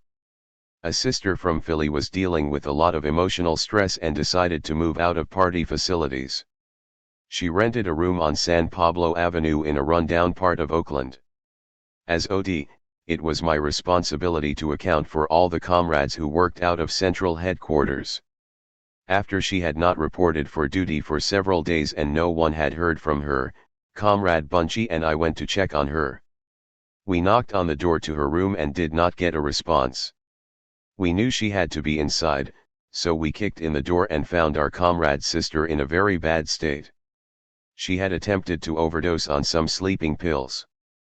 We immediately picked her up and rushed her to Highland Hospital. Thankfully, she fully recovered and moved back to one of the party facilities, and did not have any more problems after that incident. I think she just felt lost in everything that was going on but came to realize that her comrades were always going to be there for her. There were other serious matters to contemplate as well. Comrade Fred Bennett was missing. With Randy Williams in prison, Fred had become the primary coordinator of the underground network and the party's weaponry. It was some time before his body was found, and details of his death emerged later. There was speculation that Fred might have been killed in retaliation for having an affair with Artie Seal, the chairman's wife. This was a ludicrous accusation, for the chairman was much more principled than that. Another scenario that circulated was that Fred had been killed by Jimmy Carr in the Santa Cruz Mountains. Carr was a close associate of George Jackson while in San Quentin, and after his release from prison had functioned at times as a bodyguard for Huey and also worked with Fred Bennett organizing the underground. Not long after Fred Bennett was killed, Jimmy Carr was shot dead in front of his house in San Jose. Around this time, we also lost important members of the prison reform movement. Prison activist Popeye Jackson, not related to George, was assassinated on the streets of San Francisco. And attorney Faye Stender, Charles Gary's legal partner, was shot at point-blank range in her Berkeley home by a disgruntled former inmate and left for dead. Faye represented many prisoners pro bono, including George Jackson. I often drove to her home to deliver or pick up documents pertaining to my work with the legal aid program. Faye was a tall, blonde woman, always pleasant in demeanor yet very serious and devoted to her work, which was seeking justice for the San Quentin Six, the inmates charged with arranging the failed escape attempt that resulted in George Jackson's murder. Faye was not killed in the assassination attempt but was partially paralyzed and in constant pain from her injuries. Fearing for her life, she moved to Hong Kong, where she committed suicide in 1980. Paul Morgan, a brother from the San Quentin Cotter, worked with me on the prison program upon his release. He had burn scars on his face and neck, the result of a childhood accident.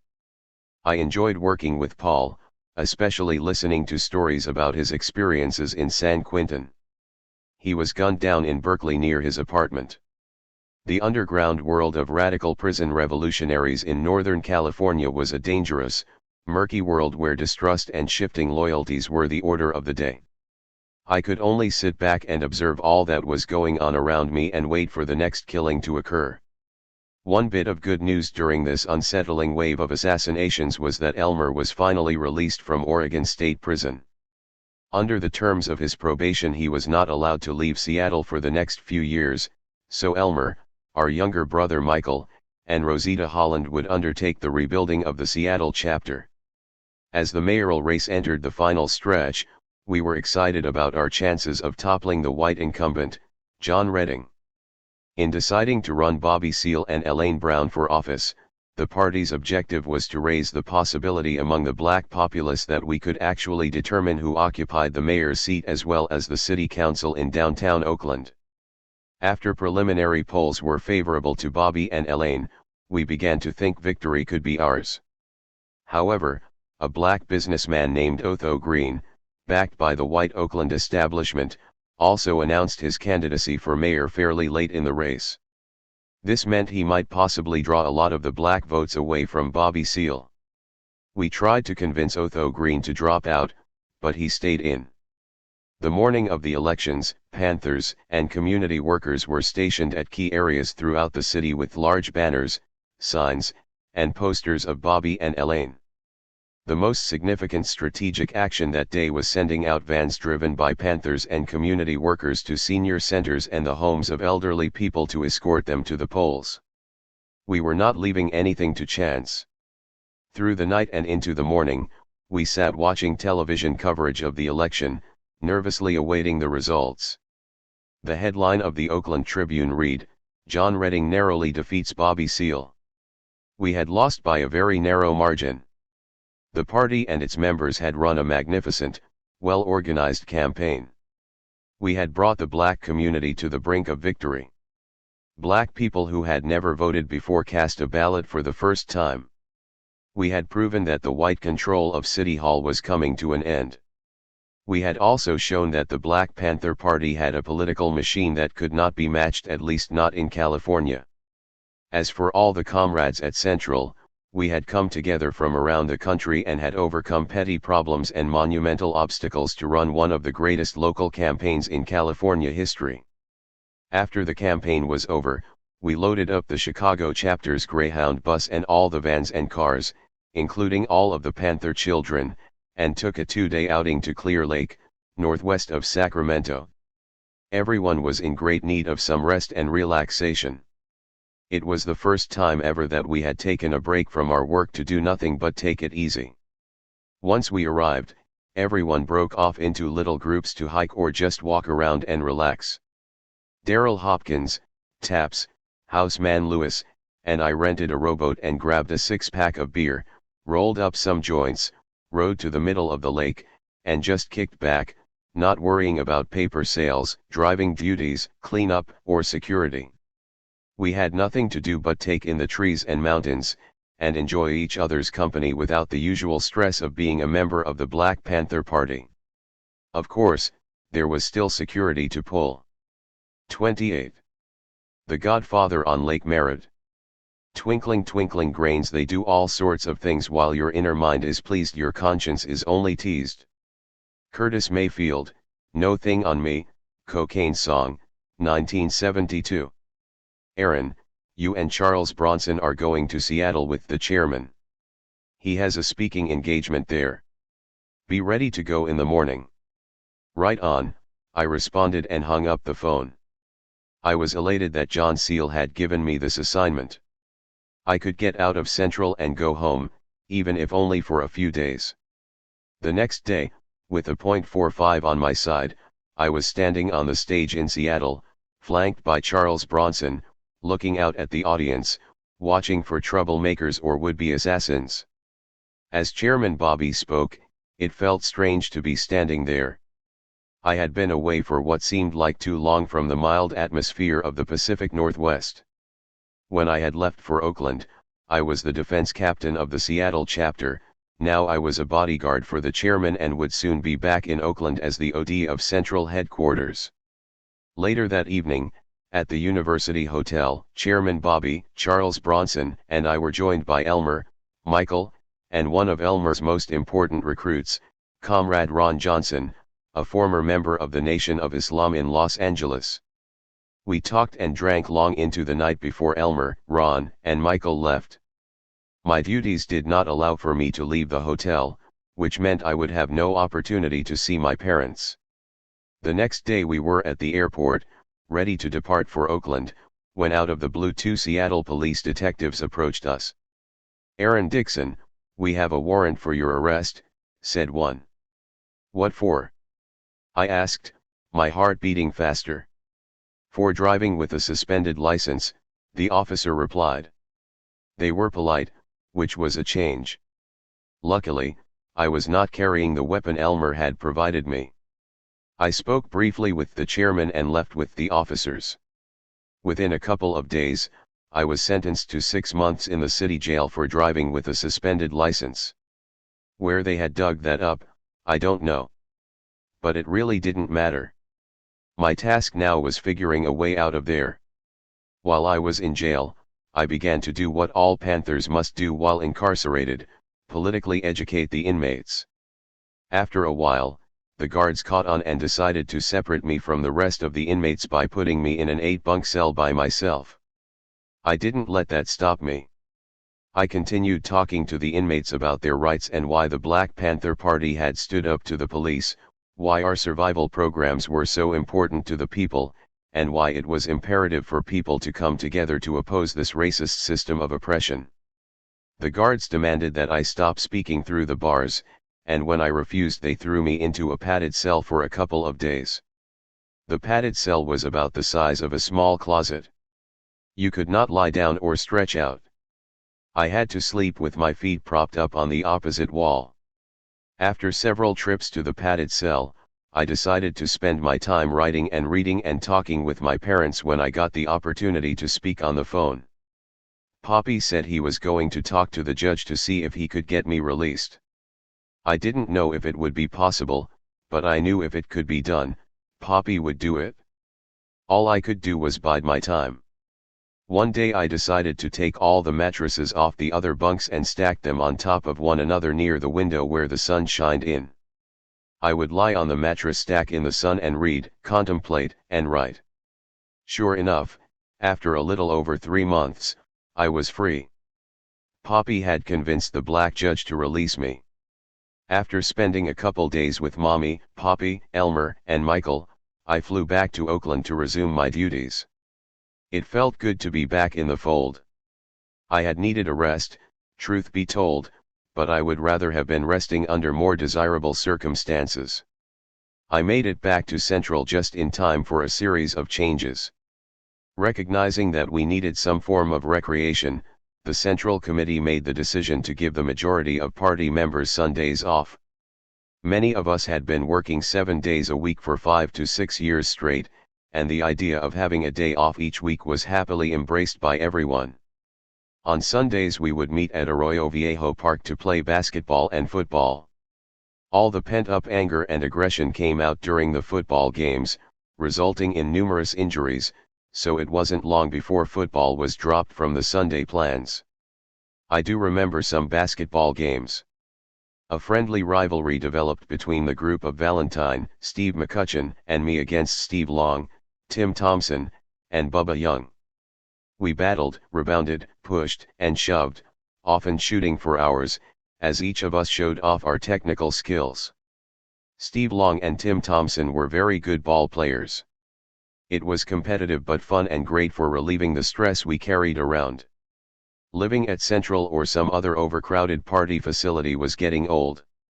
I got together with Melanie and Sherman, a brother from Los Angeles, and the 3 of us rented a 3-bedroom apartment. After a year of sleeping on desks, in chairs, or in shared beds, it was good to have our own apartment, even though we did not spend much time there except to sleep. We were the first group to get an apartment, then other comrades began to follow our lead. On Sunday evenings, we would gather at the big house on 29th, where we prepared meals and played cards and other games while listening to the sounds of the spinners and the OJs. Comrades also sometimes went to the movies or out to dinner. One Sunday evening I took little Aaron Patrice to see the film Papillon with Steve McQueen and Dustin Hoffman. The film, now a classic, is about a Frenchman, Papillon, who is wrongly convicted of murder and sentenced to life in prison on Devil's Island in French Guiana, an almost unlivable place. He leads an unceasing struggle to be free, and, as a graying old man, he risks death to finally gain his freedom. Little Aaron was only 4 years old, yet he seemed to understand Papillon's unending desire to be a free man. I would watch this film many, many times. I was captivated and related to his struggle to free himself from the cruel life of a prisoner in one of the most inhumane prison camps in existence. With the election behind us, Chairman Bobby decided the comrades needed to focus on becoming a more disciplined force. Having spent 4 years in the Air Force, the chairman thought some of the methods used by the armed services would benefit the party as a whole.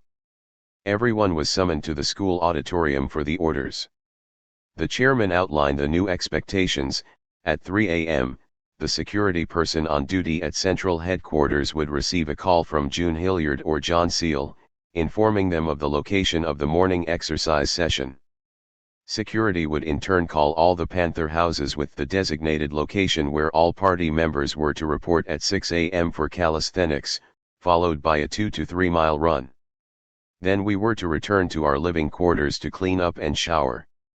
Beds had to be made military style. Clothing, including socks, was to be folded neatly, and an inspection team would come by to check on the tidiness of the sleeping quarters, the cleanliness of the bathrooms, and whether socks and clothing were folded to military standards. Drinking alcohol and getting high were forbidden while conducting party business, which had always been a party rule, but it was now to be strictly enforced. If you violated any of the new rules, you were summoned before a disciplinary board. This was a difficult new direction for many comrades, especially in light of what many of us had endured during the party's early years. We worked hard as it was. The calisthenics and the running were needed exercise, but the rest we could have done without. It really created more of a burden than anything else. By 1974, it was obvious that Huey was moving in a direction that Bobby did not fully support. Huey, flanked by the 30-man-strong security squad, had started to shake down the criminal elements in Oakland. Pimps, drug dealers, and managers of after-hours spots were now obliged to kick down some money or face consequences. This was not a counter-revolutionary tactic. In fact, many revolutionary movements throughout the world had operated in a similar fashion, taxing the illegal capitalists who profited off the community but did not pay into the system. But things began to get out of hand. An unflattering story had run in Jet magazine in May 1972, with Huey on the cover, sitting imperiously in a brown leather chair, very well dressed, labeled Supreme Servant of the People, a title chosen by the Central Committee. It sent a very different message than the earlier pictures of him in his leather jacket, black beret tilted to the side, shotgun in one hand and spear in the other. This new image created doubts in the minds of party members and general public about Huey's real motives. As Valentine was part of the security squad, I would hear bits and pieces from him and others about what was occurring on the streets, and occasionally while members were in the field, people from the community would make comments. Around the same time, The Godfather was released, along with Huey's order for party members to see the film more than once. Something was not right in Oakland.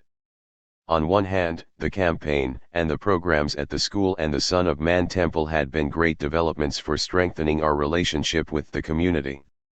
On the other hand, there was a dark side, an ugly side that had always existed, which lurks in the shadows of most militant organizations. That side was tilting the scales away from our goals of liberating Oakland. There was the tailor who was beaten up in Huey's apartment. There were rumors of prostitution and the attempted takeover of a rival nightclub. One day, 20 comrades were summoned to the lamp post. Gathered across the street was a band of street dealers, most of whom were armed. They were angry with the party because of the shakedowns and had intended to attack the lamp post, but they backed down when they saw all the comrades showing up. Another evening, after dinner at Central, June called. "Aaron, get all the comrades in the truck and drive down to 7th Street in West Oakland to Lady Esther's orbit room." Immediately. I got 30 comrades in the truck within minutes and hopped on the Nimitz freeway. 5 minutes later we were in West Oakland in front of Lady Esther's club. Huey and Robert Bay and several other Panthers emerged. Huey was talking to 3 dudes who had threatened him. June had us pile out of the truck and form a circle around Huey and the 3 dudes.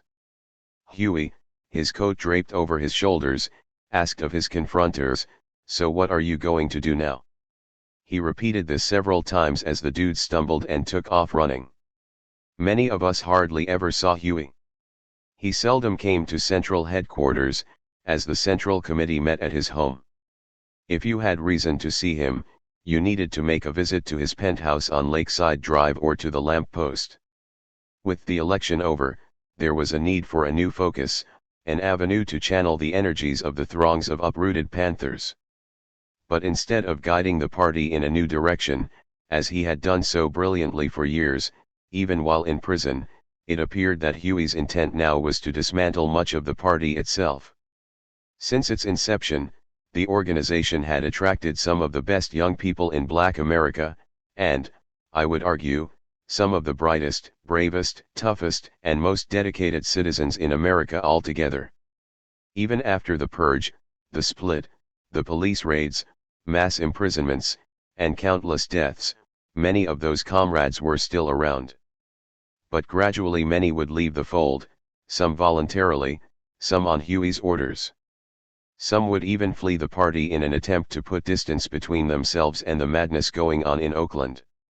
Bubba Young and Gwen Goodloe took off, as did Omar. Big Herm, who had managed Chairman Bobby's and Elaine's campaigns and now managed the lamp post, was run off. Carol Rucker and Kim Nelson, longtime party members and 2 of the toughest, hardest working sisters around, split, along with Yvonne Carter, a sweet sister and the widow of Bunchy Carter. Big Malcolm moved to San Francisco and disassociated himself from the party. One day, Messiah Hewitt, the Minister of Education, showed up at headquarters. During a Central Committee meeting, he had questioned Huey's tactics and opposed some of his moves in terms of the party's direction, and, as a result, was demoted. After that, he spent all of his time at Central, practicing martial arts or reading, not saying much or even showing the beautiful smile he had so often given comrades. Messiah was one of the most principled comrades in the party. Warm and loving, he was also extremely committed and articulate about the struggles of oppressed people. He always carried a big black briefcase full of Marxist-Leninist books, and often quoted Mao and Lenin. He had traveled extensively throughout the world on behalf of Huey and the party. You could see in his eyes the hurt, the disappointment, and the humiliation he felt. Messiah left without a word, not even a goodbye. Even the venerable Robert Bay was also gone. Then came word that David and June Hilliard had been expelled. The rumor was that the Hilliards had plotted against Huey, but in the final hour, June, unable to carry out the plot, broke down in tears and confessed to Huey. Shortly after, Mojo, who seemed like he'd be around forever, was escorted out of the party, never to be seen or heard from again. Mojo had been in charge of the party's armament since Fred Bennett's disappearance. It had been rumored that Mojo was possibly a police informant because a large cache of weapons stored at the house on 29th had been confiscated by the Oakland police during a late-night raid. For me, personally, things only got worse. I came in from the field one evening and was given word that Tanya had left for Seattle, taking Aaron Patrice with her. I was devastated. Aaron Patrice was my closest friend and weekend companion. Tanya had been working at the lamp post, and because of her late hours, Aaron spent most of his time with me when he was not in school. His constant bright smile always brought joy and amazement into my life. When I contacted Tanya in Seattle, she threatened to disappear and never allow me to see Aaron again. I sank into deep despair, wondering if I would ever be reunited with my son. It seemed the party was falling apart. Huey's drug use and paranoia was dissecting and destroying the party brick by brick, comrade by comrade. Prior to Huey's arrest and imprisonment, he had not indulged in drugs, nor had he disrespected party members. But when he came out of prison, all the elements were there, waiting to ensnare him. At the time, cocaine was considered the hip new drug. Consumed by the stars, hip politicians, artists, players, and hustlers, it was a drug that made its users feel bigger and more important than they were. For Huey, next to the US government, cocaine became his greatest enemy. Now, without Chairman Bobby by his side, Huey slowly wandered down the path of no return. Oakland in the early 70s was awash in the drug. Coming in through the port and as abundant as water, still labeled a recreational drug, it was easy for cocaine to seep into people's lives, destroying its users and everything in its wake. I remember being ordered to leave Central Headquarters at 3 a.m. to pick up Comrade Bethune to take him to get Huey some coke. Everything came to a head shortly thereafter. In 1974, a warrant was put out for Huey's arrest in the murder of a prostitute.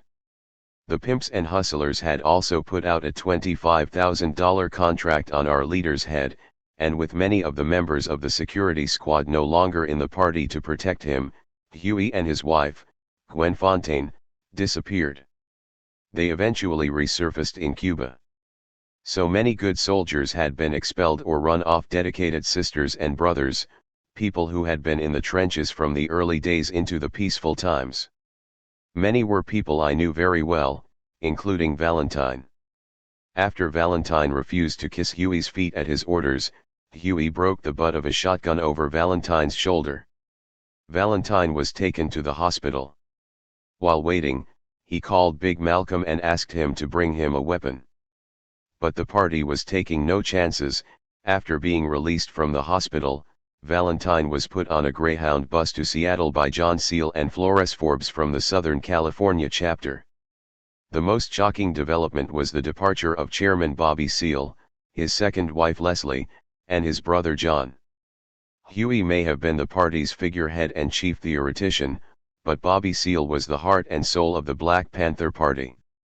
He was the organizational genius.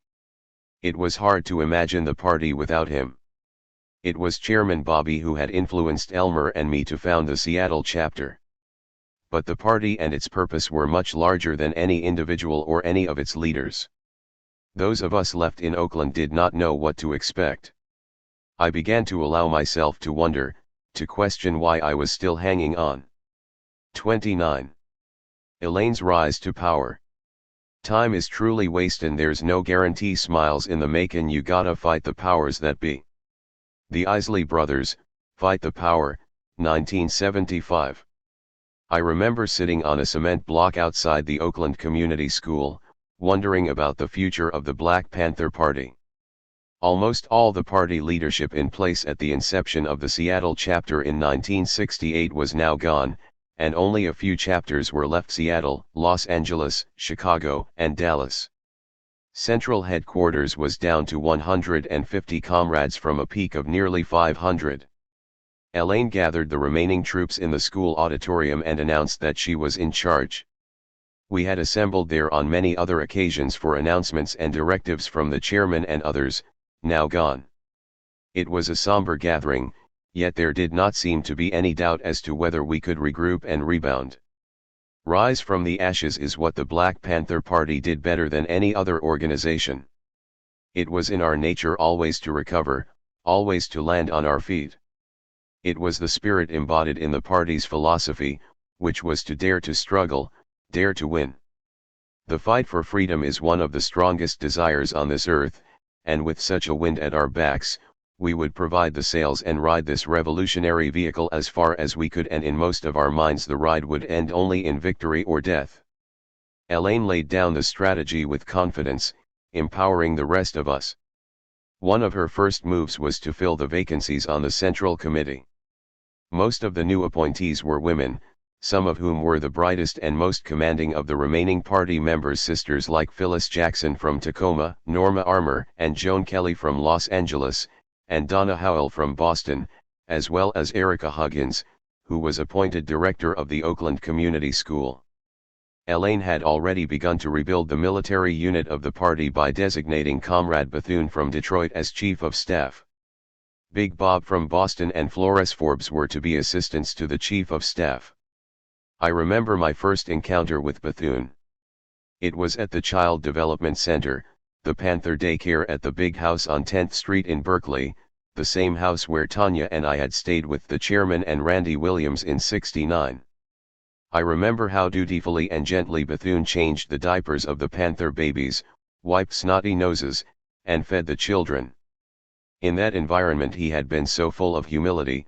Now, he was head of all the military and disciplinary aspects of the party. Bethune and Flores came to visit me at Central several days after Elaine's accession. I wondered what they wanted and why they were smiling. "Hey, AD," Flores called out, sticking out his hand for one of his very soft handshakes. "Hey, man. You were chosen to be Elaine's bodyguard and to be on the squad. Good. Right on, man," I replied, unsure if I wanted this glorified position, knowing all too well the dangers of being on the security squad. That night Flores came by the apartment where I was living with my new girlfriend, Lola. "Hey, man. Look through these books and let me know what kind of piece you want," he said as he handed me several issues of Guns and Ammo. He pulled out his piece and handed it to me. "AD, I have a 1911 Colt .45. The .45 automatic handgun was the preferred choice of most of the comrades, a few favored the Browning 9mm automatic. I finally settled on a Colt Combat Commander, which was shorter and more compact than the standard .45 automatic. With black rubber grips and a brushed silver finish, it was a beautiful weapon and would become my faithful companion for the next 4 years. In the earlier years of the party, when the government was trying to annihilate us, every Panther was expected to take up arms and know how to use them, break them down, and clean them. There was no distinction between the day-to-day work and picking up a gun. As we shifted our focus to developing the survival programs and organizing in the churches, black businesses, and political campaigns, the party began to shed the image of the urban guerrilla. In effect, we put our guns in the closet and instead drew upon the talents of our members to develop the programs and strategies for moving the community forward. Now, the party's weaponry was largely the province of the security squad, focused on protecting the party leaders, ensuring the security of the party's facilities, and taxing the illegitimate capitalists, usually after-hours club owners or drug dealers. The toughest, most seasoned comrades were selected for the squad. I learned later that Flores, Valentine, and others had lobbied on my behalf for some time, but Huey had always objected. This had probably worked to my benefit, as the closer you were to the flame, the more likely to get burned. A handful of others were also newly recruited to the security squad: Clark Santarita Bailey, Tim Thompson, Alan Houseman Lewis, Lamar and Leonard Donaldson, two brothers from San Francisco, George Robinson, Rollins Reed and Tex from Detroit, and Ellis White and his son Darnell White, who was the oldest of the Panther kids and now, as a young adult, was elected to be a full-time Panther. There was an attempt to re-enlist Valentine, but we had no way of contacting him. One of the first steps for Flores as head of security was making sure the party's arsenal was secure. Before the collapse, about a year earlier, the Oakland police had raided the house on 29th Street and seized a cache of weapons. The rest had been scattered throughout the East Bay and only a few people knew the exact locations. Flores slowly began to secure the party's illegal weapons, many of which had been left in deplorable condition. Working mostly in the dead of night, Flores traveled from location to location, cleaning, wrapping, breaking down, and concealing the armaments. He would take an assistant with him, constantly alternating assistants so no one aside from himself knew more than 1 or 2 locations of the weaponry. Over time, everything was successfully secured. Going into my new position, I knew not to take Elaine's mood for granted. I vividly remember the second time we met, at Central Headquarters on Peralta, right after the split with Eldridge. Tension and paranoia were running high. That day I was the acting OD, filling in for Robert Bay and trying to coordinate the rides for the morning activities, a task that could sometimes be very complicated. The two most important rides were those to take the Panther children and staff to school and, equally important, to get the layout of the paper to the printers.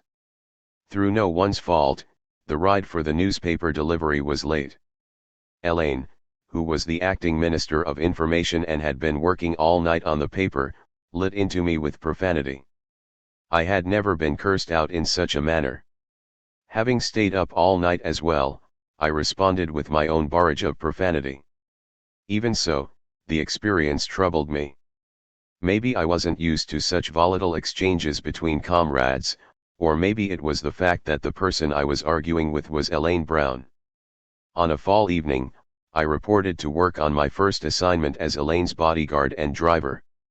I had put on a suit and tie, as instructed, a cream white, double-breasted suit. The engagement was the annual dinner of the California State Package Store and Tavern Owners Association, CalPOC, a large group of black liquor store owners in the Bay Area. Former San Francisco 49er Gene Washington and his brother had founded the organization. Elaine, having announced another campaign for city council, felt it was highly important to garner the endorsement of CalPOC. Elaine was an attractive person.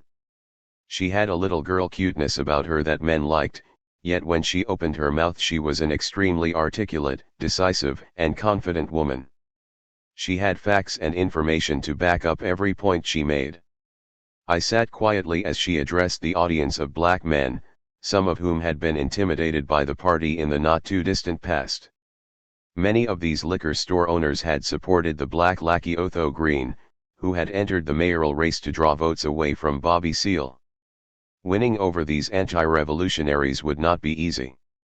After a dynamic speech and time spent talking with the leading members of CalPOC, it was quite evident that Elaine had won over not just CalPOC but, most important, the Washington brothers themselves, who owned the largest alcohol distributors in the Bay Area. The older of the two was Gene, a retired All-Pro.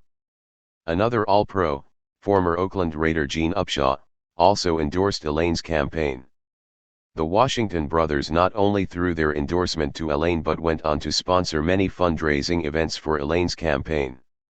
After the near victory of Chairman Bobby's mayoral campaign, many Northern California politicians had taken note of the party's ability to organize the community and get people to the polls. It was safe to say the Black Panther Party had a well-run political machine. A handful of Northern California state representatives and local politicians began to approach the party in the hope of gaining access to our ability to get out the vote, as well as receiving our endorsement. The most significant candidate looking for support was Jerry Brown, a very unconventional politician, who was running for governor. According to Elaine, Jerry Brown had worked with the Southern California chapter when he had served on the LA Community College Board of Trustees. The party gave Jerry Brown its support, and Elaine cultivated a political relationship that remained intact after he was elected governor in 1974. Upon taking office, Jerry Brown appointed as his right-hand legal counsel Tony Klein, who had also worked with the Southern California chapter as a law student. Elaine made frequent visits to Sacramento to meet with both of them. Jerry Brown was definitely not your normal, everyday politician. He turned down the traditional black limousine and driver, instead driving himself around in a light blue '73 Plymouth. He also refused to live in the governor's mansion. He was a perfect fit at the right time for the party, and Elaine took smart advantage of this opportunity. Within a year, Elaine had developed solid connections with many of the main power brokers in not only the Bay Area but Sacramento as well. Large corporations such as Clorox and its CEO, Robert Shetterly, a gray-haired white man who expressed an interest in the new Oakland, soon became additional feathers in the party's cap. The time was ripe for black political power in Oakland and Elaine, and the party represented the vanguard for the new black politicos. The first victory for the party and the people was the election of John George, the party's longtime lawyer, as the first black member of the Oakland/Alameda County Board of Supervisors. Under the guidance of Elaine, Erica Huggins, and Donna Howell, the Oakland Community School gained a reputation as one of the finest community-based private elementary schools, K-6, in the country. Many of the students were poor and living in the projects, but a few were from middle or upper-class families. The staff, a combination of Panthers and professional teachers, created a loving, encouraging environment. Most of the students flourished, eventually progressing academically beyond their normal age or grade bracket. Panther Joe Abram, an engineering graduate from Michigan State, created an award-winning science program, and the music program, under Charles Moffat's genius direction, fielded an outstanding school band. The school children were provided with breakfast and lunch, and were picked up and dropped off by the school vans. Laundry services and clothing were provided for students from poor families. Joan Kelly and Phyllis Jackson directed the Oakland Community Learning Center, housed in the same complex as the school. It gradually grew into an all-purpose resource for the community. With grant money, the center sponsored one of the first teen programs in Oakland, run by longtime community worker Johnny Stakes. The teen program engaged the most critical segment of the black community, adolescents lacking the guidance and love to enable them to make it through the jungle of gangs, poverty, and racism. Employing several teens on the staff, the teen program blossomed, sponsoring weekly talent shows that allowed tremendously gifted young people an outlet for their creativity. The teen program also sponsored its own basketball team, coached by Panther Lonnie D., whose controlled coaching style bore a resemblance to that of Al Idles, the famed first black coach of the San Francisco Warriors. Just like Idles, Lonnie D. would walk around with a rolled-up newspaper in his hands. 2 nights a week, the community center presented movie night, showing mostly black flicks, charging 50 cents per person, and selling popcorn and hot dogs in the cafeteria. Comrade Steve McCutcheon from Baltimore, also known as Little Messiah, ran the martial arts program 3 days a week.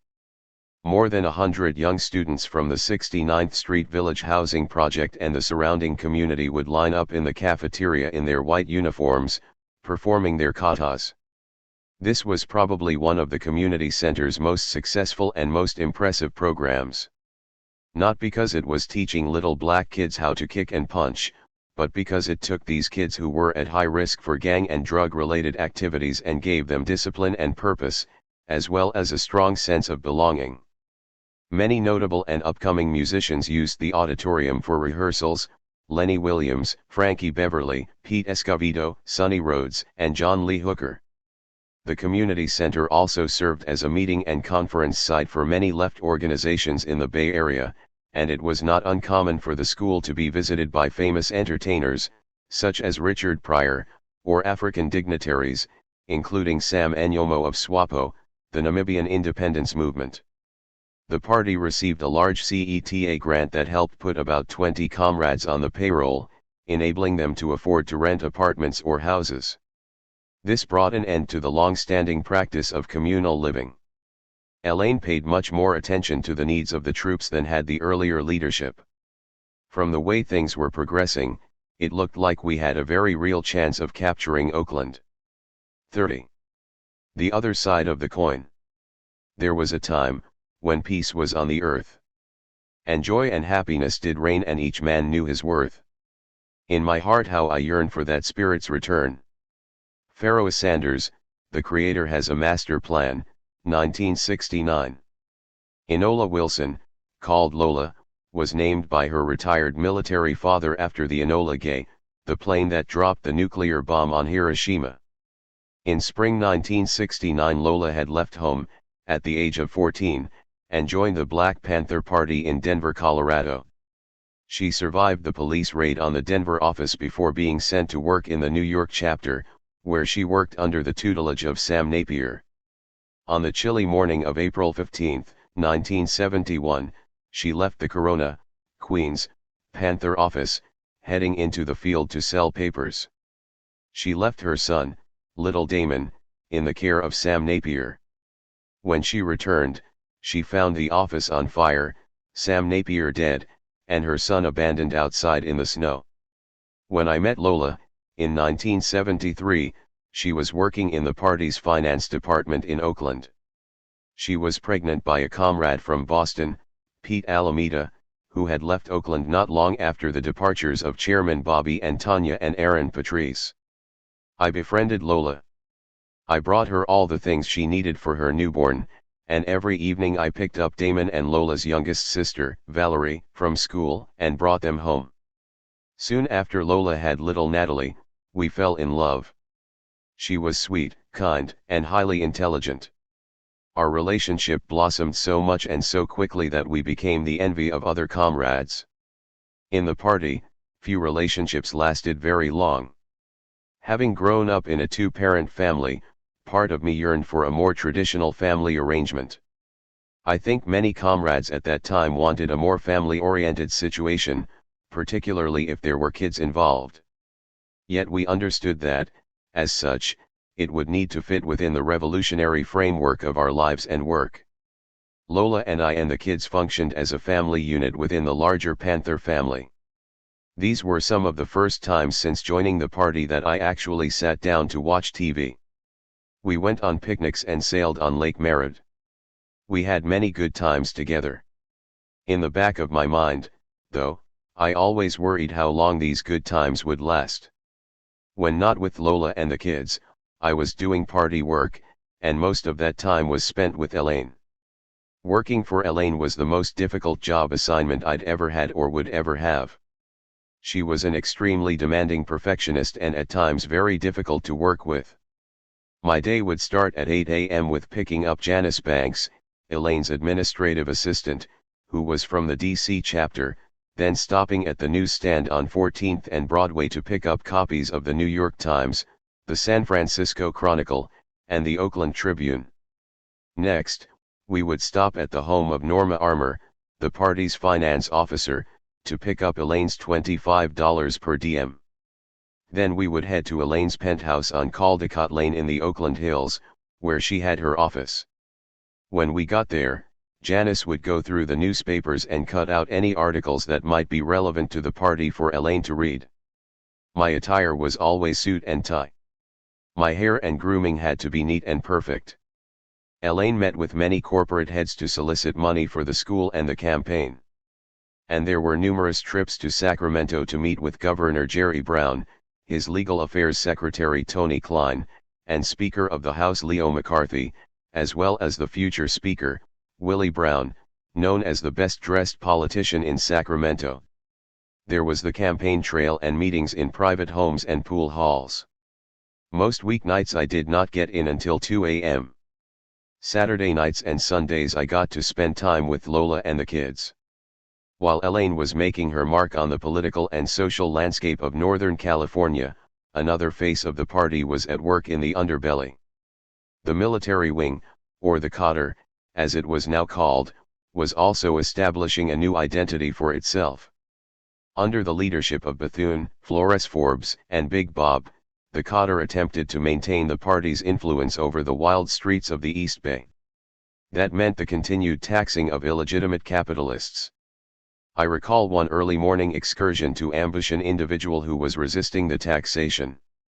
3 of us waited in hiding outside the home of the owner of a large after-hours club who had stopped paying his dues. We wanted to send him a message. I was the driver, so when he came out, the others opened up with handguns. He returned fire, then retreated to his house and we took off. Another time, 2 lamppost regulars, who fancied themselves hustlers, came into the restaurant. Over the course of their stay, they became disrespectful and boisterous, acting very insolent toward the comrades working that shift. Then they made some insulting references to Huey, Elaine, and the party and left. At the beginning of Elaine's reign, it had been established that we wouldn't take any shit from anyone. A couple of nights later, those 2 brothers learned the meaning of shotgun justice. Many late-night missions dealt with our enemies, and before long, respect was secured for Elaine and the party. Sometimes the cotter gathered on Sundays to discuss discipline and other matters. We also went to the gun range to sharpen our aim, where we often encountered police officers at target practice. They were always looking to see what kind of weapons we were using, and we were always looking to see what kind of weapons they were using. We studied issues of guns and ammo to learn about the latest weapons or newest shooting stances, lifted weights, and practiced expanding our peripheral vision with eye exercises. Whether for business or pleasure, we spent a lot of time with one another. I became very close to many of these brothers, especially Tex, Big Bob, Flores, the Duke Perkins, Houseman Lewis, Bruce Deacon Washington, and Tim Thompson. In 1976, Elaine called up the remaining members of the Southern California chapter to Oakland. Only about 15 comrades were left in the chapter at that point, and Elaine decided they could be of more use to us in the Bay Area. Repression by the LAPD had grown so great that by 1972, the entire Southern California chapter had been forced underground, operating from rented houses in the suburbs. For the past few years they had functioned almost totally incognito, dressing in Superfly outfits, the men wearing processed hair and big hats. The Los Angeles Cotter was a very colorful band of characters: Lemuel, Russell, Tony, Al Armour, but no one stood out like Simba, a fiery, expressive Vietnam vet who always made sure you knew he was from Texas and that he carried a snub-nosed .44 Magnum. He used to say to me, "AD, you don't eat beef? Comrade, beef makes me mean, makes me ready to kill." He was as macho as they came. These comrades were seasoned veterans and we could use the manpower. Besides, Elaine had an old score to settle with the Los Angeles coordinator, longtime Panther Jimmy Johnson. He was known to be abusive to sisters, including to Elaine during her days in Los Angeles. Upon his arrival in Oakland, Jimmy was ordered to Elaine's penthouse, where he was surrounded, beaten mercilessly, and expelled. Corporal punishment had never really been established as a party policy. It just seemed to grow out of our circumstances and our paramilitary ideology. It was not widely used. As a matter of fact, most comrades were unaware of its existence. But under Elaine, anybody who committed a serious violation of policy or rule could expect a visit. And for those in the Cotter, there was less leniency. I understood Elaine's vision for the party, probably better than anyone else, but I also knew that she could be ruthless, particularly toward disobedient men. I had witnessed the male chauvinism in the early days, how Eldridge got away with beating Kathleen, and how brothers in leadership positions got away with things that the brothers in the rank and file dared not think of doing. Since her rise, Elaine had changed all that, of course, and it was the men who bore the brunt of her anger. Some certainly deserved it, but some did not. Elaine and I had been on the campaign trail day and night, constantly going from meeting to meeting. One night, on our way to yet another cocktail fundraiser, Elaine began to curse me out for something I had said or done. I made the mistake of responding with my own profanity, an echo of that incident years before. The next evening I was told to report to Big Bob's apartment right away. When I got there, the lights were low. "AD, you got 25 lashes coming for disrespecting Elaine," said Bob in his low, sometimes gravelly voice. "Take off your shirt." I had disrespected the current leader of the party, and, to be truthful, if she were a man I probably would not have responded the way I did. And that was something she detested, so now I had to accept my punishment. "Okay," I said to Big Bob, slowly and reluctantly taking off my shirt. I swallowed hard and looked at Big Bob, wondering what it would feel like to get 25 lashes with a bullwhip. I knew I could take a lot of pain, but could I endure this? The large penthouse had several thick, wooden pillars in the living room. I grabbed the one in the middle of the floor and planted my feet, ready to receive my punishment. By the 13th lash, I began to feel the pain of the leather slicing into my back. I let go, hoping Bob would have some sympathy, hoping I could stall for some time in between strikes. "AD, put your hands back up," said Bob. He sounded a little irritated. I reached back up, grabbing hold of the beam, and the lashes continued. The low lighting and the old-fashioned wooden pillars seemed to distort my reality, to alter time and space. For a split second I felt I was elsewhere, in another place, another time, in the hull of a ship or on some plantation. Then it was over. His job done, Big Bob gently began to swab my wounds with alcohol, telling me, "AD, you can't sleep with any community sisters until your wounds have healed, okay?" The party had a strict code against telling the outside world about this and other issues. "Right on," I said, glad it was over. "You want some yak?" said Bob. "Yeah, I'll have some." We sat and sipped cognac and smoked a joint as my wounds burned fiercely. I knew Bob was only doing his job. He was one of the most honest, kindest persons around. There were also times when I found myself in Bob's position, meting out discipline to comrades who had violated a rule. It was the way things were in the party, particularly in the cotter. In truth, this kind of physical discipline was something we could have done without. But our willingness to use it, and our acceptance of it, was symptomatic of deeper issues having little to do with revolution. I was temporarily relieved of my driving and bodyguard duties for Elaine and was replaced by Bill Elder from Detroit, still Bill, as we called him, a tall, handsome, bespectacled brother. Elaine went through half a dozen brothers in that role, finally settling on alternating between Bill Elder and me. I looked forward to the breaks from driving Elaine. It gave me more time to spend with Lola, as well as more time to read. I had discovered the books of Carlos Castaneda, and was drawn in particular to the teachings of Don Juan, a Yaqui way of knowledge, one of the few non-political books that I'd gotten into in a very long time. For the first time since joining the party, I began to think outside a revolutionary context. But I could not allow my thoughts to stray too far from our mission. There was still much work to be done. 31. The death of Deacon. Give me my freedom for as long as I be. All I ask of living is to have no chains on me. All I ask of living is to have no chains on me, and all I ask of dying is to go naturally. Blood, sweat and tears, and when I die, 1969.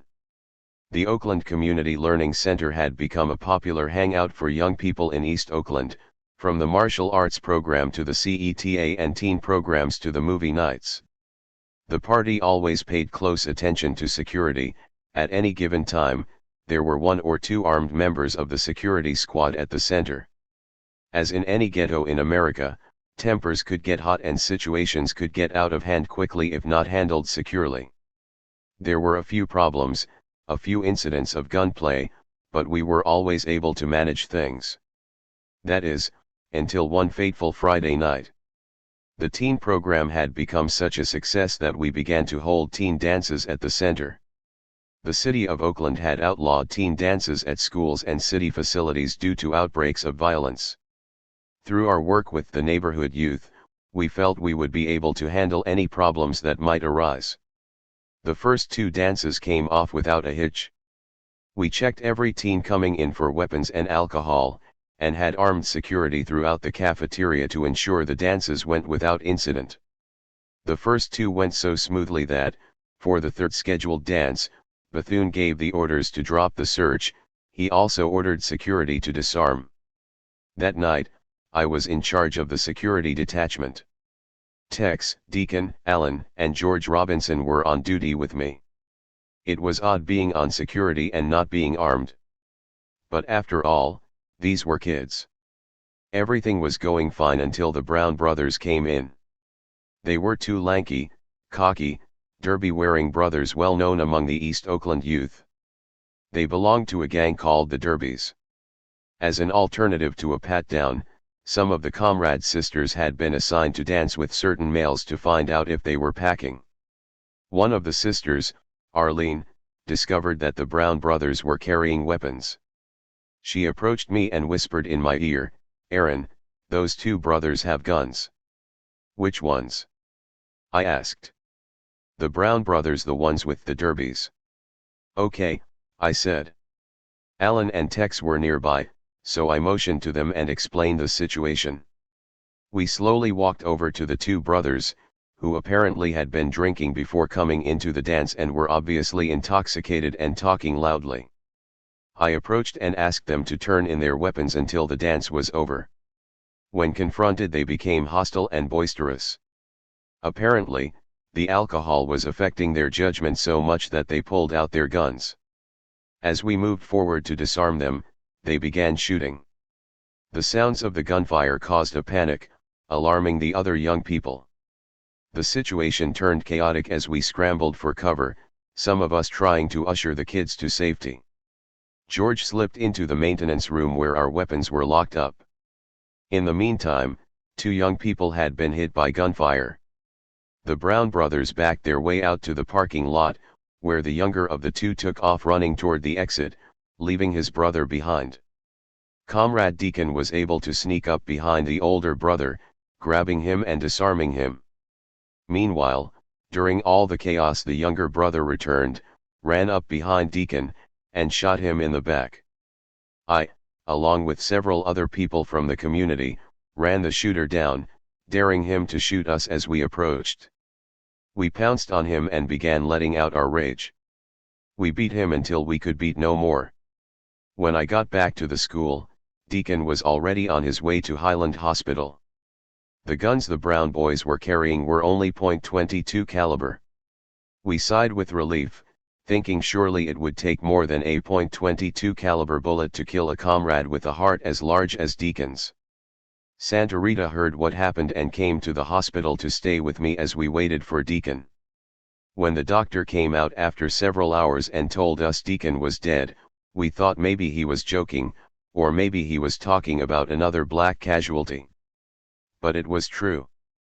Deacon was gone. He and I had been assigned to the security squad together. We were a two-man cotter, spending time cleaning weapons, pulling security. I had first met him in West Oakland after the split with Eldridge, when he was assigned to Central Headquarters after arriving from Philadelphia. He'd grown up on the mean streets of Philadelphia and, despite his small size, had quite a reputation among the gang members there. After joining the party, he had distinguished himself in battle against the Philly police. He was now a fallen comrade, leaving behind a small son. That night, as I was lying next to Lola, I thought about how indiscriminate death was. It wasn't so much that we would be burying another comrade that was something we were used by now, but the fact that Deacon had died during one of the more peaceful periods for the party. And he died at the hands of kids, our own community kids. His death also exposed me to my own vulnerability, which, up to this point, I had never really given much thought. We in the cotter were very close. We trained together, went out at night for business or pleasure together. At times it seemed we knew what each other was thinking. To lose someone as close as Deacon was painful. Several nights later, 3 comrades entered Highland Hospital, the same hospital where Deacon had drawn his last breath. One carried a dagger and a hypodermic needle filled with battery acid, another carried a green duffel bag with an AK-47 inside. They hurried past a crowd of youngsters sitting in the lobby, gathered around the older Brown brother. Quickly, they went upstairs to the 6th floor and located the room where the wounded Brown brother was recuperating. The dagger came out and was driven into the back of the victim several times as he weakly screamed out. The attackers rushed back down the stairs, past the unsuspecting crowd. If cops had made any attempts at stopping them, their orders were to let loose with the AK-47. This attempt to finish off the younger Brown brother was unsuccessful. There would be other attempts, nights of sitting up in the safe house in West Oakland, sipping brandy while we cleaned our weapons, crisscrossing our shells and wiping them down with garlic rumored to cause blood poisoning as we waited for the clock to strike 3 a.m., when the streets were silent. Doors were kicked in as the hit team ran inside. We searched high and low for the Brown brothers but learned they had been sent away. Revenge is an unquenchable thirst. It is a bottomless pit to hell, an emotion both bitter and sweet, one that is never satisfied. Deacon's funeral was held at the community center. Armed Philly Panthers stood at parade rest with their shotguns, wearing black berets and powder blue shirts. It would be the last of the traditional Panther funerals as we bid our comrade farewell. 32. Oakland is ours. The world won't get no better if we just let it be. The world won't get no better. We gotta change it. Yeah, just you and me. Harold Melvin and the Blue Notes, Wake Up Everybody, 1976. The campaign for city council had been a rocky road for Elaine. Certain entities did not want her to be an elected official. She kept a rigorous schedule, moving between campaigning and running the party, being sure to maintain the party's funding at a high level. We thought victory was near and the city council seat would be ours. Winning the seat would be putting one more piece of the puzzle in place. Many of us gathered at Elaine's campaign office in November 1975, waiting for the results, hoping our hard work would pay off. But Elaine was defeated by the white incumbent. The margin of defeat was small, but that was no consolation. We all felt the sting of losing the race, having worked so hard and set our goals so high. To be denied victory yet again was painful. My job was challenging, yet I was determined to do it to the best of my ability. Although Elaine could be difficult for men to deal with and a tyrant at times, I saw a brilliant strategist, a perfectionist who never seemed to tire. Once she set her mind to something, it was done, no matter how monumental the task. After the election, Elaine began spending a great deal of time in Sacramento. She knew the importance of developing her political connection to Jerry Brown and did not falter in that task. She became known and highly respected by many state legislators, a few of whom had been elected thanks to the party's political machine.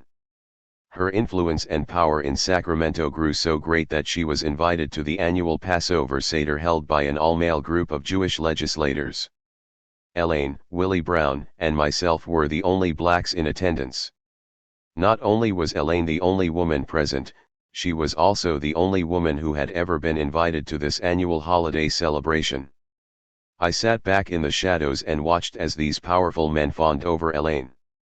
She deflected every trite remark with quick wit. Her mind was working while they were playing. In Oakland, despite losing the election, Elaine had expanded the party's constituency, and she became a dominant figure in Oakland city politics. When Governor Jerry Brown went to appoint judges for Northern California, he called Elaine for advice. Elaine selected a handful of Bay Area black attorneys for judgeship, and they all knew the party was responsible for their being appointed. It was no surprise when Elaine was appointed to the executive committee of the Oakland Council for Economic Development. The council had been pushing for the construction of a freeway exit ramp into downtown Oakland. The hope was to entice the big developers to invest in reviving downtown Oakland, which had been slowly dying for the past 10 years. This project could only move forward with the governor's approval. Eventually, Elaine was able to deliver on the freeway, thanks to Jerry Brown. Part of the deal she negotiated was for 1,000 homes to be developed for the low-income families displaced by the ramp's construction. In the summer of 1975, Elaine visited Huey in Cuba. After 2 failed campaigns to get Panthers elected to political office, Huey had devised another plan for capturing Oakland. History had shown that running a revolutionary for political office was not a sound strategy because the individual was either unelectable or susceptible to compromising his or her revolutionary focus. Huey had a new approach. Upon Elaine's return, at Huey's request, Elaine approached former Superior Court Judge Lionel Wilson about running for mayor of Oakland. If Wilson agreed, the party would run his campaign. Before Huey had departed Oakland, he and Lionel had become good friends. Lionel's son was heavily involved in the street life, and Huey had often looked out for him. Despite not having any real political ambitions, Lionel Wilson was a highly respected, very distinguished-looking black man. He agreed to run, and his chances of success were high. Lo and behold, the party ran Lionel Wilson's campaign and won, electing him as the first black mayor of Oakland. The Panthers were finally in City Hall. Lionel knew very little about politics, however, with Elaine at his side, the future for Oakland was bright. Elaine was in the mayor's office almost daily, helping to shape his policy and strategy for improving conditions for Oakland's poor. In return, Lionel was set to name 2 Panthers, Erica Huggins and Phyllis Jackson, to the Port of Oakland Commission. The port was where the real power was concentrated. It was where the money was, and whoever controls the source of revenue controls the city. For years, cocaine had flowed freely into Oakland from South America. Now we could put an end to that. Elaine used to joke that, instead, now we'll have AK-47s coming in. The city manager also became a stalwart of the party, and with these elements in place, we slowly began to make Oakland a city that would revolutionize American politics. We had seized control without a single shot fired. Actually, there were some shots fired. We began plans to recreate this process in other cities, such as Chicago, where a small cotter awaited orders, and Seattle, where Elmer had continued the work we had left behind. Driving down Broadway one day, I was astonished to see Tommy Jones walking down the street. I immediately stopped to give him a ride. He mostly seemed the same, but a little unshaven, a little run down, the tooth still missing on his left side. I was happy to see Tommy, but it was sad to see a former captain of the party looking like a drug addict. "Hey, Aaron," he said, as he half smiled. "I'm trying to get it together. Remember those good old days? Man, I miss those days." "Yeah, I do too," I replied. My mind flashed back to the summer of '68, igniting memories of Madalaba, Landon, Randy, Robert Bay, and all the others who were prepared to shed blood for the people. I felt a bit of sadness for those days long gone. "You take care," I said, and dropped him off at his destination. Flores called one morning to tell me that Santa Rita had left. Santa Rita, a member of the party's vocal group The Lumpen, was a singer, a coordinator, an administrator, and a gunman. Whatever needed to be done, he would try to accomplish it. And if he couldn't, he would tell you so. We didn't have too many brothers like him left. At one time we'd had scores of comrades like Santa Rita all across the country, but losing him now put more pressure on those remaining. Santa Rita's departure planted a seed in my mind. He had left because he was just plain tired and disenchanted, and I think many of us who had been working so long and so hard were quietly feeling the same way, despite the many recent accomplishments. But the prospect of leaving something we'd devoted our lives to was extremely complicated, and there was always some new development, some unexpected challenge to test and renew our commitment. And, in California, you never knew what to expect. There was always something strange going on, including all kinds of covert operations by the secret intelligence forces. Hands down, the most bizarre experiment thought to involve the CIA was the phenomenon of Jim Jones, minister of the People's Temple, savior of the poor, the downtrodden, the sick, and shut-in. Jones owned a large church in San Francisco on Fillmore, around the corner from the former location of the San Francisco Panther office. The Nation of Islam had previously owned the building. Elaine made it a point to meet with anyone of political significance in the Bay Area, and one of the weirdest meetings was with Jim Jones. He and his church had a lot of followers in the black community, in particular a lot of older black folks looking for a promise of a better life. Out in the field, we encountered many of his followers out collecting donations on some of the same corners in Oakland where we stood. Jim Jones wielded a considerable amount of power. He had contacts in the city and state governments and was able to procure funding and support for his militant Help the Poor platform. He even put out a newspaper. One of its issues touted a trip Jones had made to Cuba and a meeting he'd had with Huey. Even then, we felt his entire operation seemed very fishy, very strange. Nevertheless, his power was intruding on the party's constituency, so Elaine felt that a meeting was in order, at least to find out what he was up to, as he was operating in the black community. The Duke, Elaine, and I drove up to the church and were met at the gate by three gruff-looking brothers wearing big coats. It was obvious to us that they were carrying weapons. Inside, we were taken on a tour of the church. The building had an eerie feeling to it. In the cafeteria were several older black workers preparing food. They acted very strange, very detached. On the top floor, we walked past a small room where a middle-aged white man sat at a table, operating a ham radio with a microphone. "That's our contact with Guyana," said our tour guide. We were ushered into a room where Jim Jones sat, surrounded by little kids. He seemed to be white but fairly dark-complexioned, with jet black hair. He boasted about his programs and the land his church was developing in Guyana. There really wasn't much back and forth dialogue. We all just wanted to get out of that place. The vibrations were unlike anything I had ever experienced. The people were almost emotionless, with little enthusiasm or joy. I don't think any of us was surprised at the massacre in Guyana 2 years later. Hundreds of Jones's followers died after drinking cyanide-laced Flavor Aid.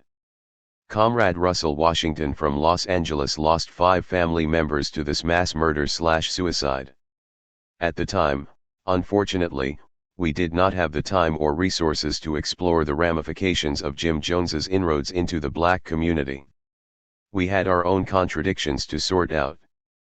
Elaine often hosted parties for the comrades at her penthouse in the Oakland Hills. We consumed large amounts of brandy, smoked plenty of weed, and danced away our emotions and pain.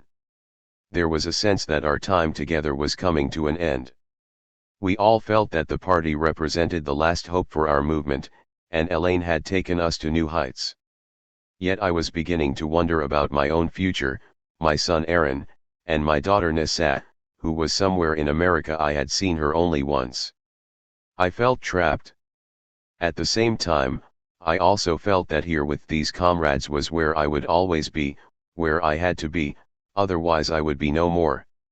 I often sat back and watched the comrades dancing wildly, as if in some kind of trance, as if these were our last dances together, the last dance of the Black Panther Party. Several months later, Elmer was in a phone conversation with Erica Huggins concerning the menu for the breakfast program in Seattle. A disagreement ensued, and Erica accused Elmer of disrespecting her, for which Elmer was summoned to Oakland. I was worried about what would happen to Elmer in this dispute. As just one example, Bobby Rush, deputy chairman of the Illinois chapter, had been summoned to Oakland by Elaine. He met with Elaine in Erica Huggins's office at the school, which Elaine sometimes used for business. I, along with some others, hung around outside the office while he was being reprimanded. After several hours, Bobby Rush finally came out. The look on his face was of sadness and humility. I felt bad for him. He had endured the death of not only Fred Hampton, but at least 4 or 5 other Chicago Panthers and the imprisonment of many others. He had sacrificed his life, as we all had, now to be tossed aside like an old piece of meat, as if the years of blood and sweat meant nothing. At least he got away without physical harm, which is more than could be said of a few others. Simba had his legs broken before being expelled.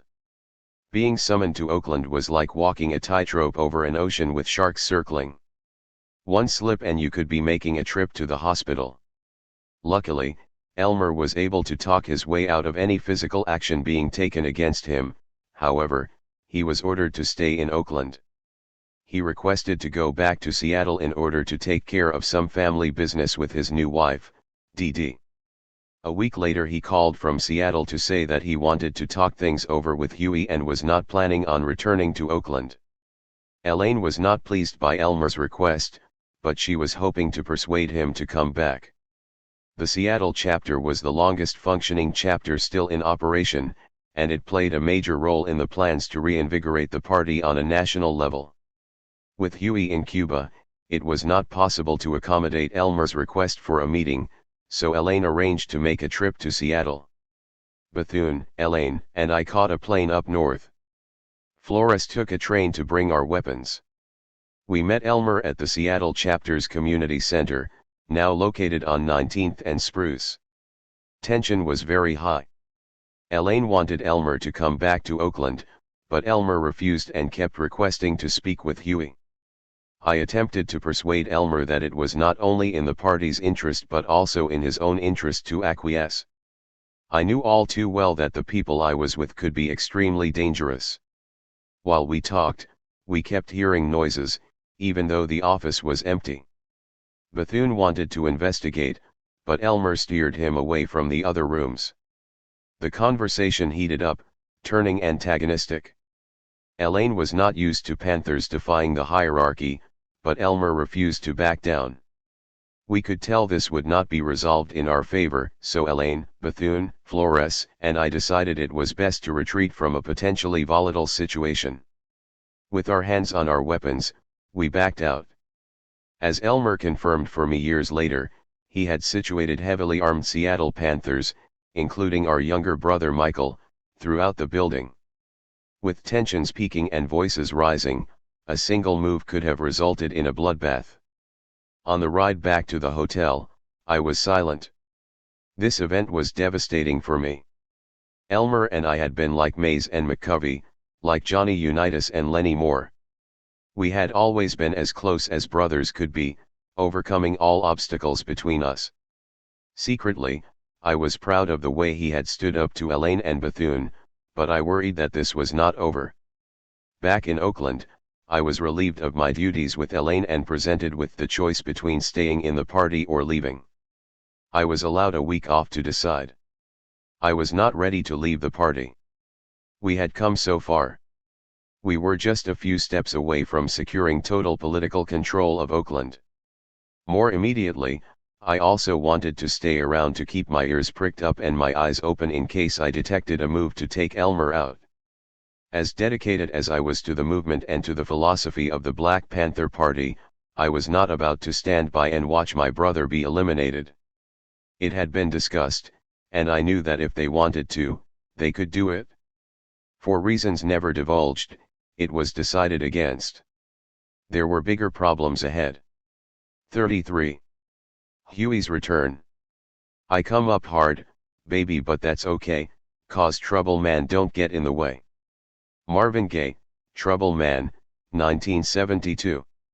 One day, a group of mothers from the projects came by the community center, upset.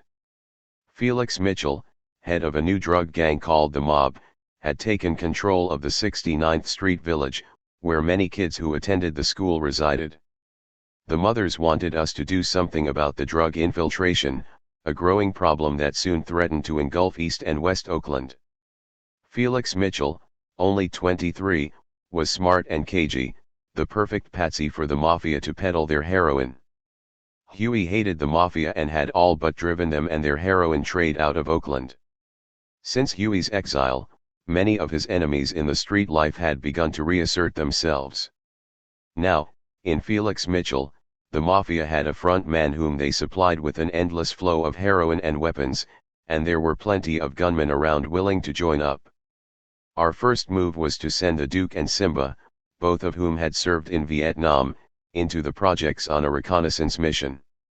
The information we got back was that these guys were well organized, with rooftop lookouts and walkie-talkies.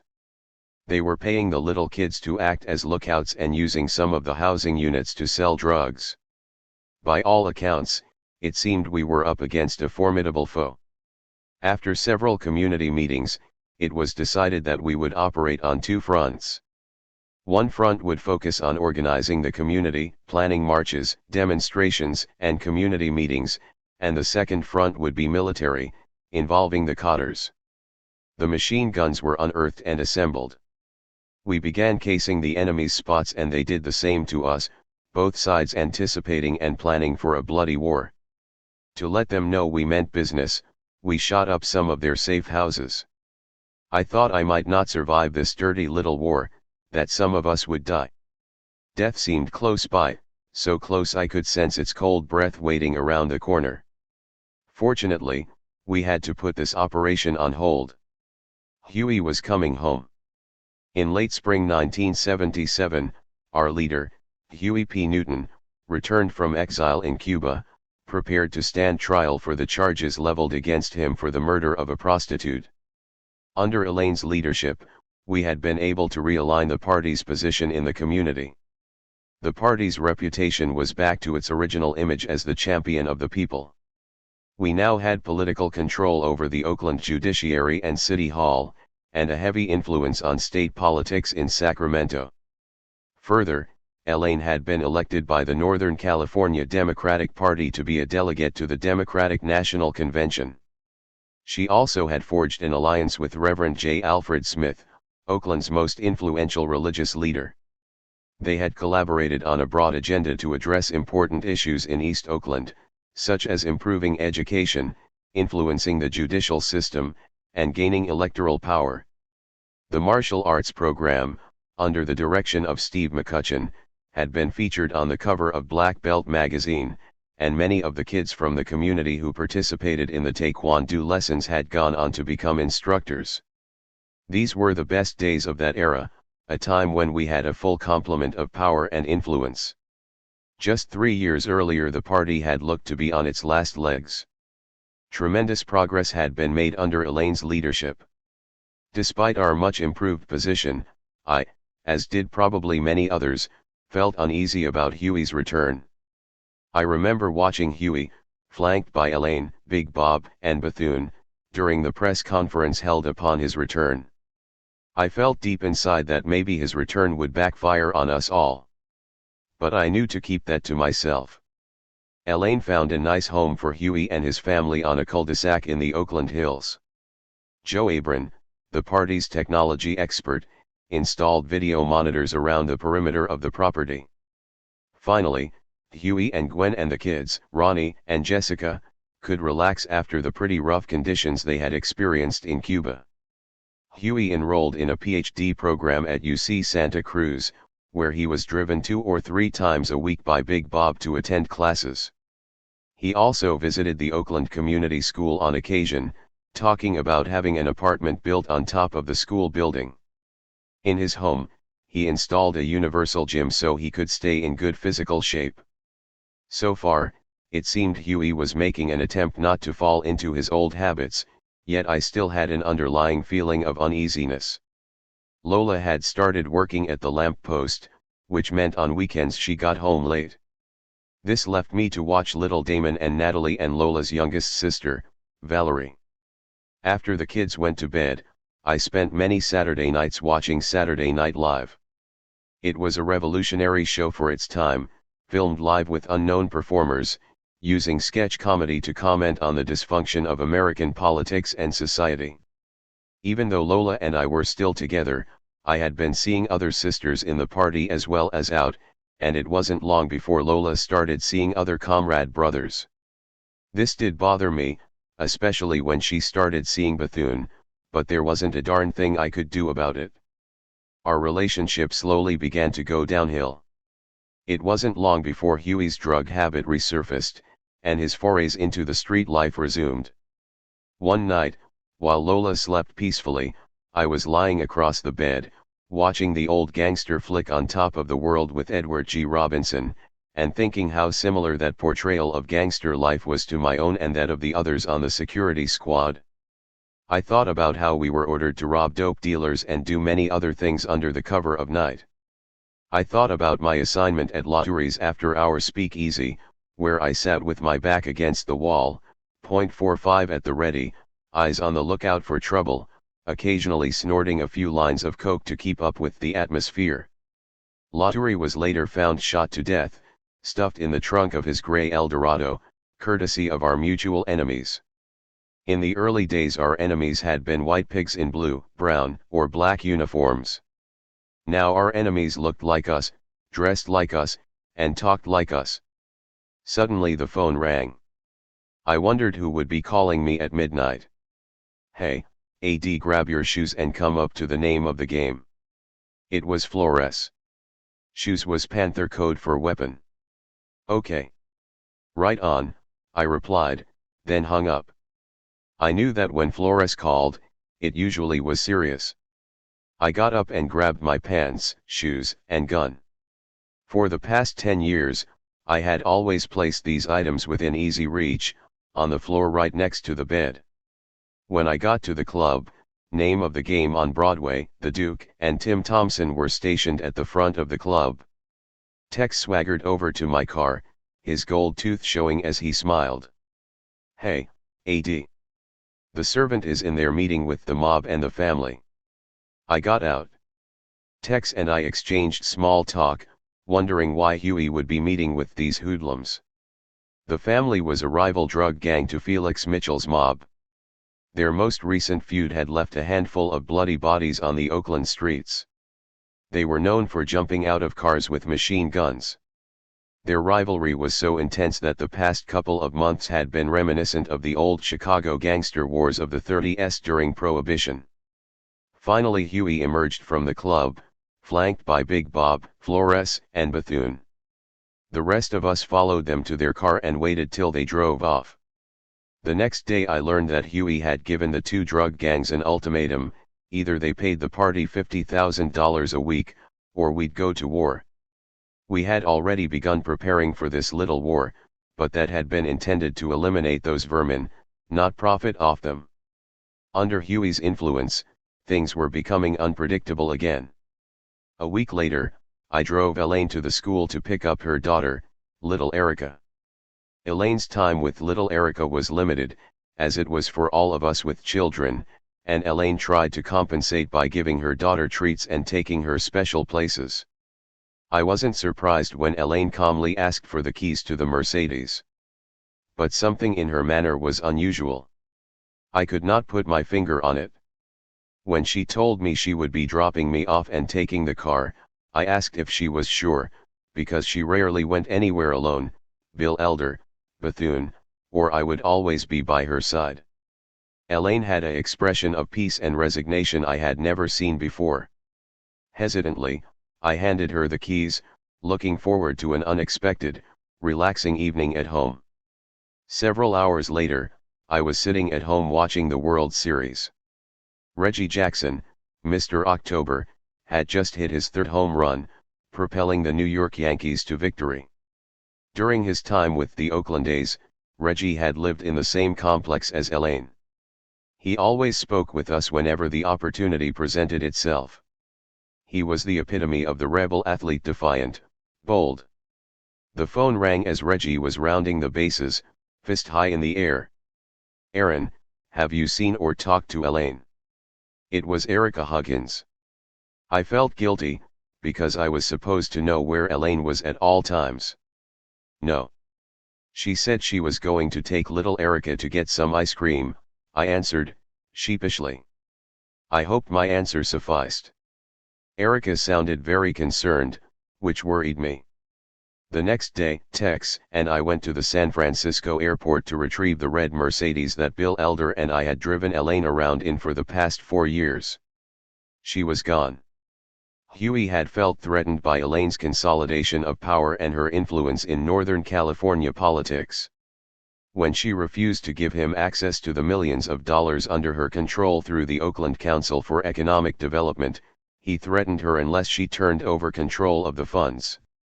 Elaine had dedicated the last 4 years to building up the party's respectability, forging alliances that Huey, Bobby, and David Hilliard had been unable to forge. She had become one of the most powerful individuals in California. As much as Elaine loved Huey, in the end, he treated her just as he had treated the others that were run off from the party. The day after her disappearance, Elaine took out a full-page ad in the Oakland Tribune to explain her departure to the people of Oakland. She did not reveal the truth that Huey had fallen back into his old patterns. She instead cited her fatigue and expressed a desire to pursue her musical interests. Elaine was a very talented singer.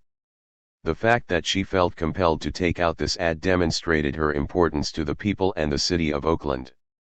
The following morning, keeping with the usual routine, I picked up Janice to go Elaine's penthouse, a place she had recently moved to on Lake Merritt. Once we were inside the apartment, I told Janice that Elaine had left the party.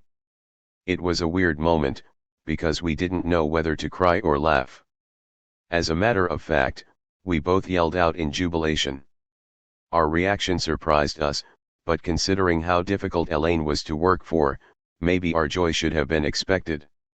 I think we also realized that with Elaine gone, the party would fall. We both knew our own exit was imminent. I had fallen in love with a young woman, a medical student at UC Berkeley, who worked at the clinic. Her name was Mildred, and she was a young woman of Black, Japanese, and Mexican ancestry from San Diego. She was attractive, intelligent, down-to-earth, and most of all, she was always happy and optimistic. I think we fell in love the first time we laid eyes on one another. With us there were no ulterior motives, no forced or hidden emotional reasons. We had a genuine attraction to one another. I felt as if she were in essence the girl of my dreams, as if she were my soulmate. My relationship with Lola was one of conscience, not that I did not love Lola, but I had been drawn to her out of my own weakness. I wanted to help her, to save her from unhappiness, and was looking to fulfill my own need for a sense of worth. I did not know what would become of this situation. I knew I loved Lola, but I knew also that Mildred and I had something special. With things in the party growing tense and uncertain, Mildred asked me if I would leave the party and go with her to San Diego. As much as I loved that woman, as much I sensed an opportunity for true happiness, I was not ready to cut my ties to the party. I struggled to explain my inability to leave. Even though the writing was on the wall, I felt unable to make my escape. But events beyond my control would push me closer to the edge. 34. The Richmond Incident. Just a song before I go, a lesson to be learned. Traveling twice the speed of sound, it's easy to get burned. Crosby, Stills and Nash, Just a Song Before I Go, 1977. About a week after Elaine's disappearance, I was out in the field collecting donations for the sickle cell anemia program. It was the end of the workday, so I stopped at the Hofbrau on Telegraph Avenue in Berkeley to get my favorite dish, the turkey dinner. While I ate, I contemplated the future of the Black Panther Party. After my meal, I called Central Headquarters to let them know I would be coming in shortly to turn in the donation money. Flores got on the phone. "Aaron," he said in his calm manner, "when you come in from the field, I want you to go home and get your shoes and meet me at the office by 6. We have some work to do." When I arrived at the office with my .45, houseman told me that Flores had already left, so I went back home to relax and spend time with Lola and the kids. The next morning I awoke feeling very strange, anxious, and extremely fearful. I sensed that something had gone wrong, something had happened. Within minutes, Tex's girlfriend Naomi called. "Aaron, have you seen Tex?" Her voice had a deep sound of concern, as if she suspected the answer. Since Tex and I were best friends and almost always together, she thought I surely would know his whereabouts. My stomach began to churn. I started to feel nauseated. Tex and I had been assigned together as a team after Deacon's death. He and I were inseparable buddies. For a while he had moved in with Lola, me, and the kids. We often hung out together. On occasion we skipped going out into the field, and instead went back to the pad and put on some Ronnie Laws or Gary Bartz, firing up a joint or two. As a young child, Tex had witnessed his mother stab his father to death, and that vision was always with him. We had both proclaimed that if something had to be done, we wanted to be together. If one of us were assigned to go out without the other, we always called, but I had not heard anything from Tex, not a word. That was not like him. I opened the front door to be confronted with an ugly, overcast day. A light rain was beginning to fall. I picked up the Sunday paper and broke the rubber band. It opened onto a staggering headline, almost knocking me to the ground: "Panther found shot dead on Richmond Street." I frantically scanned the article, looking for a clue, any clue that could tell me something, anything that would ease my fears. The dead Panther was identified as Louis Tex Johnson. Outside my apartment, I gathered with Rollins Reed, Houseman, and others in the soft rain as we tried to make sense of this disaster. We took long swigs of Johnny Walker Red, trying to deaden the pain. Not only was Tex dead, but also Flores was wounded. He had gone into hiding. At that moment, I only wanted to kill the pain. I had already been numb for almost 10 years, ever since the death of Welton Armstead, the first Panther killed in Seattle. For me, that was 10 funerals ago. I just wanted to get fucked up, but it was no use. I couldn't forget Tex's smiling face. I learned later that Huey had overridden Flores's assignment and replaced me with another comrade, who, in a panic, accidentally fired the fatal round that killed Tex. Tex was wearing a blue jumpsuit, which we often wore on missions of this sort. Also, several M16s were found at the scene. The party attempted to distance itself from the debacle, later revealed to have been an attempt to silence a witness in Huey's upcoming trial. Tex's body went unclaimed. He lay alone on the streets of Richmond, California. The following days and months would see the party sliding into a pit of no return. As a result of Tex's death and the aborted hit, a congressional investigation began to probe the internal activities of the Black Panther Party. In response, Huey sent several comrades from the security squad underground, including Bethune. The horror of what had happened unfolded slowly.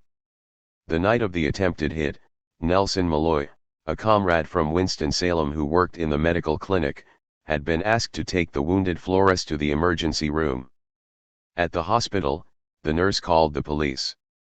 Flores and Nelson fled the hospital and caught a flight to Las Vegas, where we had just opened a branch community center. Huey sent a hit team to Las Vegas. They found Nelson and drove him into the desert, where he was shot several times and buried in a shallow grave, only to be discovered alive by passers-by. Nelson was taken to the hospital and then went straight back to North Carolina. Tragically, he was paralyzed for life. One evening, while I was sitting in the school cafeteria in what was to be my last political education class, Big Bob appeared in the doorway and motioned for me to come over. "AD, the servant wants you to go pick up all of the weapons and dump them in the bay. Here's some money for the U-Haul truck," he said, handing me a 2-page list of addresses. "Get the biggest truck you can," he added, as I was heading out the door. Big Bob always seemed the same, no matter what was transpiring, no emotion, no digression, just straight ahead. I looked at the long list of the locations of the weapons. I left immediately, taking James Aaron with me to carry out our final mission. For the next 7 hours we crawled in attics, beneath houses, beneath porches, and in other odd, hard-to-reach places, gathering the entire armament of the Black Panther Party, with the exception of shotguns and hand weapons. At 3 a.m. we made our way to the middle of the San Mateo Bridge in a drizzling rain. We parked. James Aaron and I had said very little during our gathering mission. We both knew the end was near. We also knew that if we got caught with this illegal cargo we would both go away for a long time. We occasionally puffed on a joint, trying to deaden our senses. So much had happened in such a short time. A California Highway Patrol car lazily drove by. After it was out of sight, we jumped into action, opening up the back of the long truck. We began to pull and toss crates, trunks, suitcases, AK-47s, M16s, 9mm submachine guns, a .50 caliber machine gun, a long anti-aircraft weapon, and endless trunks of ammo. We watched the party's armaments fall into the dark, cold waters of the San Francisco Bay. I came across my .30 caliber assault carbine, the twin of Elmer's, which we had purchased together. For a moment I stood and reflected on how we had spray-painted the carbines black, carving "All Power to the People" in the wooden stock, with our initials.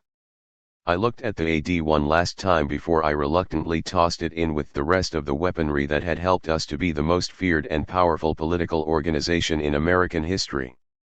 Unloading the truck seemed to take us forever. The next night I was back at the bridge alone, discarding the remainder of the weapons. I made it home safely, exhausted, falling onto the bed, relieved to be done. Suddenly, something caught my eye in the closet. There were 4 beautiful, black M16s with several clips and boxes of ammo, looking very seductive. Big Bob must have dropped them off. For a second I thought maybe I would keep these for myself, but I remembered the Panther oath we had all taken when we joined the party: obey all your orders in all your actions. I knew this would be a dangerous time not to obey the orders given me. I jumped up and grabbed the weapons and ammo, drove down to the Oakland Alameda estuary, and tossed the sleek black weapons into the night, listening as they splashed into the water. 35. The end of the line. Soul searching, looking inside. Soul searching, digging a little bit deeper. Gotta keep on tryin'. Average white band, digging deeper, 1976. Tex's death had a heavy impact on all of us. His happy-go-lucky, comical ways had put everyone at ease, yet he could be serious and fearless when needed. He and Naomi had just started seeing each other. Both of them had been moving from relationship to relationship until they discovered their love for one another. Now, Naomi was walking around like a zombie. For Lola, who was already unstable, his death was the defining event that pushed her over the brink, from which she would never recover. For her young mind, it was one too many losses, one too many contradictions. Something inside of her snapped. She slowly began to transform from the person she was into someone she wasn't. Before Tex's death she did not drink or smoke weed. She was always home with the kids in the evening. She had always been conscientious and close to our little family. We were all trying to dull our senses, trying to deny what was happening, that our revolutionary family was coming to an end and we would all have to make a decision when to leave our slowly disintegrating army. When to step outside the tent and face life on our own. Those of us who were left were just barely holding on, functioning day to day, minute to minute. Flores's absence was also felt. He had joined the Southern California chapter at 17. Flores was as smooth and calm as a clear morning sky. He was the only one in the security squad who never seemed to cross the line. He never got drunk, never overindulged, he followed the party line, yet was still flexible enough to allow others to bend the rules and policies. He had always treated me with the utmost respect. We knew we were the last of the warriors, the last of a dying breed. We had become a strong force, feeling invincible at times. We had considered ourselves as eternal soldiers, always thinking we would fight the enemy to victory or to death. What we had failed to realize was that the enemy, at times, was us. The once formidable Panther military might was now in ruins. For 12 years, people like Landon and Randy Williams, Field Marshal Don Cox, Orlander Harrison, Robert Bay, Geronimo, Valentine, and many others had maintained the military power and expertise of the party. All these comrades were now either imprisoned, dead, on the run, or disillusioned. The weapons themselves were at the bottom of the San Francisco Bay. My mind in a daze, I felt no more enthusiasm, no more hope that we could continue to move the party forward. And, after all, that is what we lived for. Without the hope of a future, there seemed to be no more reason to live, no reason to exist.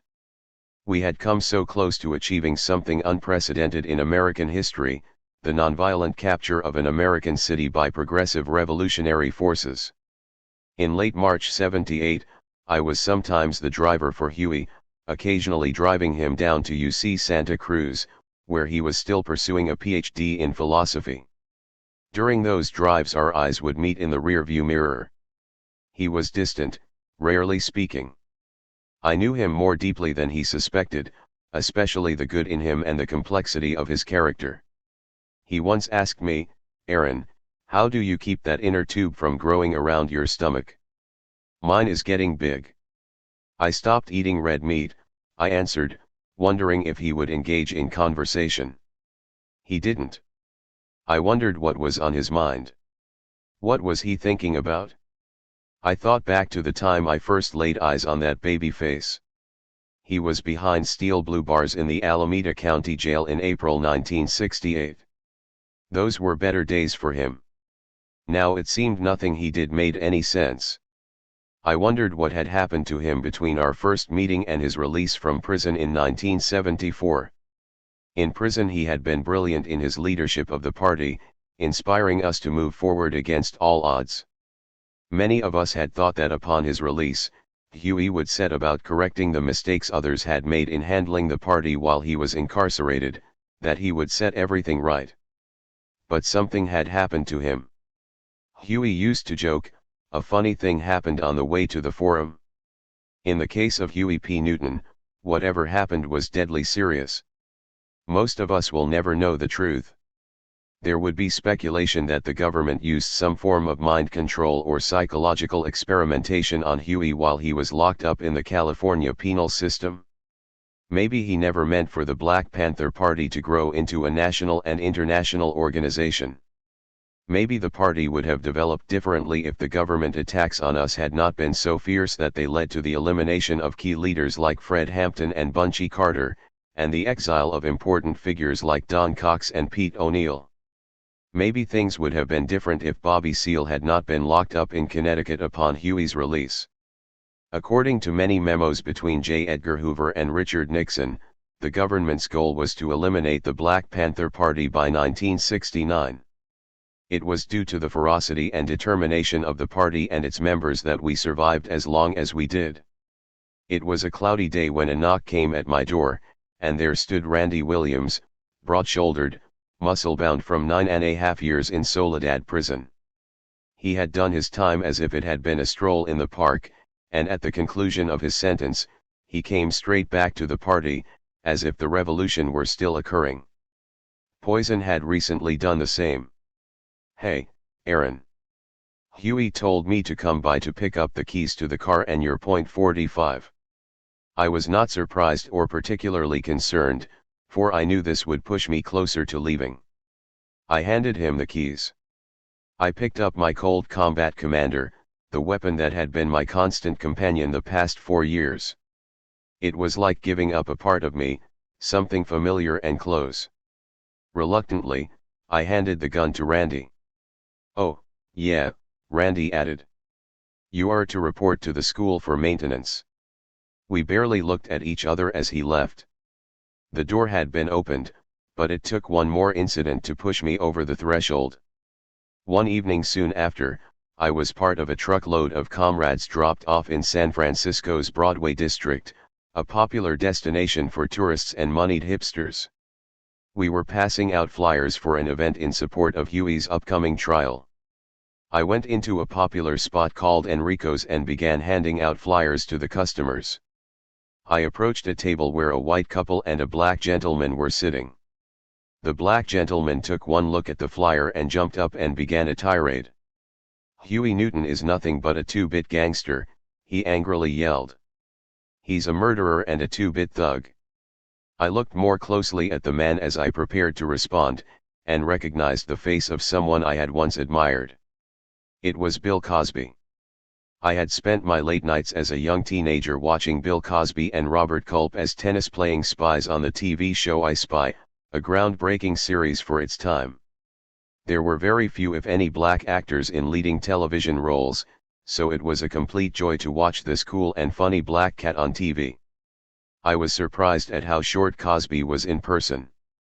I was also shocked at his explosive anger and his disparaging remarks about Huey. After he finished his tirade, I could do nothing but walk out. I had no defense of our embattled leader. Everything Bill Cosby said was true. The remarks had hit home for me. And coming from Bill Cosby made it worse, not necessarily because of what I had once felt for him as a performer, but more because he had gone on to represent everything we were against. He was fast becoming the poster boy for the new integrated America, the me generation that espoused get-rich individualism, stripping away the cultural communalism that black Americans once had, communalism that put our elders, children, and community first. Cosby and others in the new black elite would go on to become filthy rich, pushing consumer brands like Jell-O in an almost minstrel fashion, with no political consciousness, No talk of struggle or change for humanity, as if Martin Luther King Jr., Malcolm X, and the others had given their lives for nothing. On the ride back in the truck I said very little. How had it all come to this? I felt both a great sense of sadness and smoldering anger.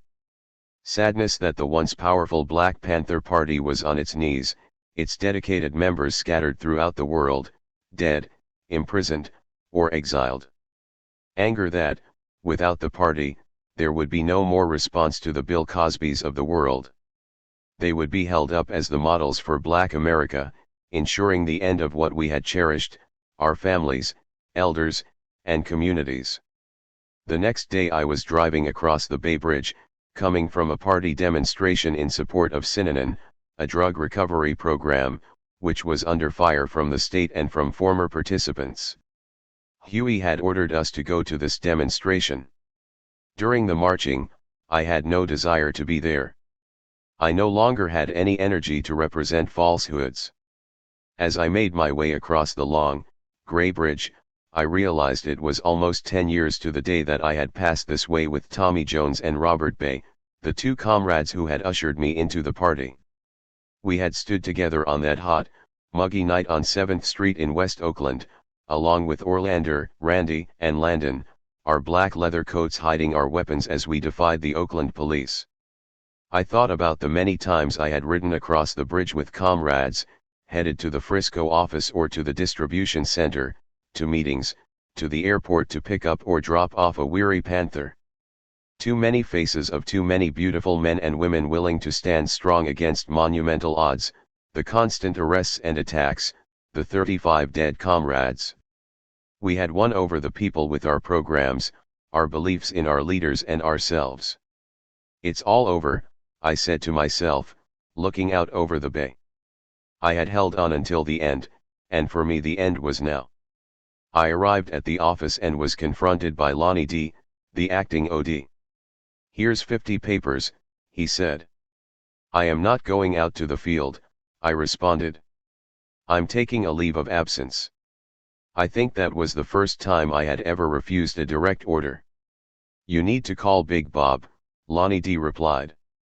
I called Big Bob and he said to come over, so I headed to the house on 10th Street. Big Bob had just finished showering. His huge body was draped in a towel. Looking in the mirror, he shaved the whiskers from his face. I noticed his .45 in its leather holster, hanging on the door. "What's up, AD?" "Bob, I need to take a year off to rest and think things over." There were some comrades that were fearful of Robert Hurd, but I had always felt comfortable around Big Bob. He nodded and went into the other room. After a brief phone call he came back. "Okay, AD. That's cool." I talked to the servant and he said it was all right. "Just stay in touch." "Right on. I'll see you later." I left. At that moment, I became a civilian for the first time in 10 years. I had done it. I had successfully separated myself from the party without fully cutting myself off, which is more than I can say for most. The usual voluntary exit was made late at night or while out in the field, under the duress of fear. I was glad to be free, yet I was stunned by all that had happened. What I was going to do now, I had no idea. I had been staying with a young lady named Pat McElroy. I met Pat out at a club one night and went home with her, eventually moving in. Lola and I had broken up, as she had fallen under the spell of Bethune. Part of me hated to leave her behind, but I had little choice. The party was the only real family Lola ever had. Pat was a free spirit like me. She was the perfect person to be with while I was making my split from the Black Panther Party. I remember running down the street the following day, jumping up in the air as high as I could go, trying to touch the sky, feeling elated, feeling free, freer than I had ever felt. That evening, though, the joy quickly turned to sorrow as I went through the old copies of the Black Panther lying before me, tattered pictures of Bunchy Carter, Fred Hampton, Chairman Bobby, the revolutionary art of Madalaba and Emory, and images of the New York 21 and of fallen comrades. I attempted to describe for Pat the memories from these past 10 years of my life, and the significance of the pictures of these brave men and women I had grown to love. I turned to hide the tears slowly dribbling down my cheeks. I looked at the clock. It was 6 p.m., the time when all the comrades were returning from the field and probably getting ready to eat at Central Headquarters. I hurriedly grabbed the phone and dialed the numbers permanently etched in my mind. Central Headquarters, may I help you? Hello, Lola. Hello, Aaron. How are you doing? She sounded hard, trying not to show her sadness. Okay. And you? I knew her too well. I knew she was hurt by my departure. One by one, I eventually spoke to as many of my former comrades as possible. Later that night I deluged myself in drink and herb, trying to sort things out. The following week I received a call from Al Armour, one of the members of the Los Angeles Cadre. "AD, come by. I want to talk with you." When I got to Al's house, his bags were packed. "Take me to the airport. I'm going back to LA." Al was one of the kindest people I had ever met. He had joined the party while attending college at UCLA. He was in the shootout when the Los Angeles Pigs raided the chapter office in '69. He was a veteran soldier, a good brother, and he had just begun showing symptoms of multiple sclerosis. "Aren't you going to tell someone?" I answered. "No, man. Just take me to the airport." I felt very close to Al Armour. He and I were similar in many ways, and he was as close as a brother to me. We had gone on several missions together, and, selfishly, I was not ready for him to disappear from my life. Reluctantly, I drove Al to the Oakland airport, hugged him, and bid him farewell. I watched him hobble along with his bags, looking professorial in those big, thick eyeglasses covering a light brown face as dear to me as that of Tex and Deacon and Houseman and all the other comrades who worked in the trenches night and day, overcoming tremendous odds. That was the last time I would lay eyes on Al Armour. Al's departure did not just leave me with a well of emotion. The very act of my taking him to the airport would sever my connection to the party, cutting me off permanently, leaving me alone and unconnected to anything.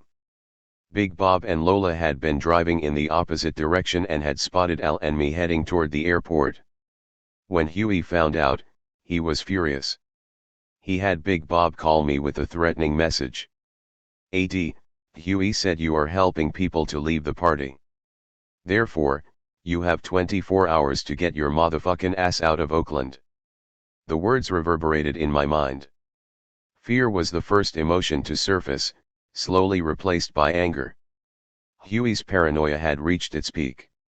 Uncertainty, fear, and resentment fought for dominance of my mind, making it difficult to focus on any one thing, any single action.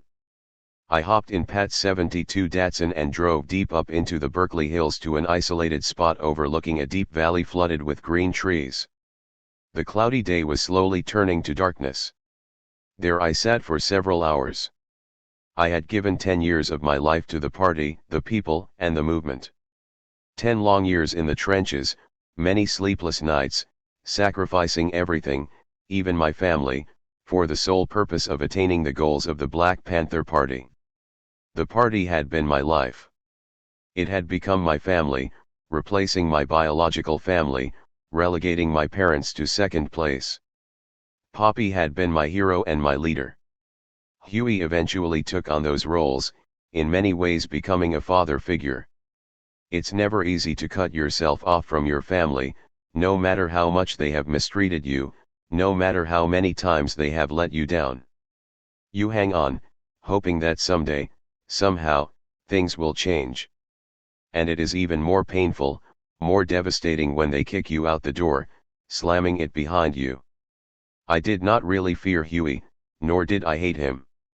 However, I was angry and disgusted with him, as a child may be disgusted with an addict father who has continually taken the wrong road, yet the child hopes, futilely, that someday things might be as they were before. That night, I went back to Pat's house. There was no way I could leave Oakland. My connection to Oakland was all I had left, its people, its many visual signposts of my past. I decided I would not flee in fear, but I would need to be cautious. There weren't many comrades left, and I knew quite well their modes of operation. For several weeks I slept in dirty flop houses in San Francisco, coming back to Pat's house during the day, waiting until things died down. During that period, one day I ran into Randy Williams in the Mission District. When he approached with a smile on his face, I knew not to have any fear. He said, "Man, I left the party. Huey's gone crazy." I wasn't surprised when Randy told me Huey wanted me dead. We chatted for a few minutes before he went on his way. One day while at Pat's house picking up some things, I saw something out the window that sent fear racing through my entire body. It was Big Bob in the black Lincoln Town car. I watched as he slowly got out. I ran and grabbed my .38 and waited by the door. There was a knock. I wanted to answer. Part of me sensed that Bob was coming by for consolation, but the other part of me, the fearful, paranoid part of me, held back.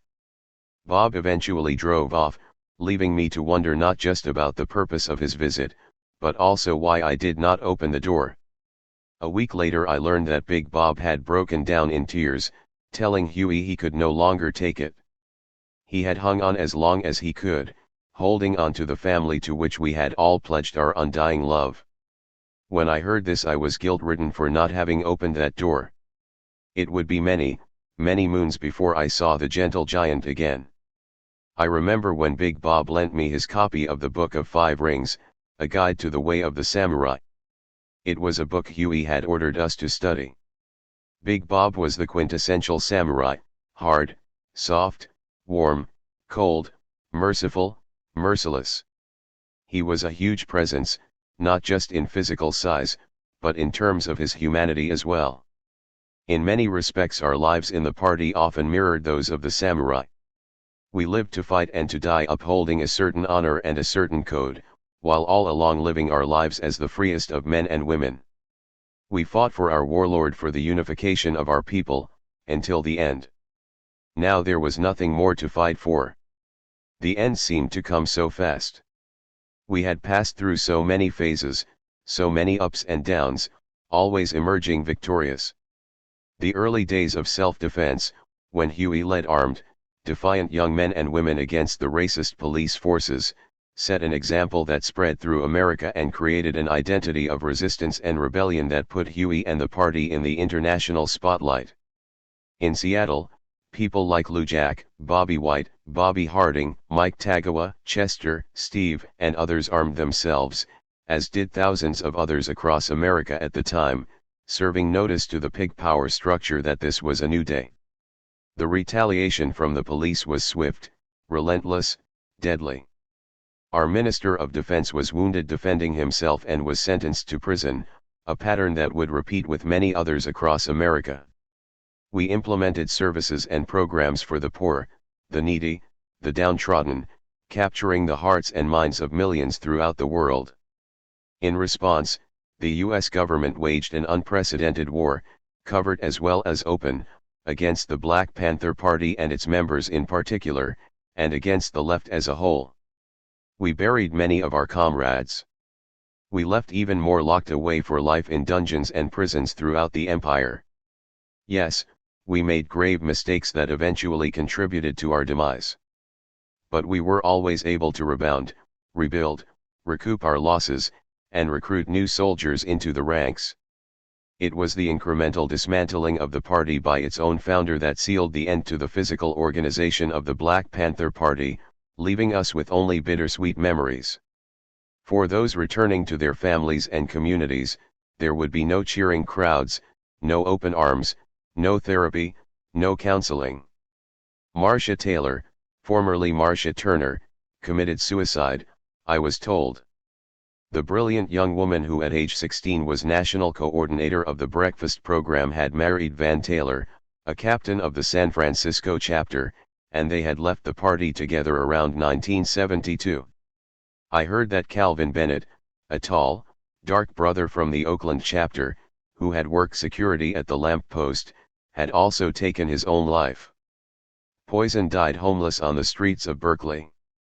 Some fell into despair, joining the masses of walking wounded in America. Many eventually picked themselves up and dusted themselves off, and went on to become lawyers, professors, engineers, entertainers, filmmakers. Many others continued their own forms of activism by becoming gang counselors or committing themselves to another cause. Some went into politics. Many continued to do the work of the party in some form or another. As for me, my own journey was not yet concluded. 36. The last hurrah. I'd like to fly far away from here where my mind can be fresh and clear, and I'd find the love that I long to see. Everybody can be what they wanna be. Commodores, Zoom, 1977. In April 1978, there seemed to be so many possibilities before me. Yet I felt constrained by my past, trapped by memories of glorious days and periods of anger and despair. Poppy asked me to come back to Seattle and work for Boeing or go back to school at the University of Washington. Unfortunately, neither of those choices held any interest for me. I had no desire to leave Oakland. I was still numb and would remain so for many years. I just wanted to find a job and work and live normally as a 28-year-old black man. After 10 years of fighting for justice, organizing, packing heat, and living as dangerously as one could in America, I was ready for a new life. My first opportunity for employment came from none other than Big Malcolm. We ran into each other on the Bay Bridge, and I followed him to his house in Daly City, atop the highest hill. His dining room picture window opened onto a full view of San Francisco and the East Bay. We sat down and talked and smoked some pot, renewing our friendship. Malcolm was working as a project manager for the San Francisco Housing Authority, responsible for the contract hiring for the authority's renovation of the public housing projects. His wife, Jerry, had moved back to Alaska, leaving the kids with Malcolm. Dixon. "What's goin' on, buddy?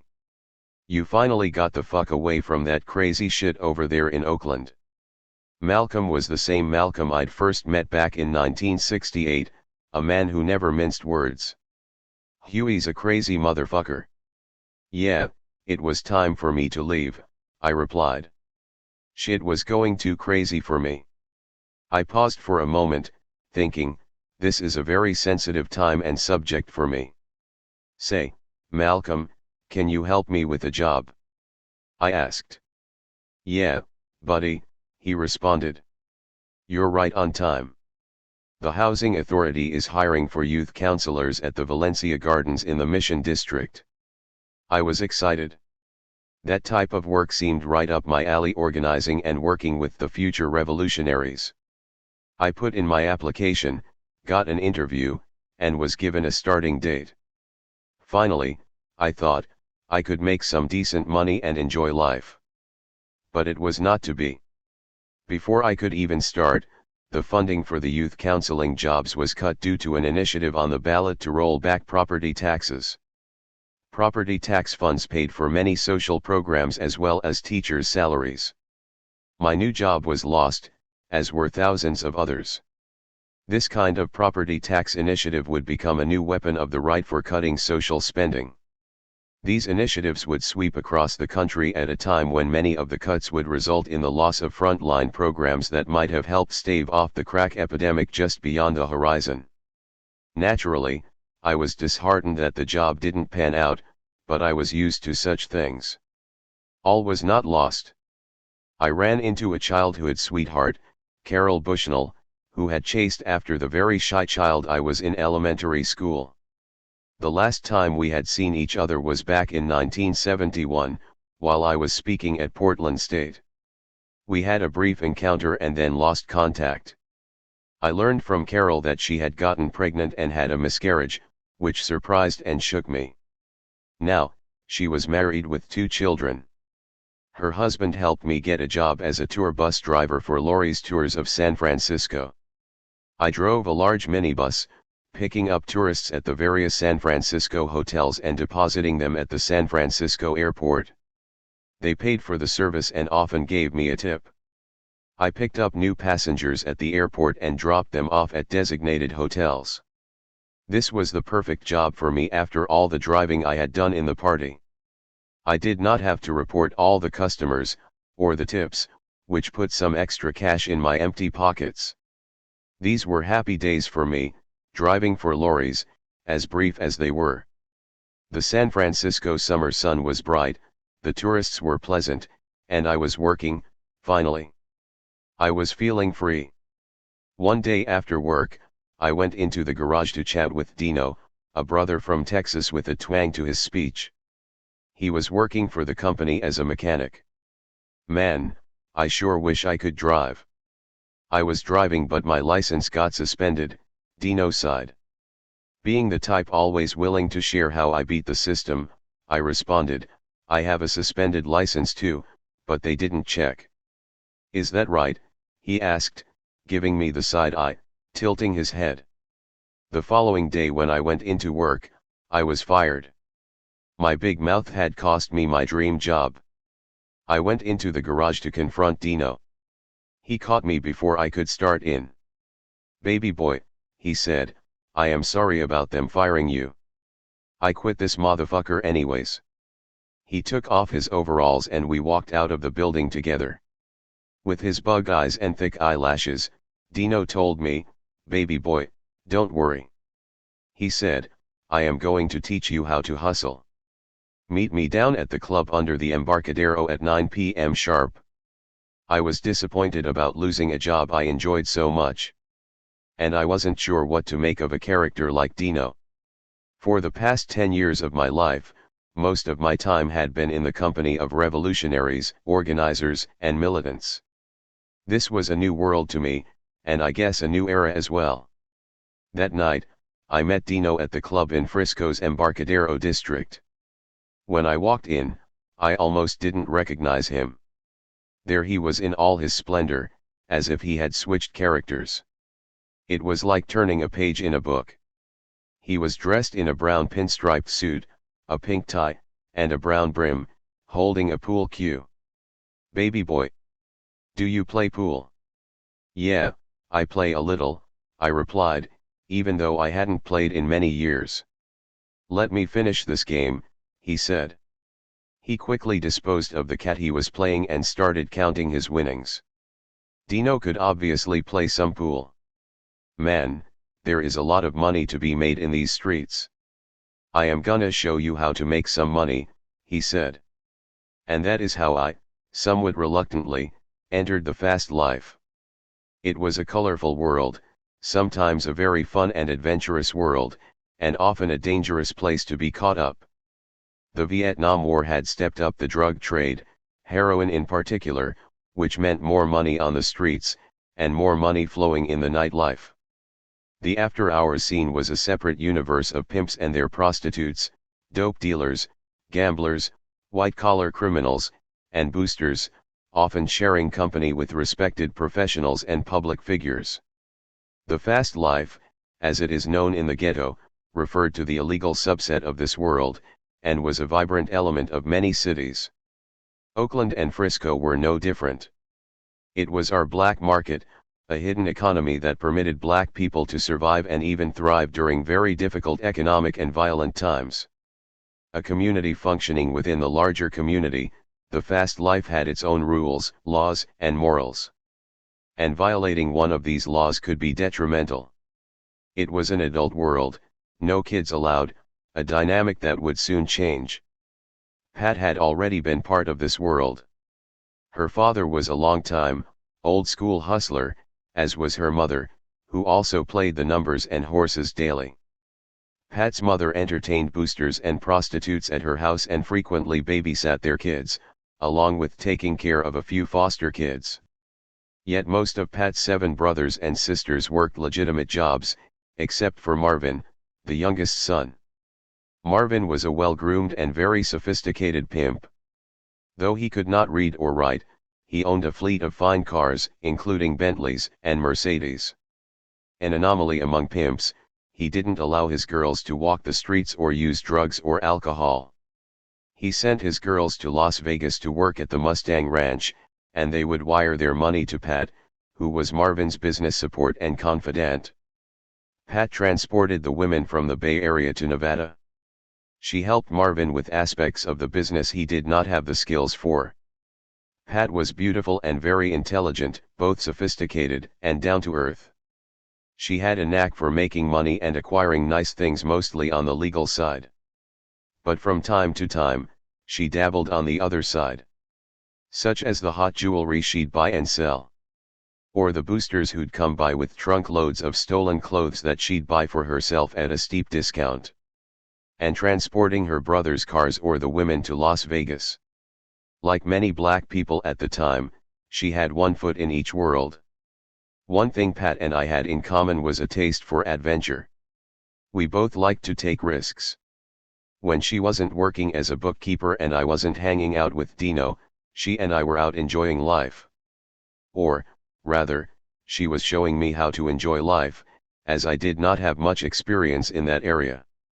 We drove down to Monterey and Carmel, spending days at the beach. We hung out in Santa Cruz, sipping margaritas. Smoking pot on Union Street in San Francisco, visiting the clubs. Or going to the racetrack. Although I was having fun, there was still a well of sadness inside me. My mind was attempting to understand and sort through the fallen house of cards that made up my life so far. The death of Tex, the sudden self-destruction of the party, and the painful separation from Lola and the kids and the other comrades, these things were always lurking in the back of my mind. I also felt the need and desire to connect with my two children, Aaron Patrice and Nisat. One day Dino called me over to his apartment in Frisco. He had a bunch of blank payroll checks he'd gotten from a girlfriend, a check protector machine, and a typewriter. We had bought several phony birth certificates from a skinny old brother with a storefront on Fillmore. For $50, he could create a legitimate-looking birth certificate with any name and birthdate you chose. Dino and I went down to the licensing department to get state IDs for the birth certificates. The following Friday, Dino typed up the checks, using the check protector to enter the amounts, and making them out to the names on the state IDs. "So, baby boy, you gonna run these checks?" he asked. "I'll stay here since I did most of the work." "Yeah, man, I'll do it," I replied. He handed me about 10 checks and off I went. At the first 8 banks it was a breeze. The checks ranged from $723 to $750, an average bi-weekly paycheck for an honest Joe, but I was no longer an honest Joe.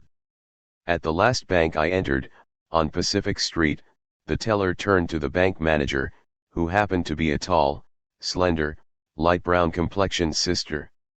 "Let me call the company and check this out," she said. When she turned her back to dial the phone, I quickly exited the bank. I remember laughing while running to the car to make my getaway. In my mind, I had conducted an assault on the financial symbols of the system, the banks and corporations. But, of course, these funds were not going to the people, per se.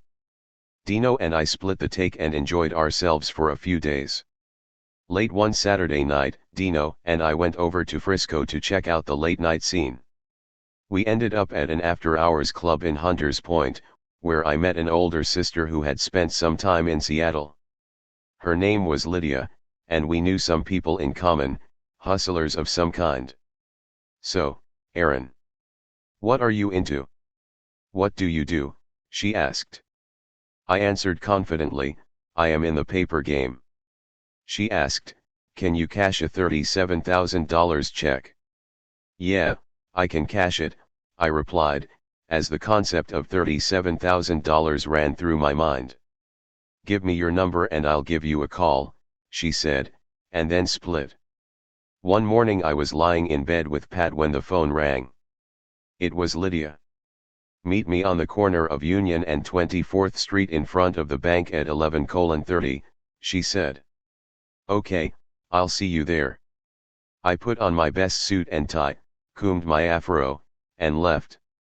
I was a little nervous, yet more filled with a daring that at times bordered on stupidity. That was the way I was, and I was not ready to change. I pulled up in front of the bank and sat in the car, reading the daily paper. The door opened. It was Lydia. A large woman with a scar on her cheek. She was what you might call rough-looking, but she was as real as you get. And that is often what I looked for in a person. "Hey, Aaron. Here's the check and ID. Go to the brother with the afro. He is working with us. Call me when you're done, and get the money in cashier's checks." "Okay," I said. I casually walked into the bank and went up to the brother with the big afro as instructed. I handed him the check. He turned to the manager, who okayed the transaction. And out the door I went with $37,000 in cashier's checks. Afterward, I met up with Lydia in Burlington, a swank area outside of San Francisco. She lived in a big house in the hills with her daughter. The paper game was her chosen profession. Aside from a prison stint, seemingly she had done well for herself. My slice of the pie was $13,000. In a short time, I had gone from cashing small checks to big checks, with bigger ones yet to come. I was rapidly becoming embedded in this new world. The same emotional armor I had donned to protect myself as a revolutionary would be worn for this life of crime. My hanging with Dino in the nightlife was beginning to create tension between me and Pat. Besides, I had met a young, beautiful woman out at the club Long Island on 3rd Street. I found out that she was working for a young pimp I had seen in the after-hours clubs, who drove a brown Bentley. I eventually convinced her to give up prostitution and to try modeling. With the money I made from the bank job, I decided to move out on my own. I got a nice one-bedroom penthouse in Alameda near the beach, picked up some fine furniture, and bought a 1974 Spitfire convertible, a little green two-seater. I also bought a quarter-pound of coke, some cut, and a triple-beam scale. Taking up a suggestion of Pat's, I began selling coke in the after-hours scene. I often packed a long-barreled .38 in the small of my back, beneath the fabric of a nice double-breasted suit. In these after-hours clubs, you never knew whom you might run into. Sometimes it was old comrades. While doing business in an after-hours club on Divisadero called the Living Room, I ran into comrades Ellis White, Russell Washington, and Dale Roscoe. At first I wasn't sure how I would be greeted, but their smiles put me at ease. We chatted and smoked some weed. I sold them a gram of coke and we parted company.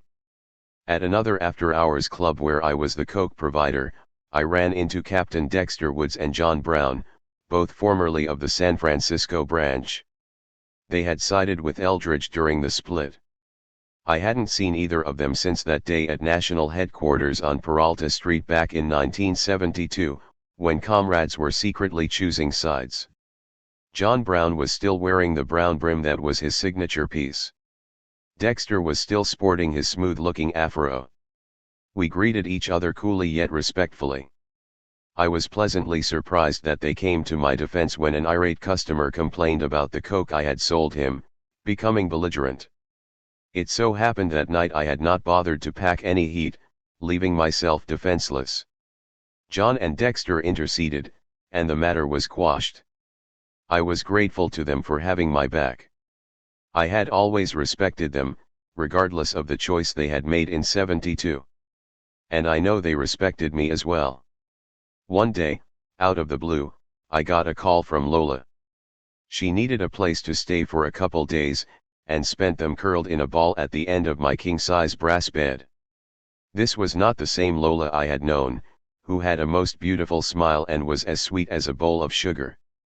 The violent death of her mentor, Sam Napier, the death of Tex, and the disintegration of the party had a devastating impact on her young mind. On top of that, Bethune had viciously assaulted her because she was hanging out with some Rastafarians. That had, I think, pushed her further over the edge. She did not talk much, nor could I coax that beautiful, disarming smile out of her. It was terribly sad to see her like this. Eventually, she would take her younger sister Valerie, and her two children, Natalie and little Damon, to Jamaica, where they ended up living in the mountains in a Rastafarian commune. I was spending less time with Dino as I accelerated forward in the fast life. A cat named Kenny Hampton rented a studio next to Pat's place. He had just gotten out of San Quentin and was a member of the Black Gorilla family. He was a crazy, grizzled-looking dude, but he was fun to be around. Kenny was very buff, with gray eyes and a short afro, giving him the appearance of a dangerous man. We started hanging out together, going to the gym, sometimes sharing an old English 800. At the club Long Island, near Hunters Point, I met another brother named Donnie, who had just gotten out of the service. He was a hothead. Soon he and his buddy, along with Kenny, started selling coke for me. The four of us cased out a dope house and a bank on Union Street with the intent of robbing them, but the plan never came together. Meanwhile, Pat and I had concocted a scheme to embezzle from the company she worked for as a bookkeeper, over time totaling around $35,000. We opened up a PO box and a business bank account in the name of a phony company. A friend of Pat's who worked at the bank helped us set up the account. Pat would issue checks to the phony company on the PO box, and I would deposit them in the business account. A sister who worked for a large insurance company in Marin County gave us a check for $60,000, which we deposited in our business account, giving her a cut. Even though Pat already owned a nice Cadillac Coupe de Ville, we decided to buy a new car. She wanted a Brougham, the finest in late 70s luxury cars, so we purchased a yellow, custom Brougham with a Rolls-Royce grille and a Continental spare tire mounted on the back. We also bought a safe for storing our illegal loot. The more money we made, the lazier I became. I decided to move back in with Pat. The cocaine hustle had dried up, and I didn't exactly mind. I had never liked selling anything, except for the Black Panther paper, and I certainly didn't like selling cocaine. Pat, however, was not going to settle for mediocrity and began to put pressure on me to bring in more money. On a trip to Los Angeles, she had met a Jamaican who professed to have bales of marijuana for sale. I called him to set up a deal and paid his way to Las Vegas, where we arranged to meet for the transaction. I flew into the city of glitter and lost dreams, wide-eyed with wonder at the excessive wealth flaunted by almost everyone around me. I checked into the hotel and waited for my contact to show. He was a medium-sized, brown-skinned, average-looking brother with a slight accent, not intimidating in any way. He put me completely at ease. In the morning I gave him $5,000 and waited for my product. It never came. I frantically checked the streets and casinos, trying to track down the cat who had taken off with my money. In my panic, I even thought about contacting the police, but, after calming down, I realized that was not an option. Finally, I tucked my tail and returned to Oakland. The more I thought about being ripped off, the angrier I got. I was not used to being swindled. In the party, we did not let such incidents go without retribution, so I put on my steel face, rented a Pinto, borrowed Kenny's sawed-off shotgun and took my long-barreled .38, and headed to Los Angeles to get my money back. I checked into a hotel near the airport and began to try to track down my prey. After many calls, I managed to speak with a Mexican who said he also had been ripped off, and would arrange for the Jamaican to meet me at a garage next to his house in East LA at 7 p.m. I arrived early and sat in the car with the sawed-off shotgun across my lap, waiting and watching. I was now a free agent, a solo operator, no longer part of a whole, no longer with the support of comrades who had vowed undying love, who were ready, willing, and able to give their lives in sacrifice for a comrade. I mulled over different scenarios. What if this were a setup? What if there were others coming? What if they were armed? In the party, in such a situation I would likely have suspended this kind of thinking and gotten on with the action, but my inner voice, the voice that had helped me to escape death on many other occasions, was speaking to me in a steady cadence. I sat in silence. Out of nowhere, a black cat slowly walked across the street in front of my Pinto. To me, that was a clear sign to abort this operation. I was mildly superstitious, but considered together, there were too many factors to ignore. I swallowed my pride, started the car, did a U-turn, and drove off. I drove back to the hotel and put my artillery away. I went to a club down the street, sat at the bar, and ordered a margarita, trying to come to grips with my decision to retreat. People were dancing and having fun, and it occurred to me that one of the bartenders looked familiar. I was taken aback when I realized it was Brenda Dung, my first love. "Aaron, is that you? I heard you were dead," she exclaimed when she saw me. "No, I'm not dead," I responded. "How are you?" I asked, smiling and sipping my margarita. "I left my family in Dayton, Ohio, and moved out here with my boyfriend," she replied. Brenda was as beautiful as ever. After finishing her senior year in Seattle, she had gone back to Ohio, married her fiancé, and had 2 children. And now here she was in Los Angeles, looking for magic, a different kind of life, just like everyone else who came to La La Land. I gave her my number at the hotel and left. I didn't expect her to call, but part of me was hoping to have the chance to catch up with her. After all, she was my first love. But I never saw Brenda again. A few days after I returned to Oakland, Pat was informed that the FBI had visited the bank that held our business account. She and I had given our oath to each other that we would not go to prison. Now we had to make a decision. In panic mode, we opted to sell her Coupe de Ville and Datsun and left the Brougham with Big Malcolm. My Spitfire had been stolen. We put our belongings in storage and rented a car for a long-distance getaway, swapping out the license plate to avoid being tracked down by the cops. Greatly complicating matters, Tanya had finally decided to let Aaron Patrice, now 10 years old, come live with me. He arrived in the middle of all this. And Mildred Center, the medical student who had volunteered at the Panther clinic, the only woman I had ever called my true love, got in touch to say she was coming to visit.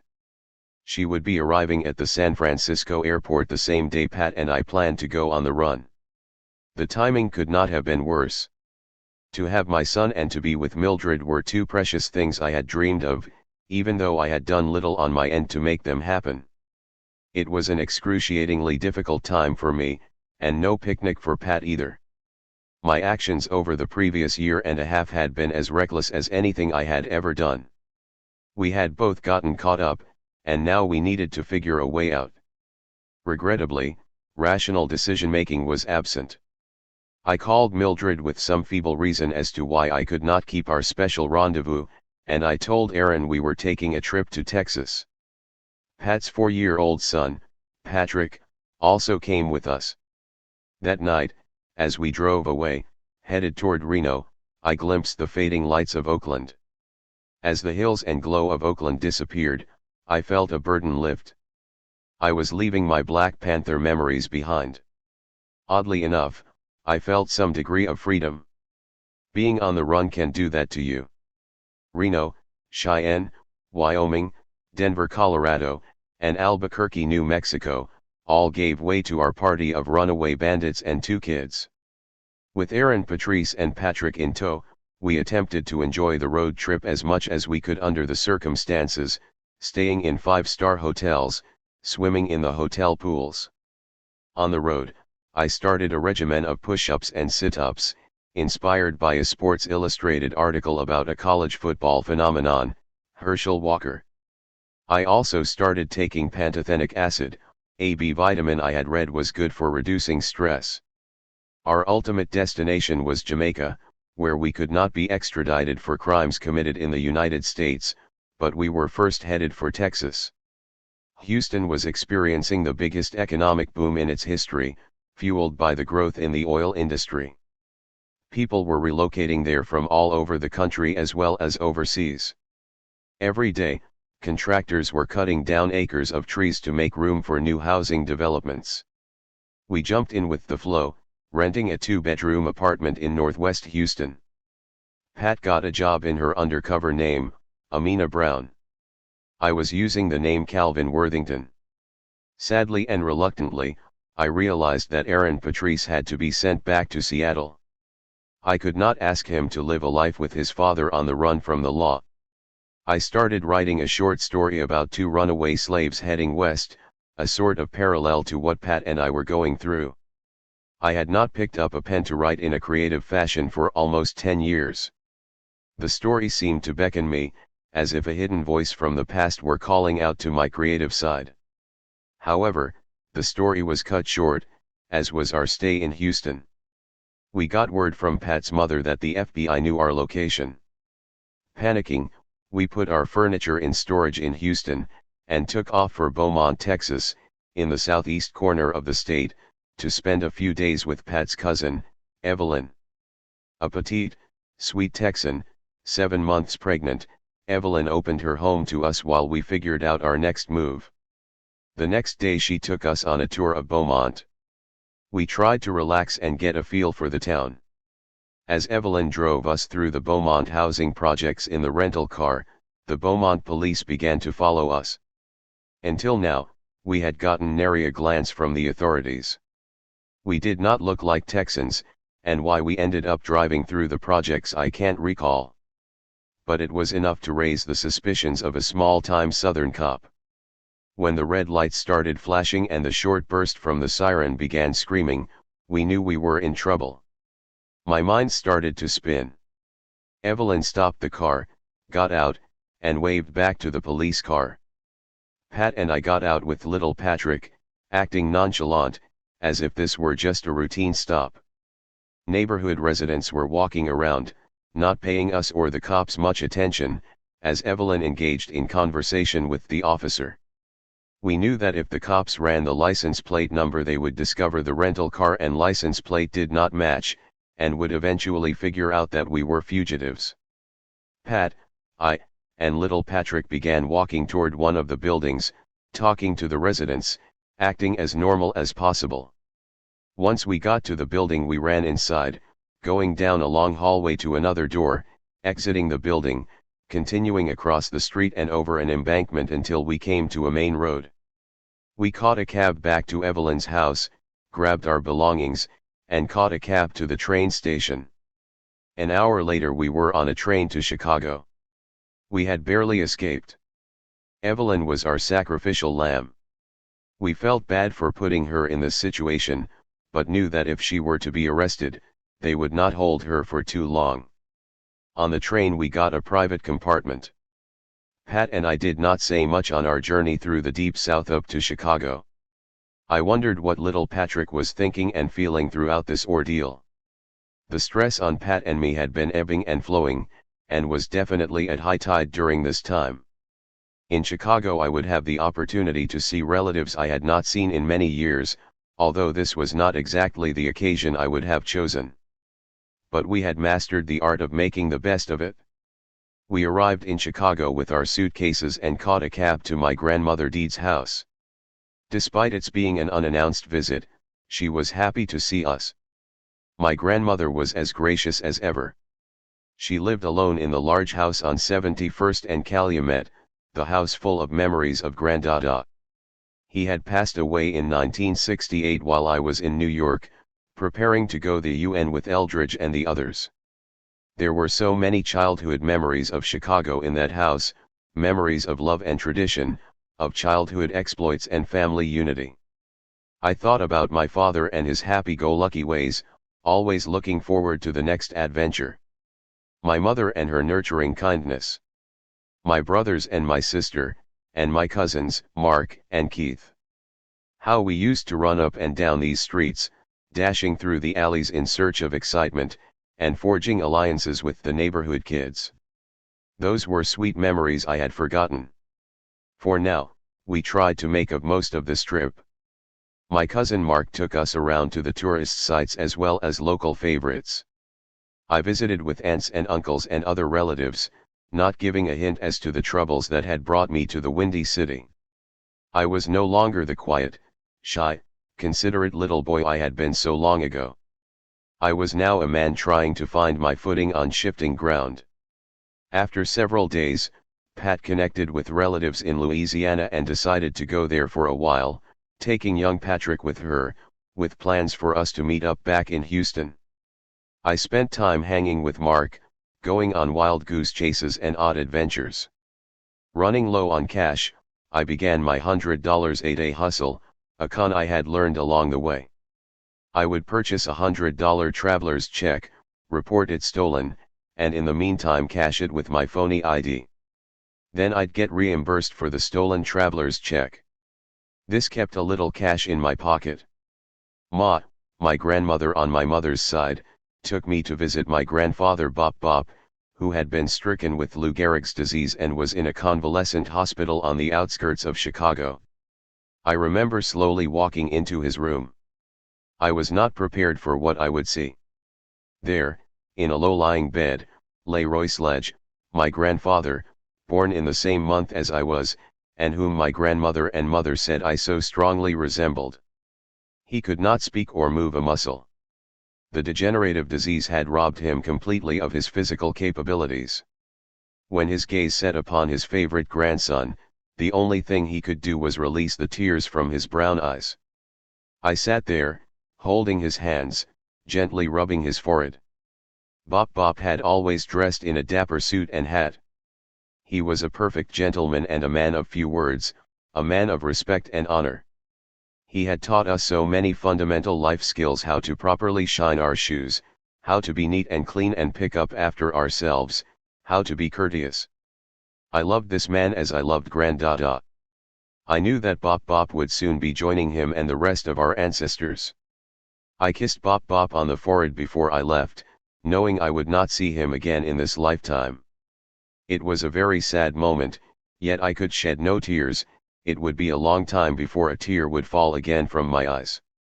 I sensed that somehow, as crazy as this journey was, Bop Bop had been waiting for me to come say goodbye. Only a few days after my visit, he succumbed to the destruction of the horrific disease. Ma was stoic, almost detached from the slow decline and death of her companion. She and Bop Bop were a contrast. He was the only one who could keep her judgmental ways at bay.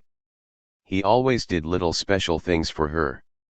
During his illness, she traveled the long distance by bus, standing at the bus stop in the freezing Chicago winter and then walking almost half a mile to the hospital to wash him and comfort him. When my mother found out the bus stop did not have a shelter or a bench, she called the Chicago Transit Authority to complain. Those trips took a terrible toll on Ma's legs and made it difficult for her to get around in her later years. I had not seen Ma or communicated with her since 1968, when my arrest led to Seattle's first large-scale rebellion and landed Elmer and me on the front page of the Chicago Sun-Times. At that point, she had disowned both of us. Even now, she was not particularly overjoyed to see me. I could only hope that our next meeting would be under better circumstances. A few days later I was on my way back to Houston. As the Amtrak train roared through the flat heartland of Nebraska, Oklahoma, and finally Texas, I pondered my next move. I had no idea how I was going to connect with Pat, who was also on her way to Houston.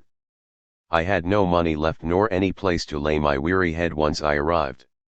All I had at my disposal was a gold and opal ring that Pat had bought me, and, unfortunately, I lost it on the train. I also had one last valid credit card, which I used to check into the Marriott in downtown Houston. After my third day, the front desk informed me I had only one more night before my card reached its limit. I still had not been able to locate Pat. I had to do something. I needed one last stroke of luck. The next morning, I dressed up in a nice suit, combed my hair neatly, and left the hotel, hoping for something to happen.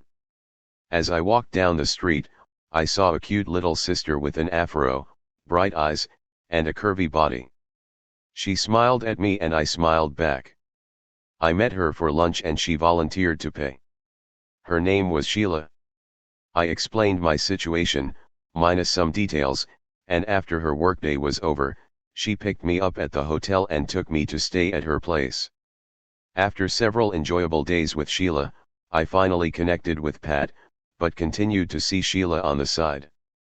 Pat, Patrick and I got another apartment. Pat got a job and I began looking for one. I had heard that Dino was in Houston, working for his father's excavation company. I drove out to the site where they were clearing land for the new developments. There was Dino, sitting on top of a backhoe, handling the heavy equipment like an old pro. "Baby boy, how ya doin'?" he asked with a smile. It was good to see Dino again, and see him working a legitimate job. He was, after all, no more a hustler than I was. He had gotten swept up in the California fast life just as I had. I am glad he was able to move on from California without any serious consequences. I said goodbye to Dino and continued on my journey. I answered an ad for a youth program coordinator. 2 black women had received a large government grant for their nonprofit and were setting up a youth services bureau. They were so impressed with me that they hired me to develop and run the entire youth program. Finally, I thought, maybe things are coming together for us. Maybe we would eventually be able to reach our ultimate destination of Jamaica. A girl Pat's mother had fostered came out to stay with us while she tried to kick a heroin habit. I should have anticipated that an addict and fugitives would be an unwise combination. One of Pat's cousins also moved in to help us pay the rent. At the time, all seemed well. We were like one big, happy family. Pat and I became known as Bonnie and Clyde to our associates. Pat and I began to feel at ease, which is always dangerous when you are on the run from the law. I woke up early one Friday morning, looking forward to starting my new job the following Monday. I was excited about what I might accomplish with my new position and that the 2 women had enough confidence in me to offer me this opportunity to help build their organization. From my work with the party's teen program, I brought a lot of experience that could help these sisters get their program off the ground. Nevertheless, I was still cautious, given the circumstances under which I was living. Things could come crashing down at any time. I went out on the porch and picked up the morning paper. The sun was bright and the day felt as if it would be a good one. Pat, however, was not feeling well and had decided not to go into work that morning. The constant stress was beginning to take a toll on her body. I sat on the couch and opened the Houston Chronicle to read the news of the day. Suddenly there was a knock on the door. I got up and asked, "Who is it?" The response startled me. "Is Aaron Dixon there?" No one in Houston aside from Pat called me Aaron. I answered, "Aaron doesn't live here." Then came, "Federal marshals. Open up." In confusion, I ran upstairs to the bedroom and quickly woke up Pat. I pulled on a pair of pants and looked out the bedroom window, thinking perhaps I could escape down the tree next to the window. But there were 3 men in suits looking up. Just then, the front door burst open and marshals ran in with their weapons drawn, yelling, "You are under arrest. Put your hands up." It was over. There was no escaping now. Guns were put to my head as I was ordered to the ground and handcuffed. Pat was handcuffed as well. We were taken down to the police station and booked into custody. I was transferred to Houston's Harris County Correctional Facility, where I was soon surrounded by Black and Latino inmates in a dark, dreary holding cell, and later moved to the southern tier, deep within the prison. The facility looked every bit like a dungeon. The food was atrocious. I found a worm in my beans, and was unable to stomach the green and yellow sausage. I ate very little during my stay. One lone good aspect was that the facility was largely operated by the inmates, a common practice among southern prisons, which meant we rarely saw the guards. Fortunately, I had just missed the harvest of the cotton fields by the inmates. After a week in that dismal place, the federal marshals came to pick me up. I never thought I'd be glad to see the feds, but that day I was elated. Pat and I were reunited. Handcuffed and accompanied by the marshals, we boarded a plane back to the Bay Area. Pat and I said very little, just tried to comfort each other as much as possible.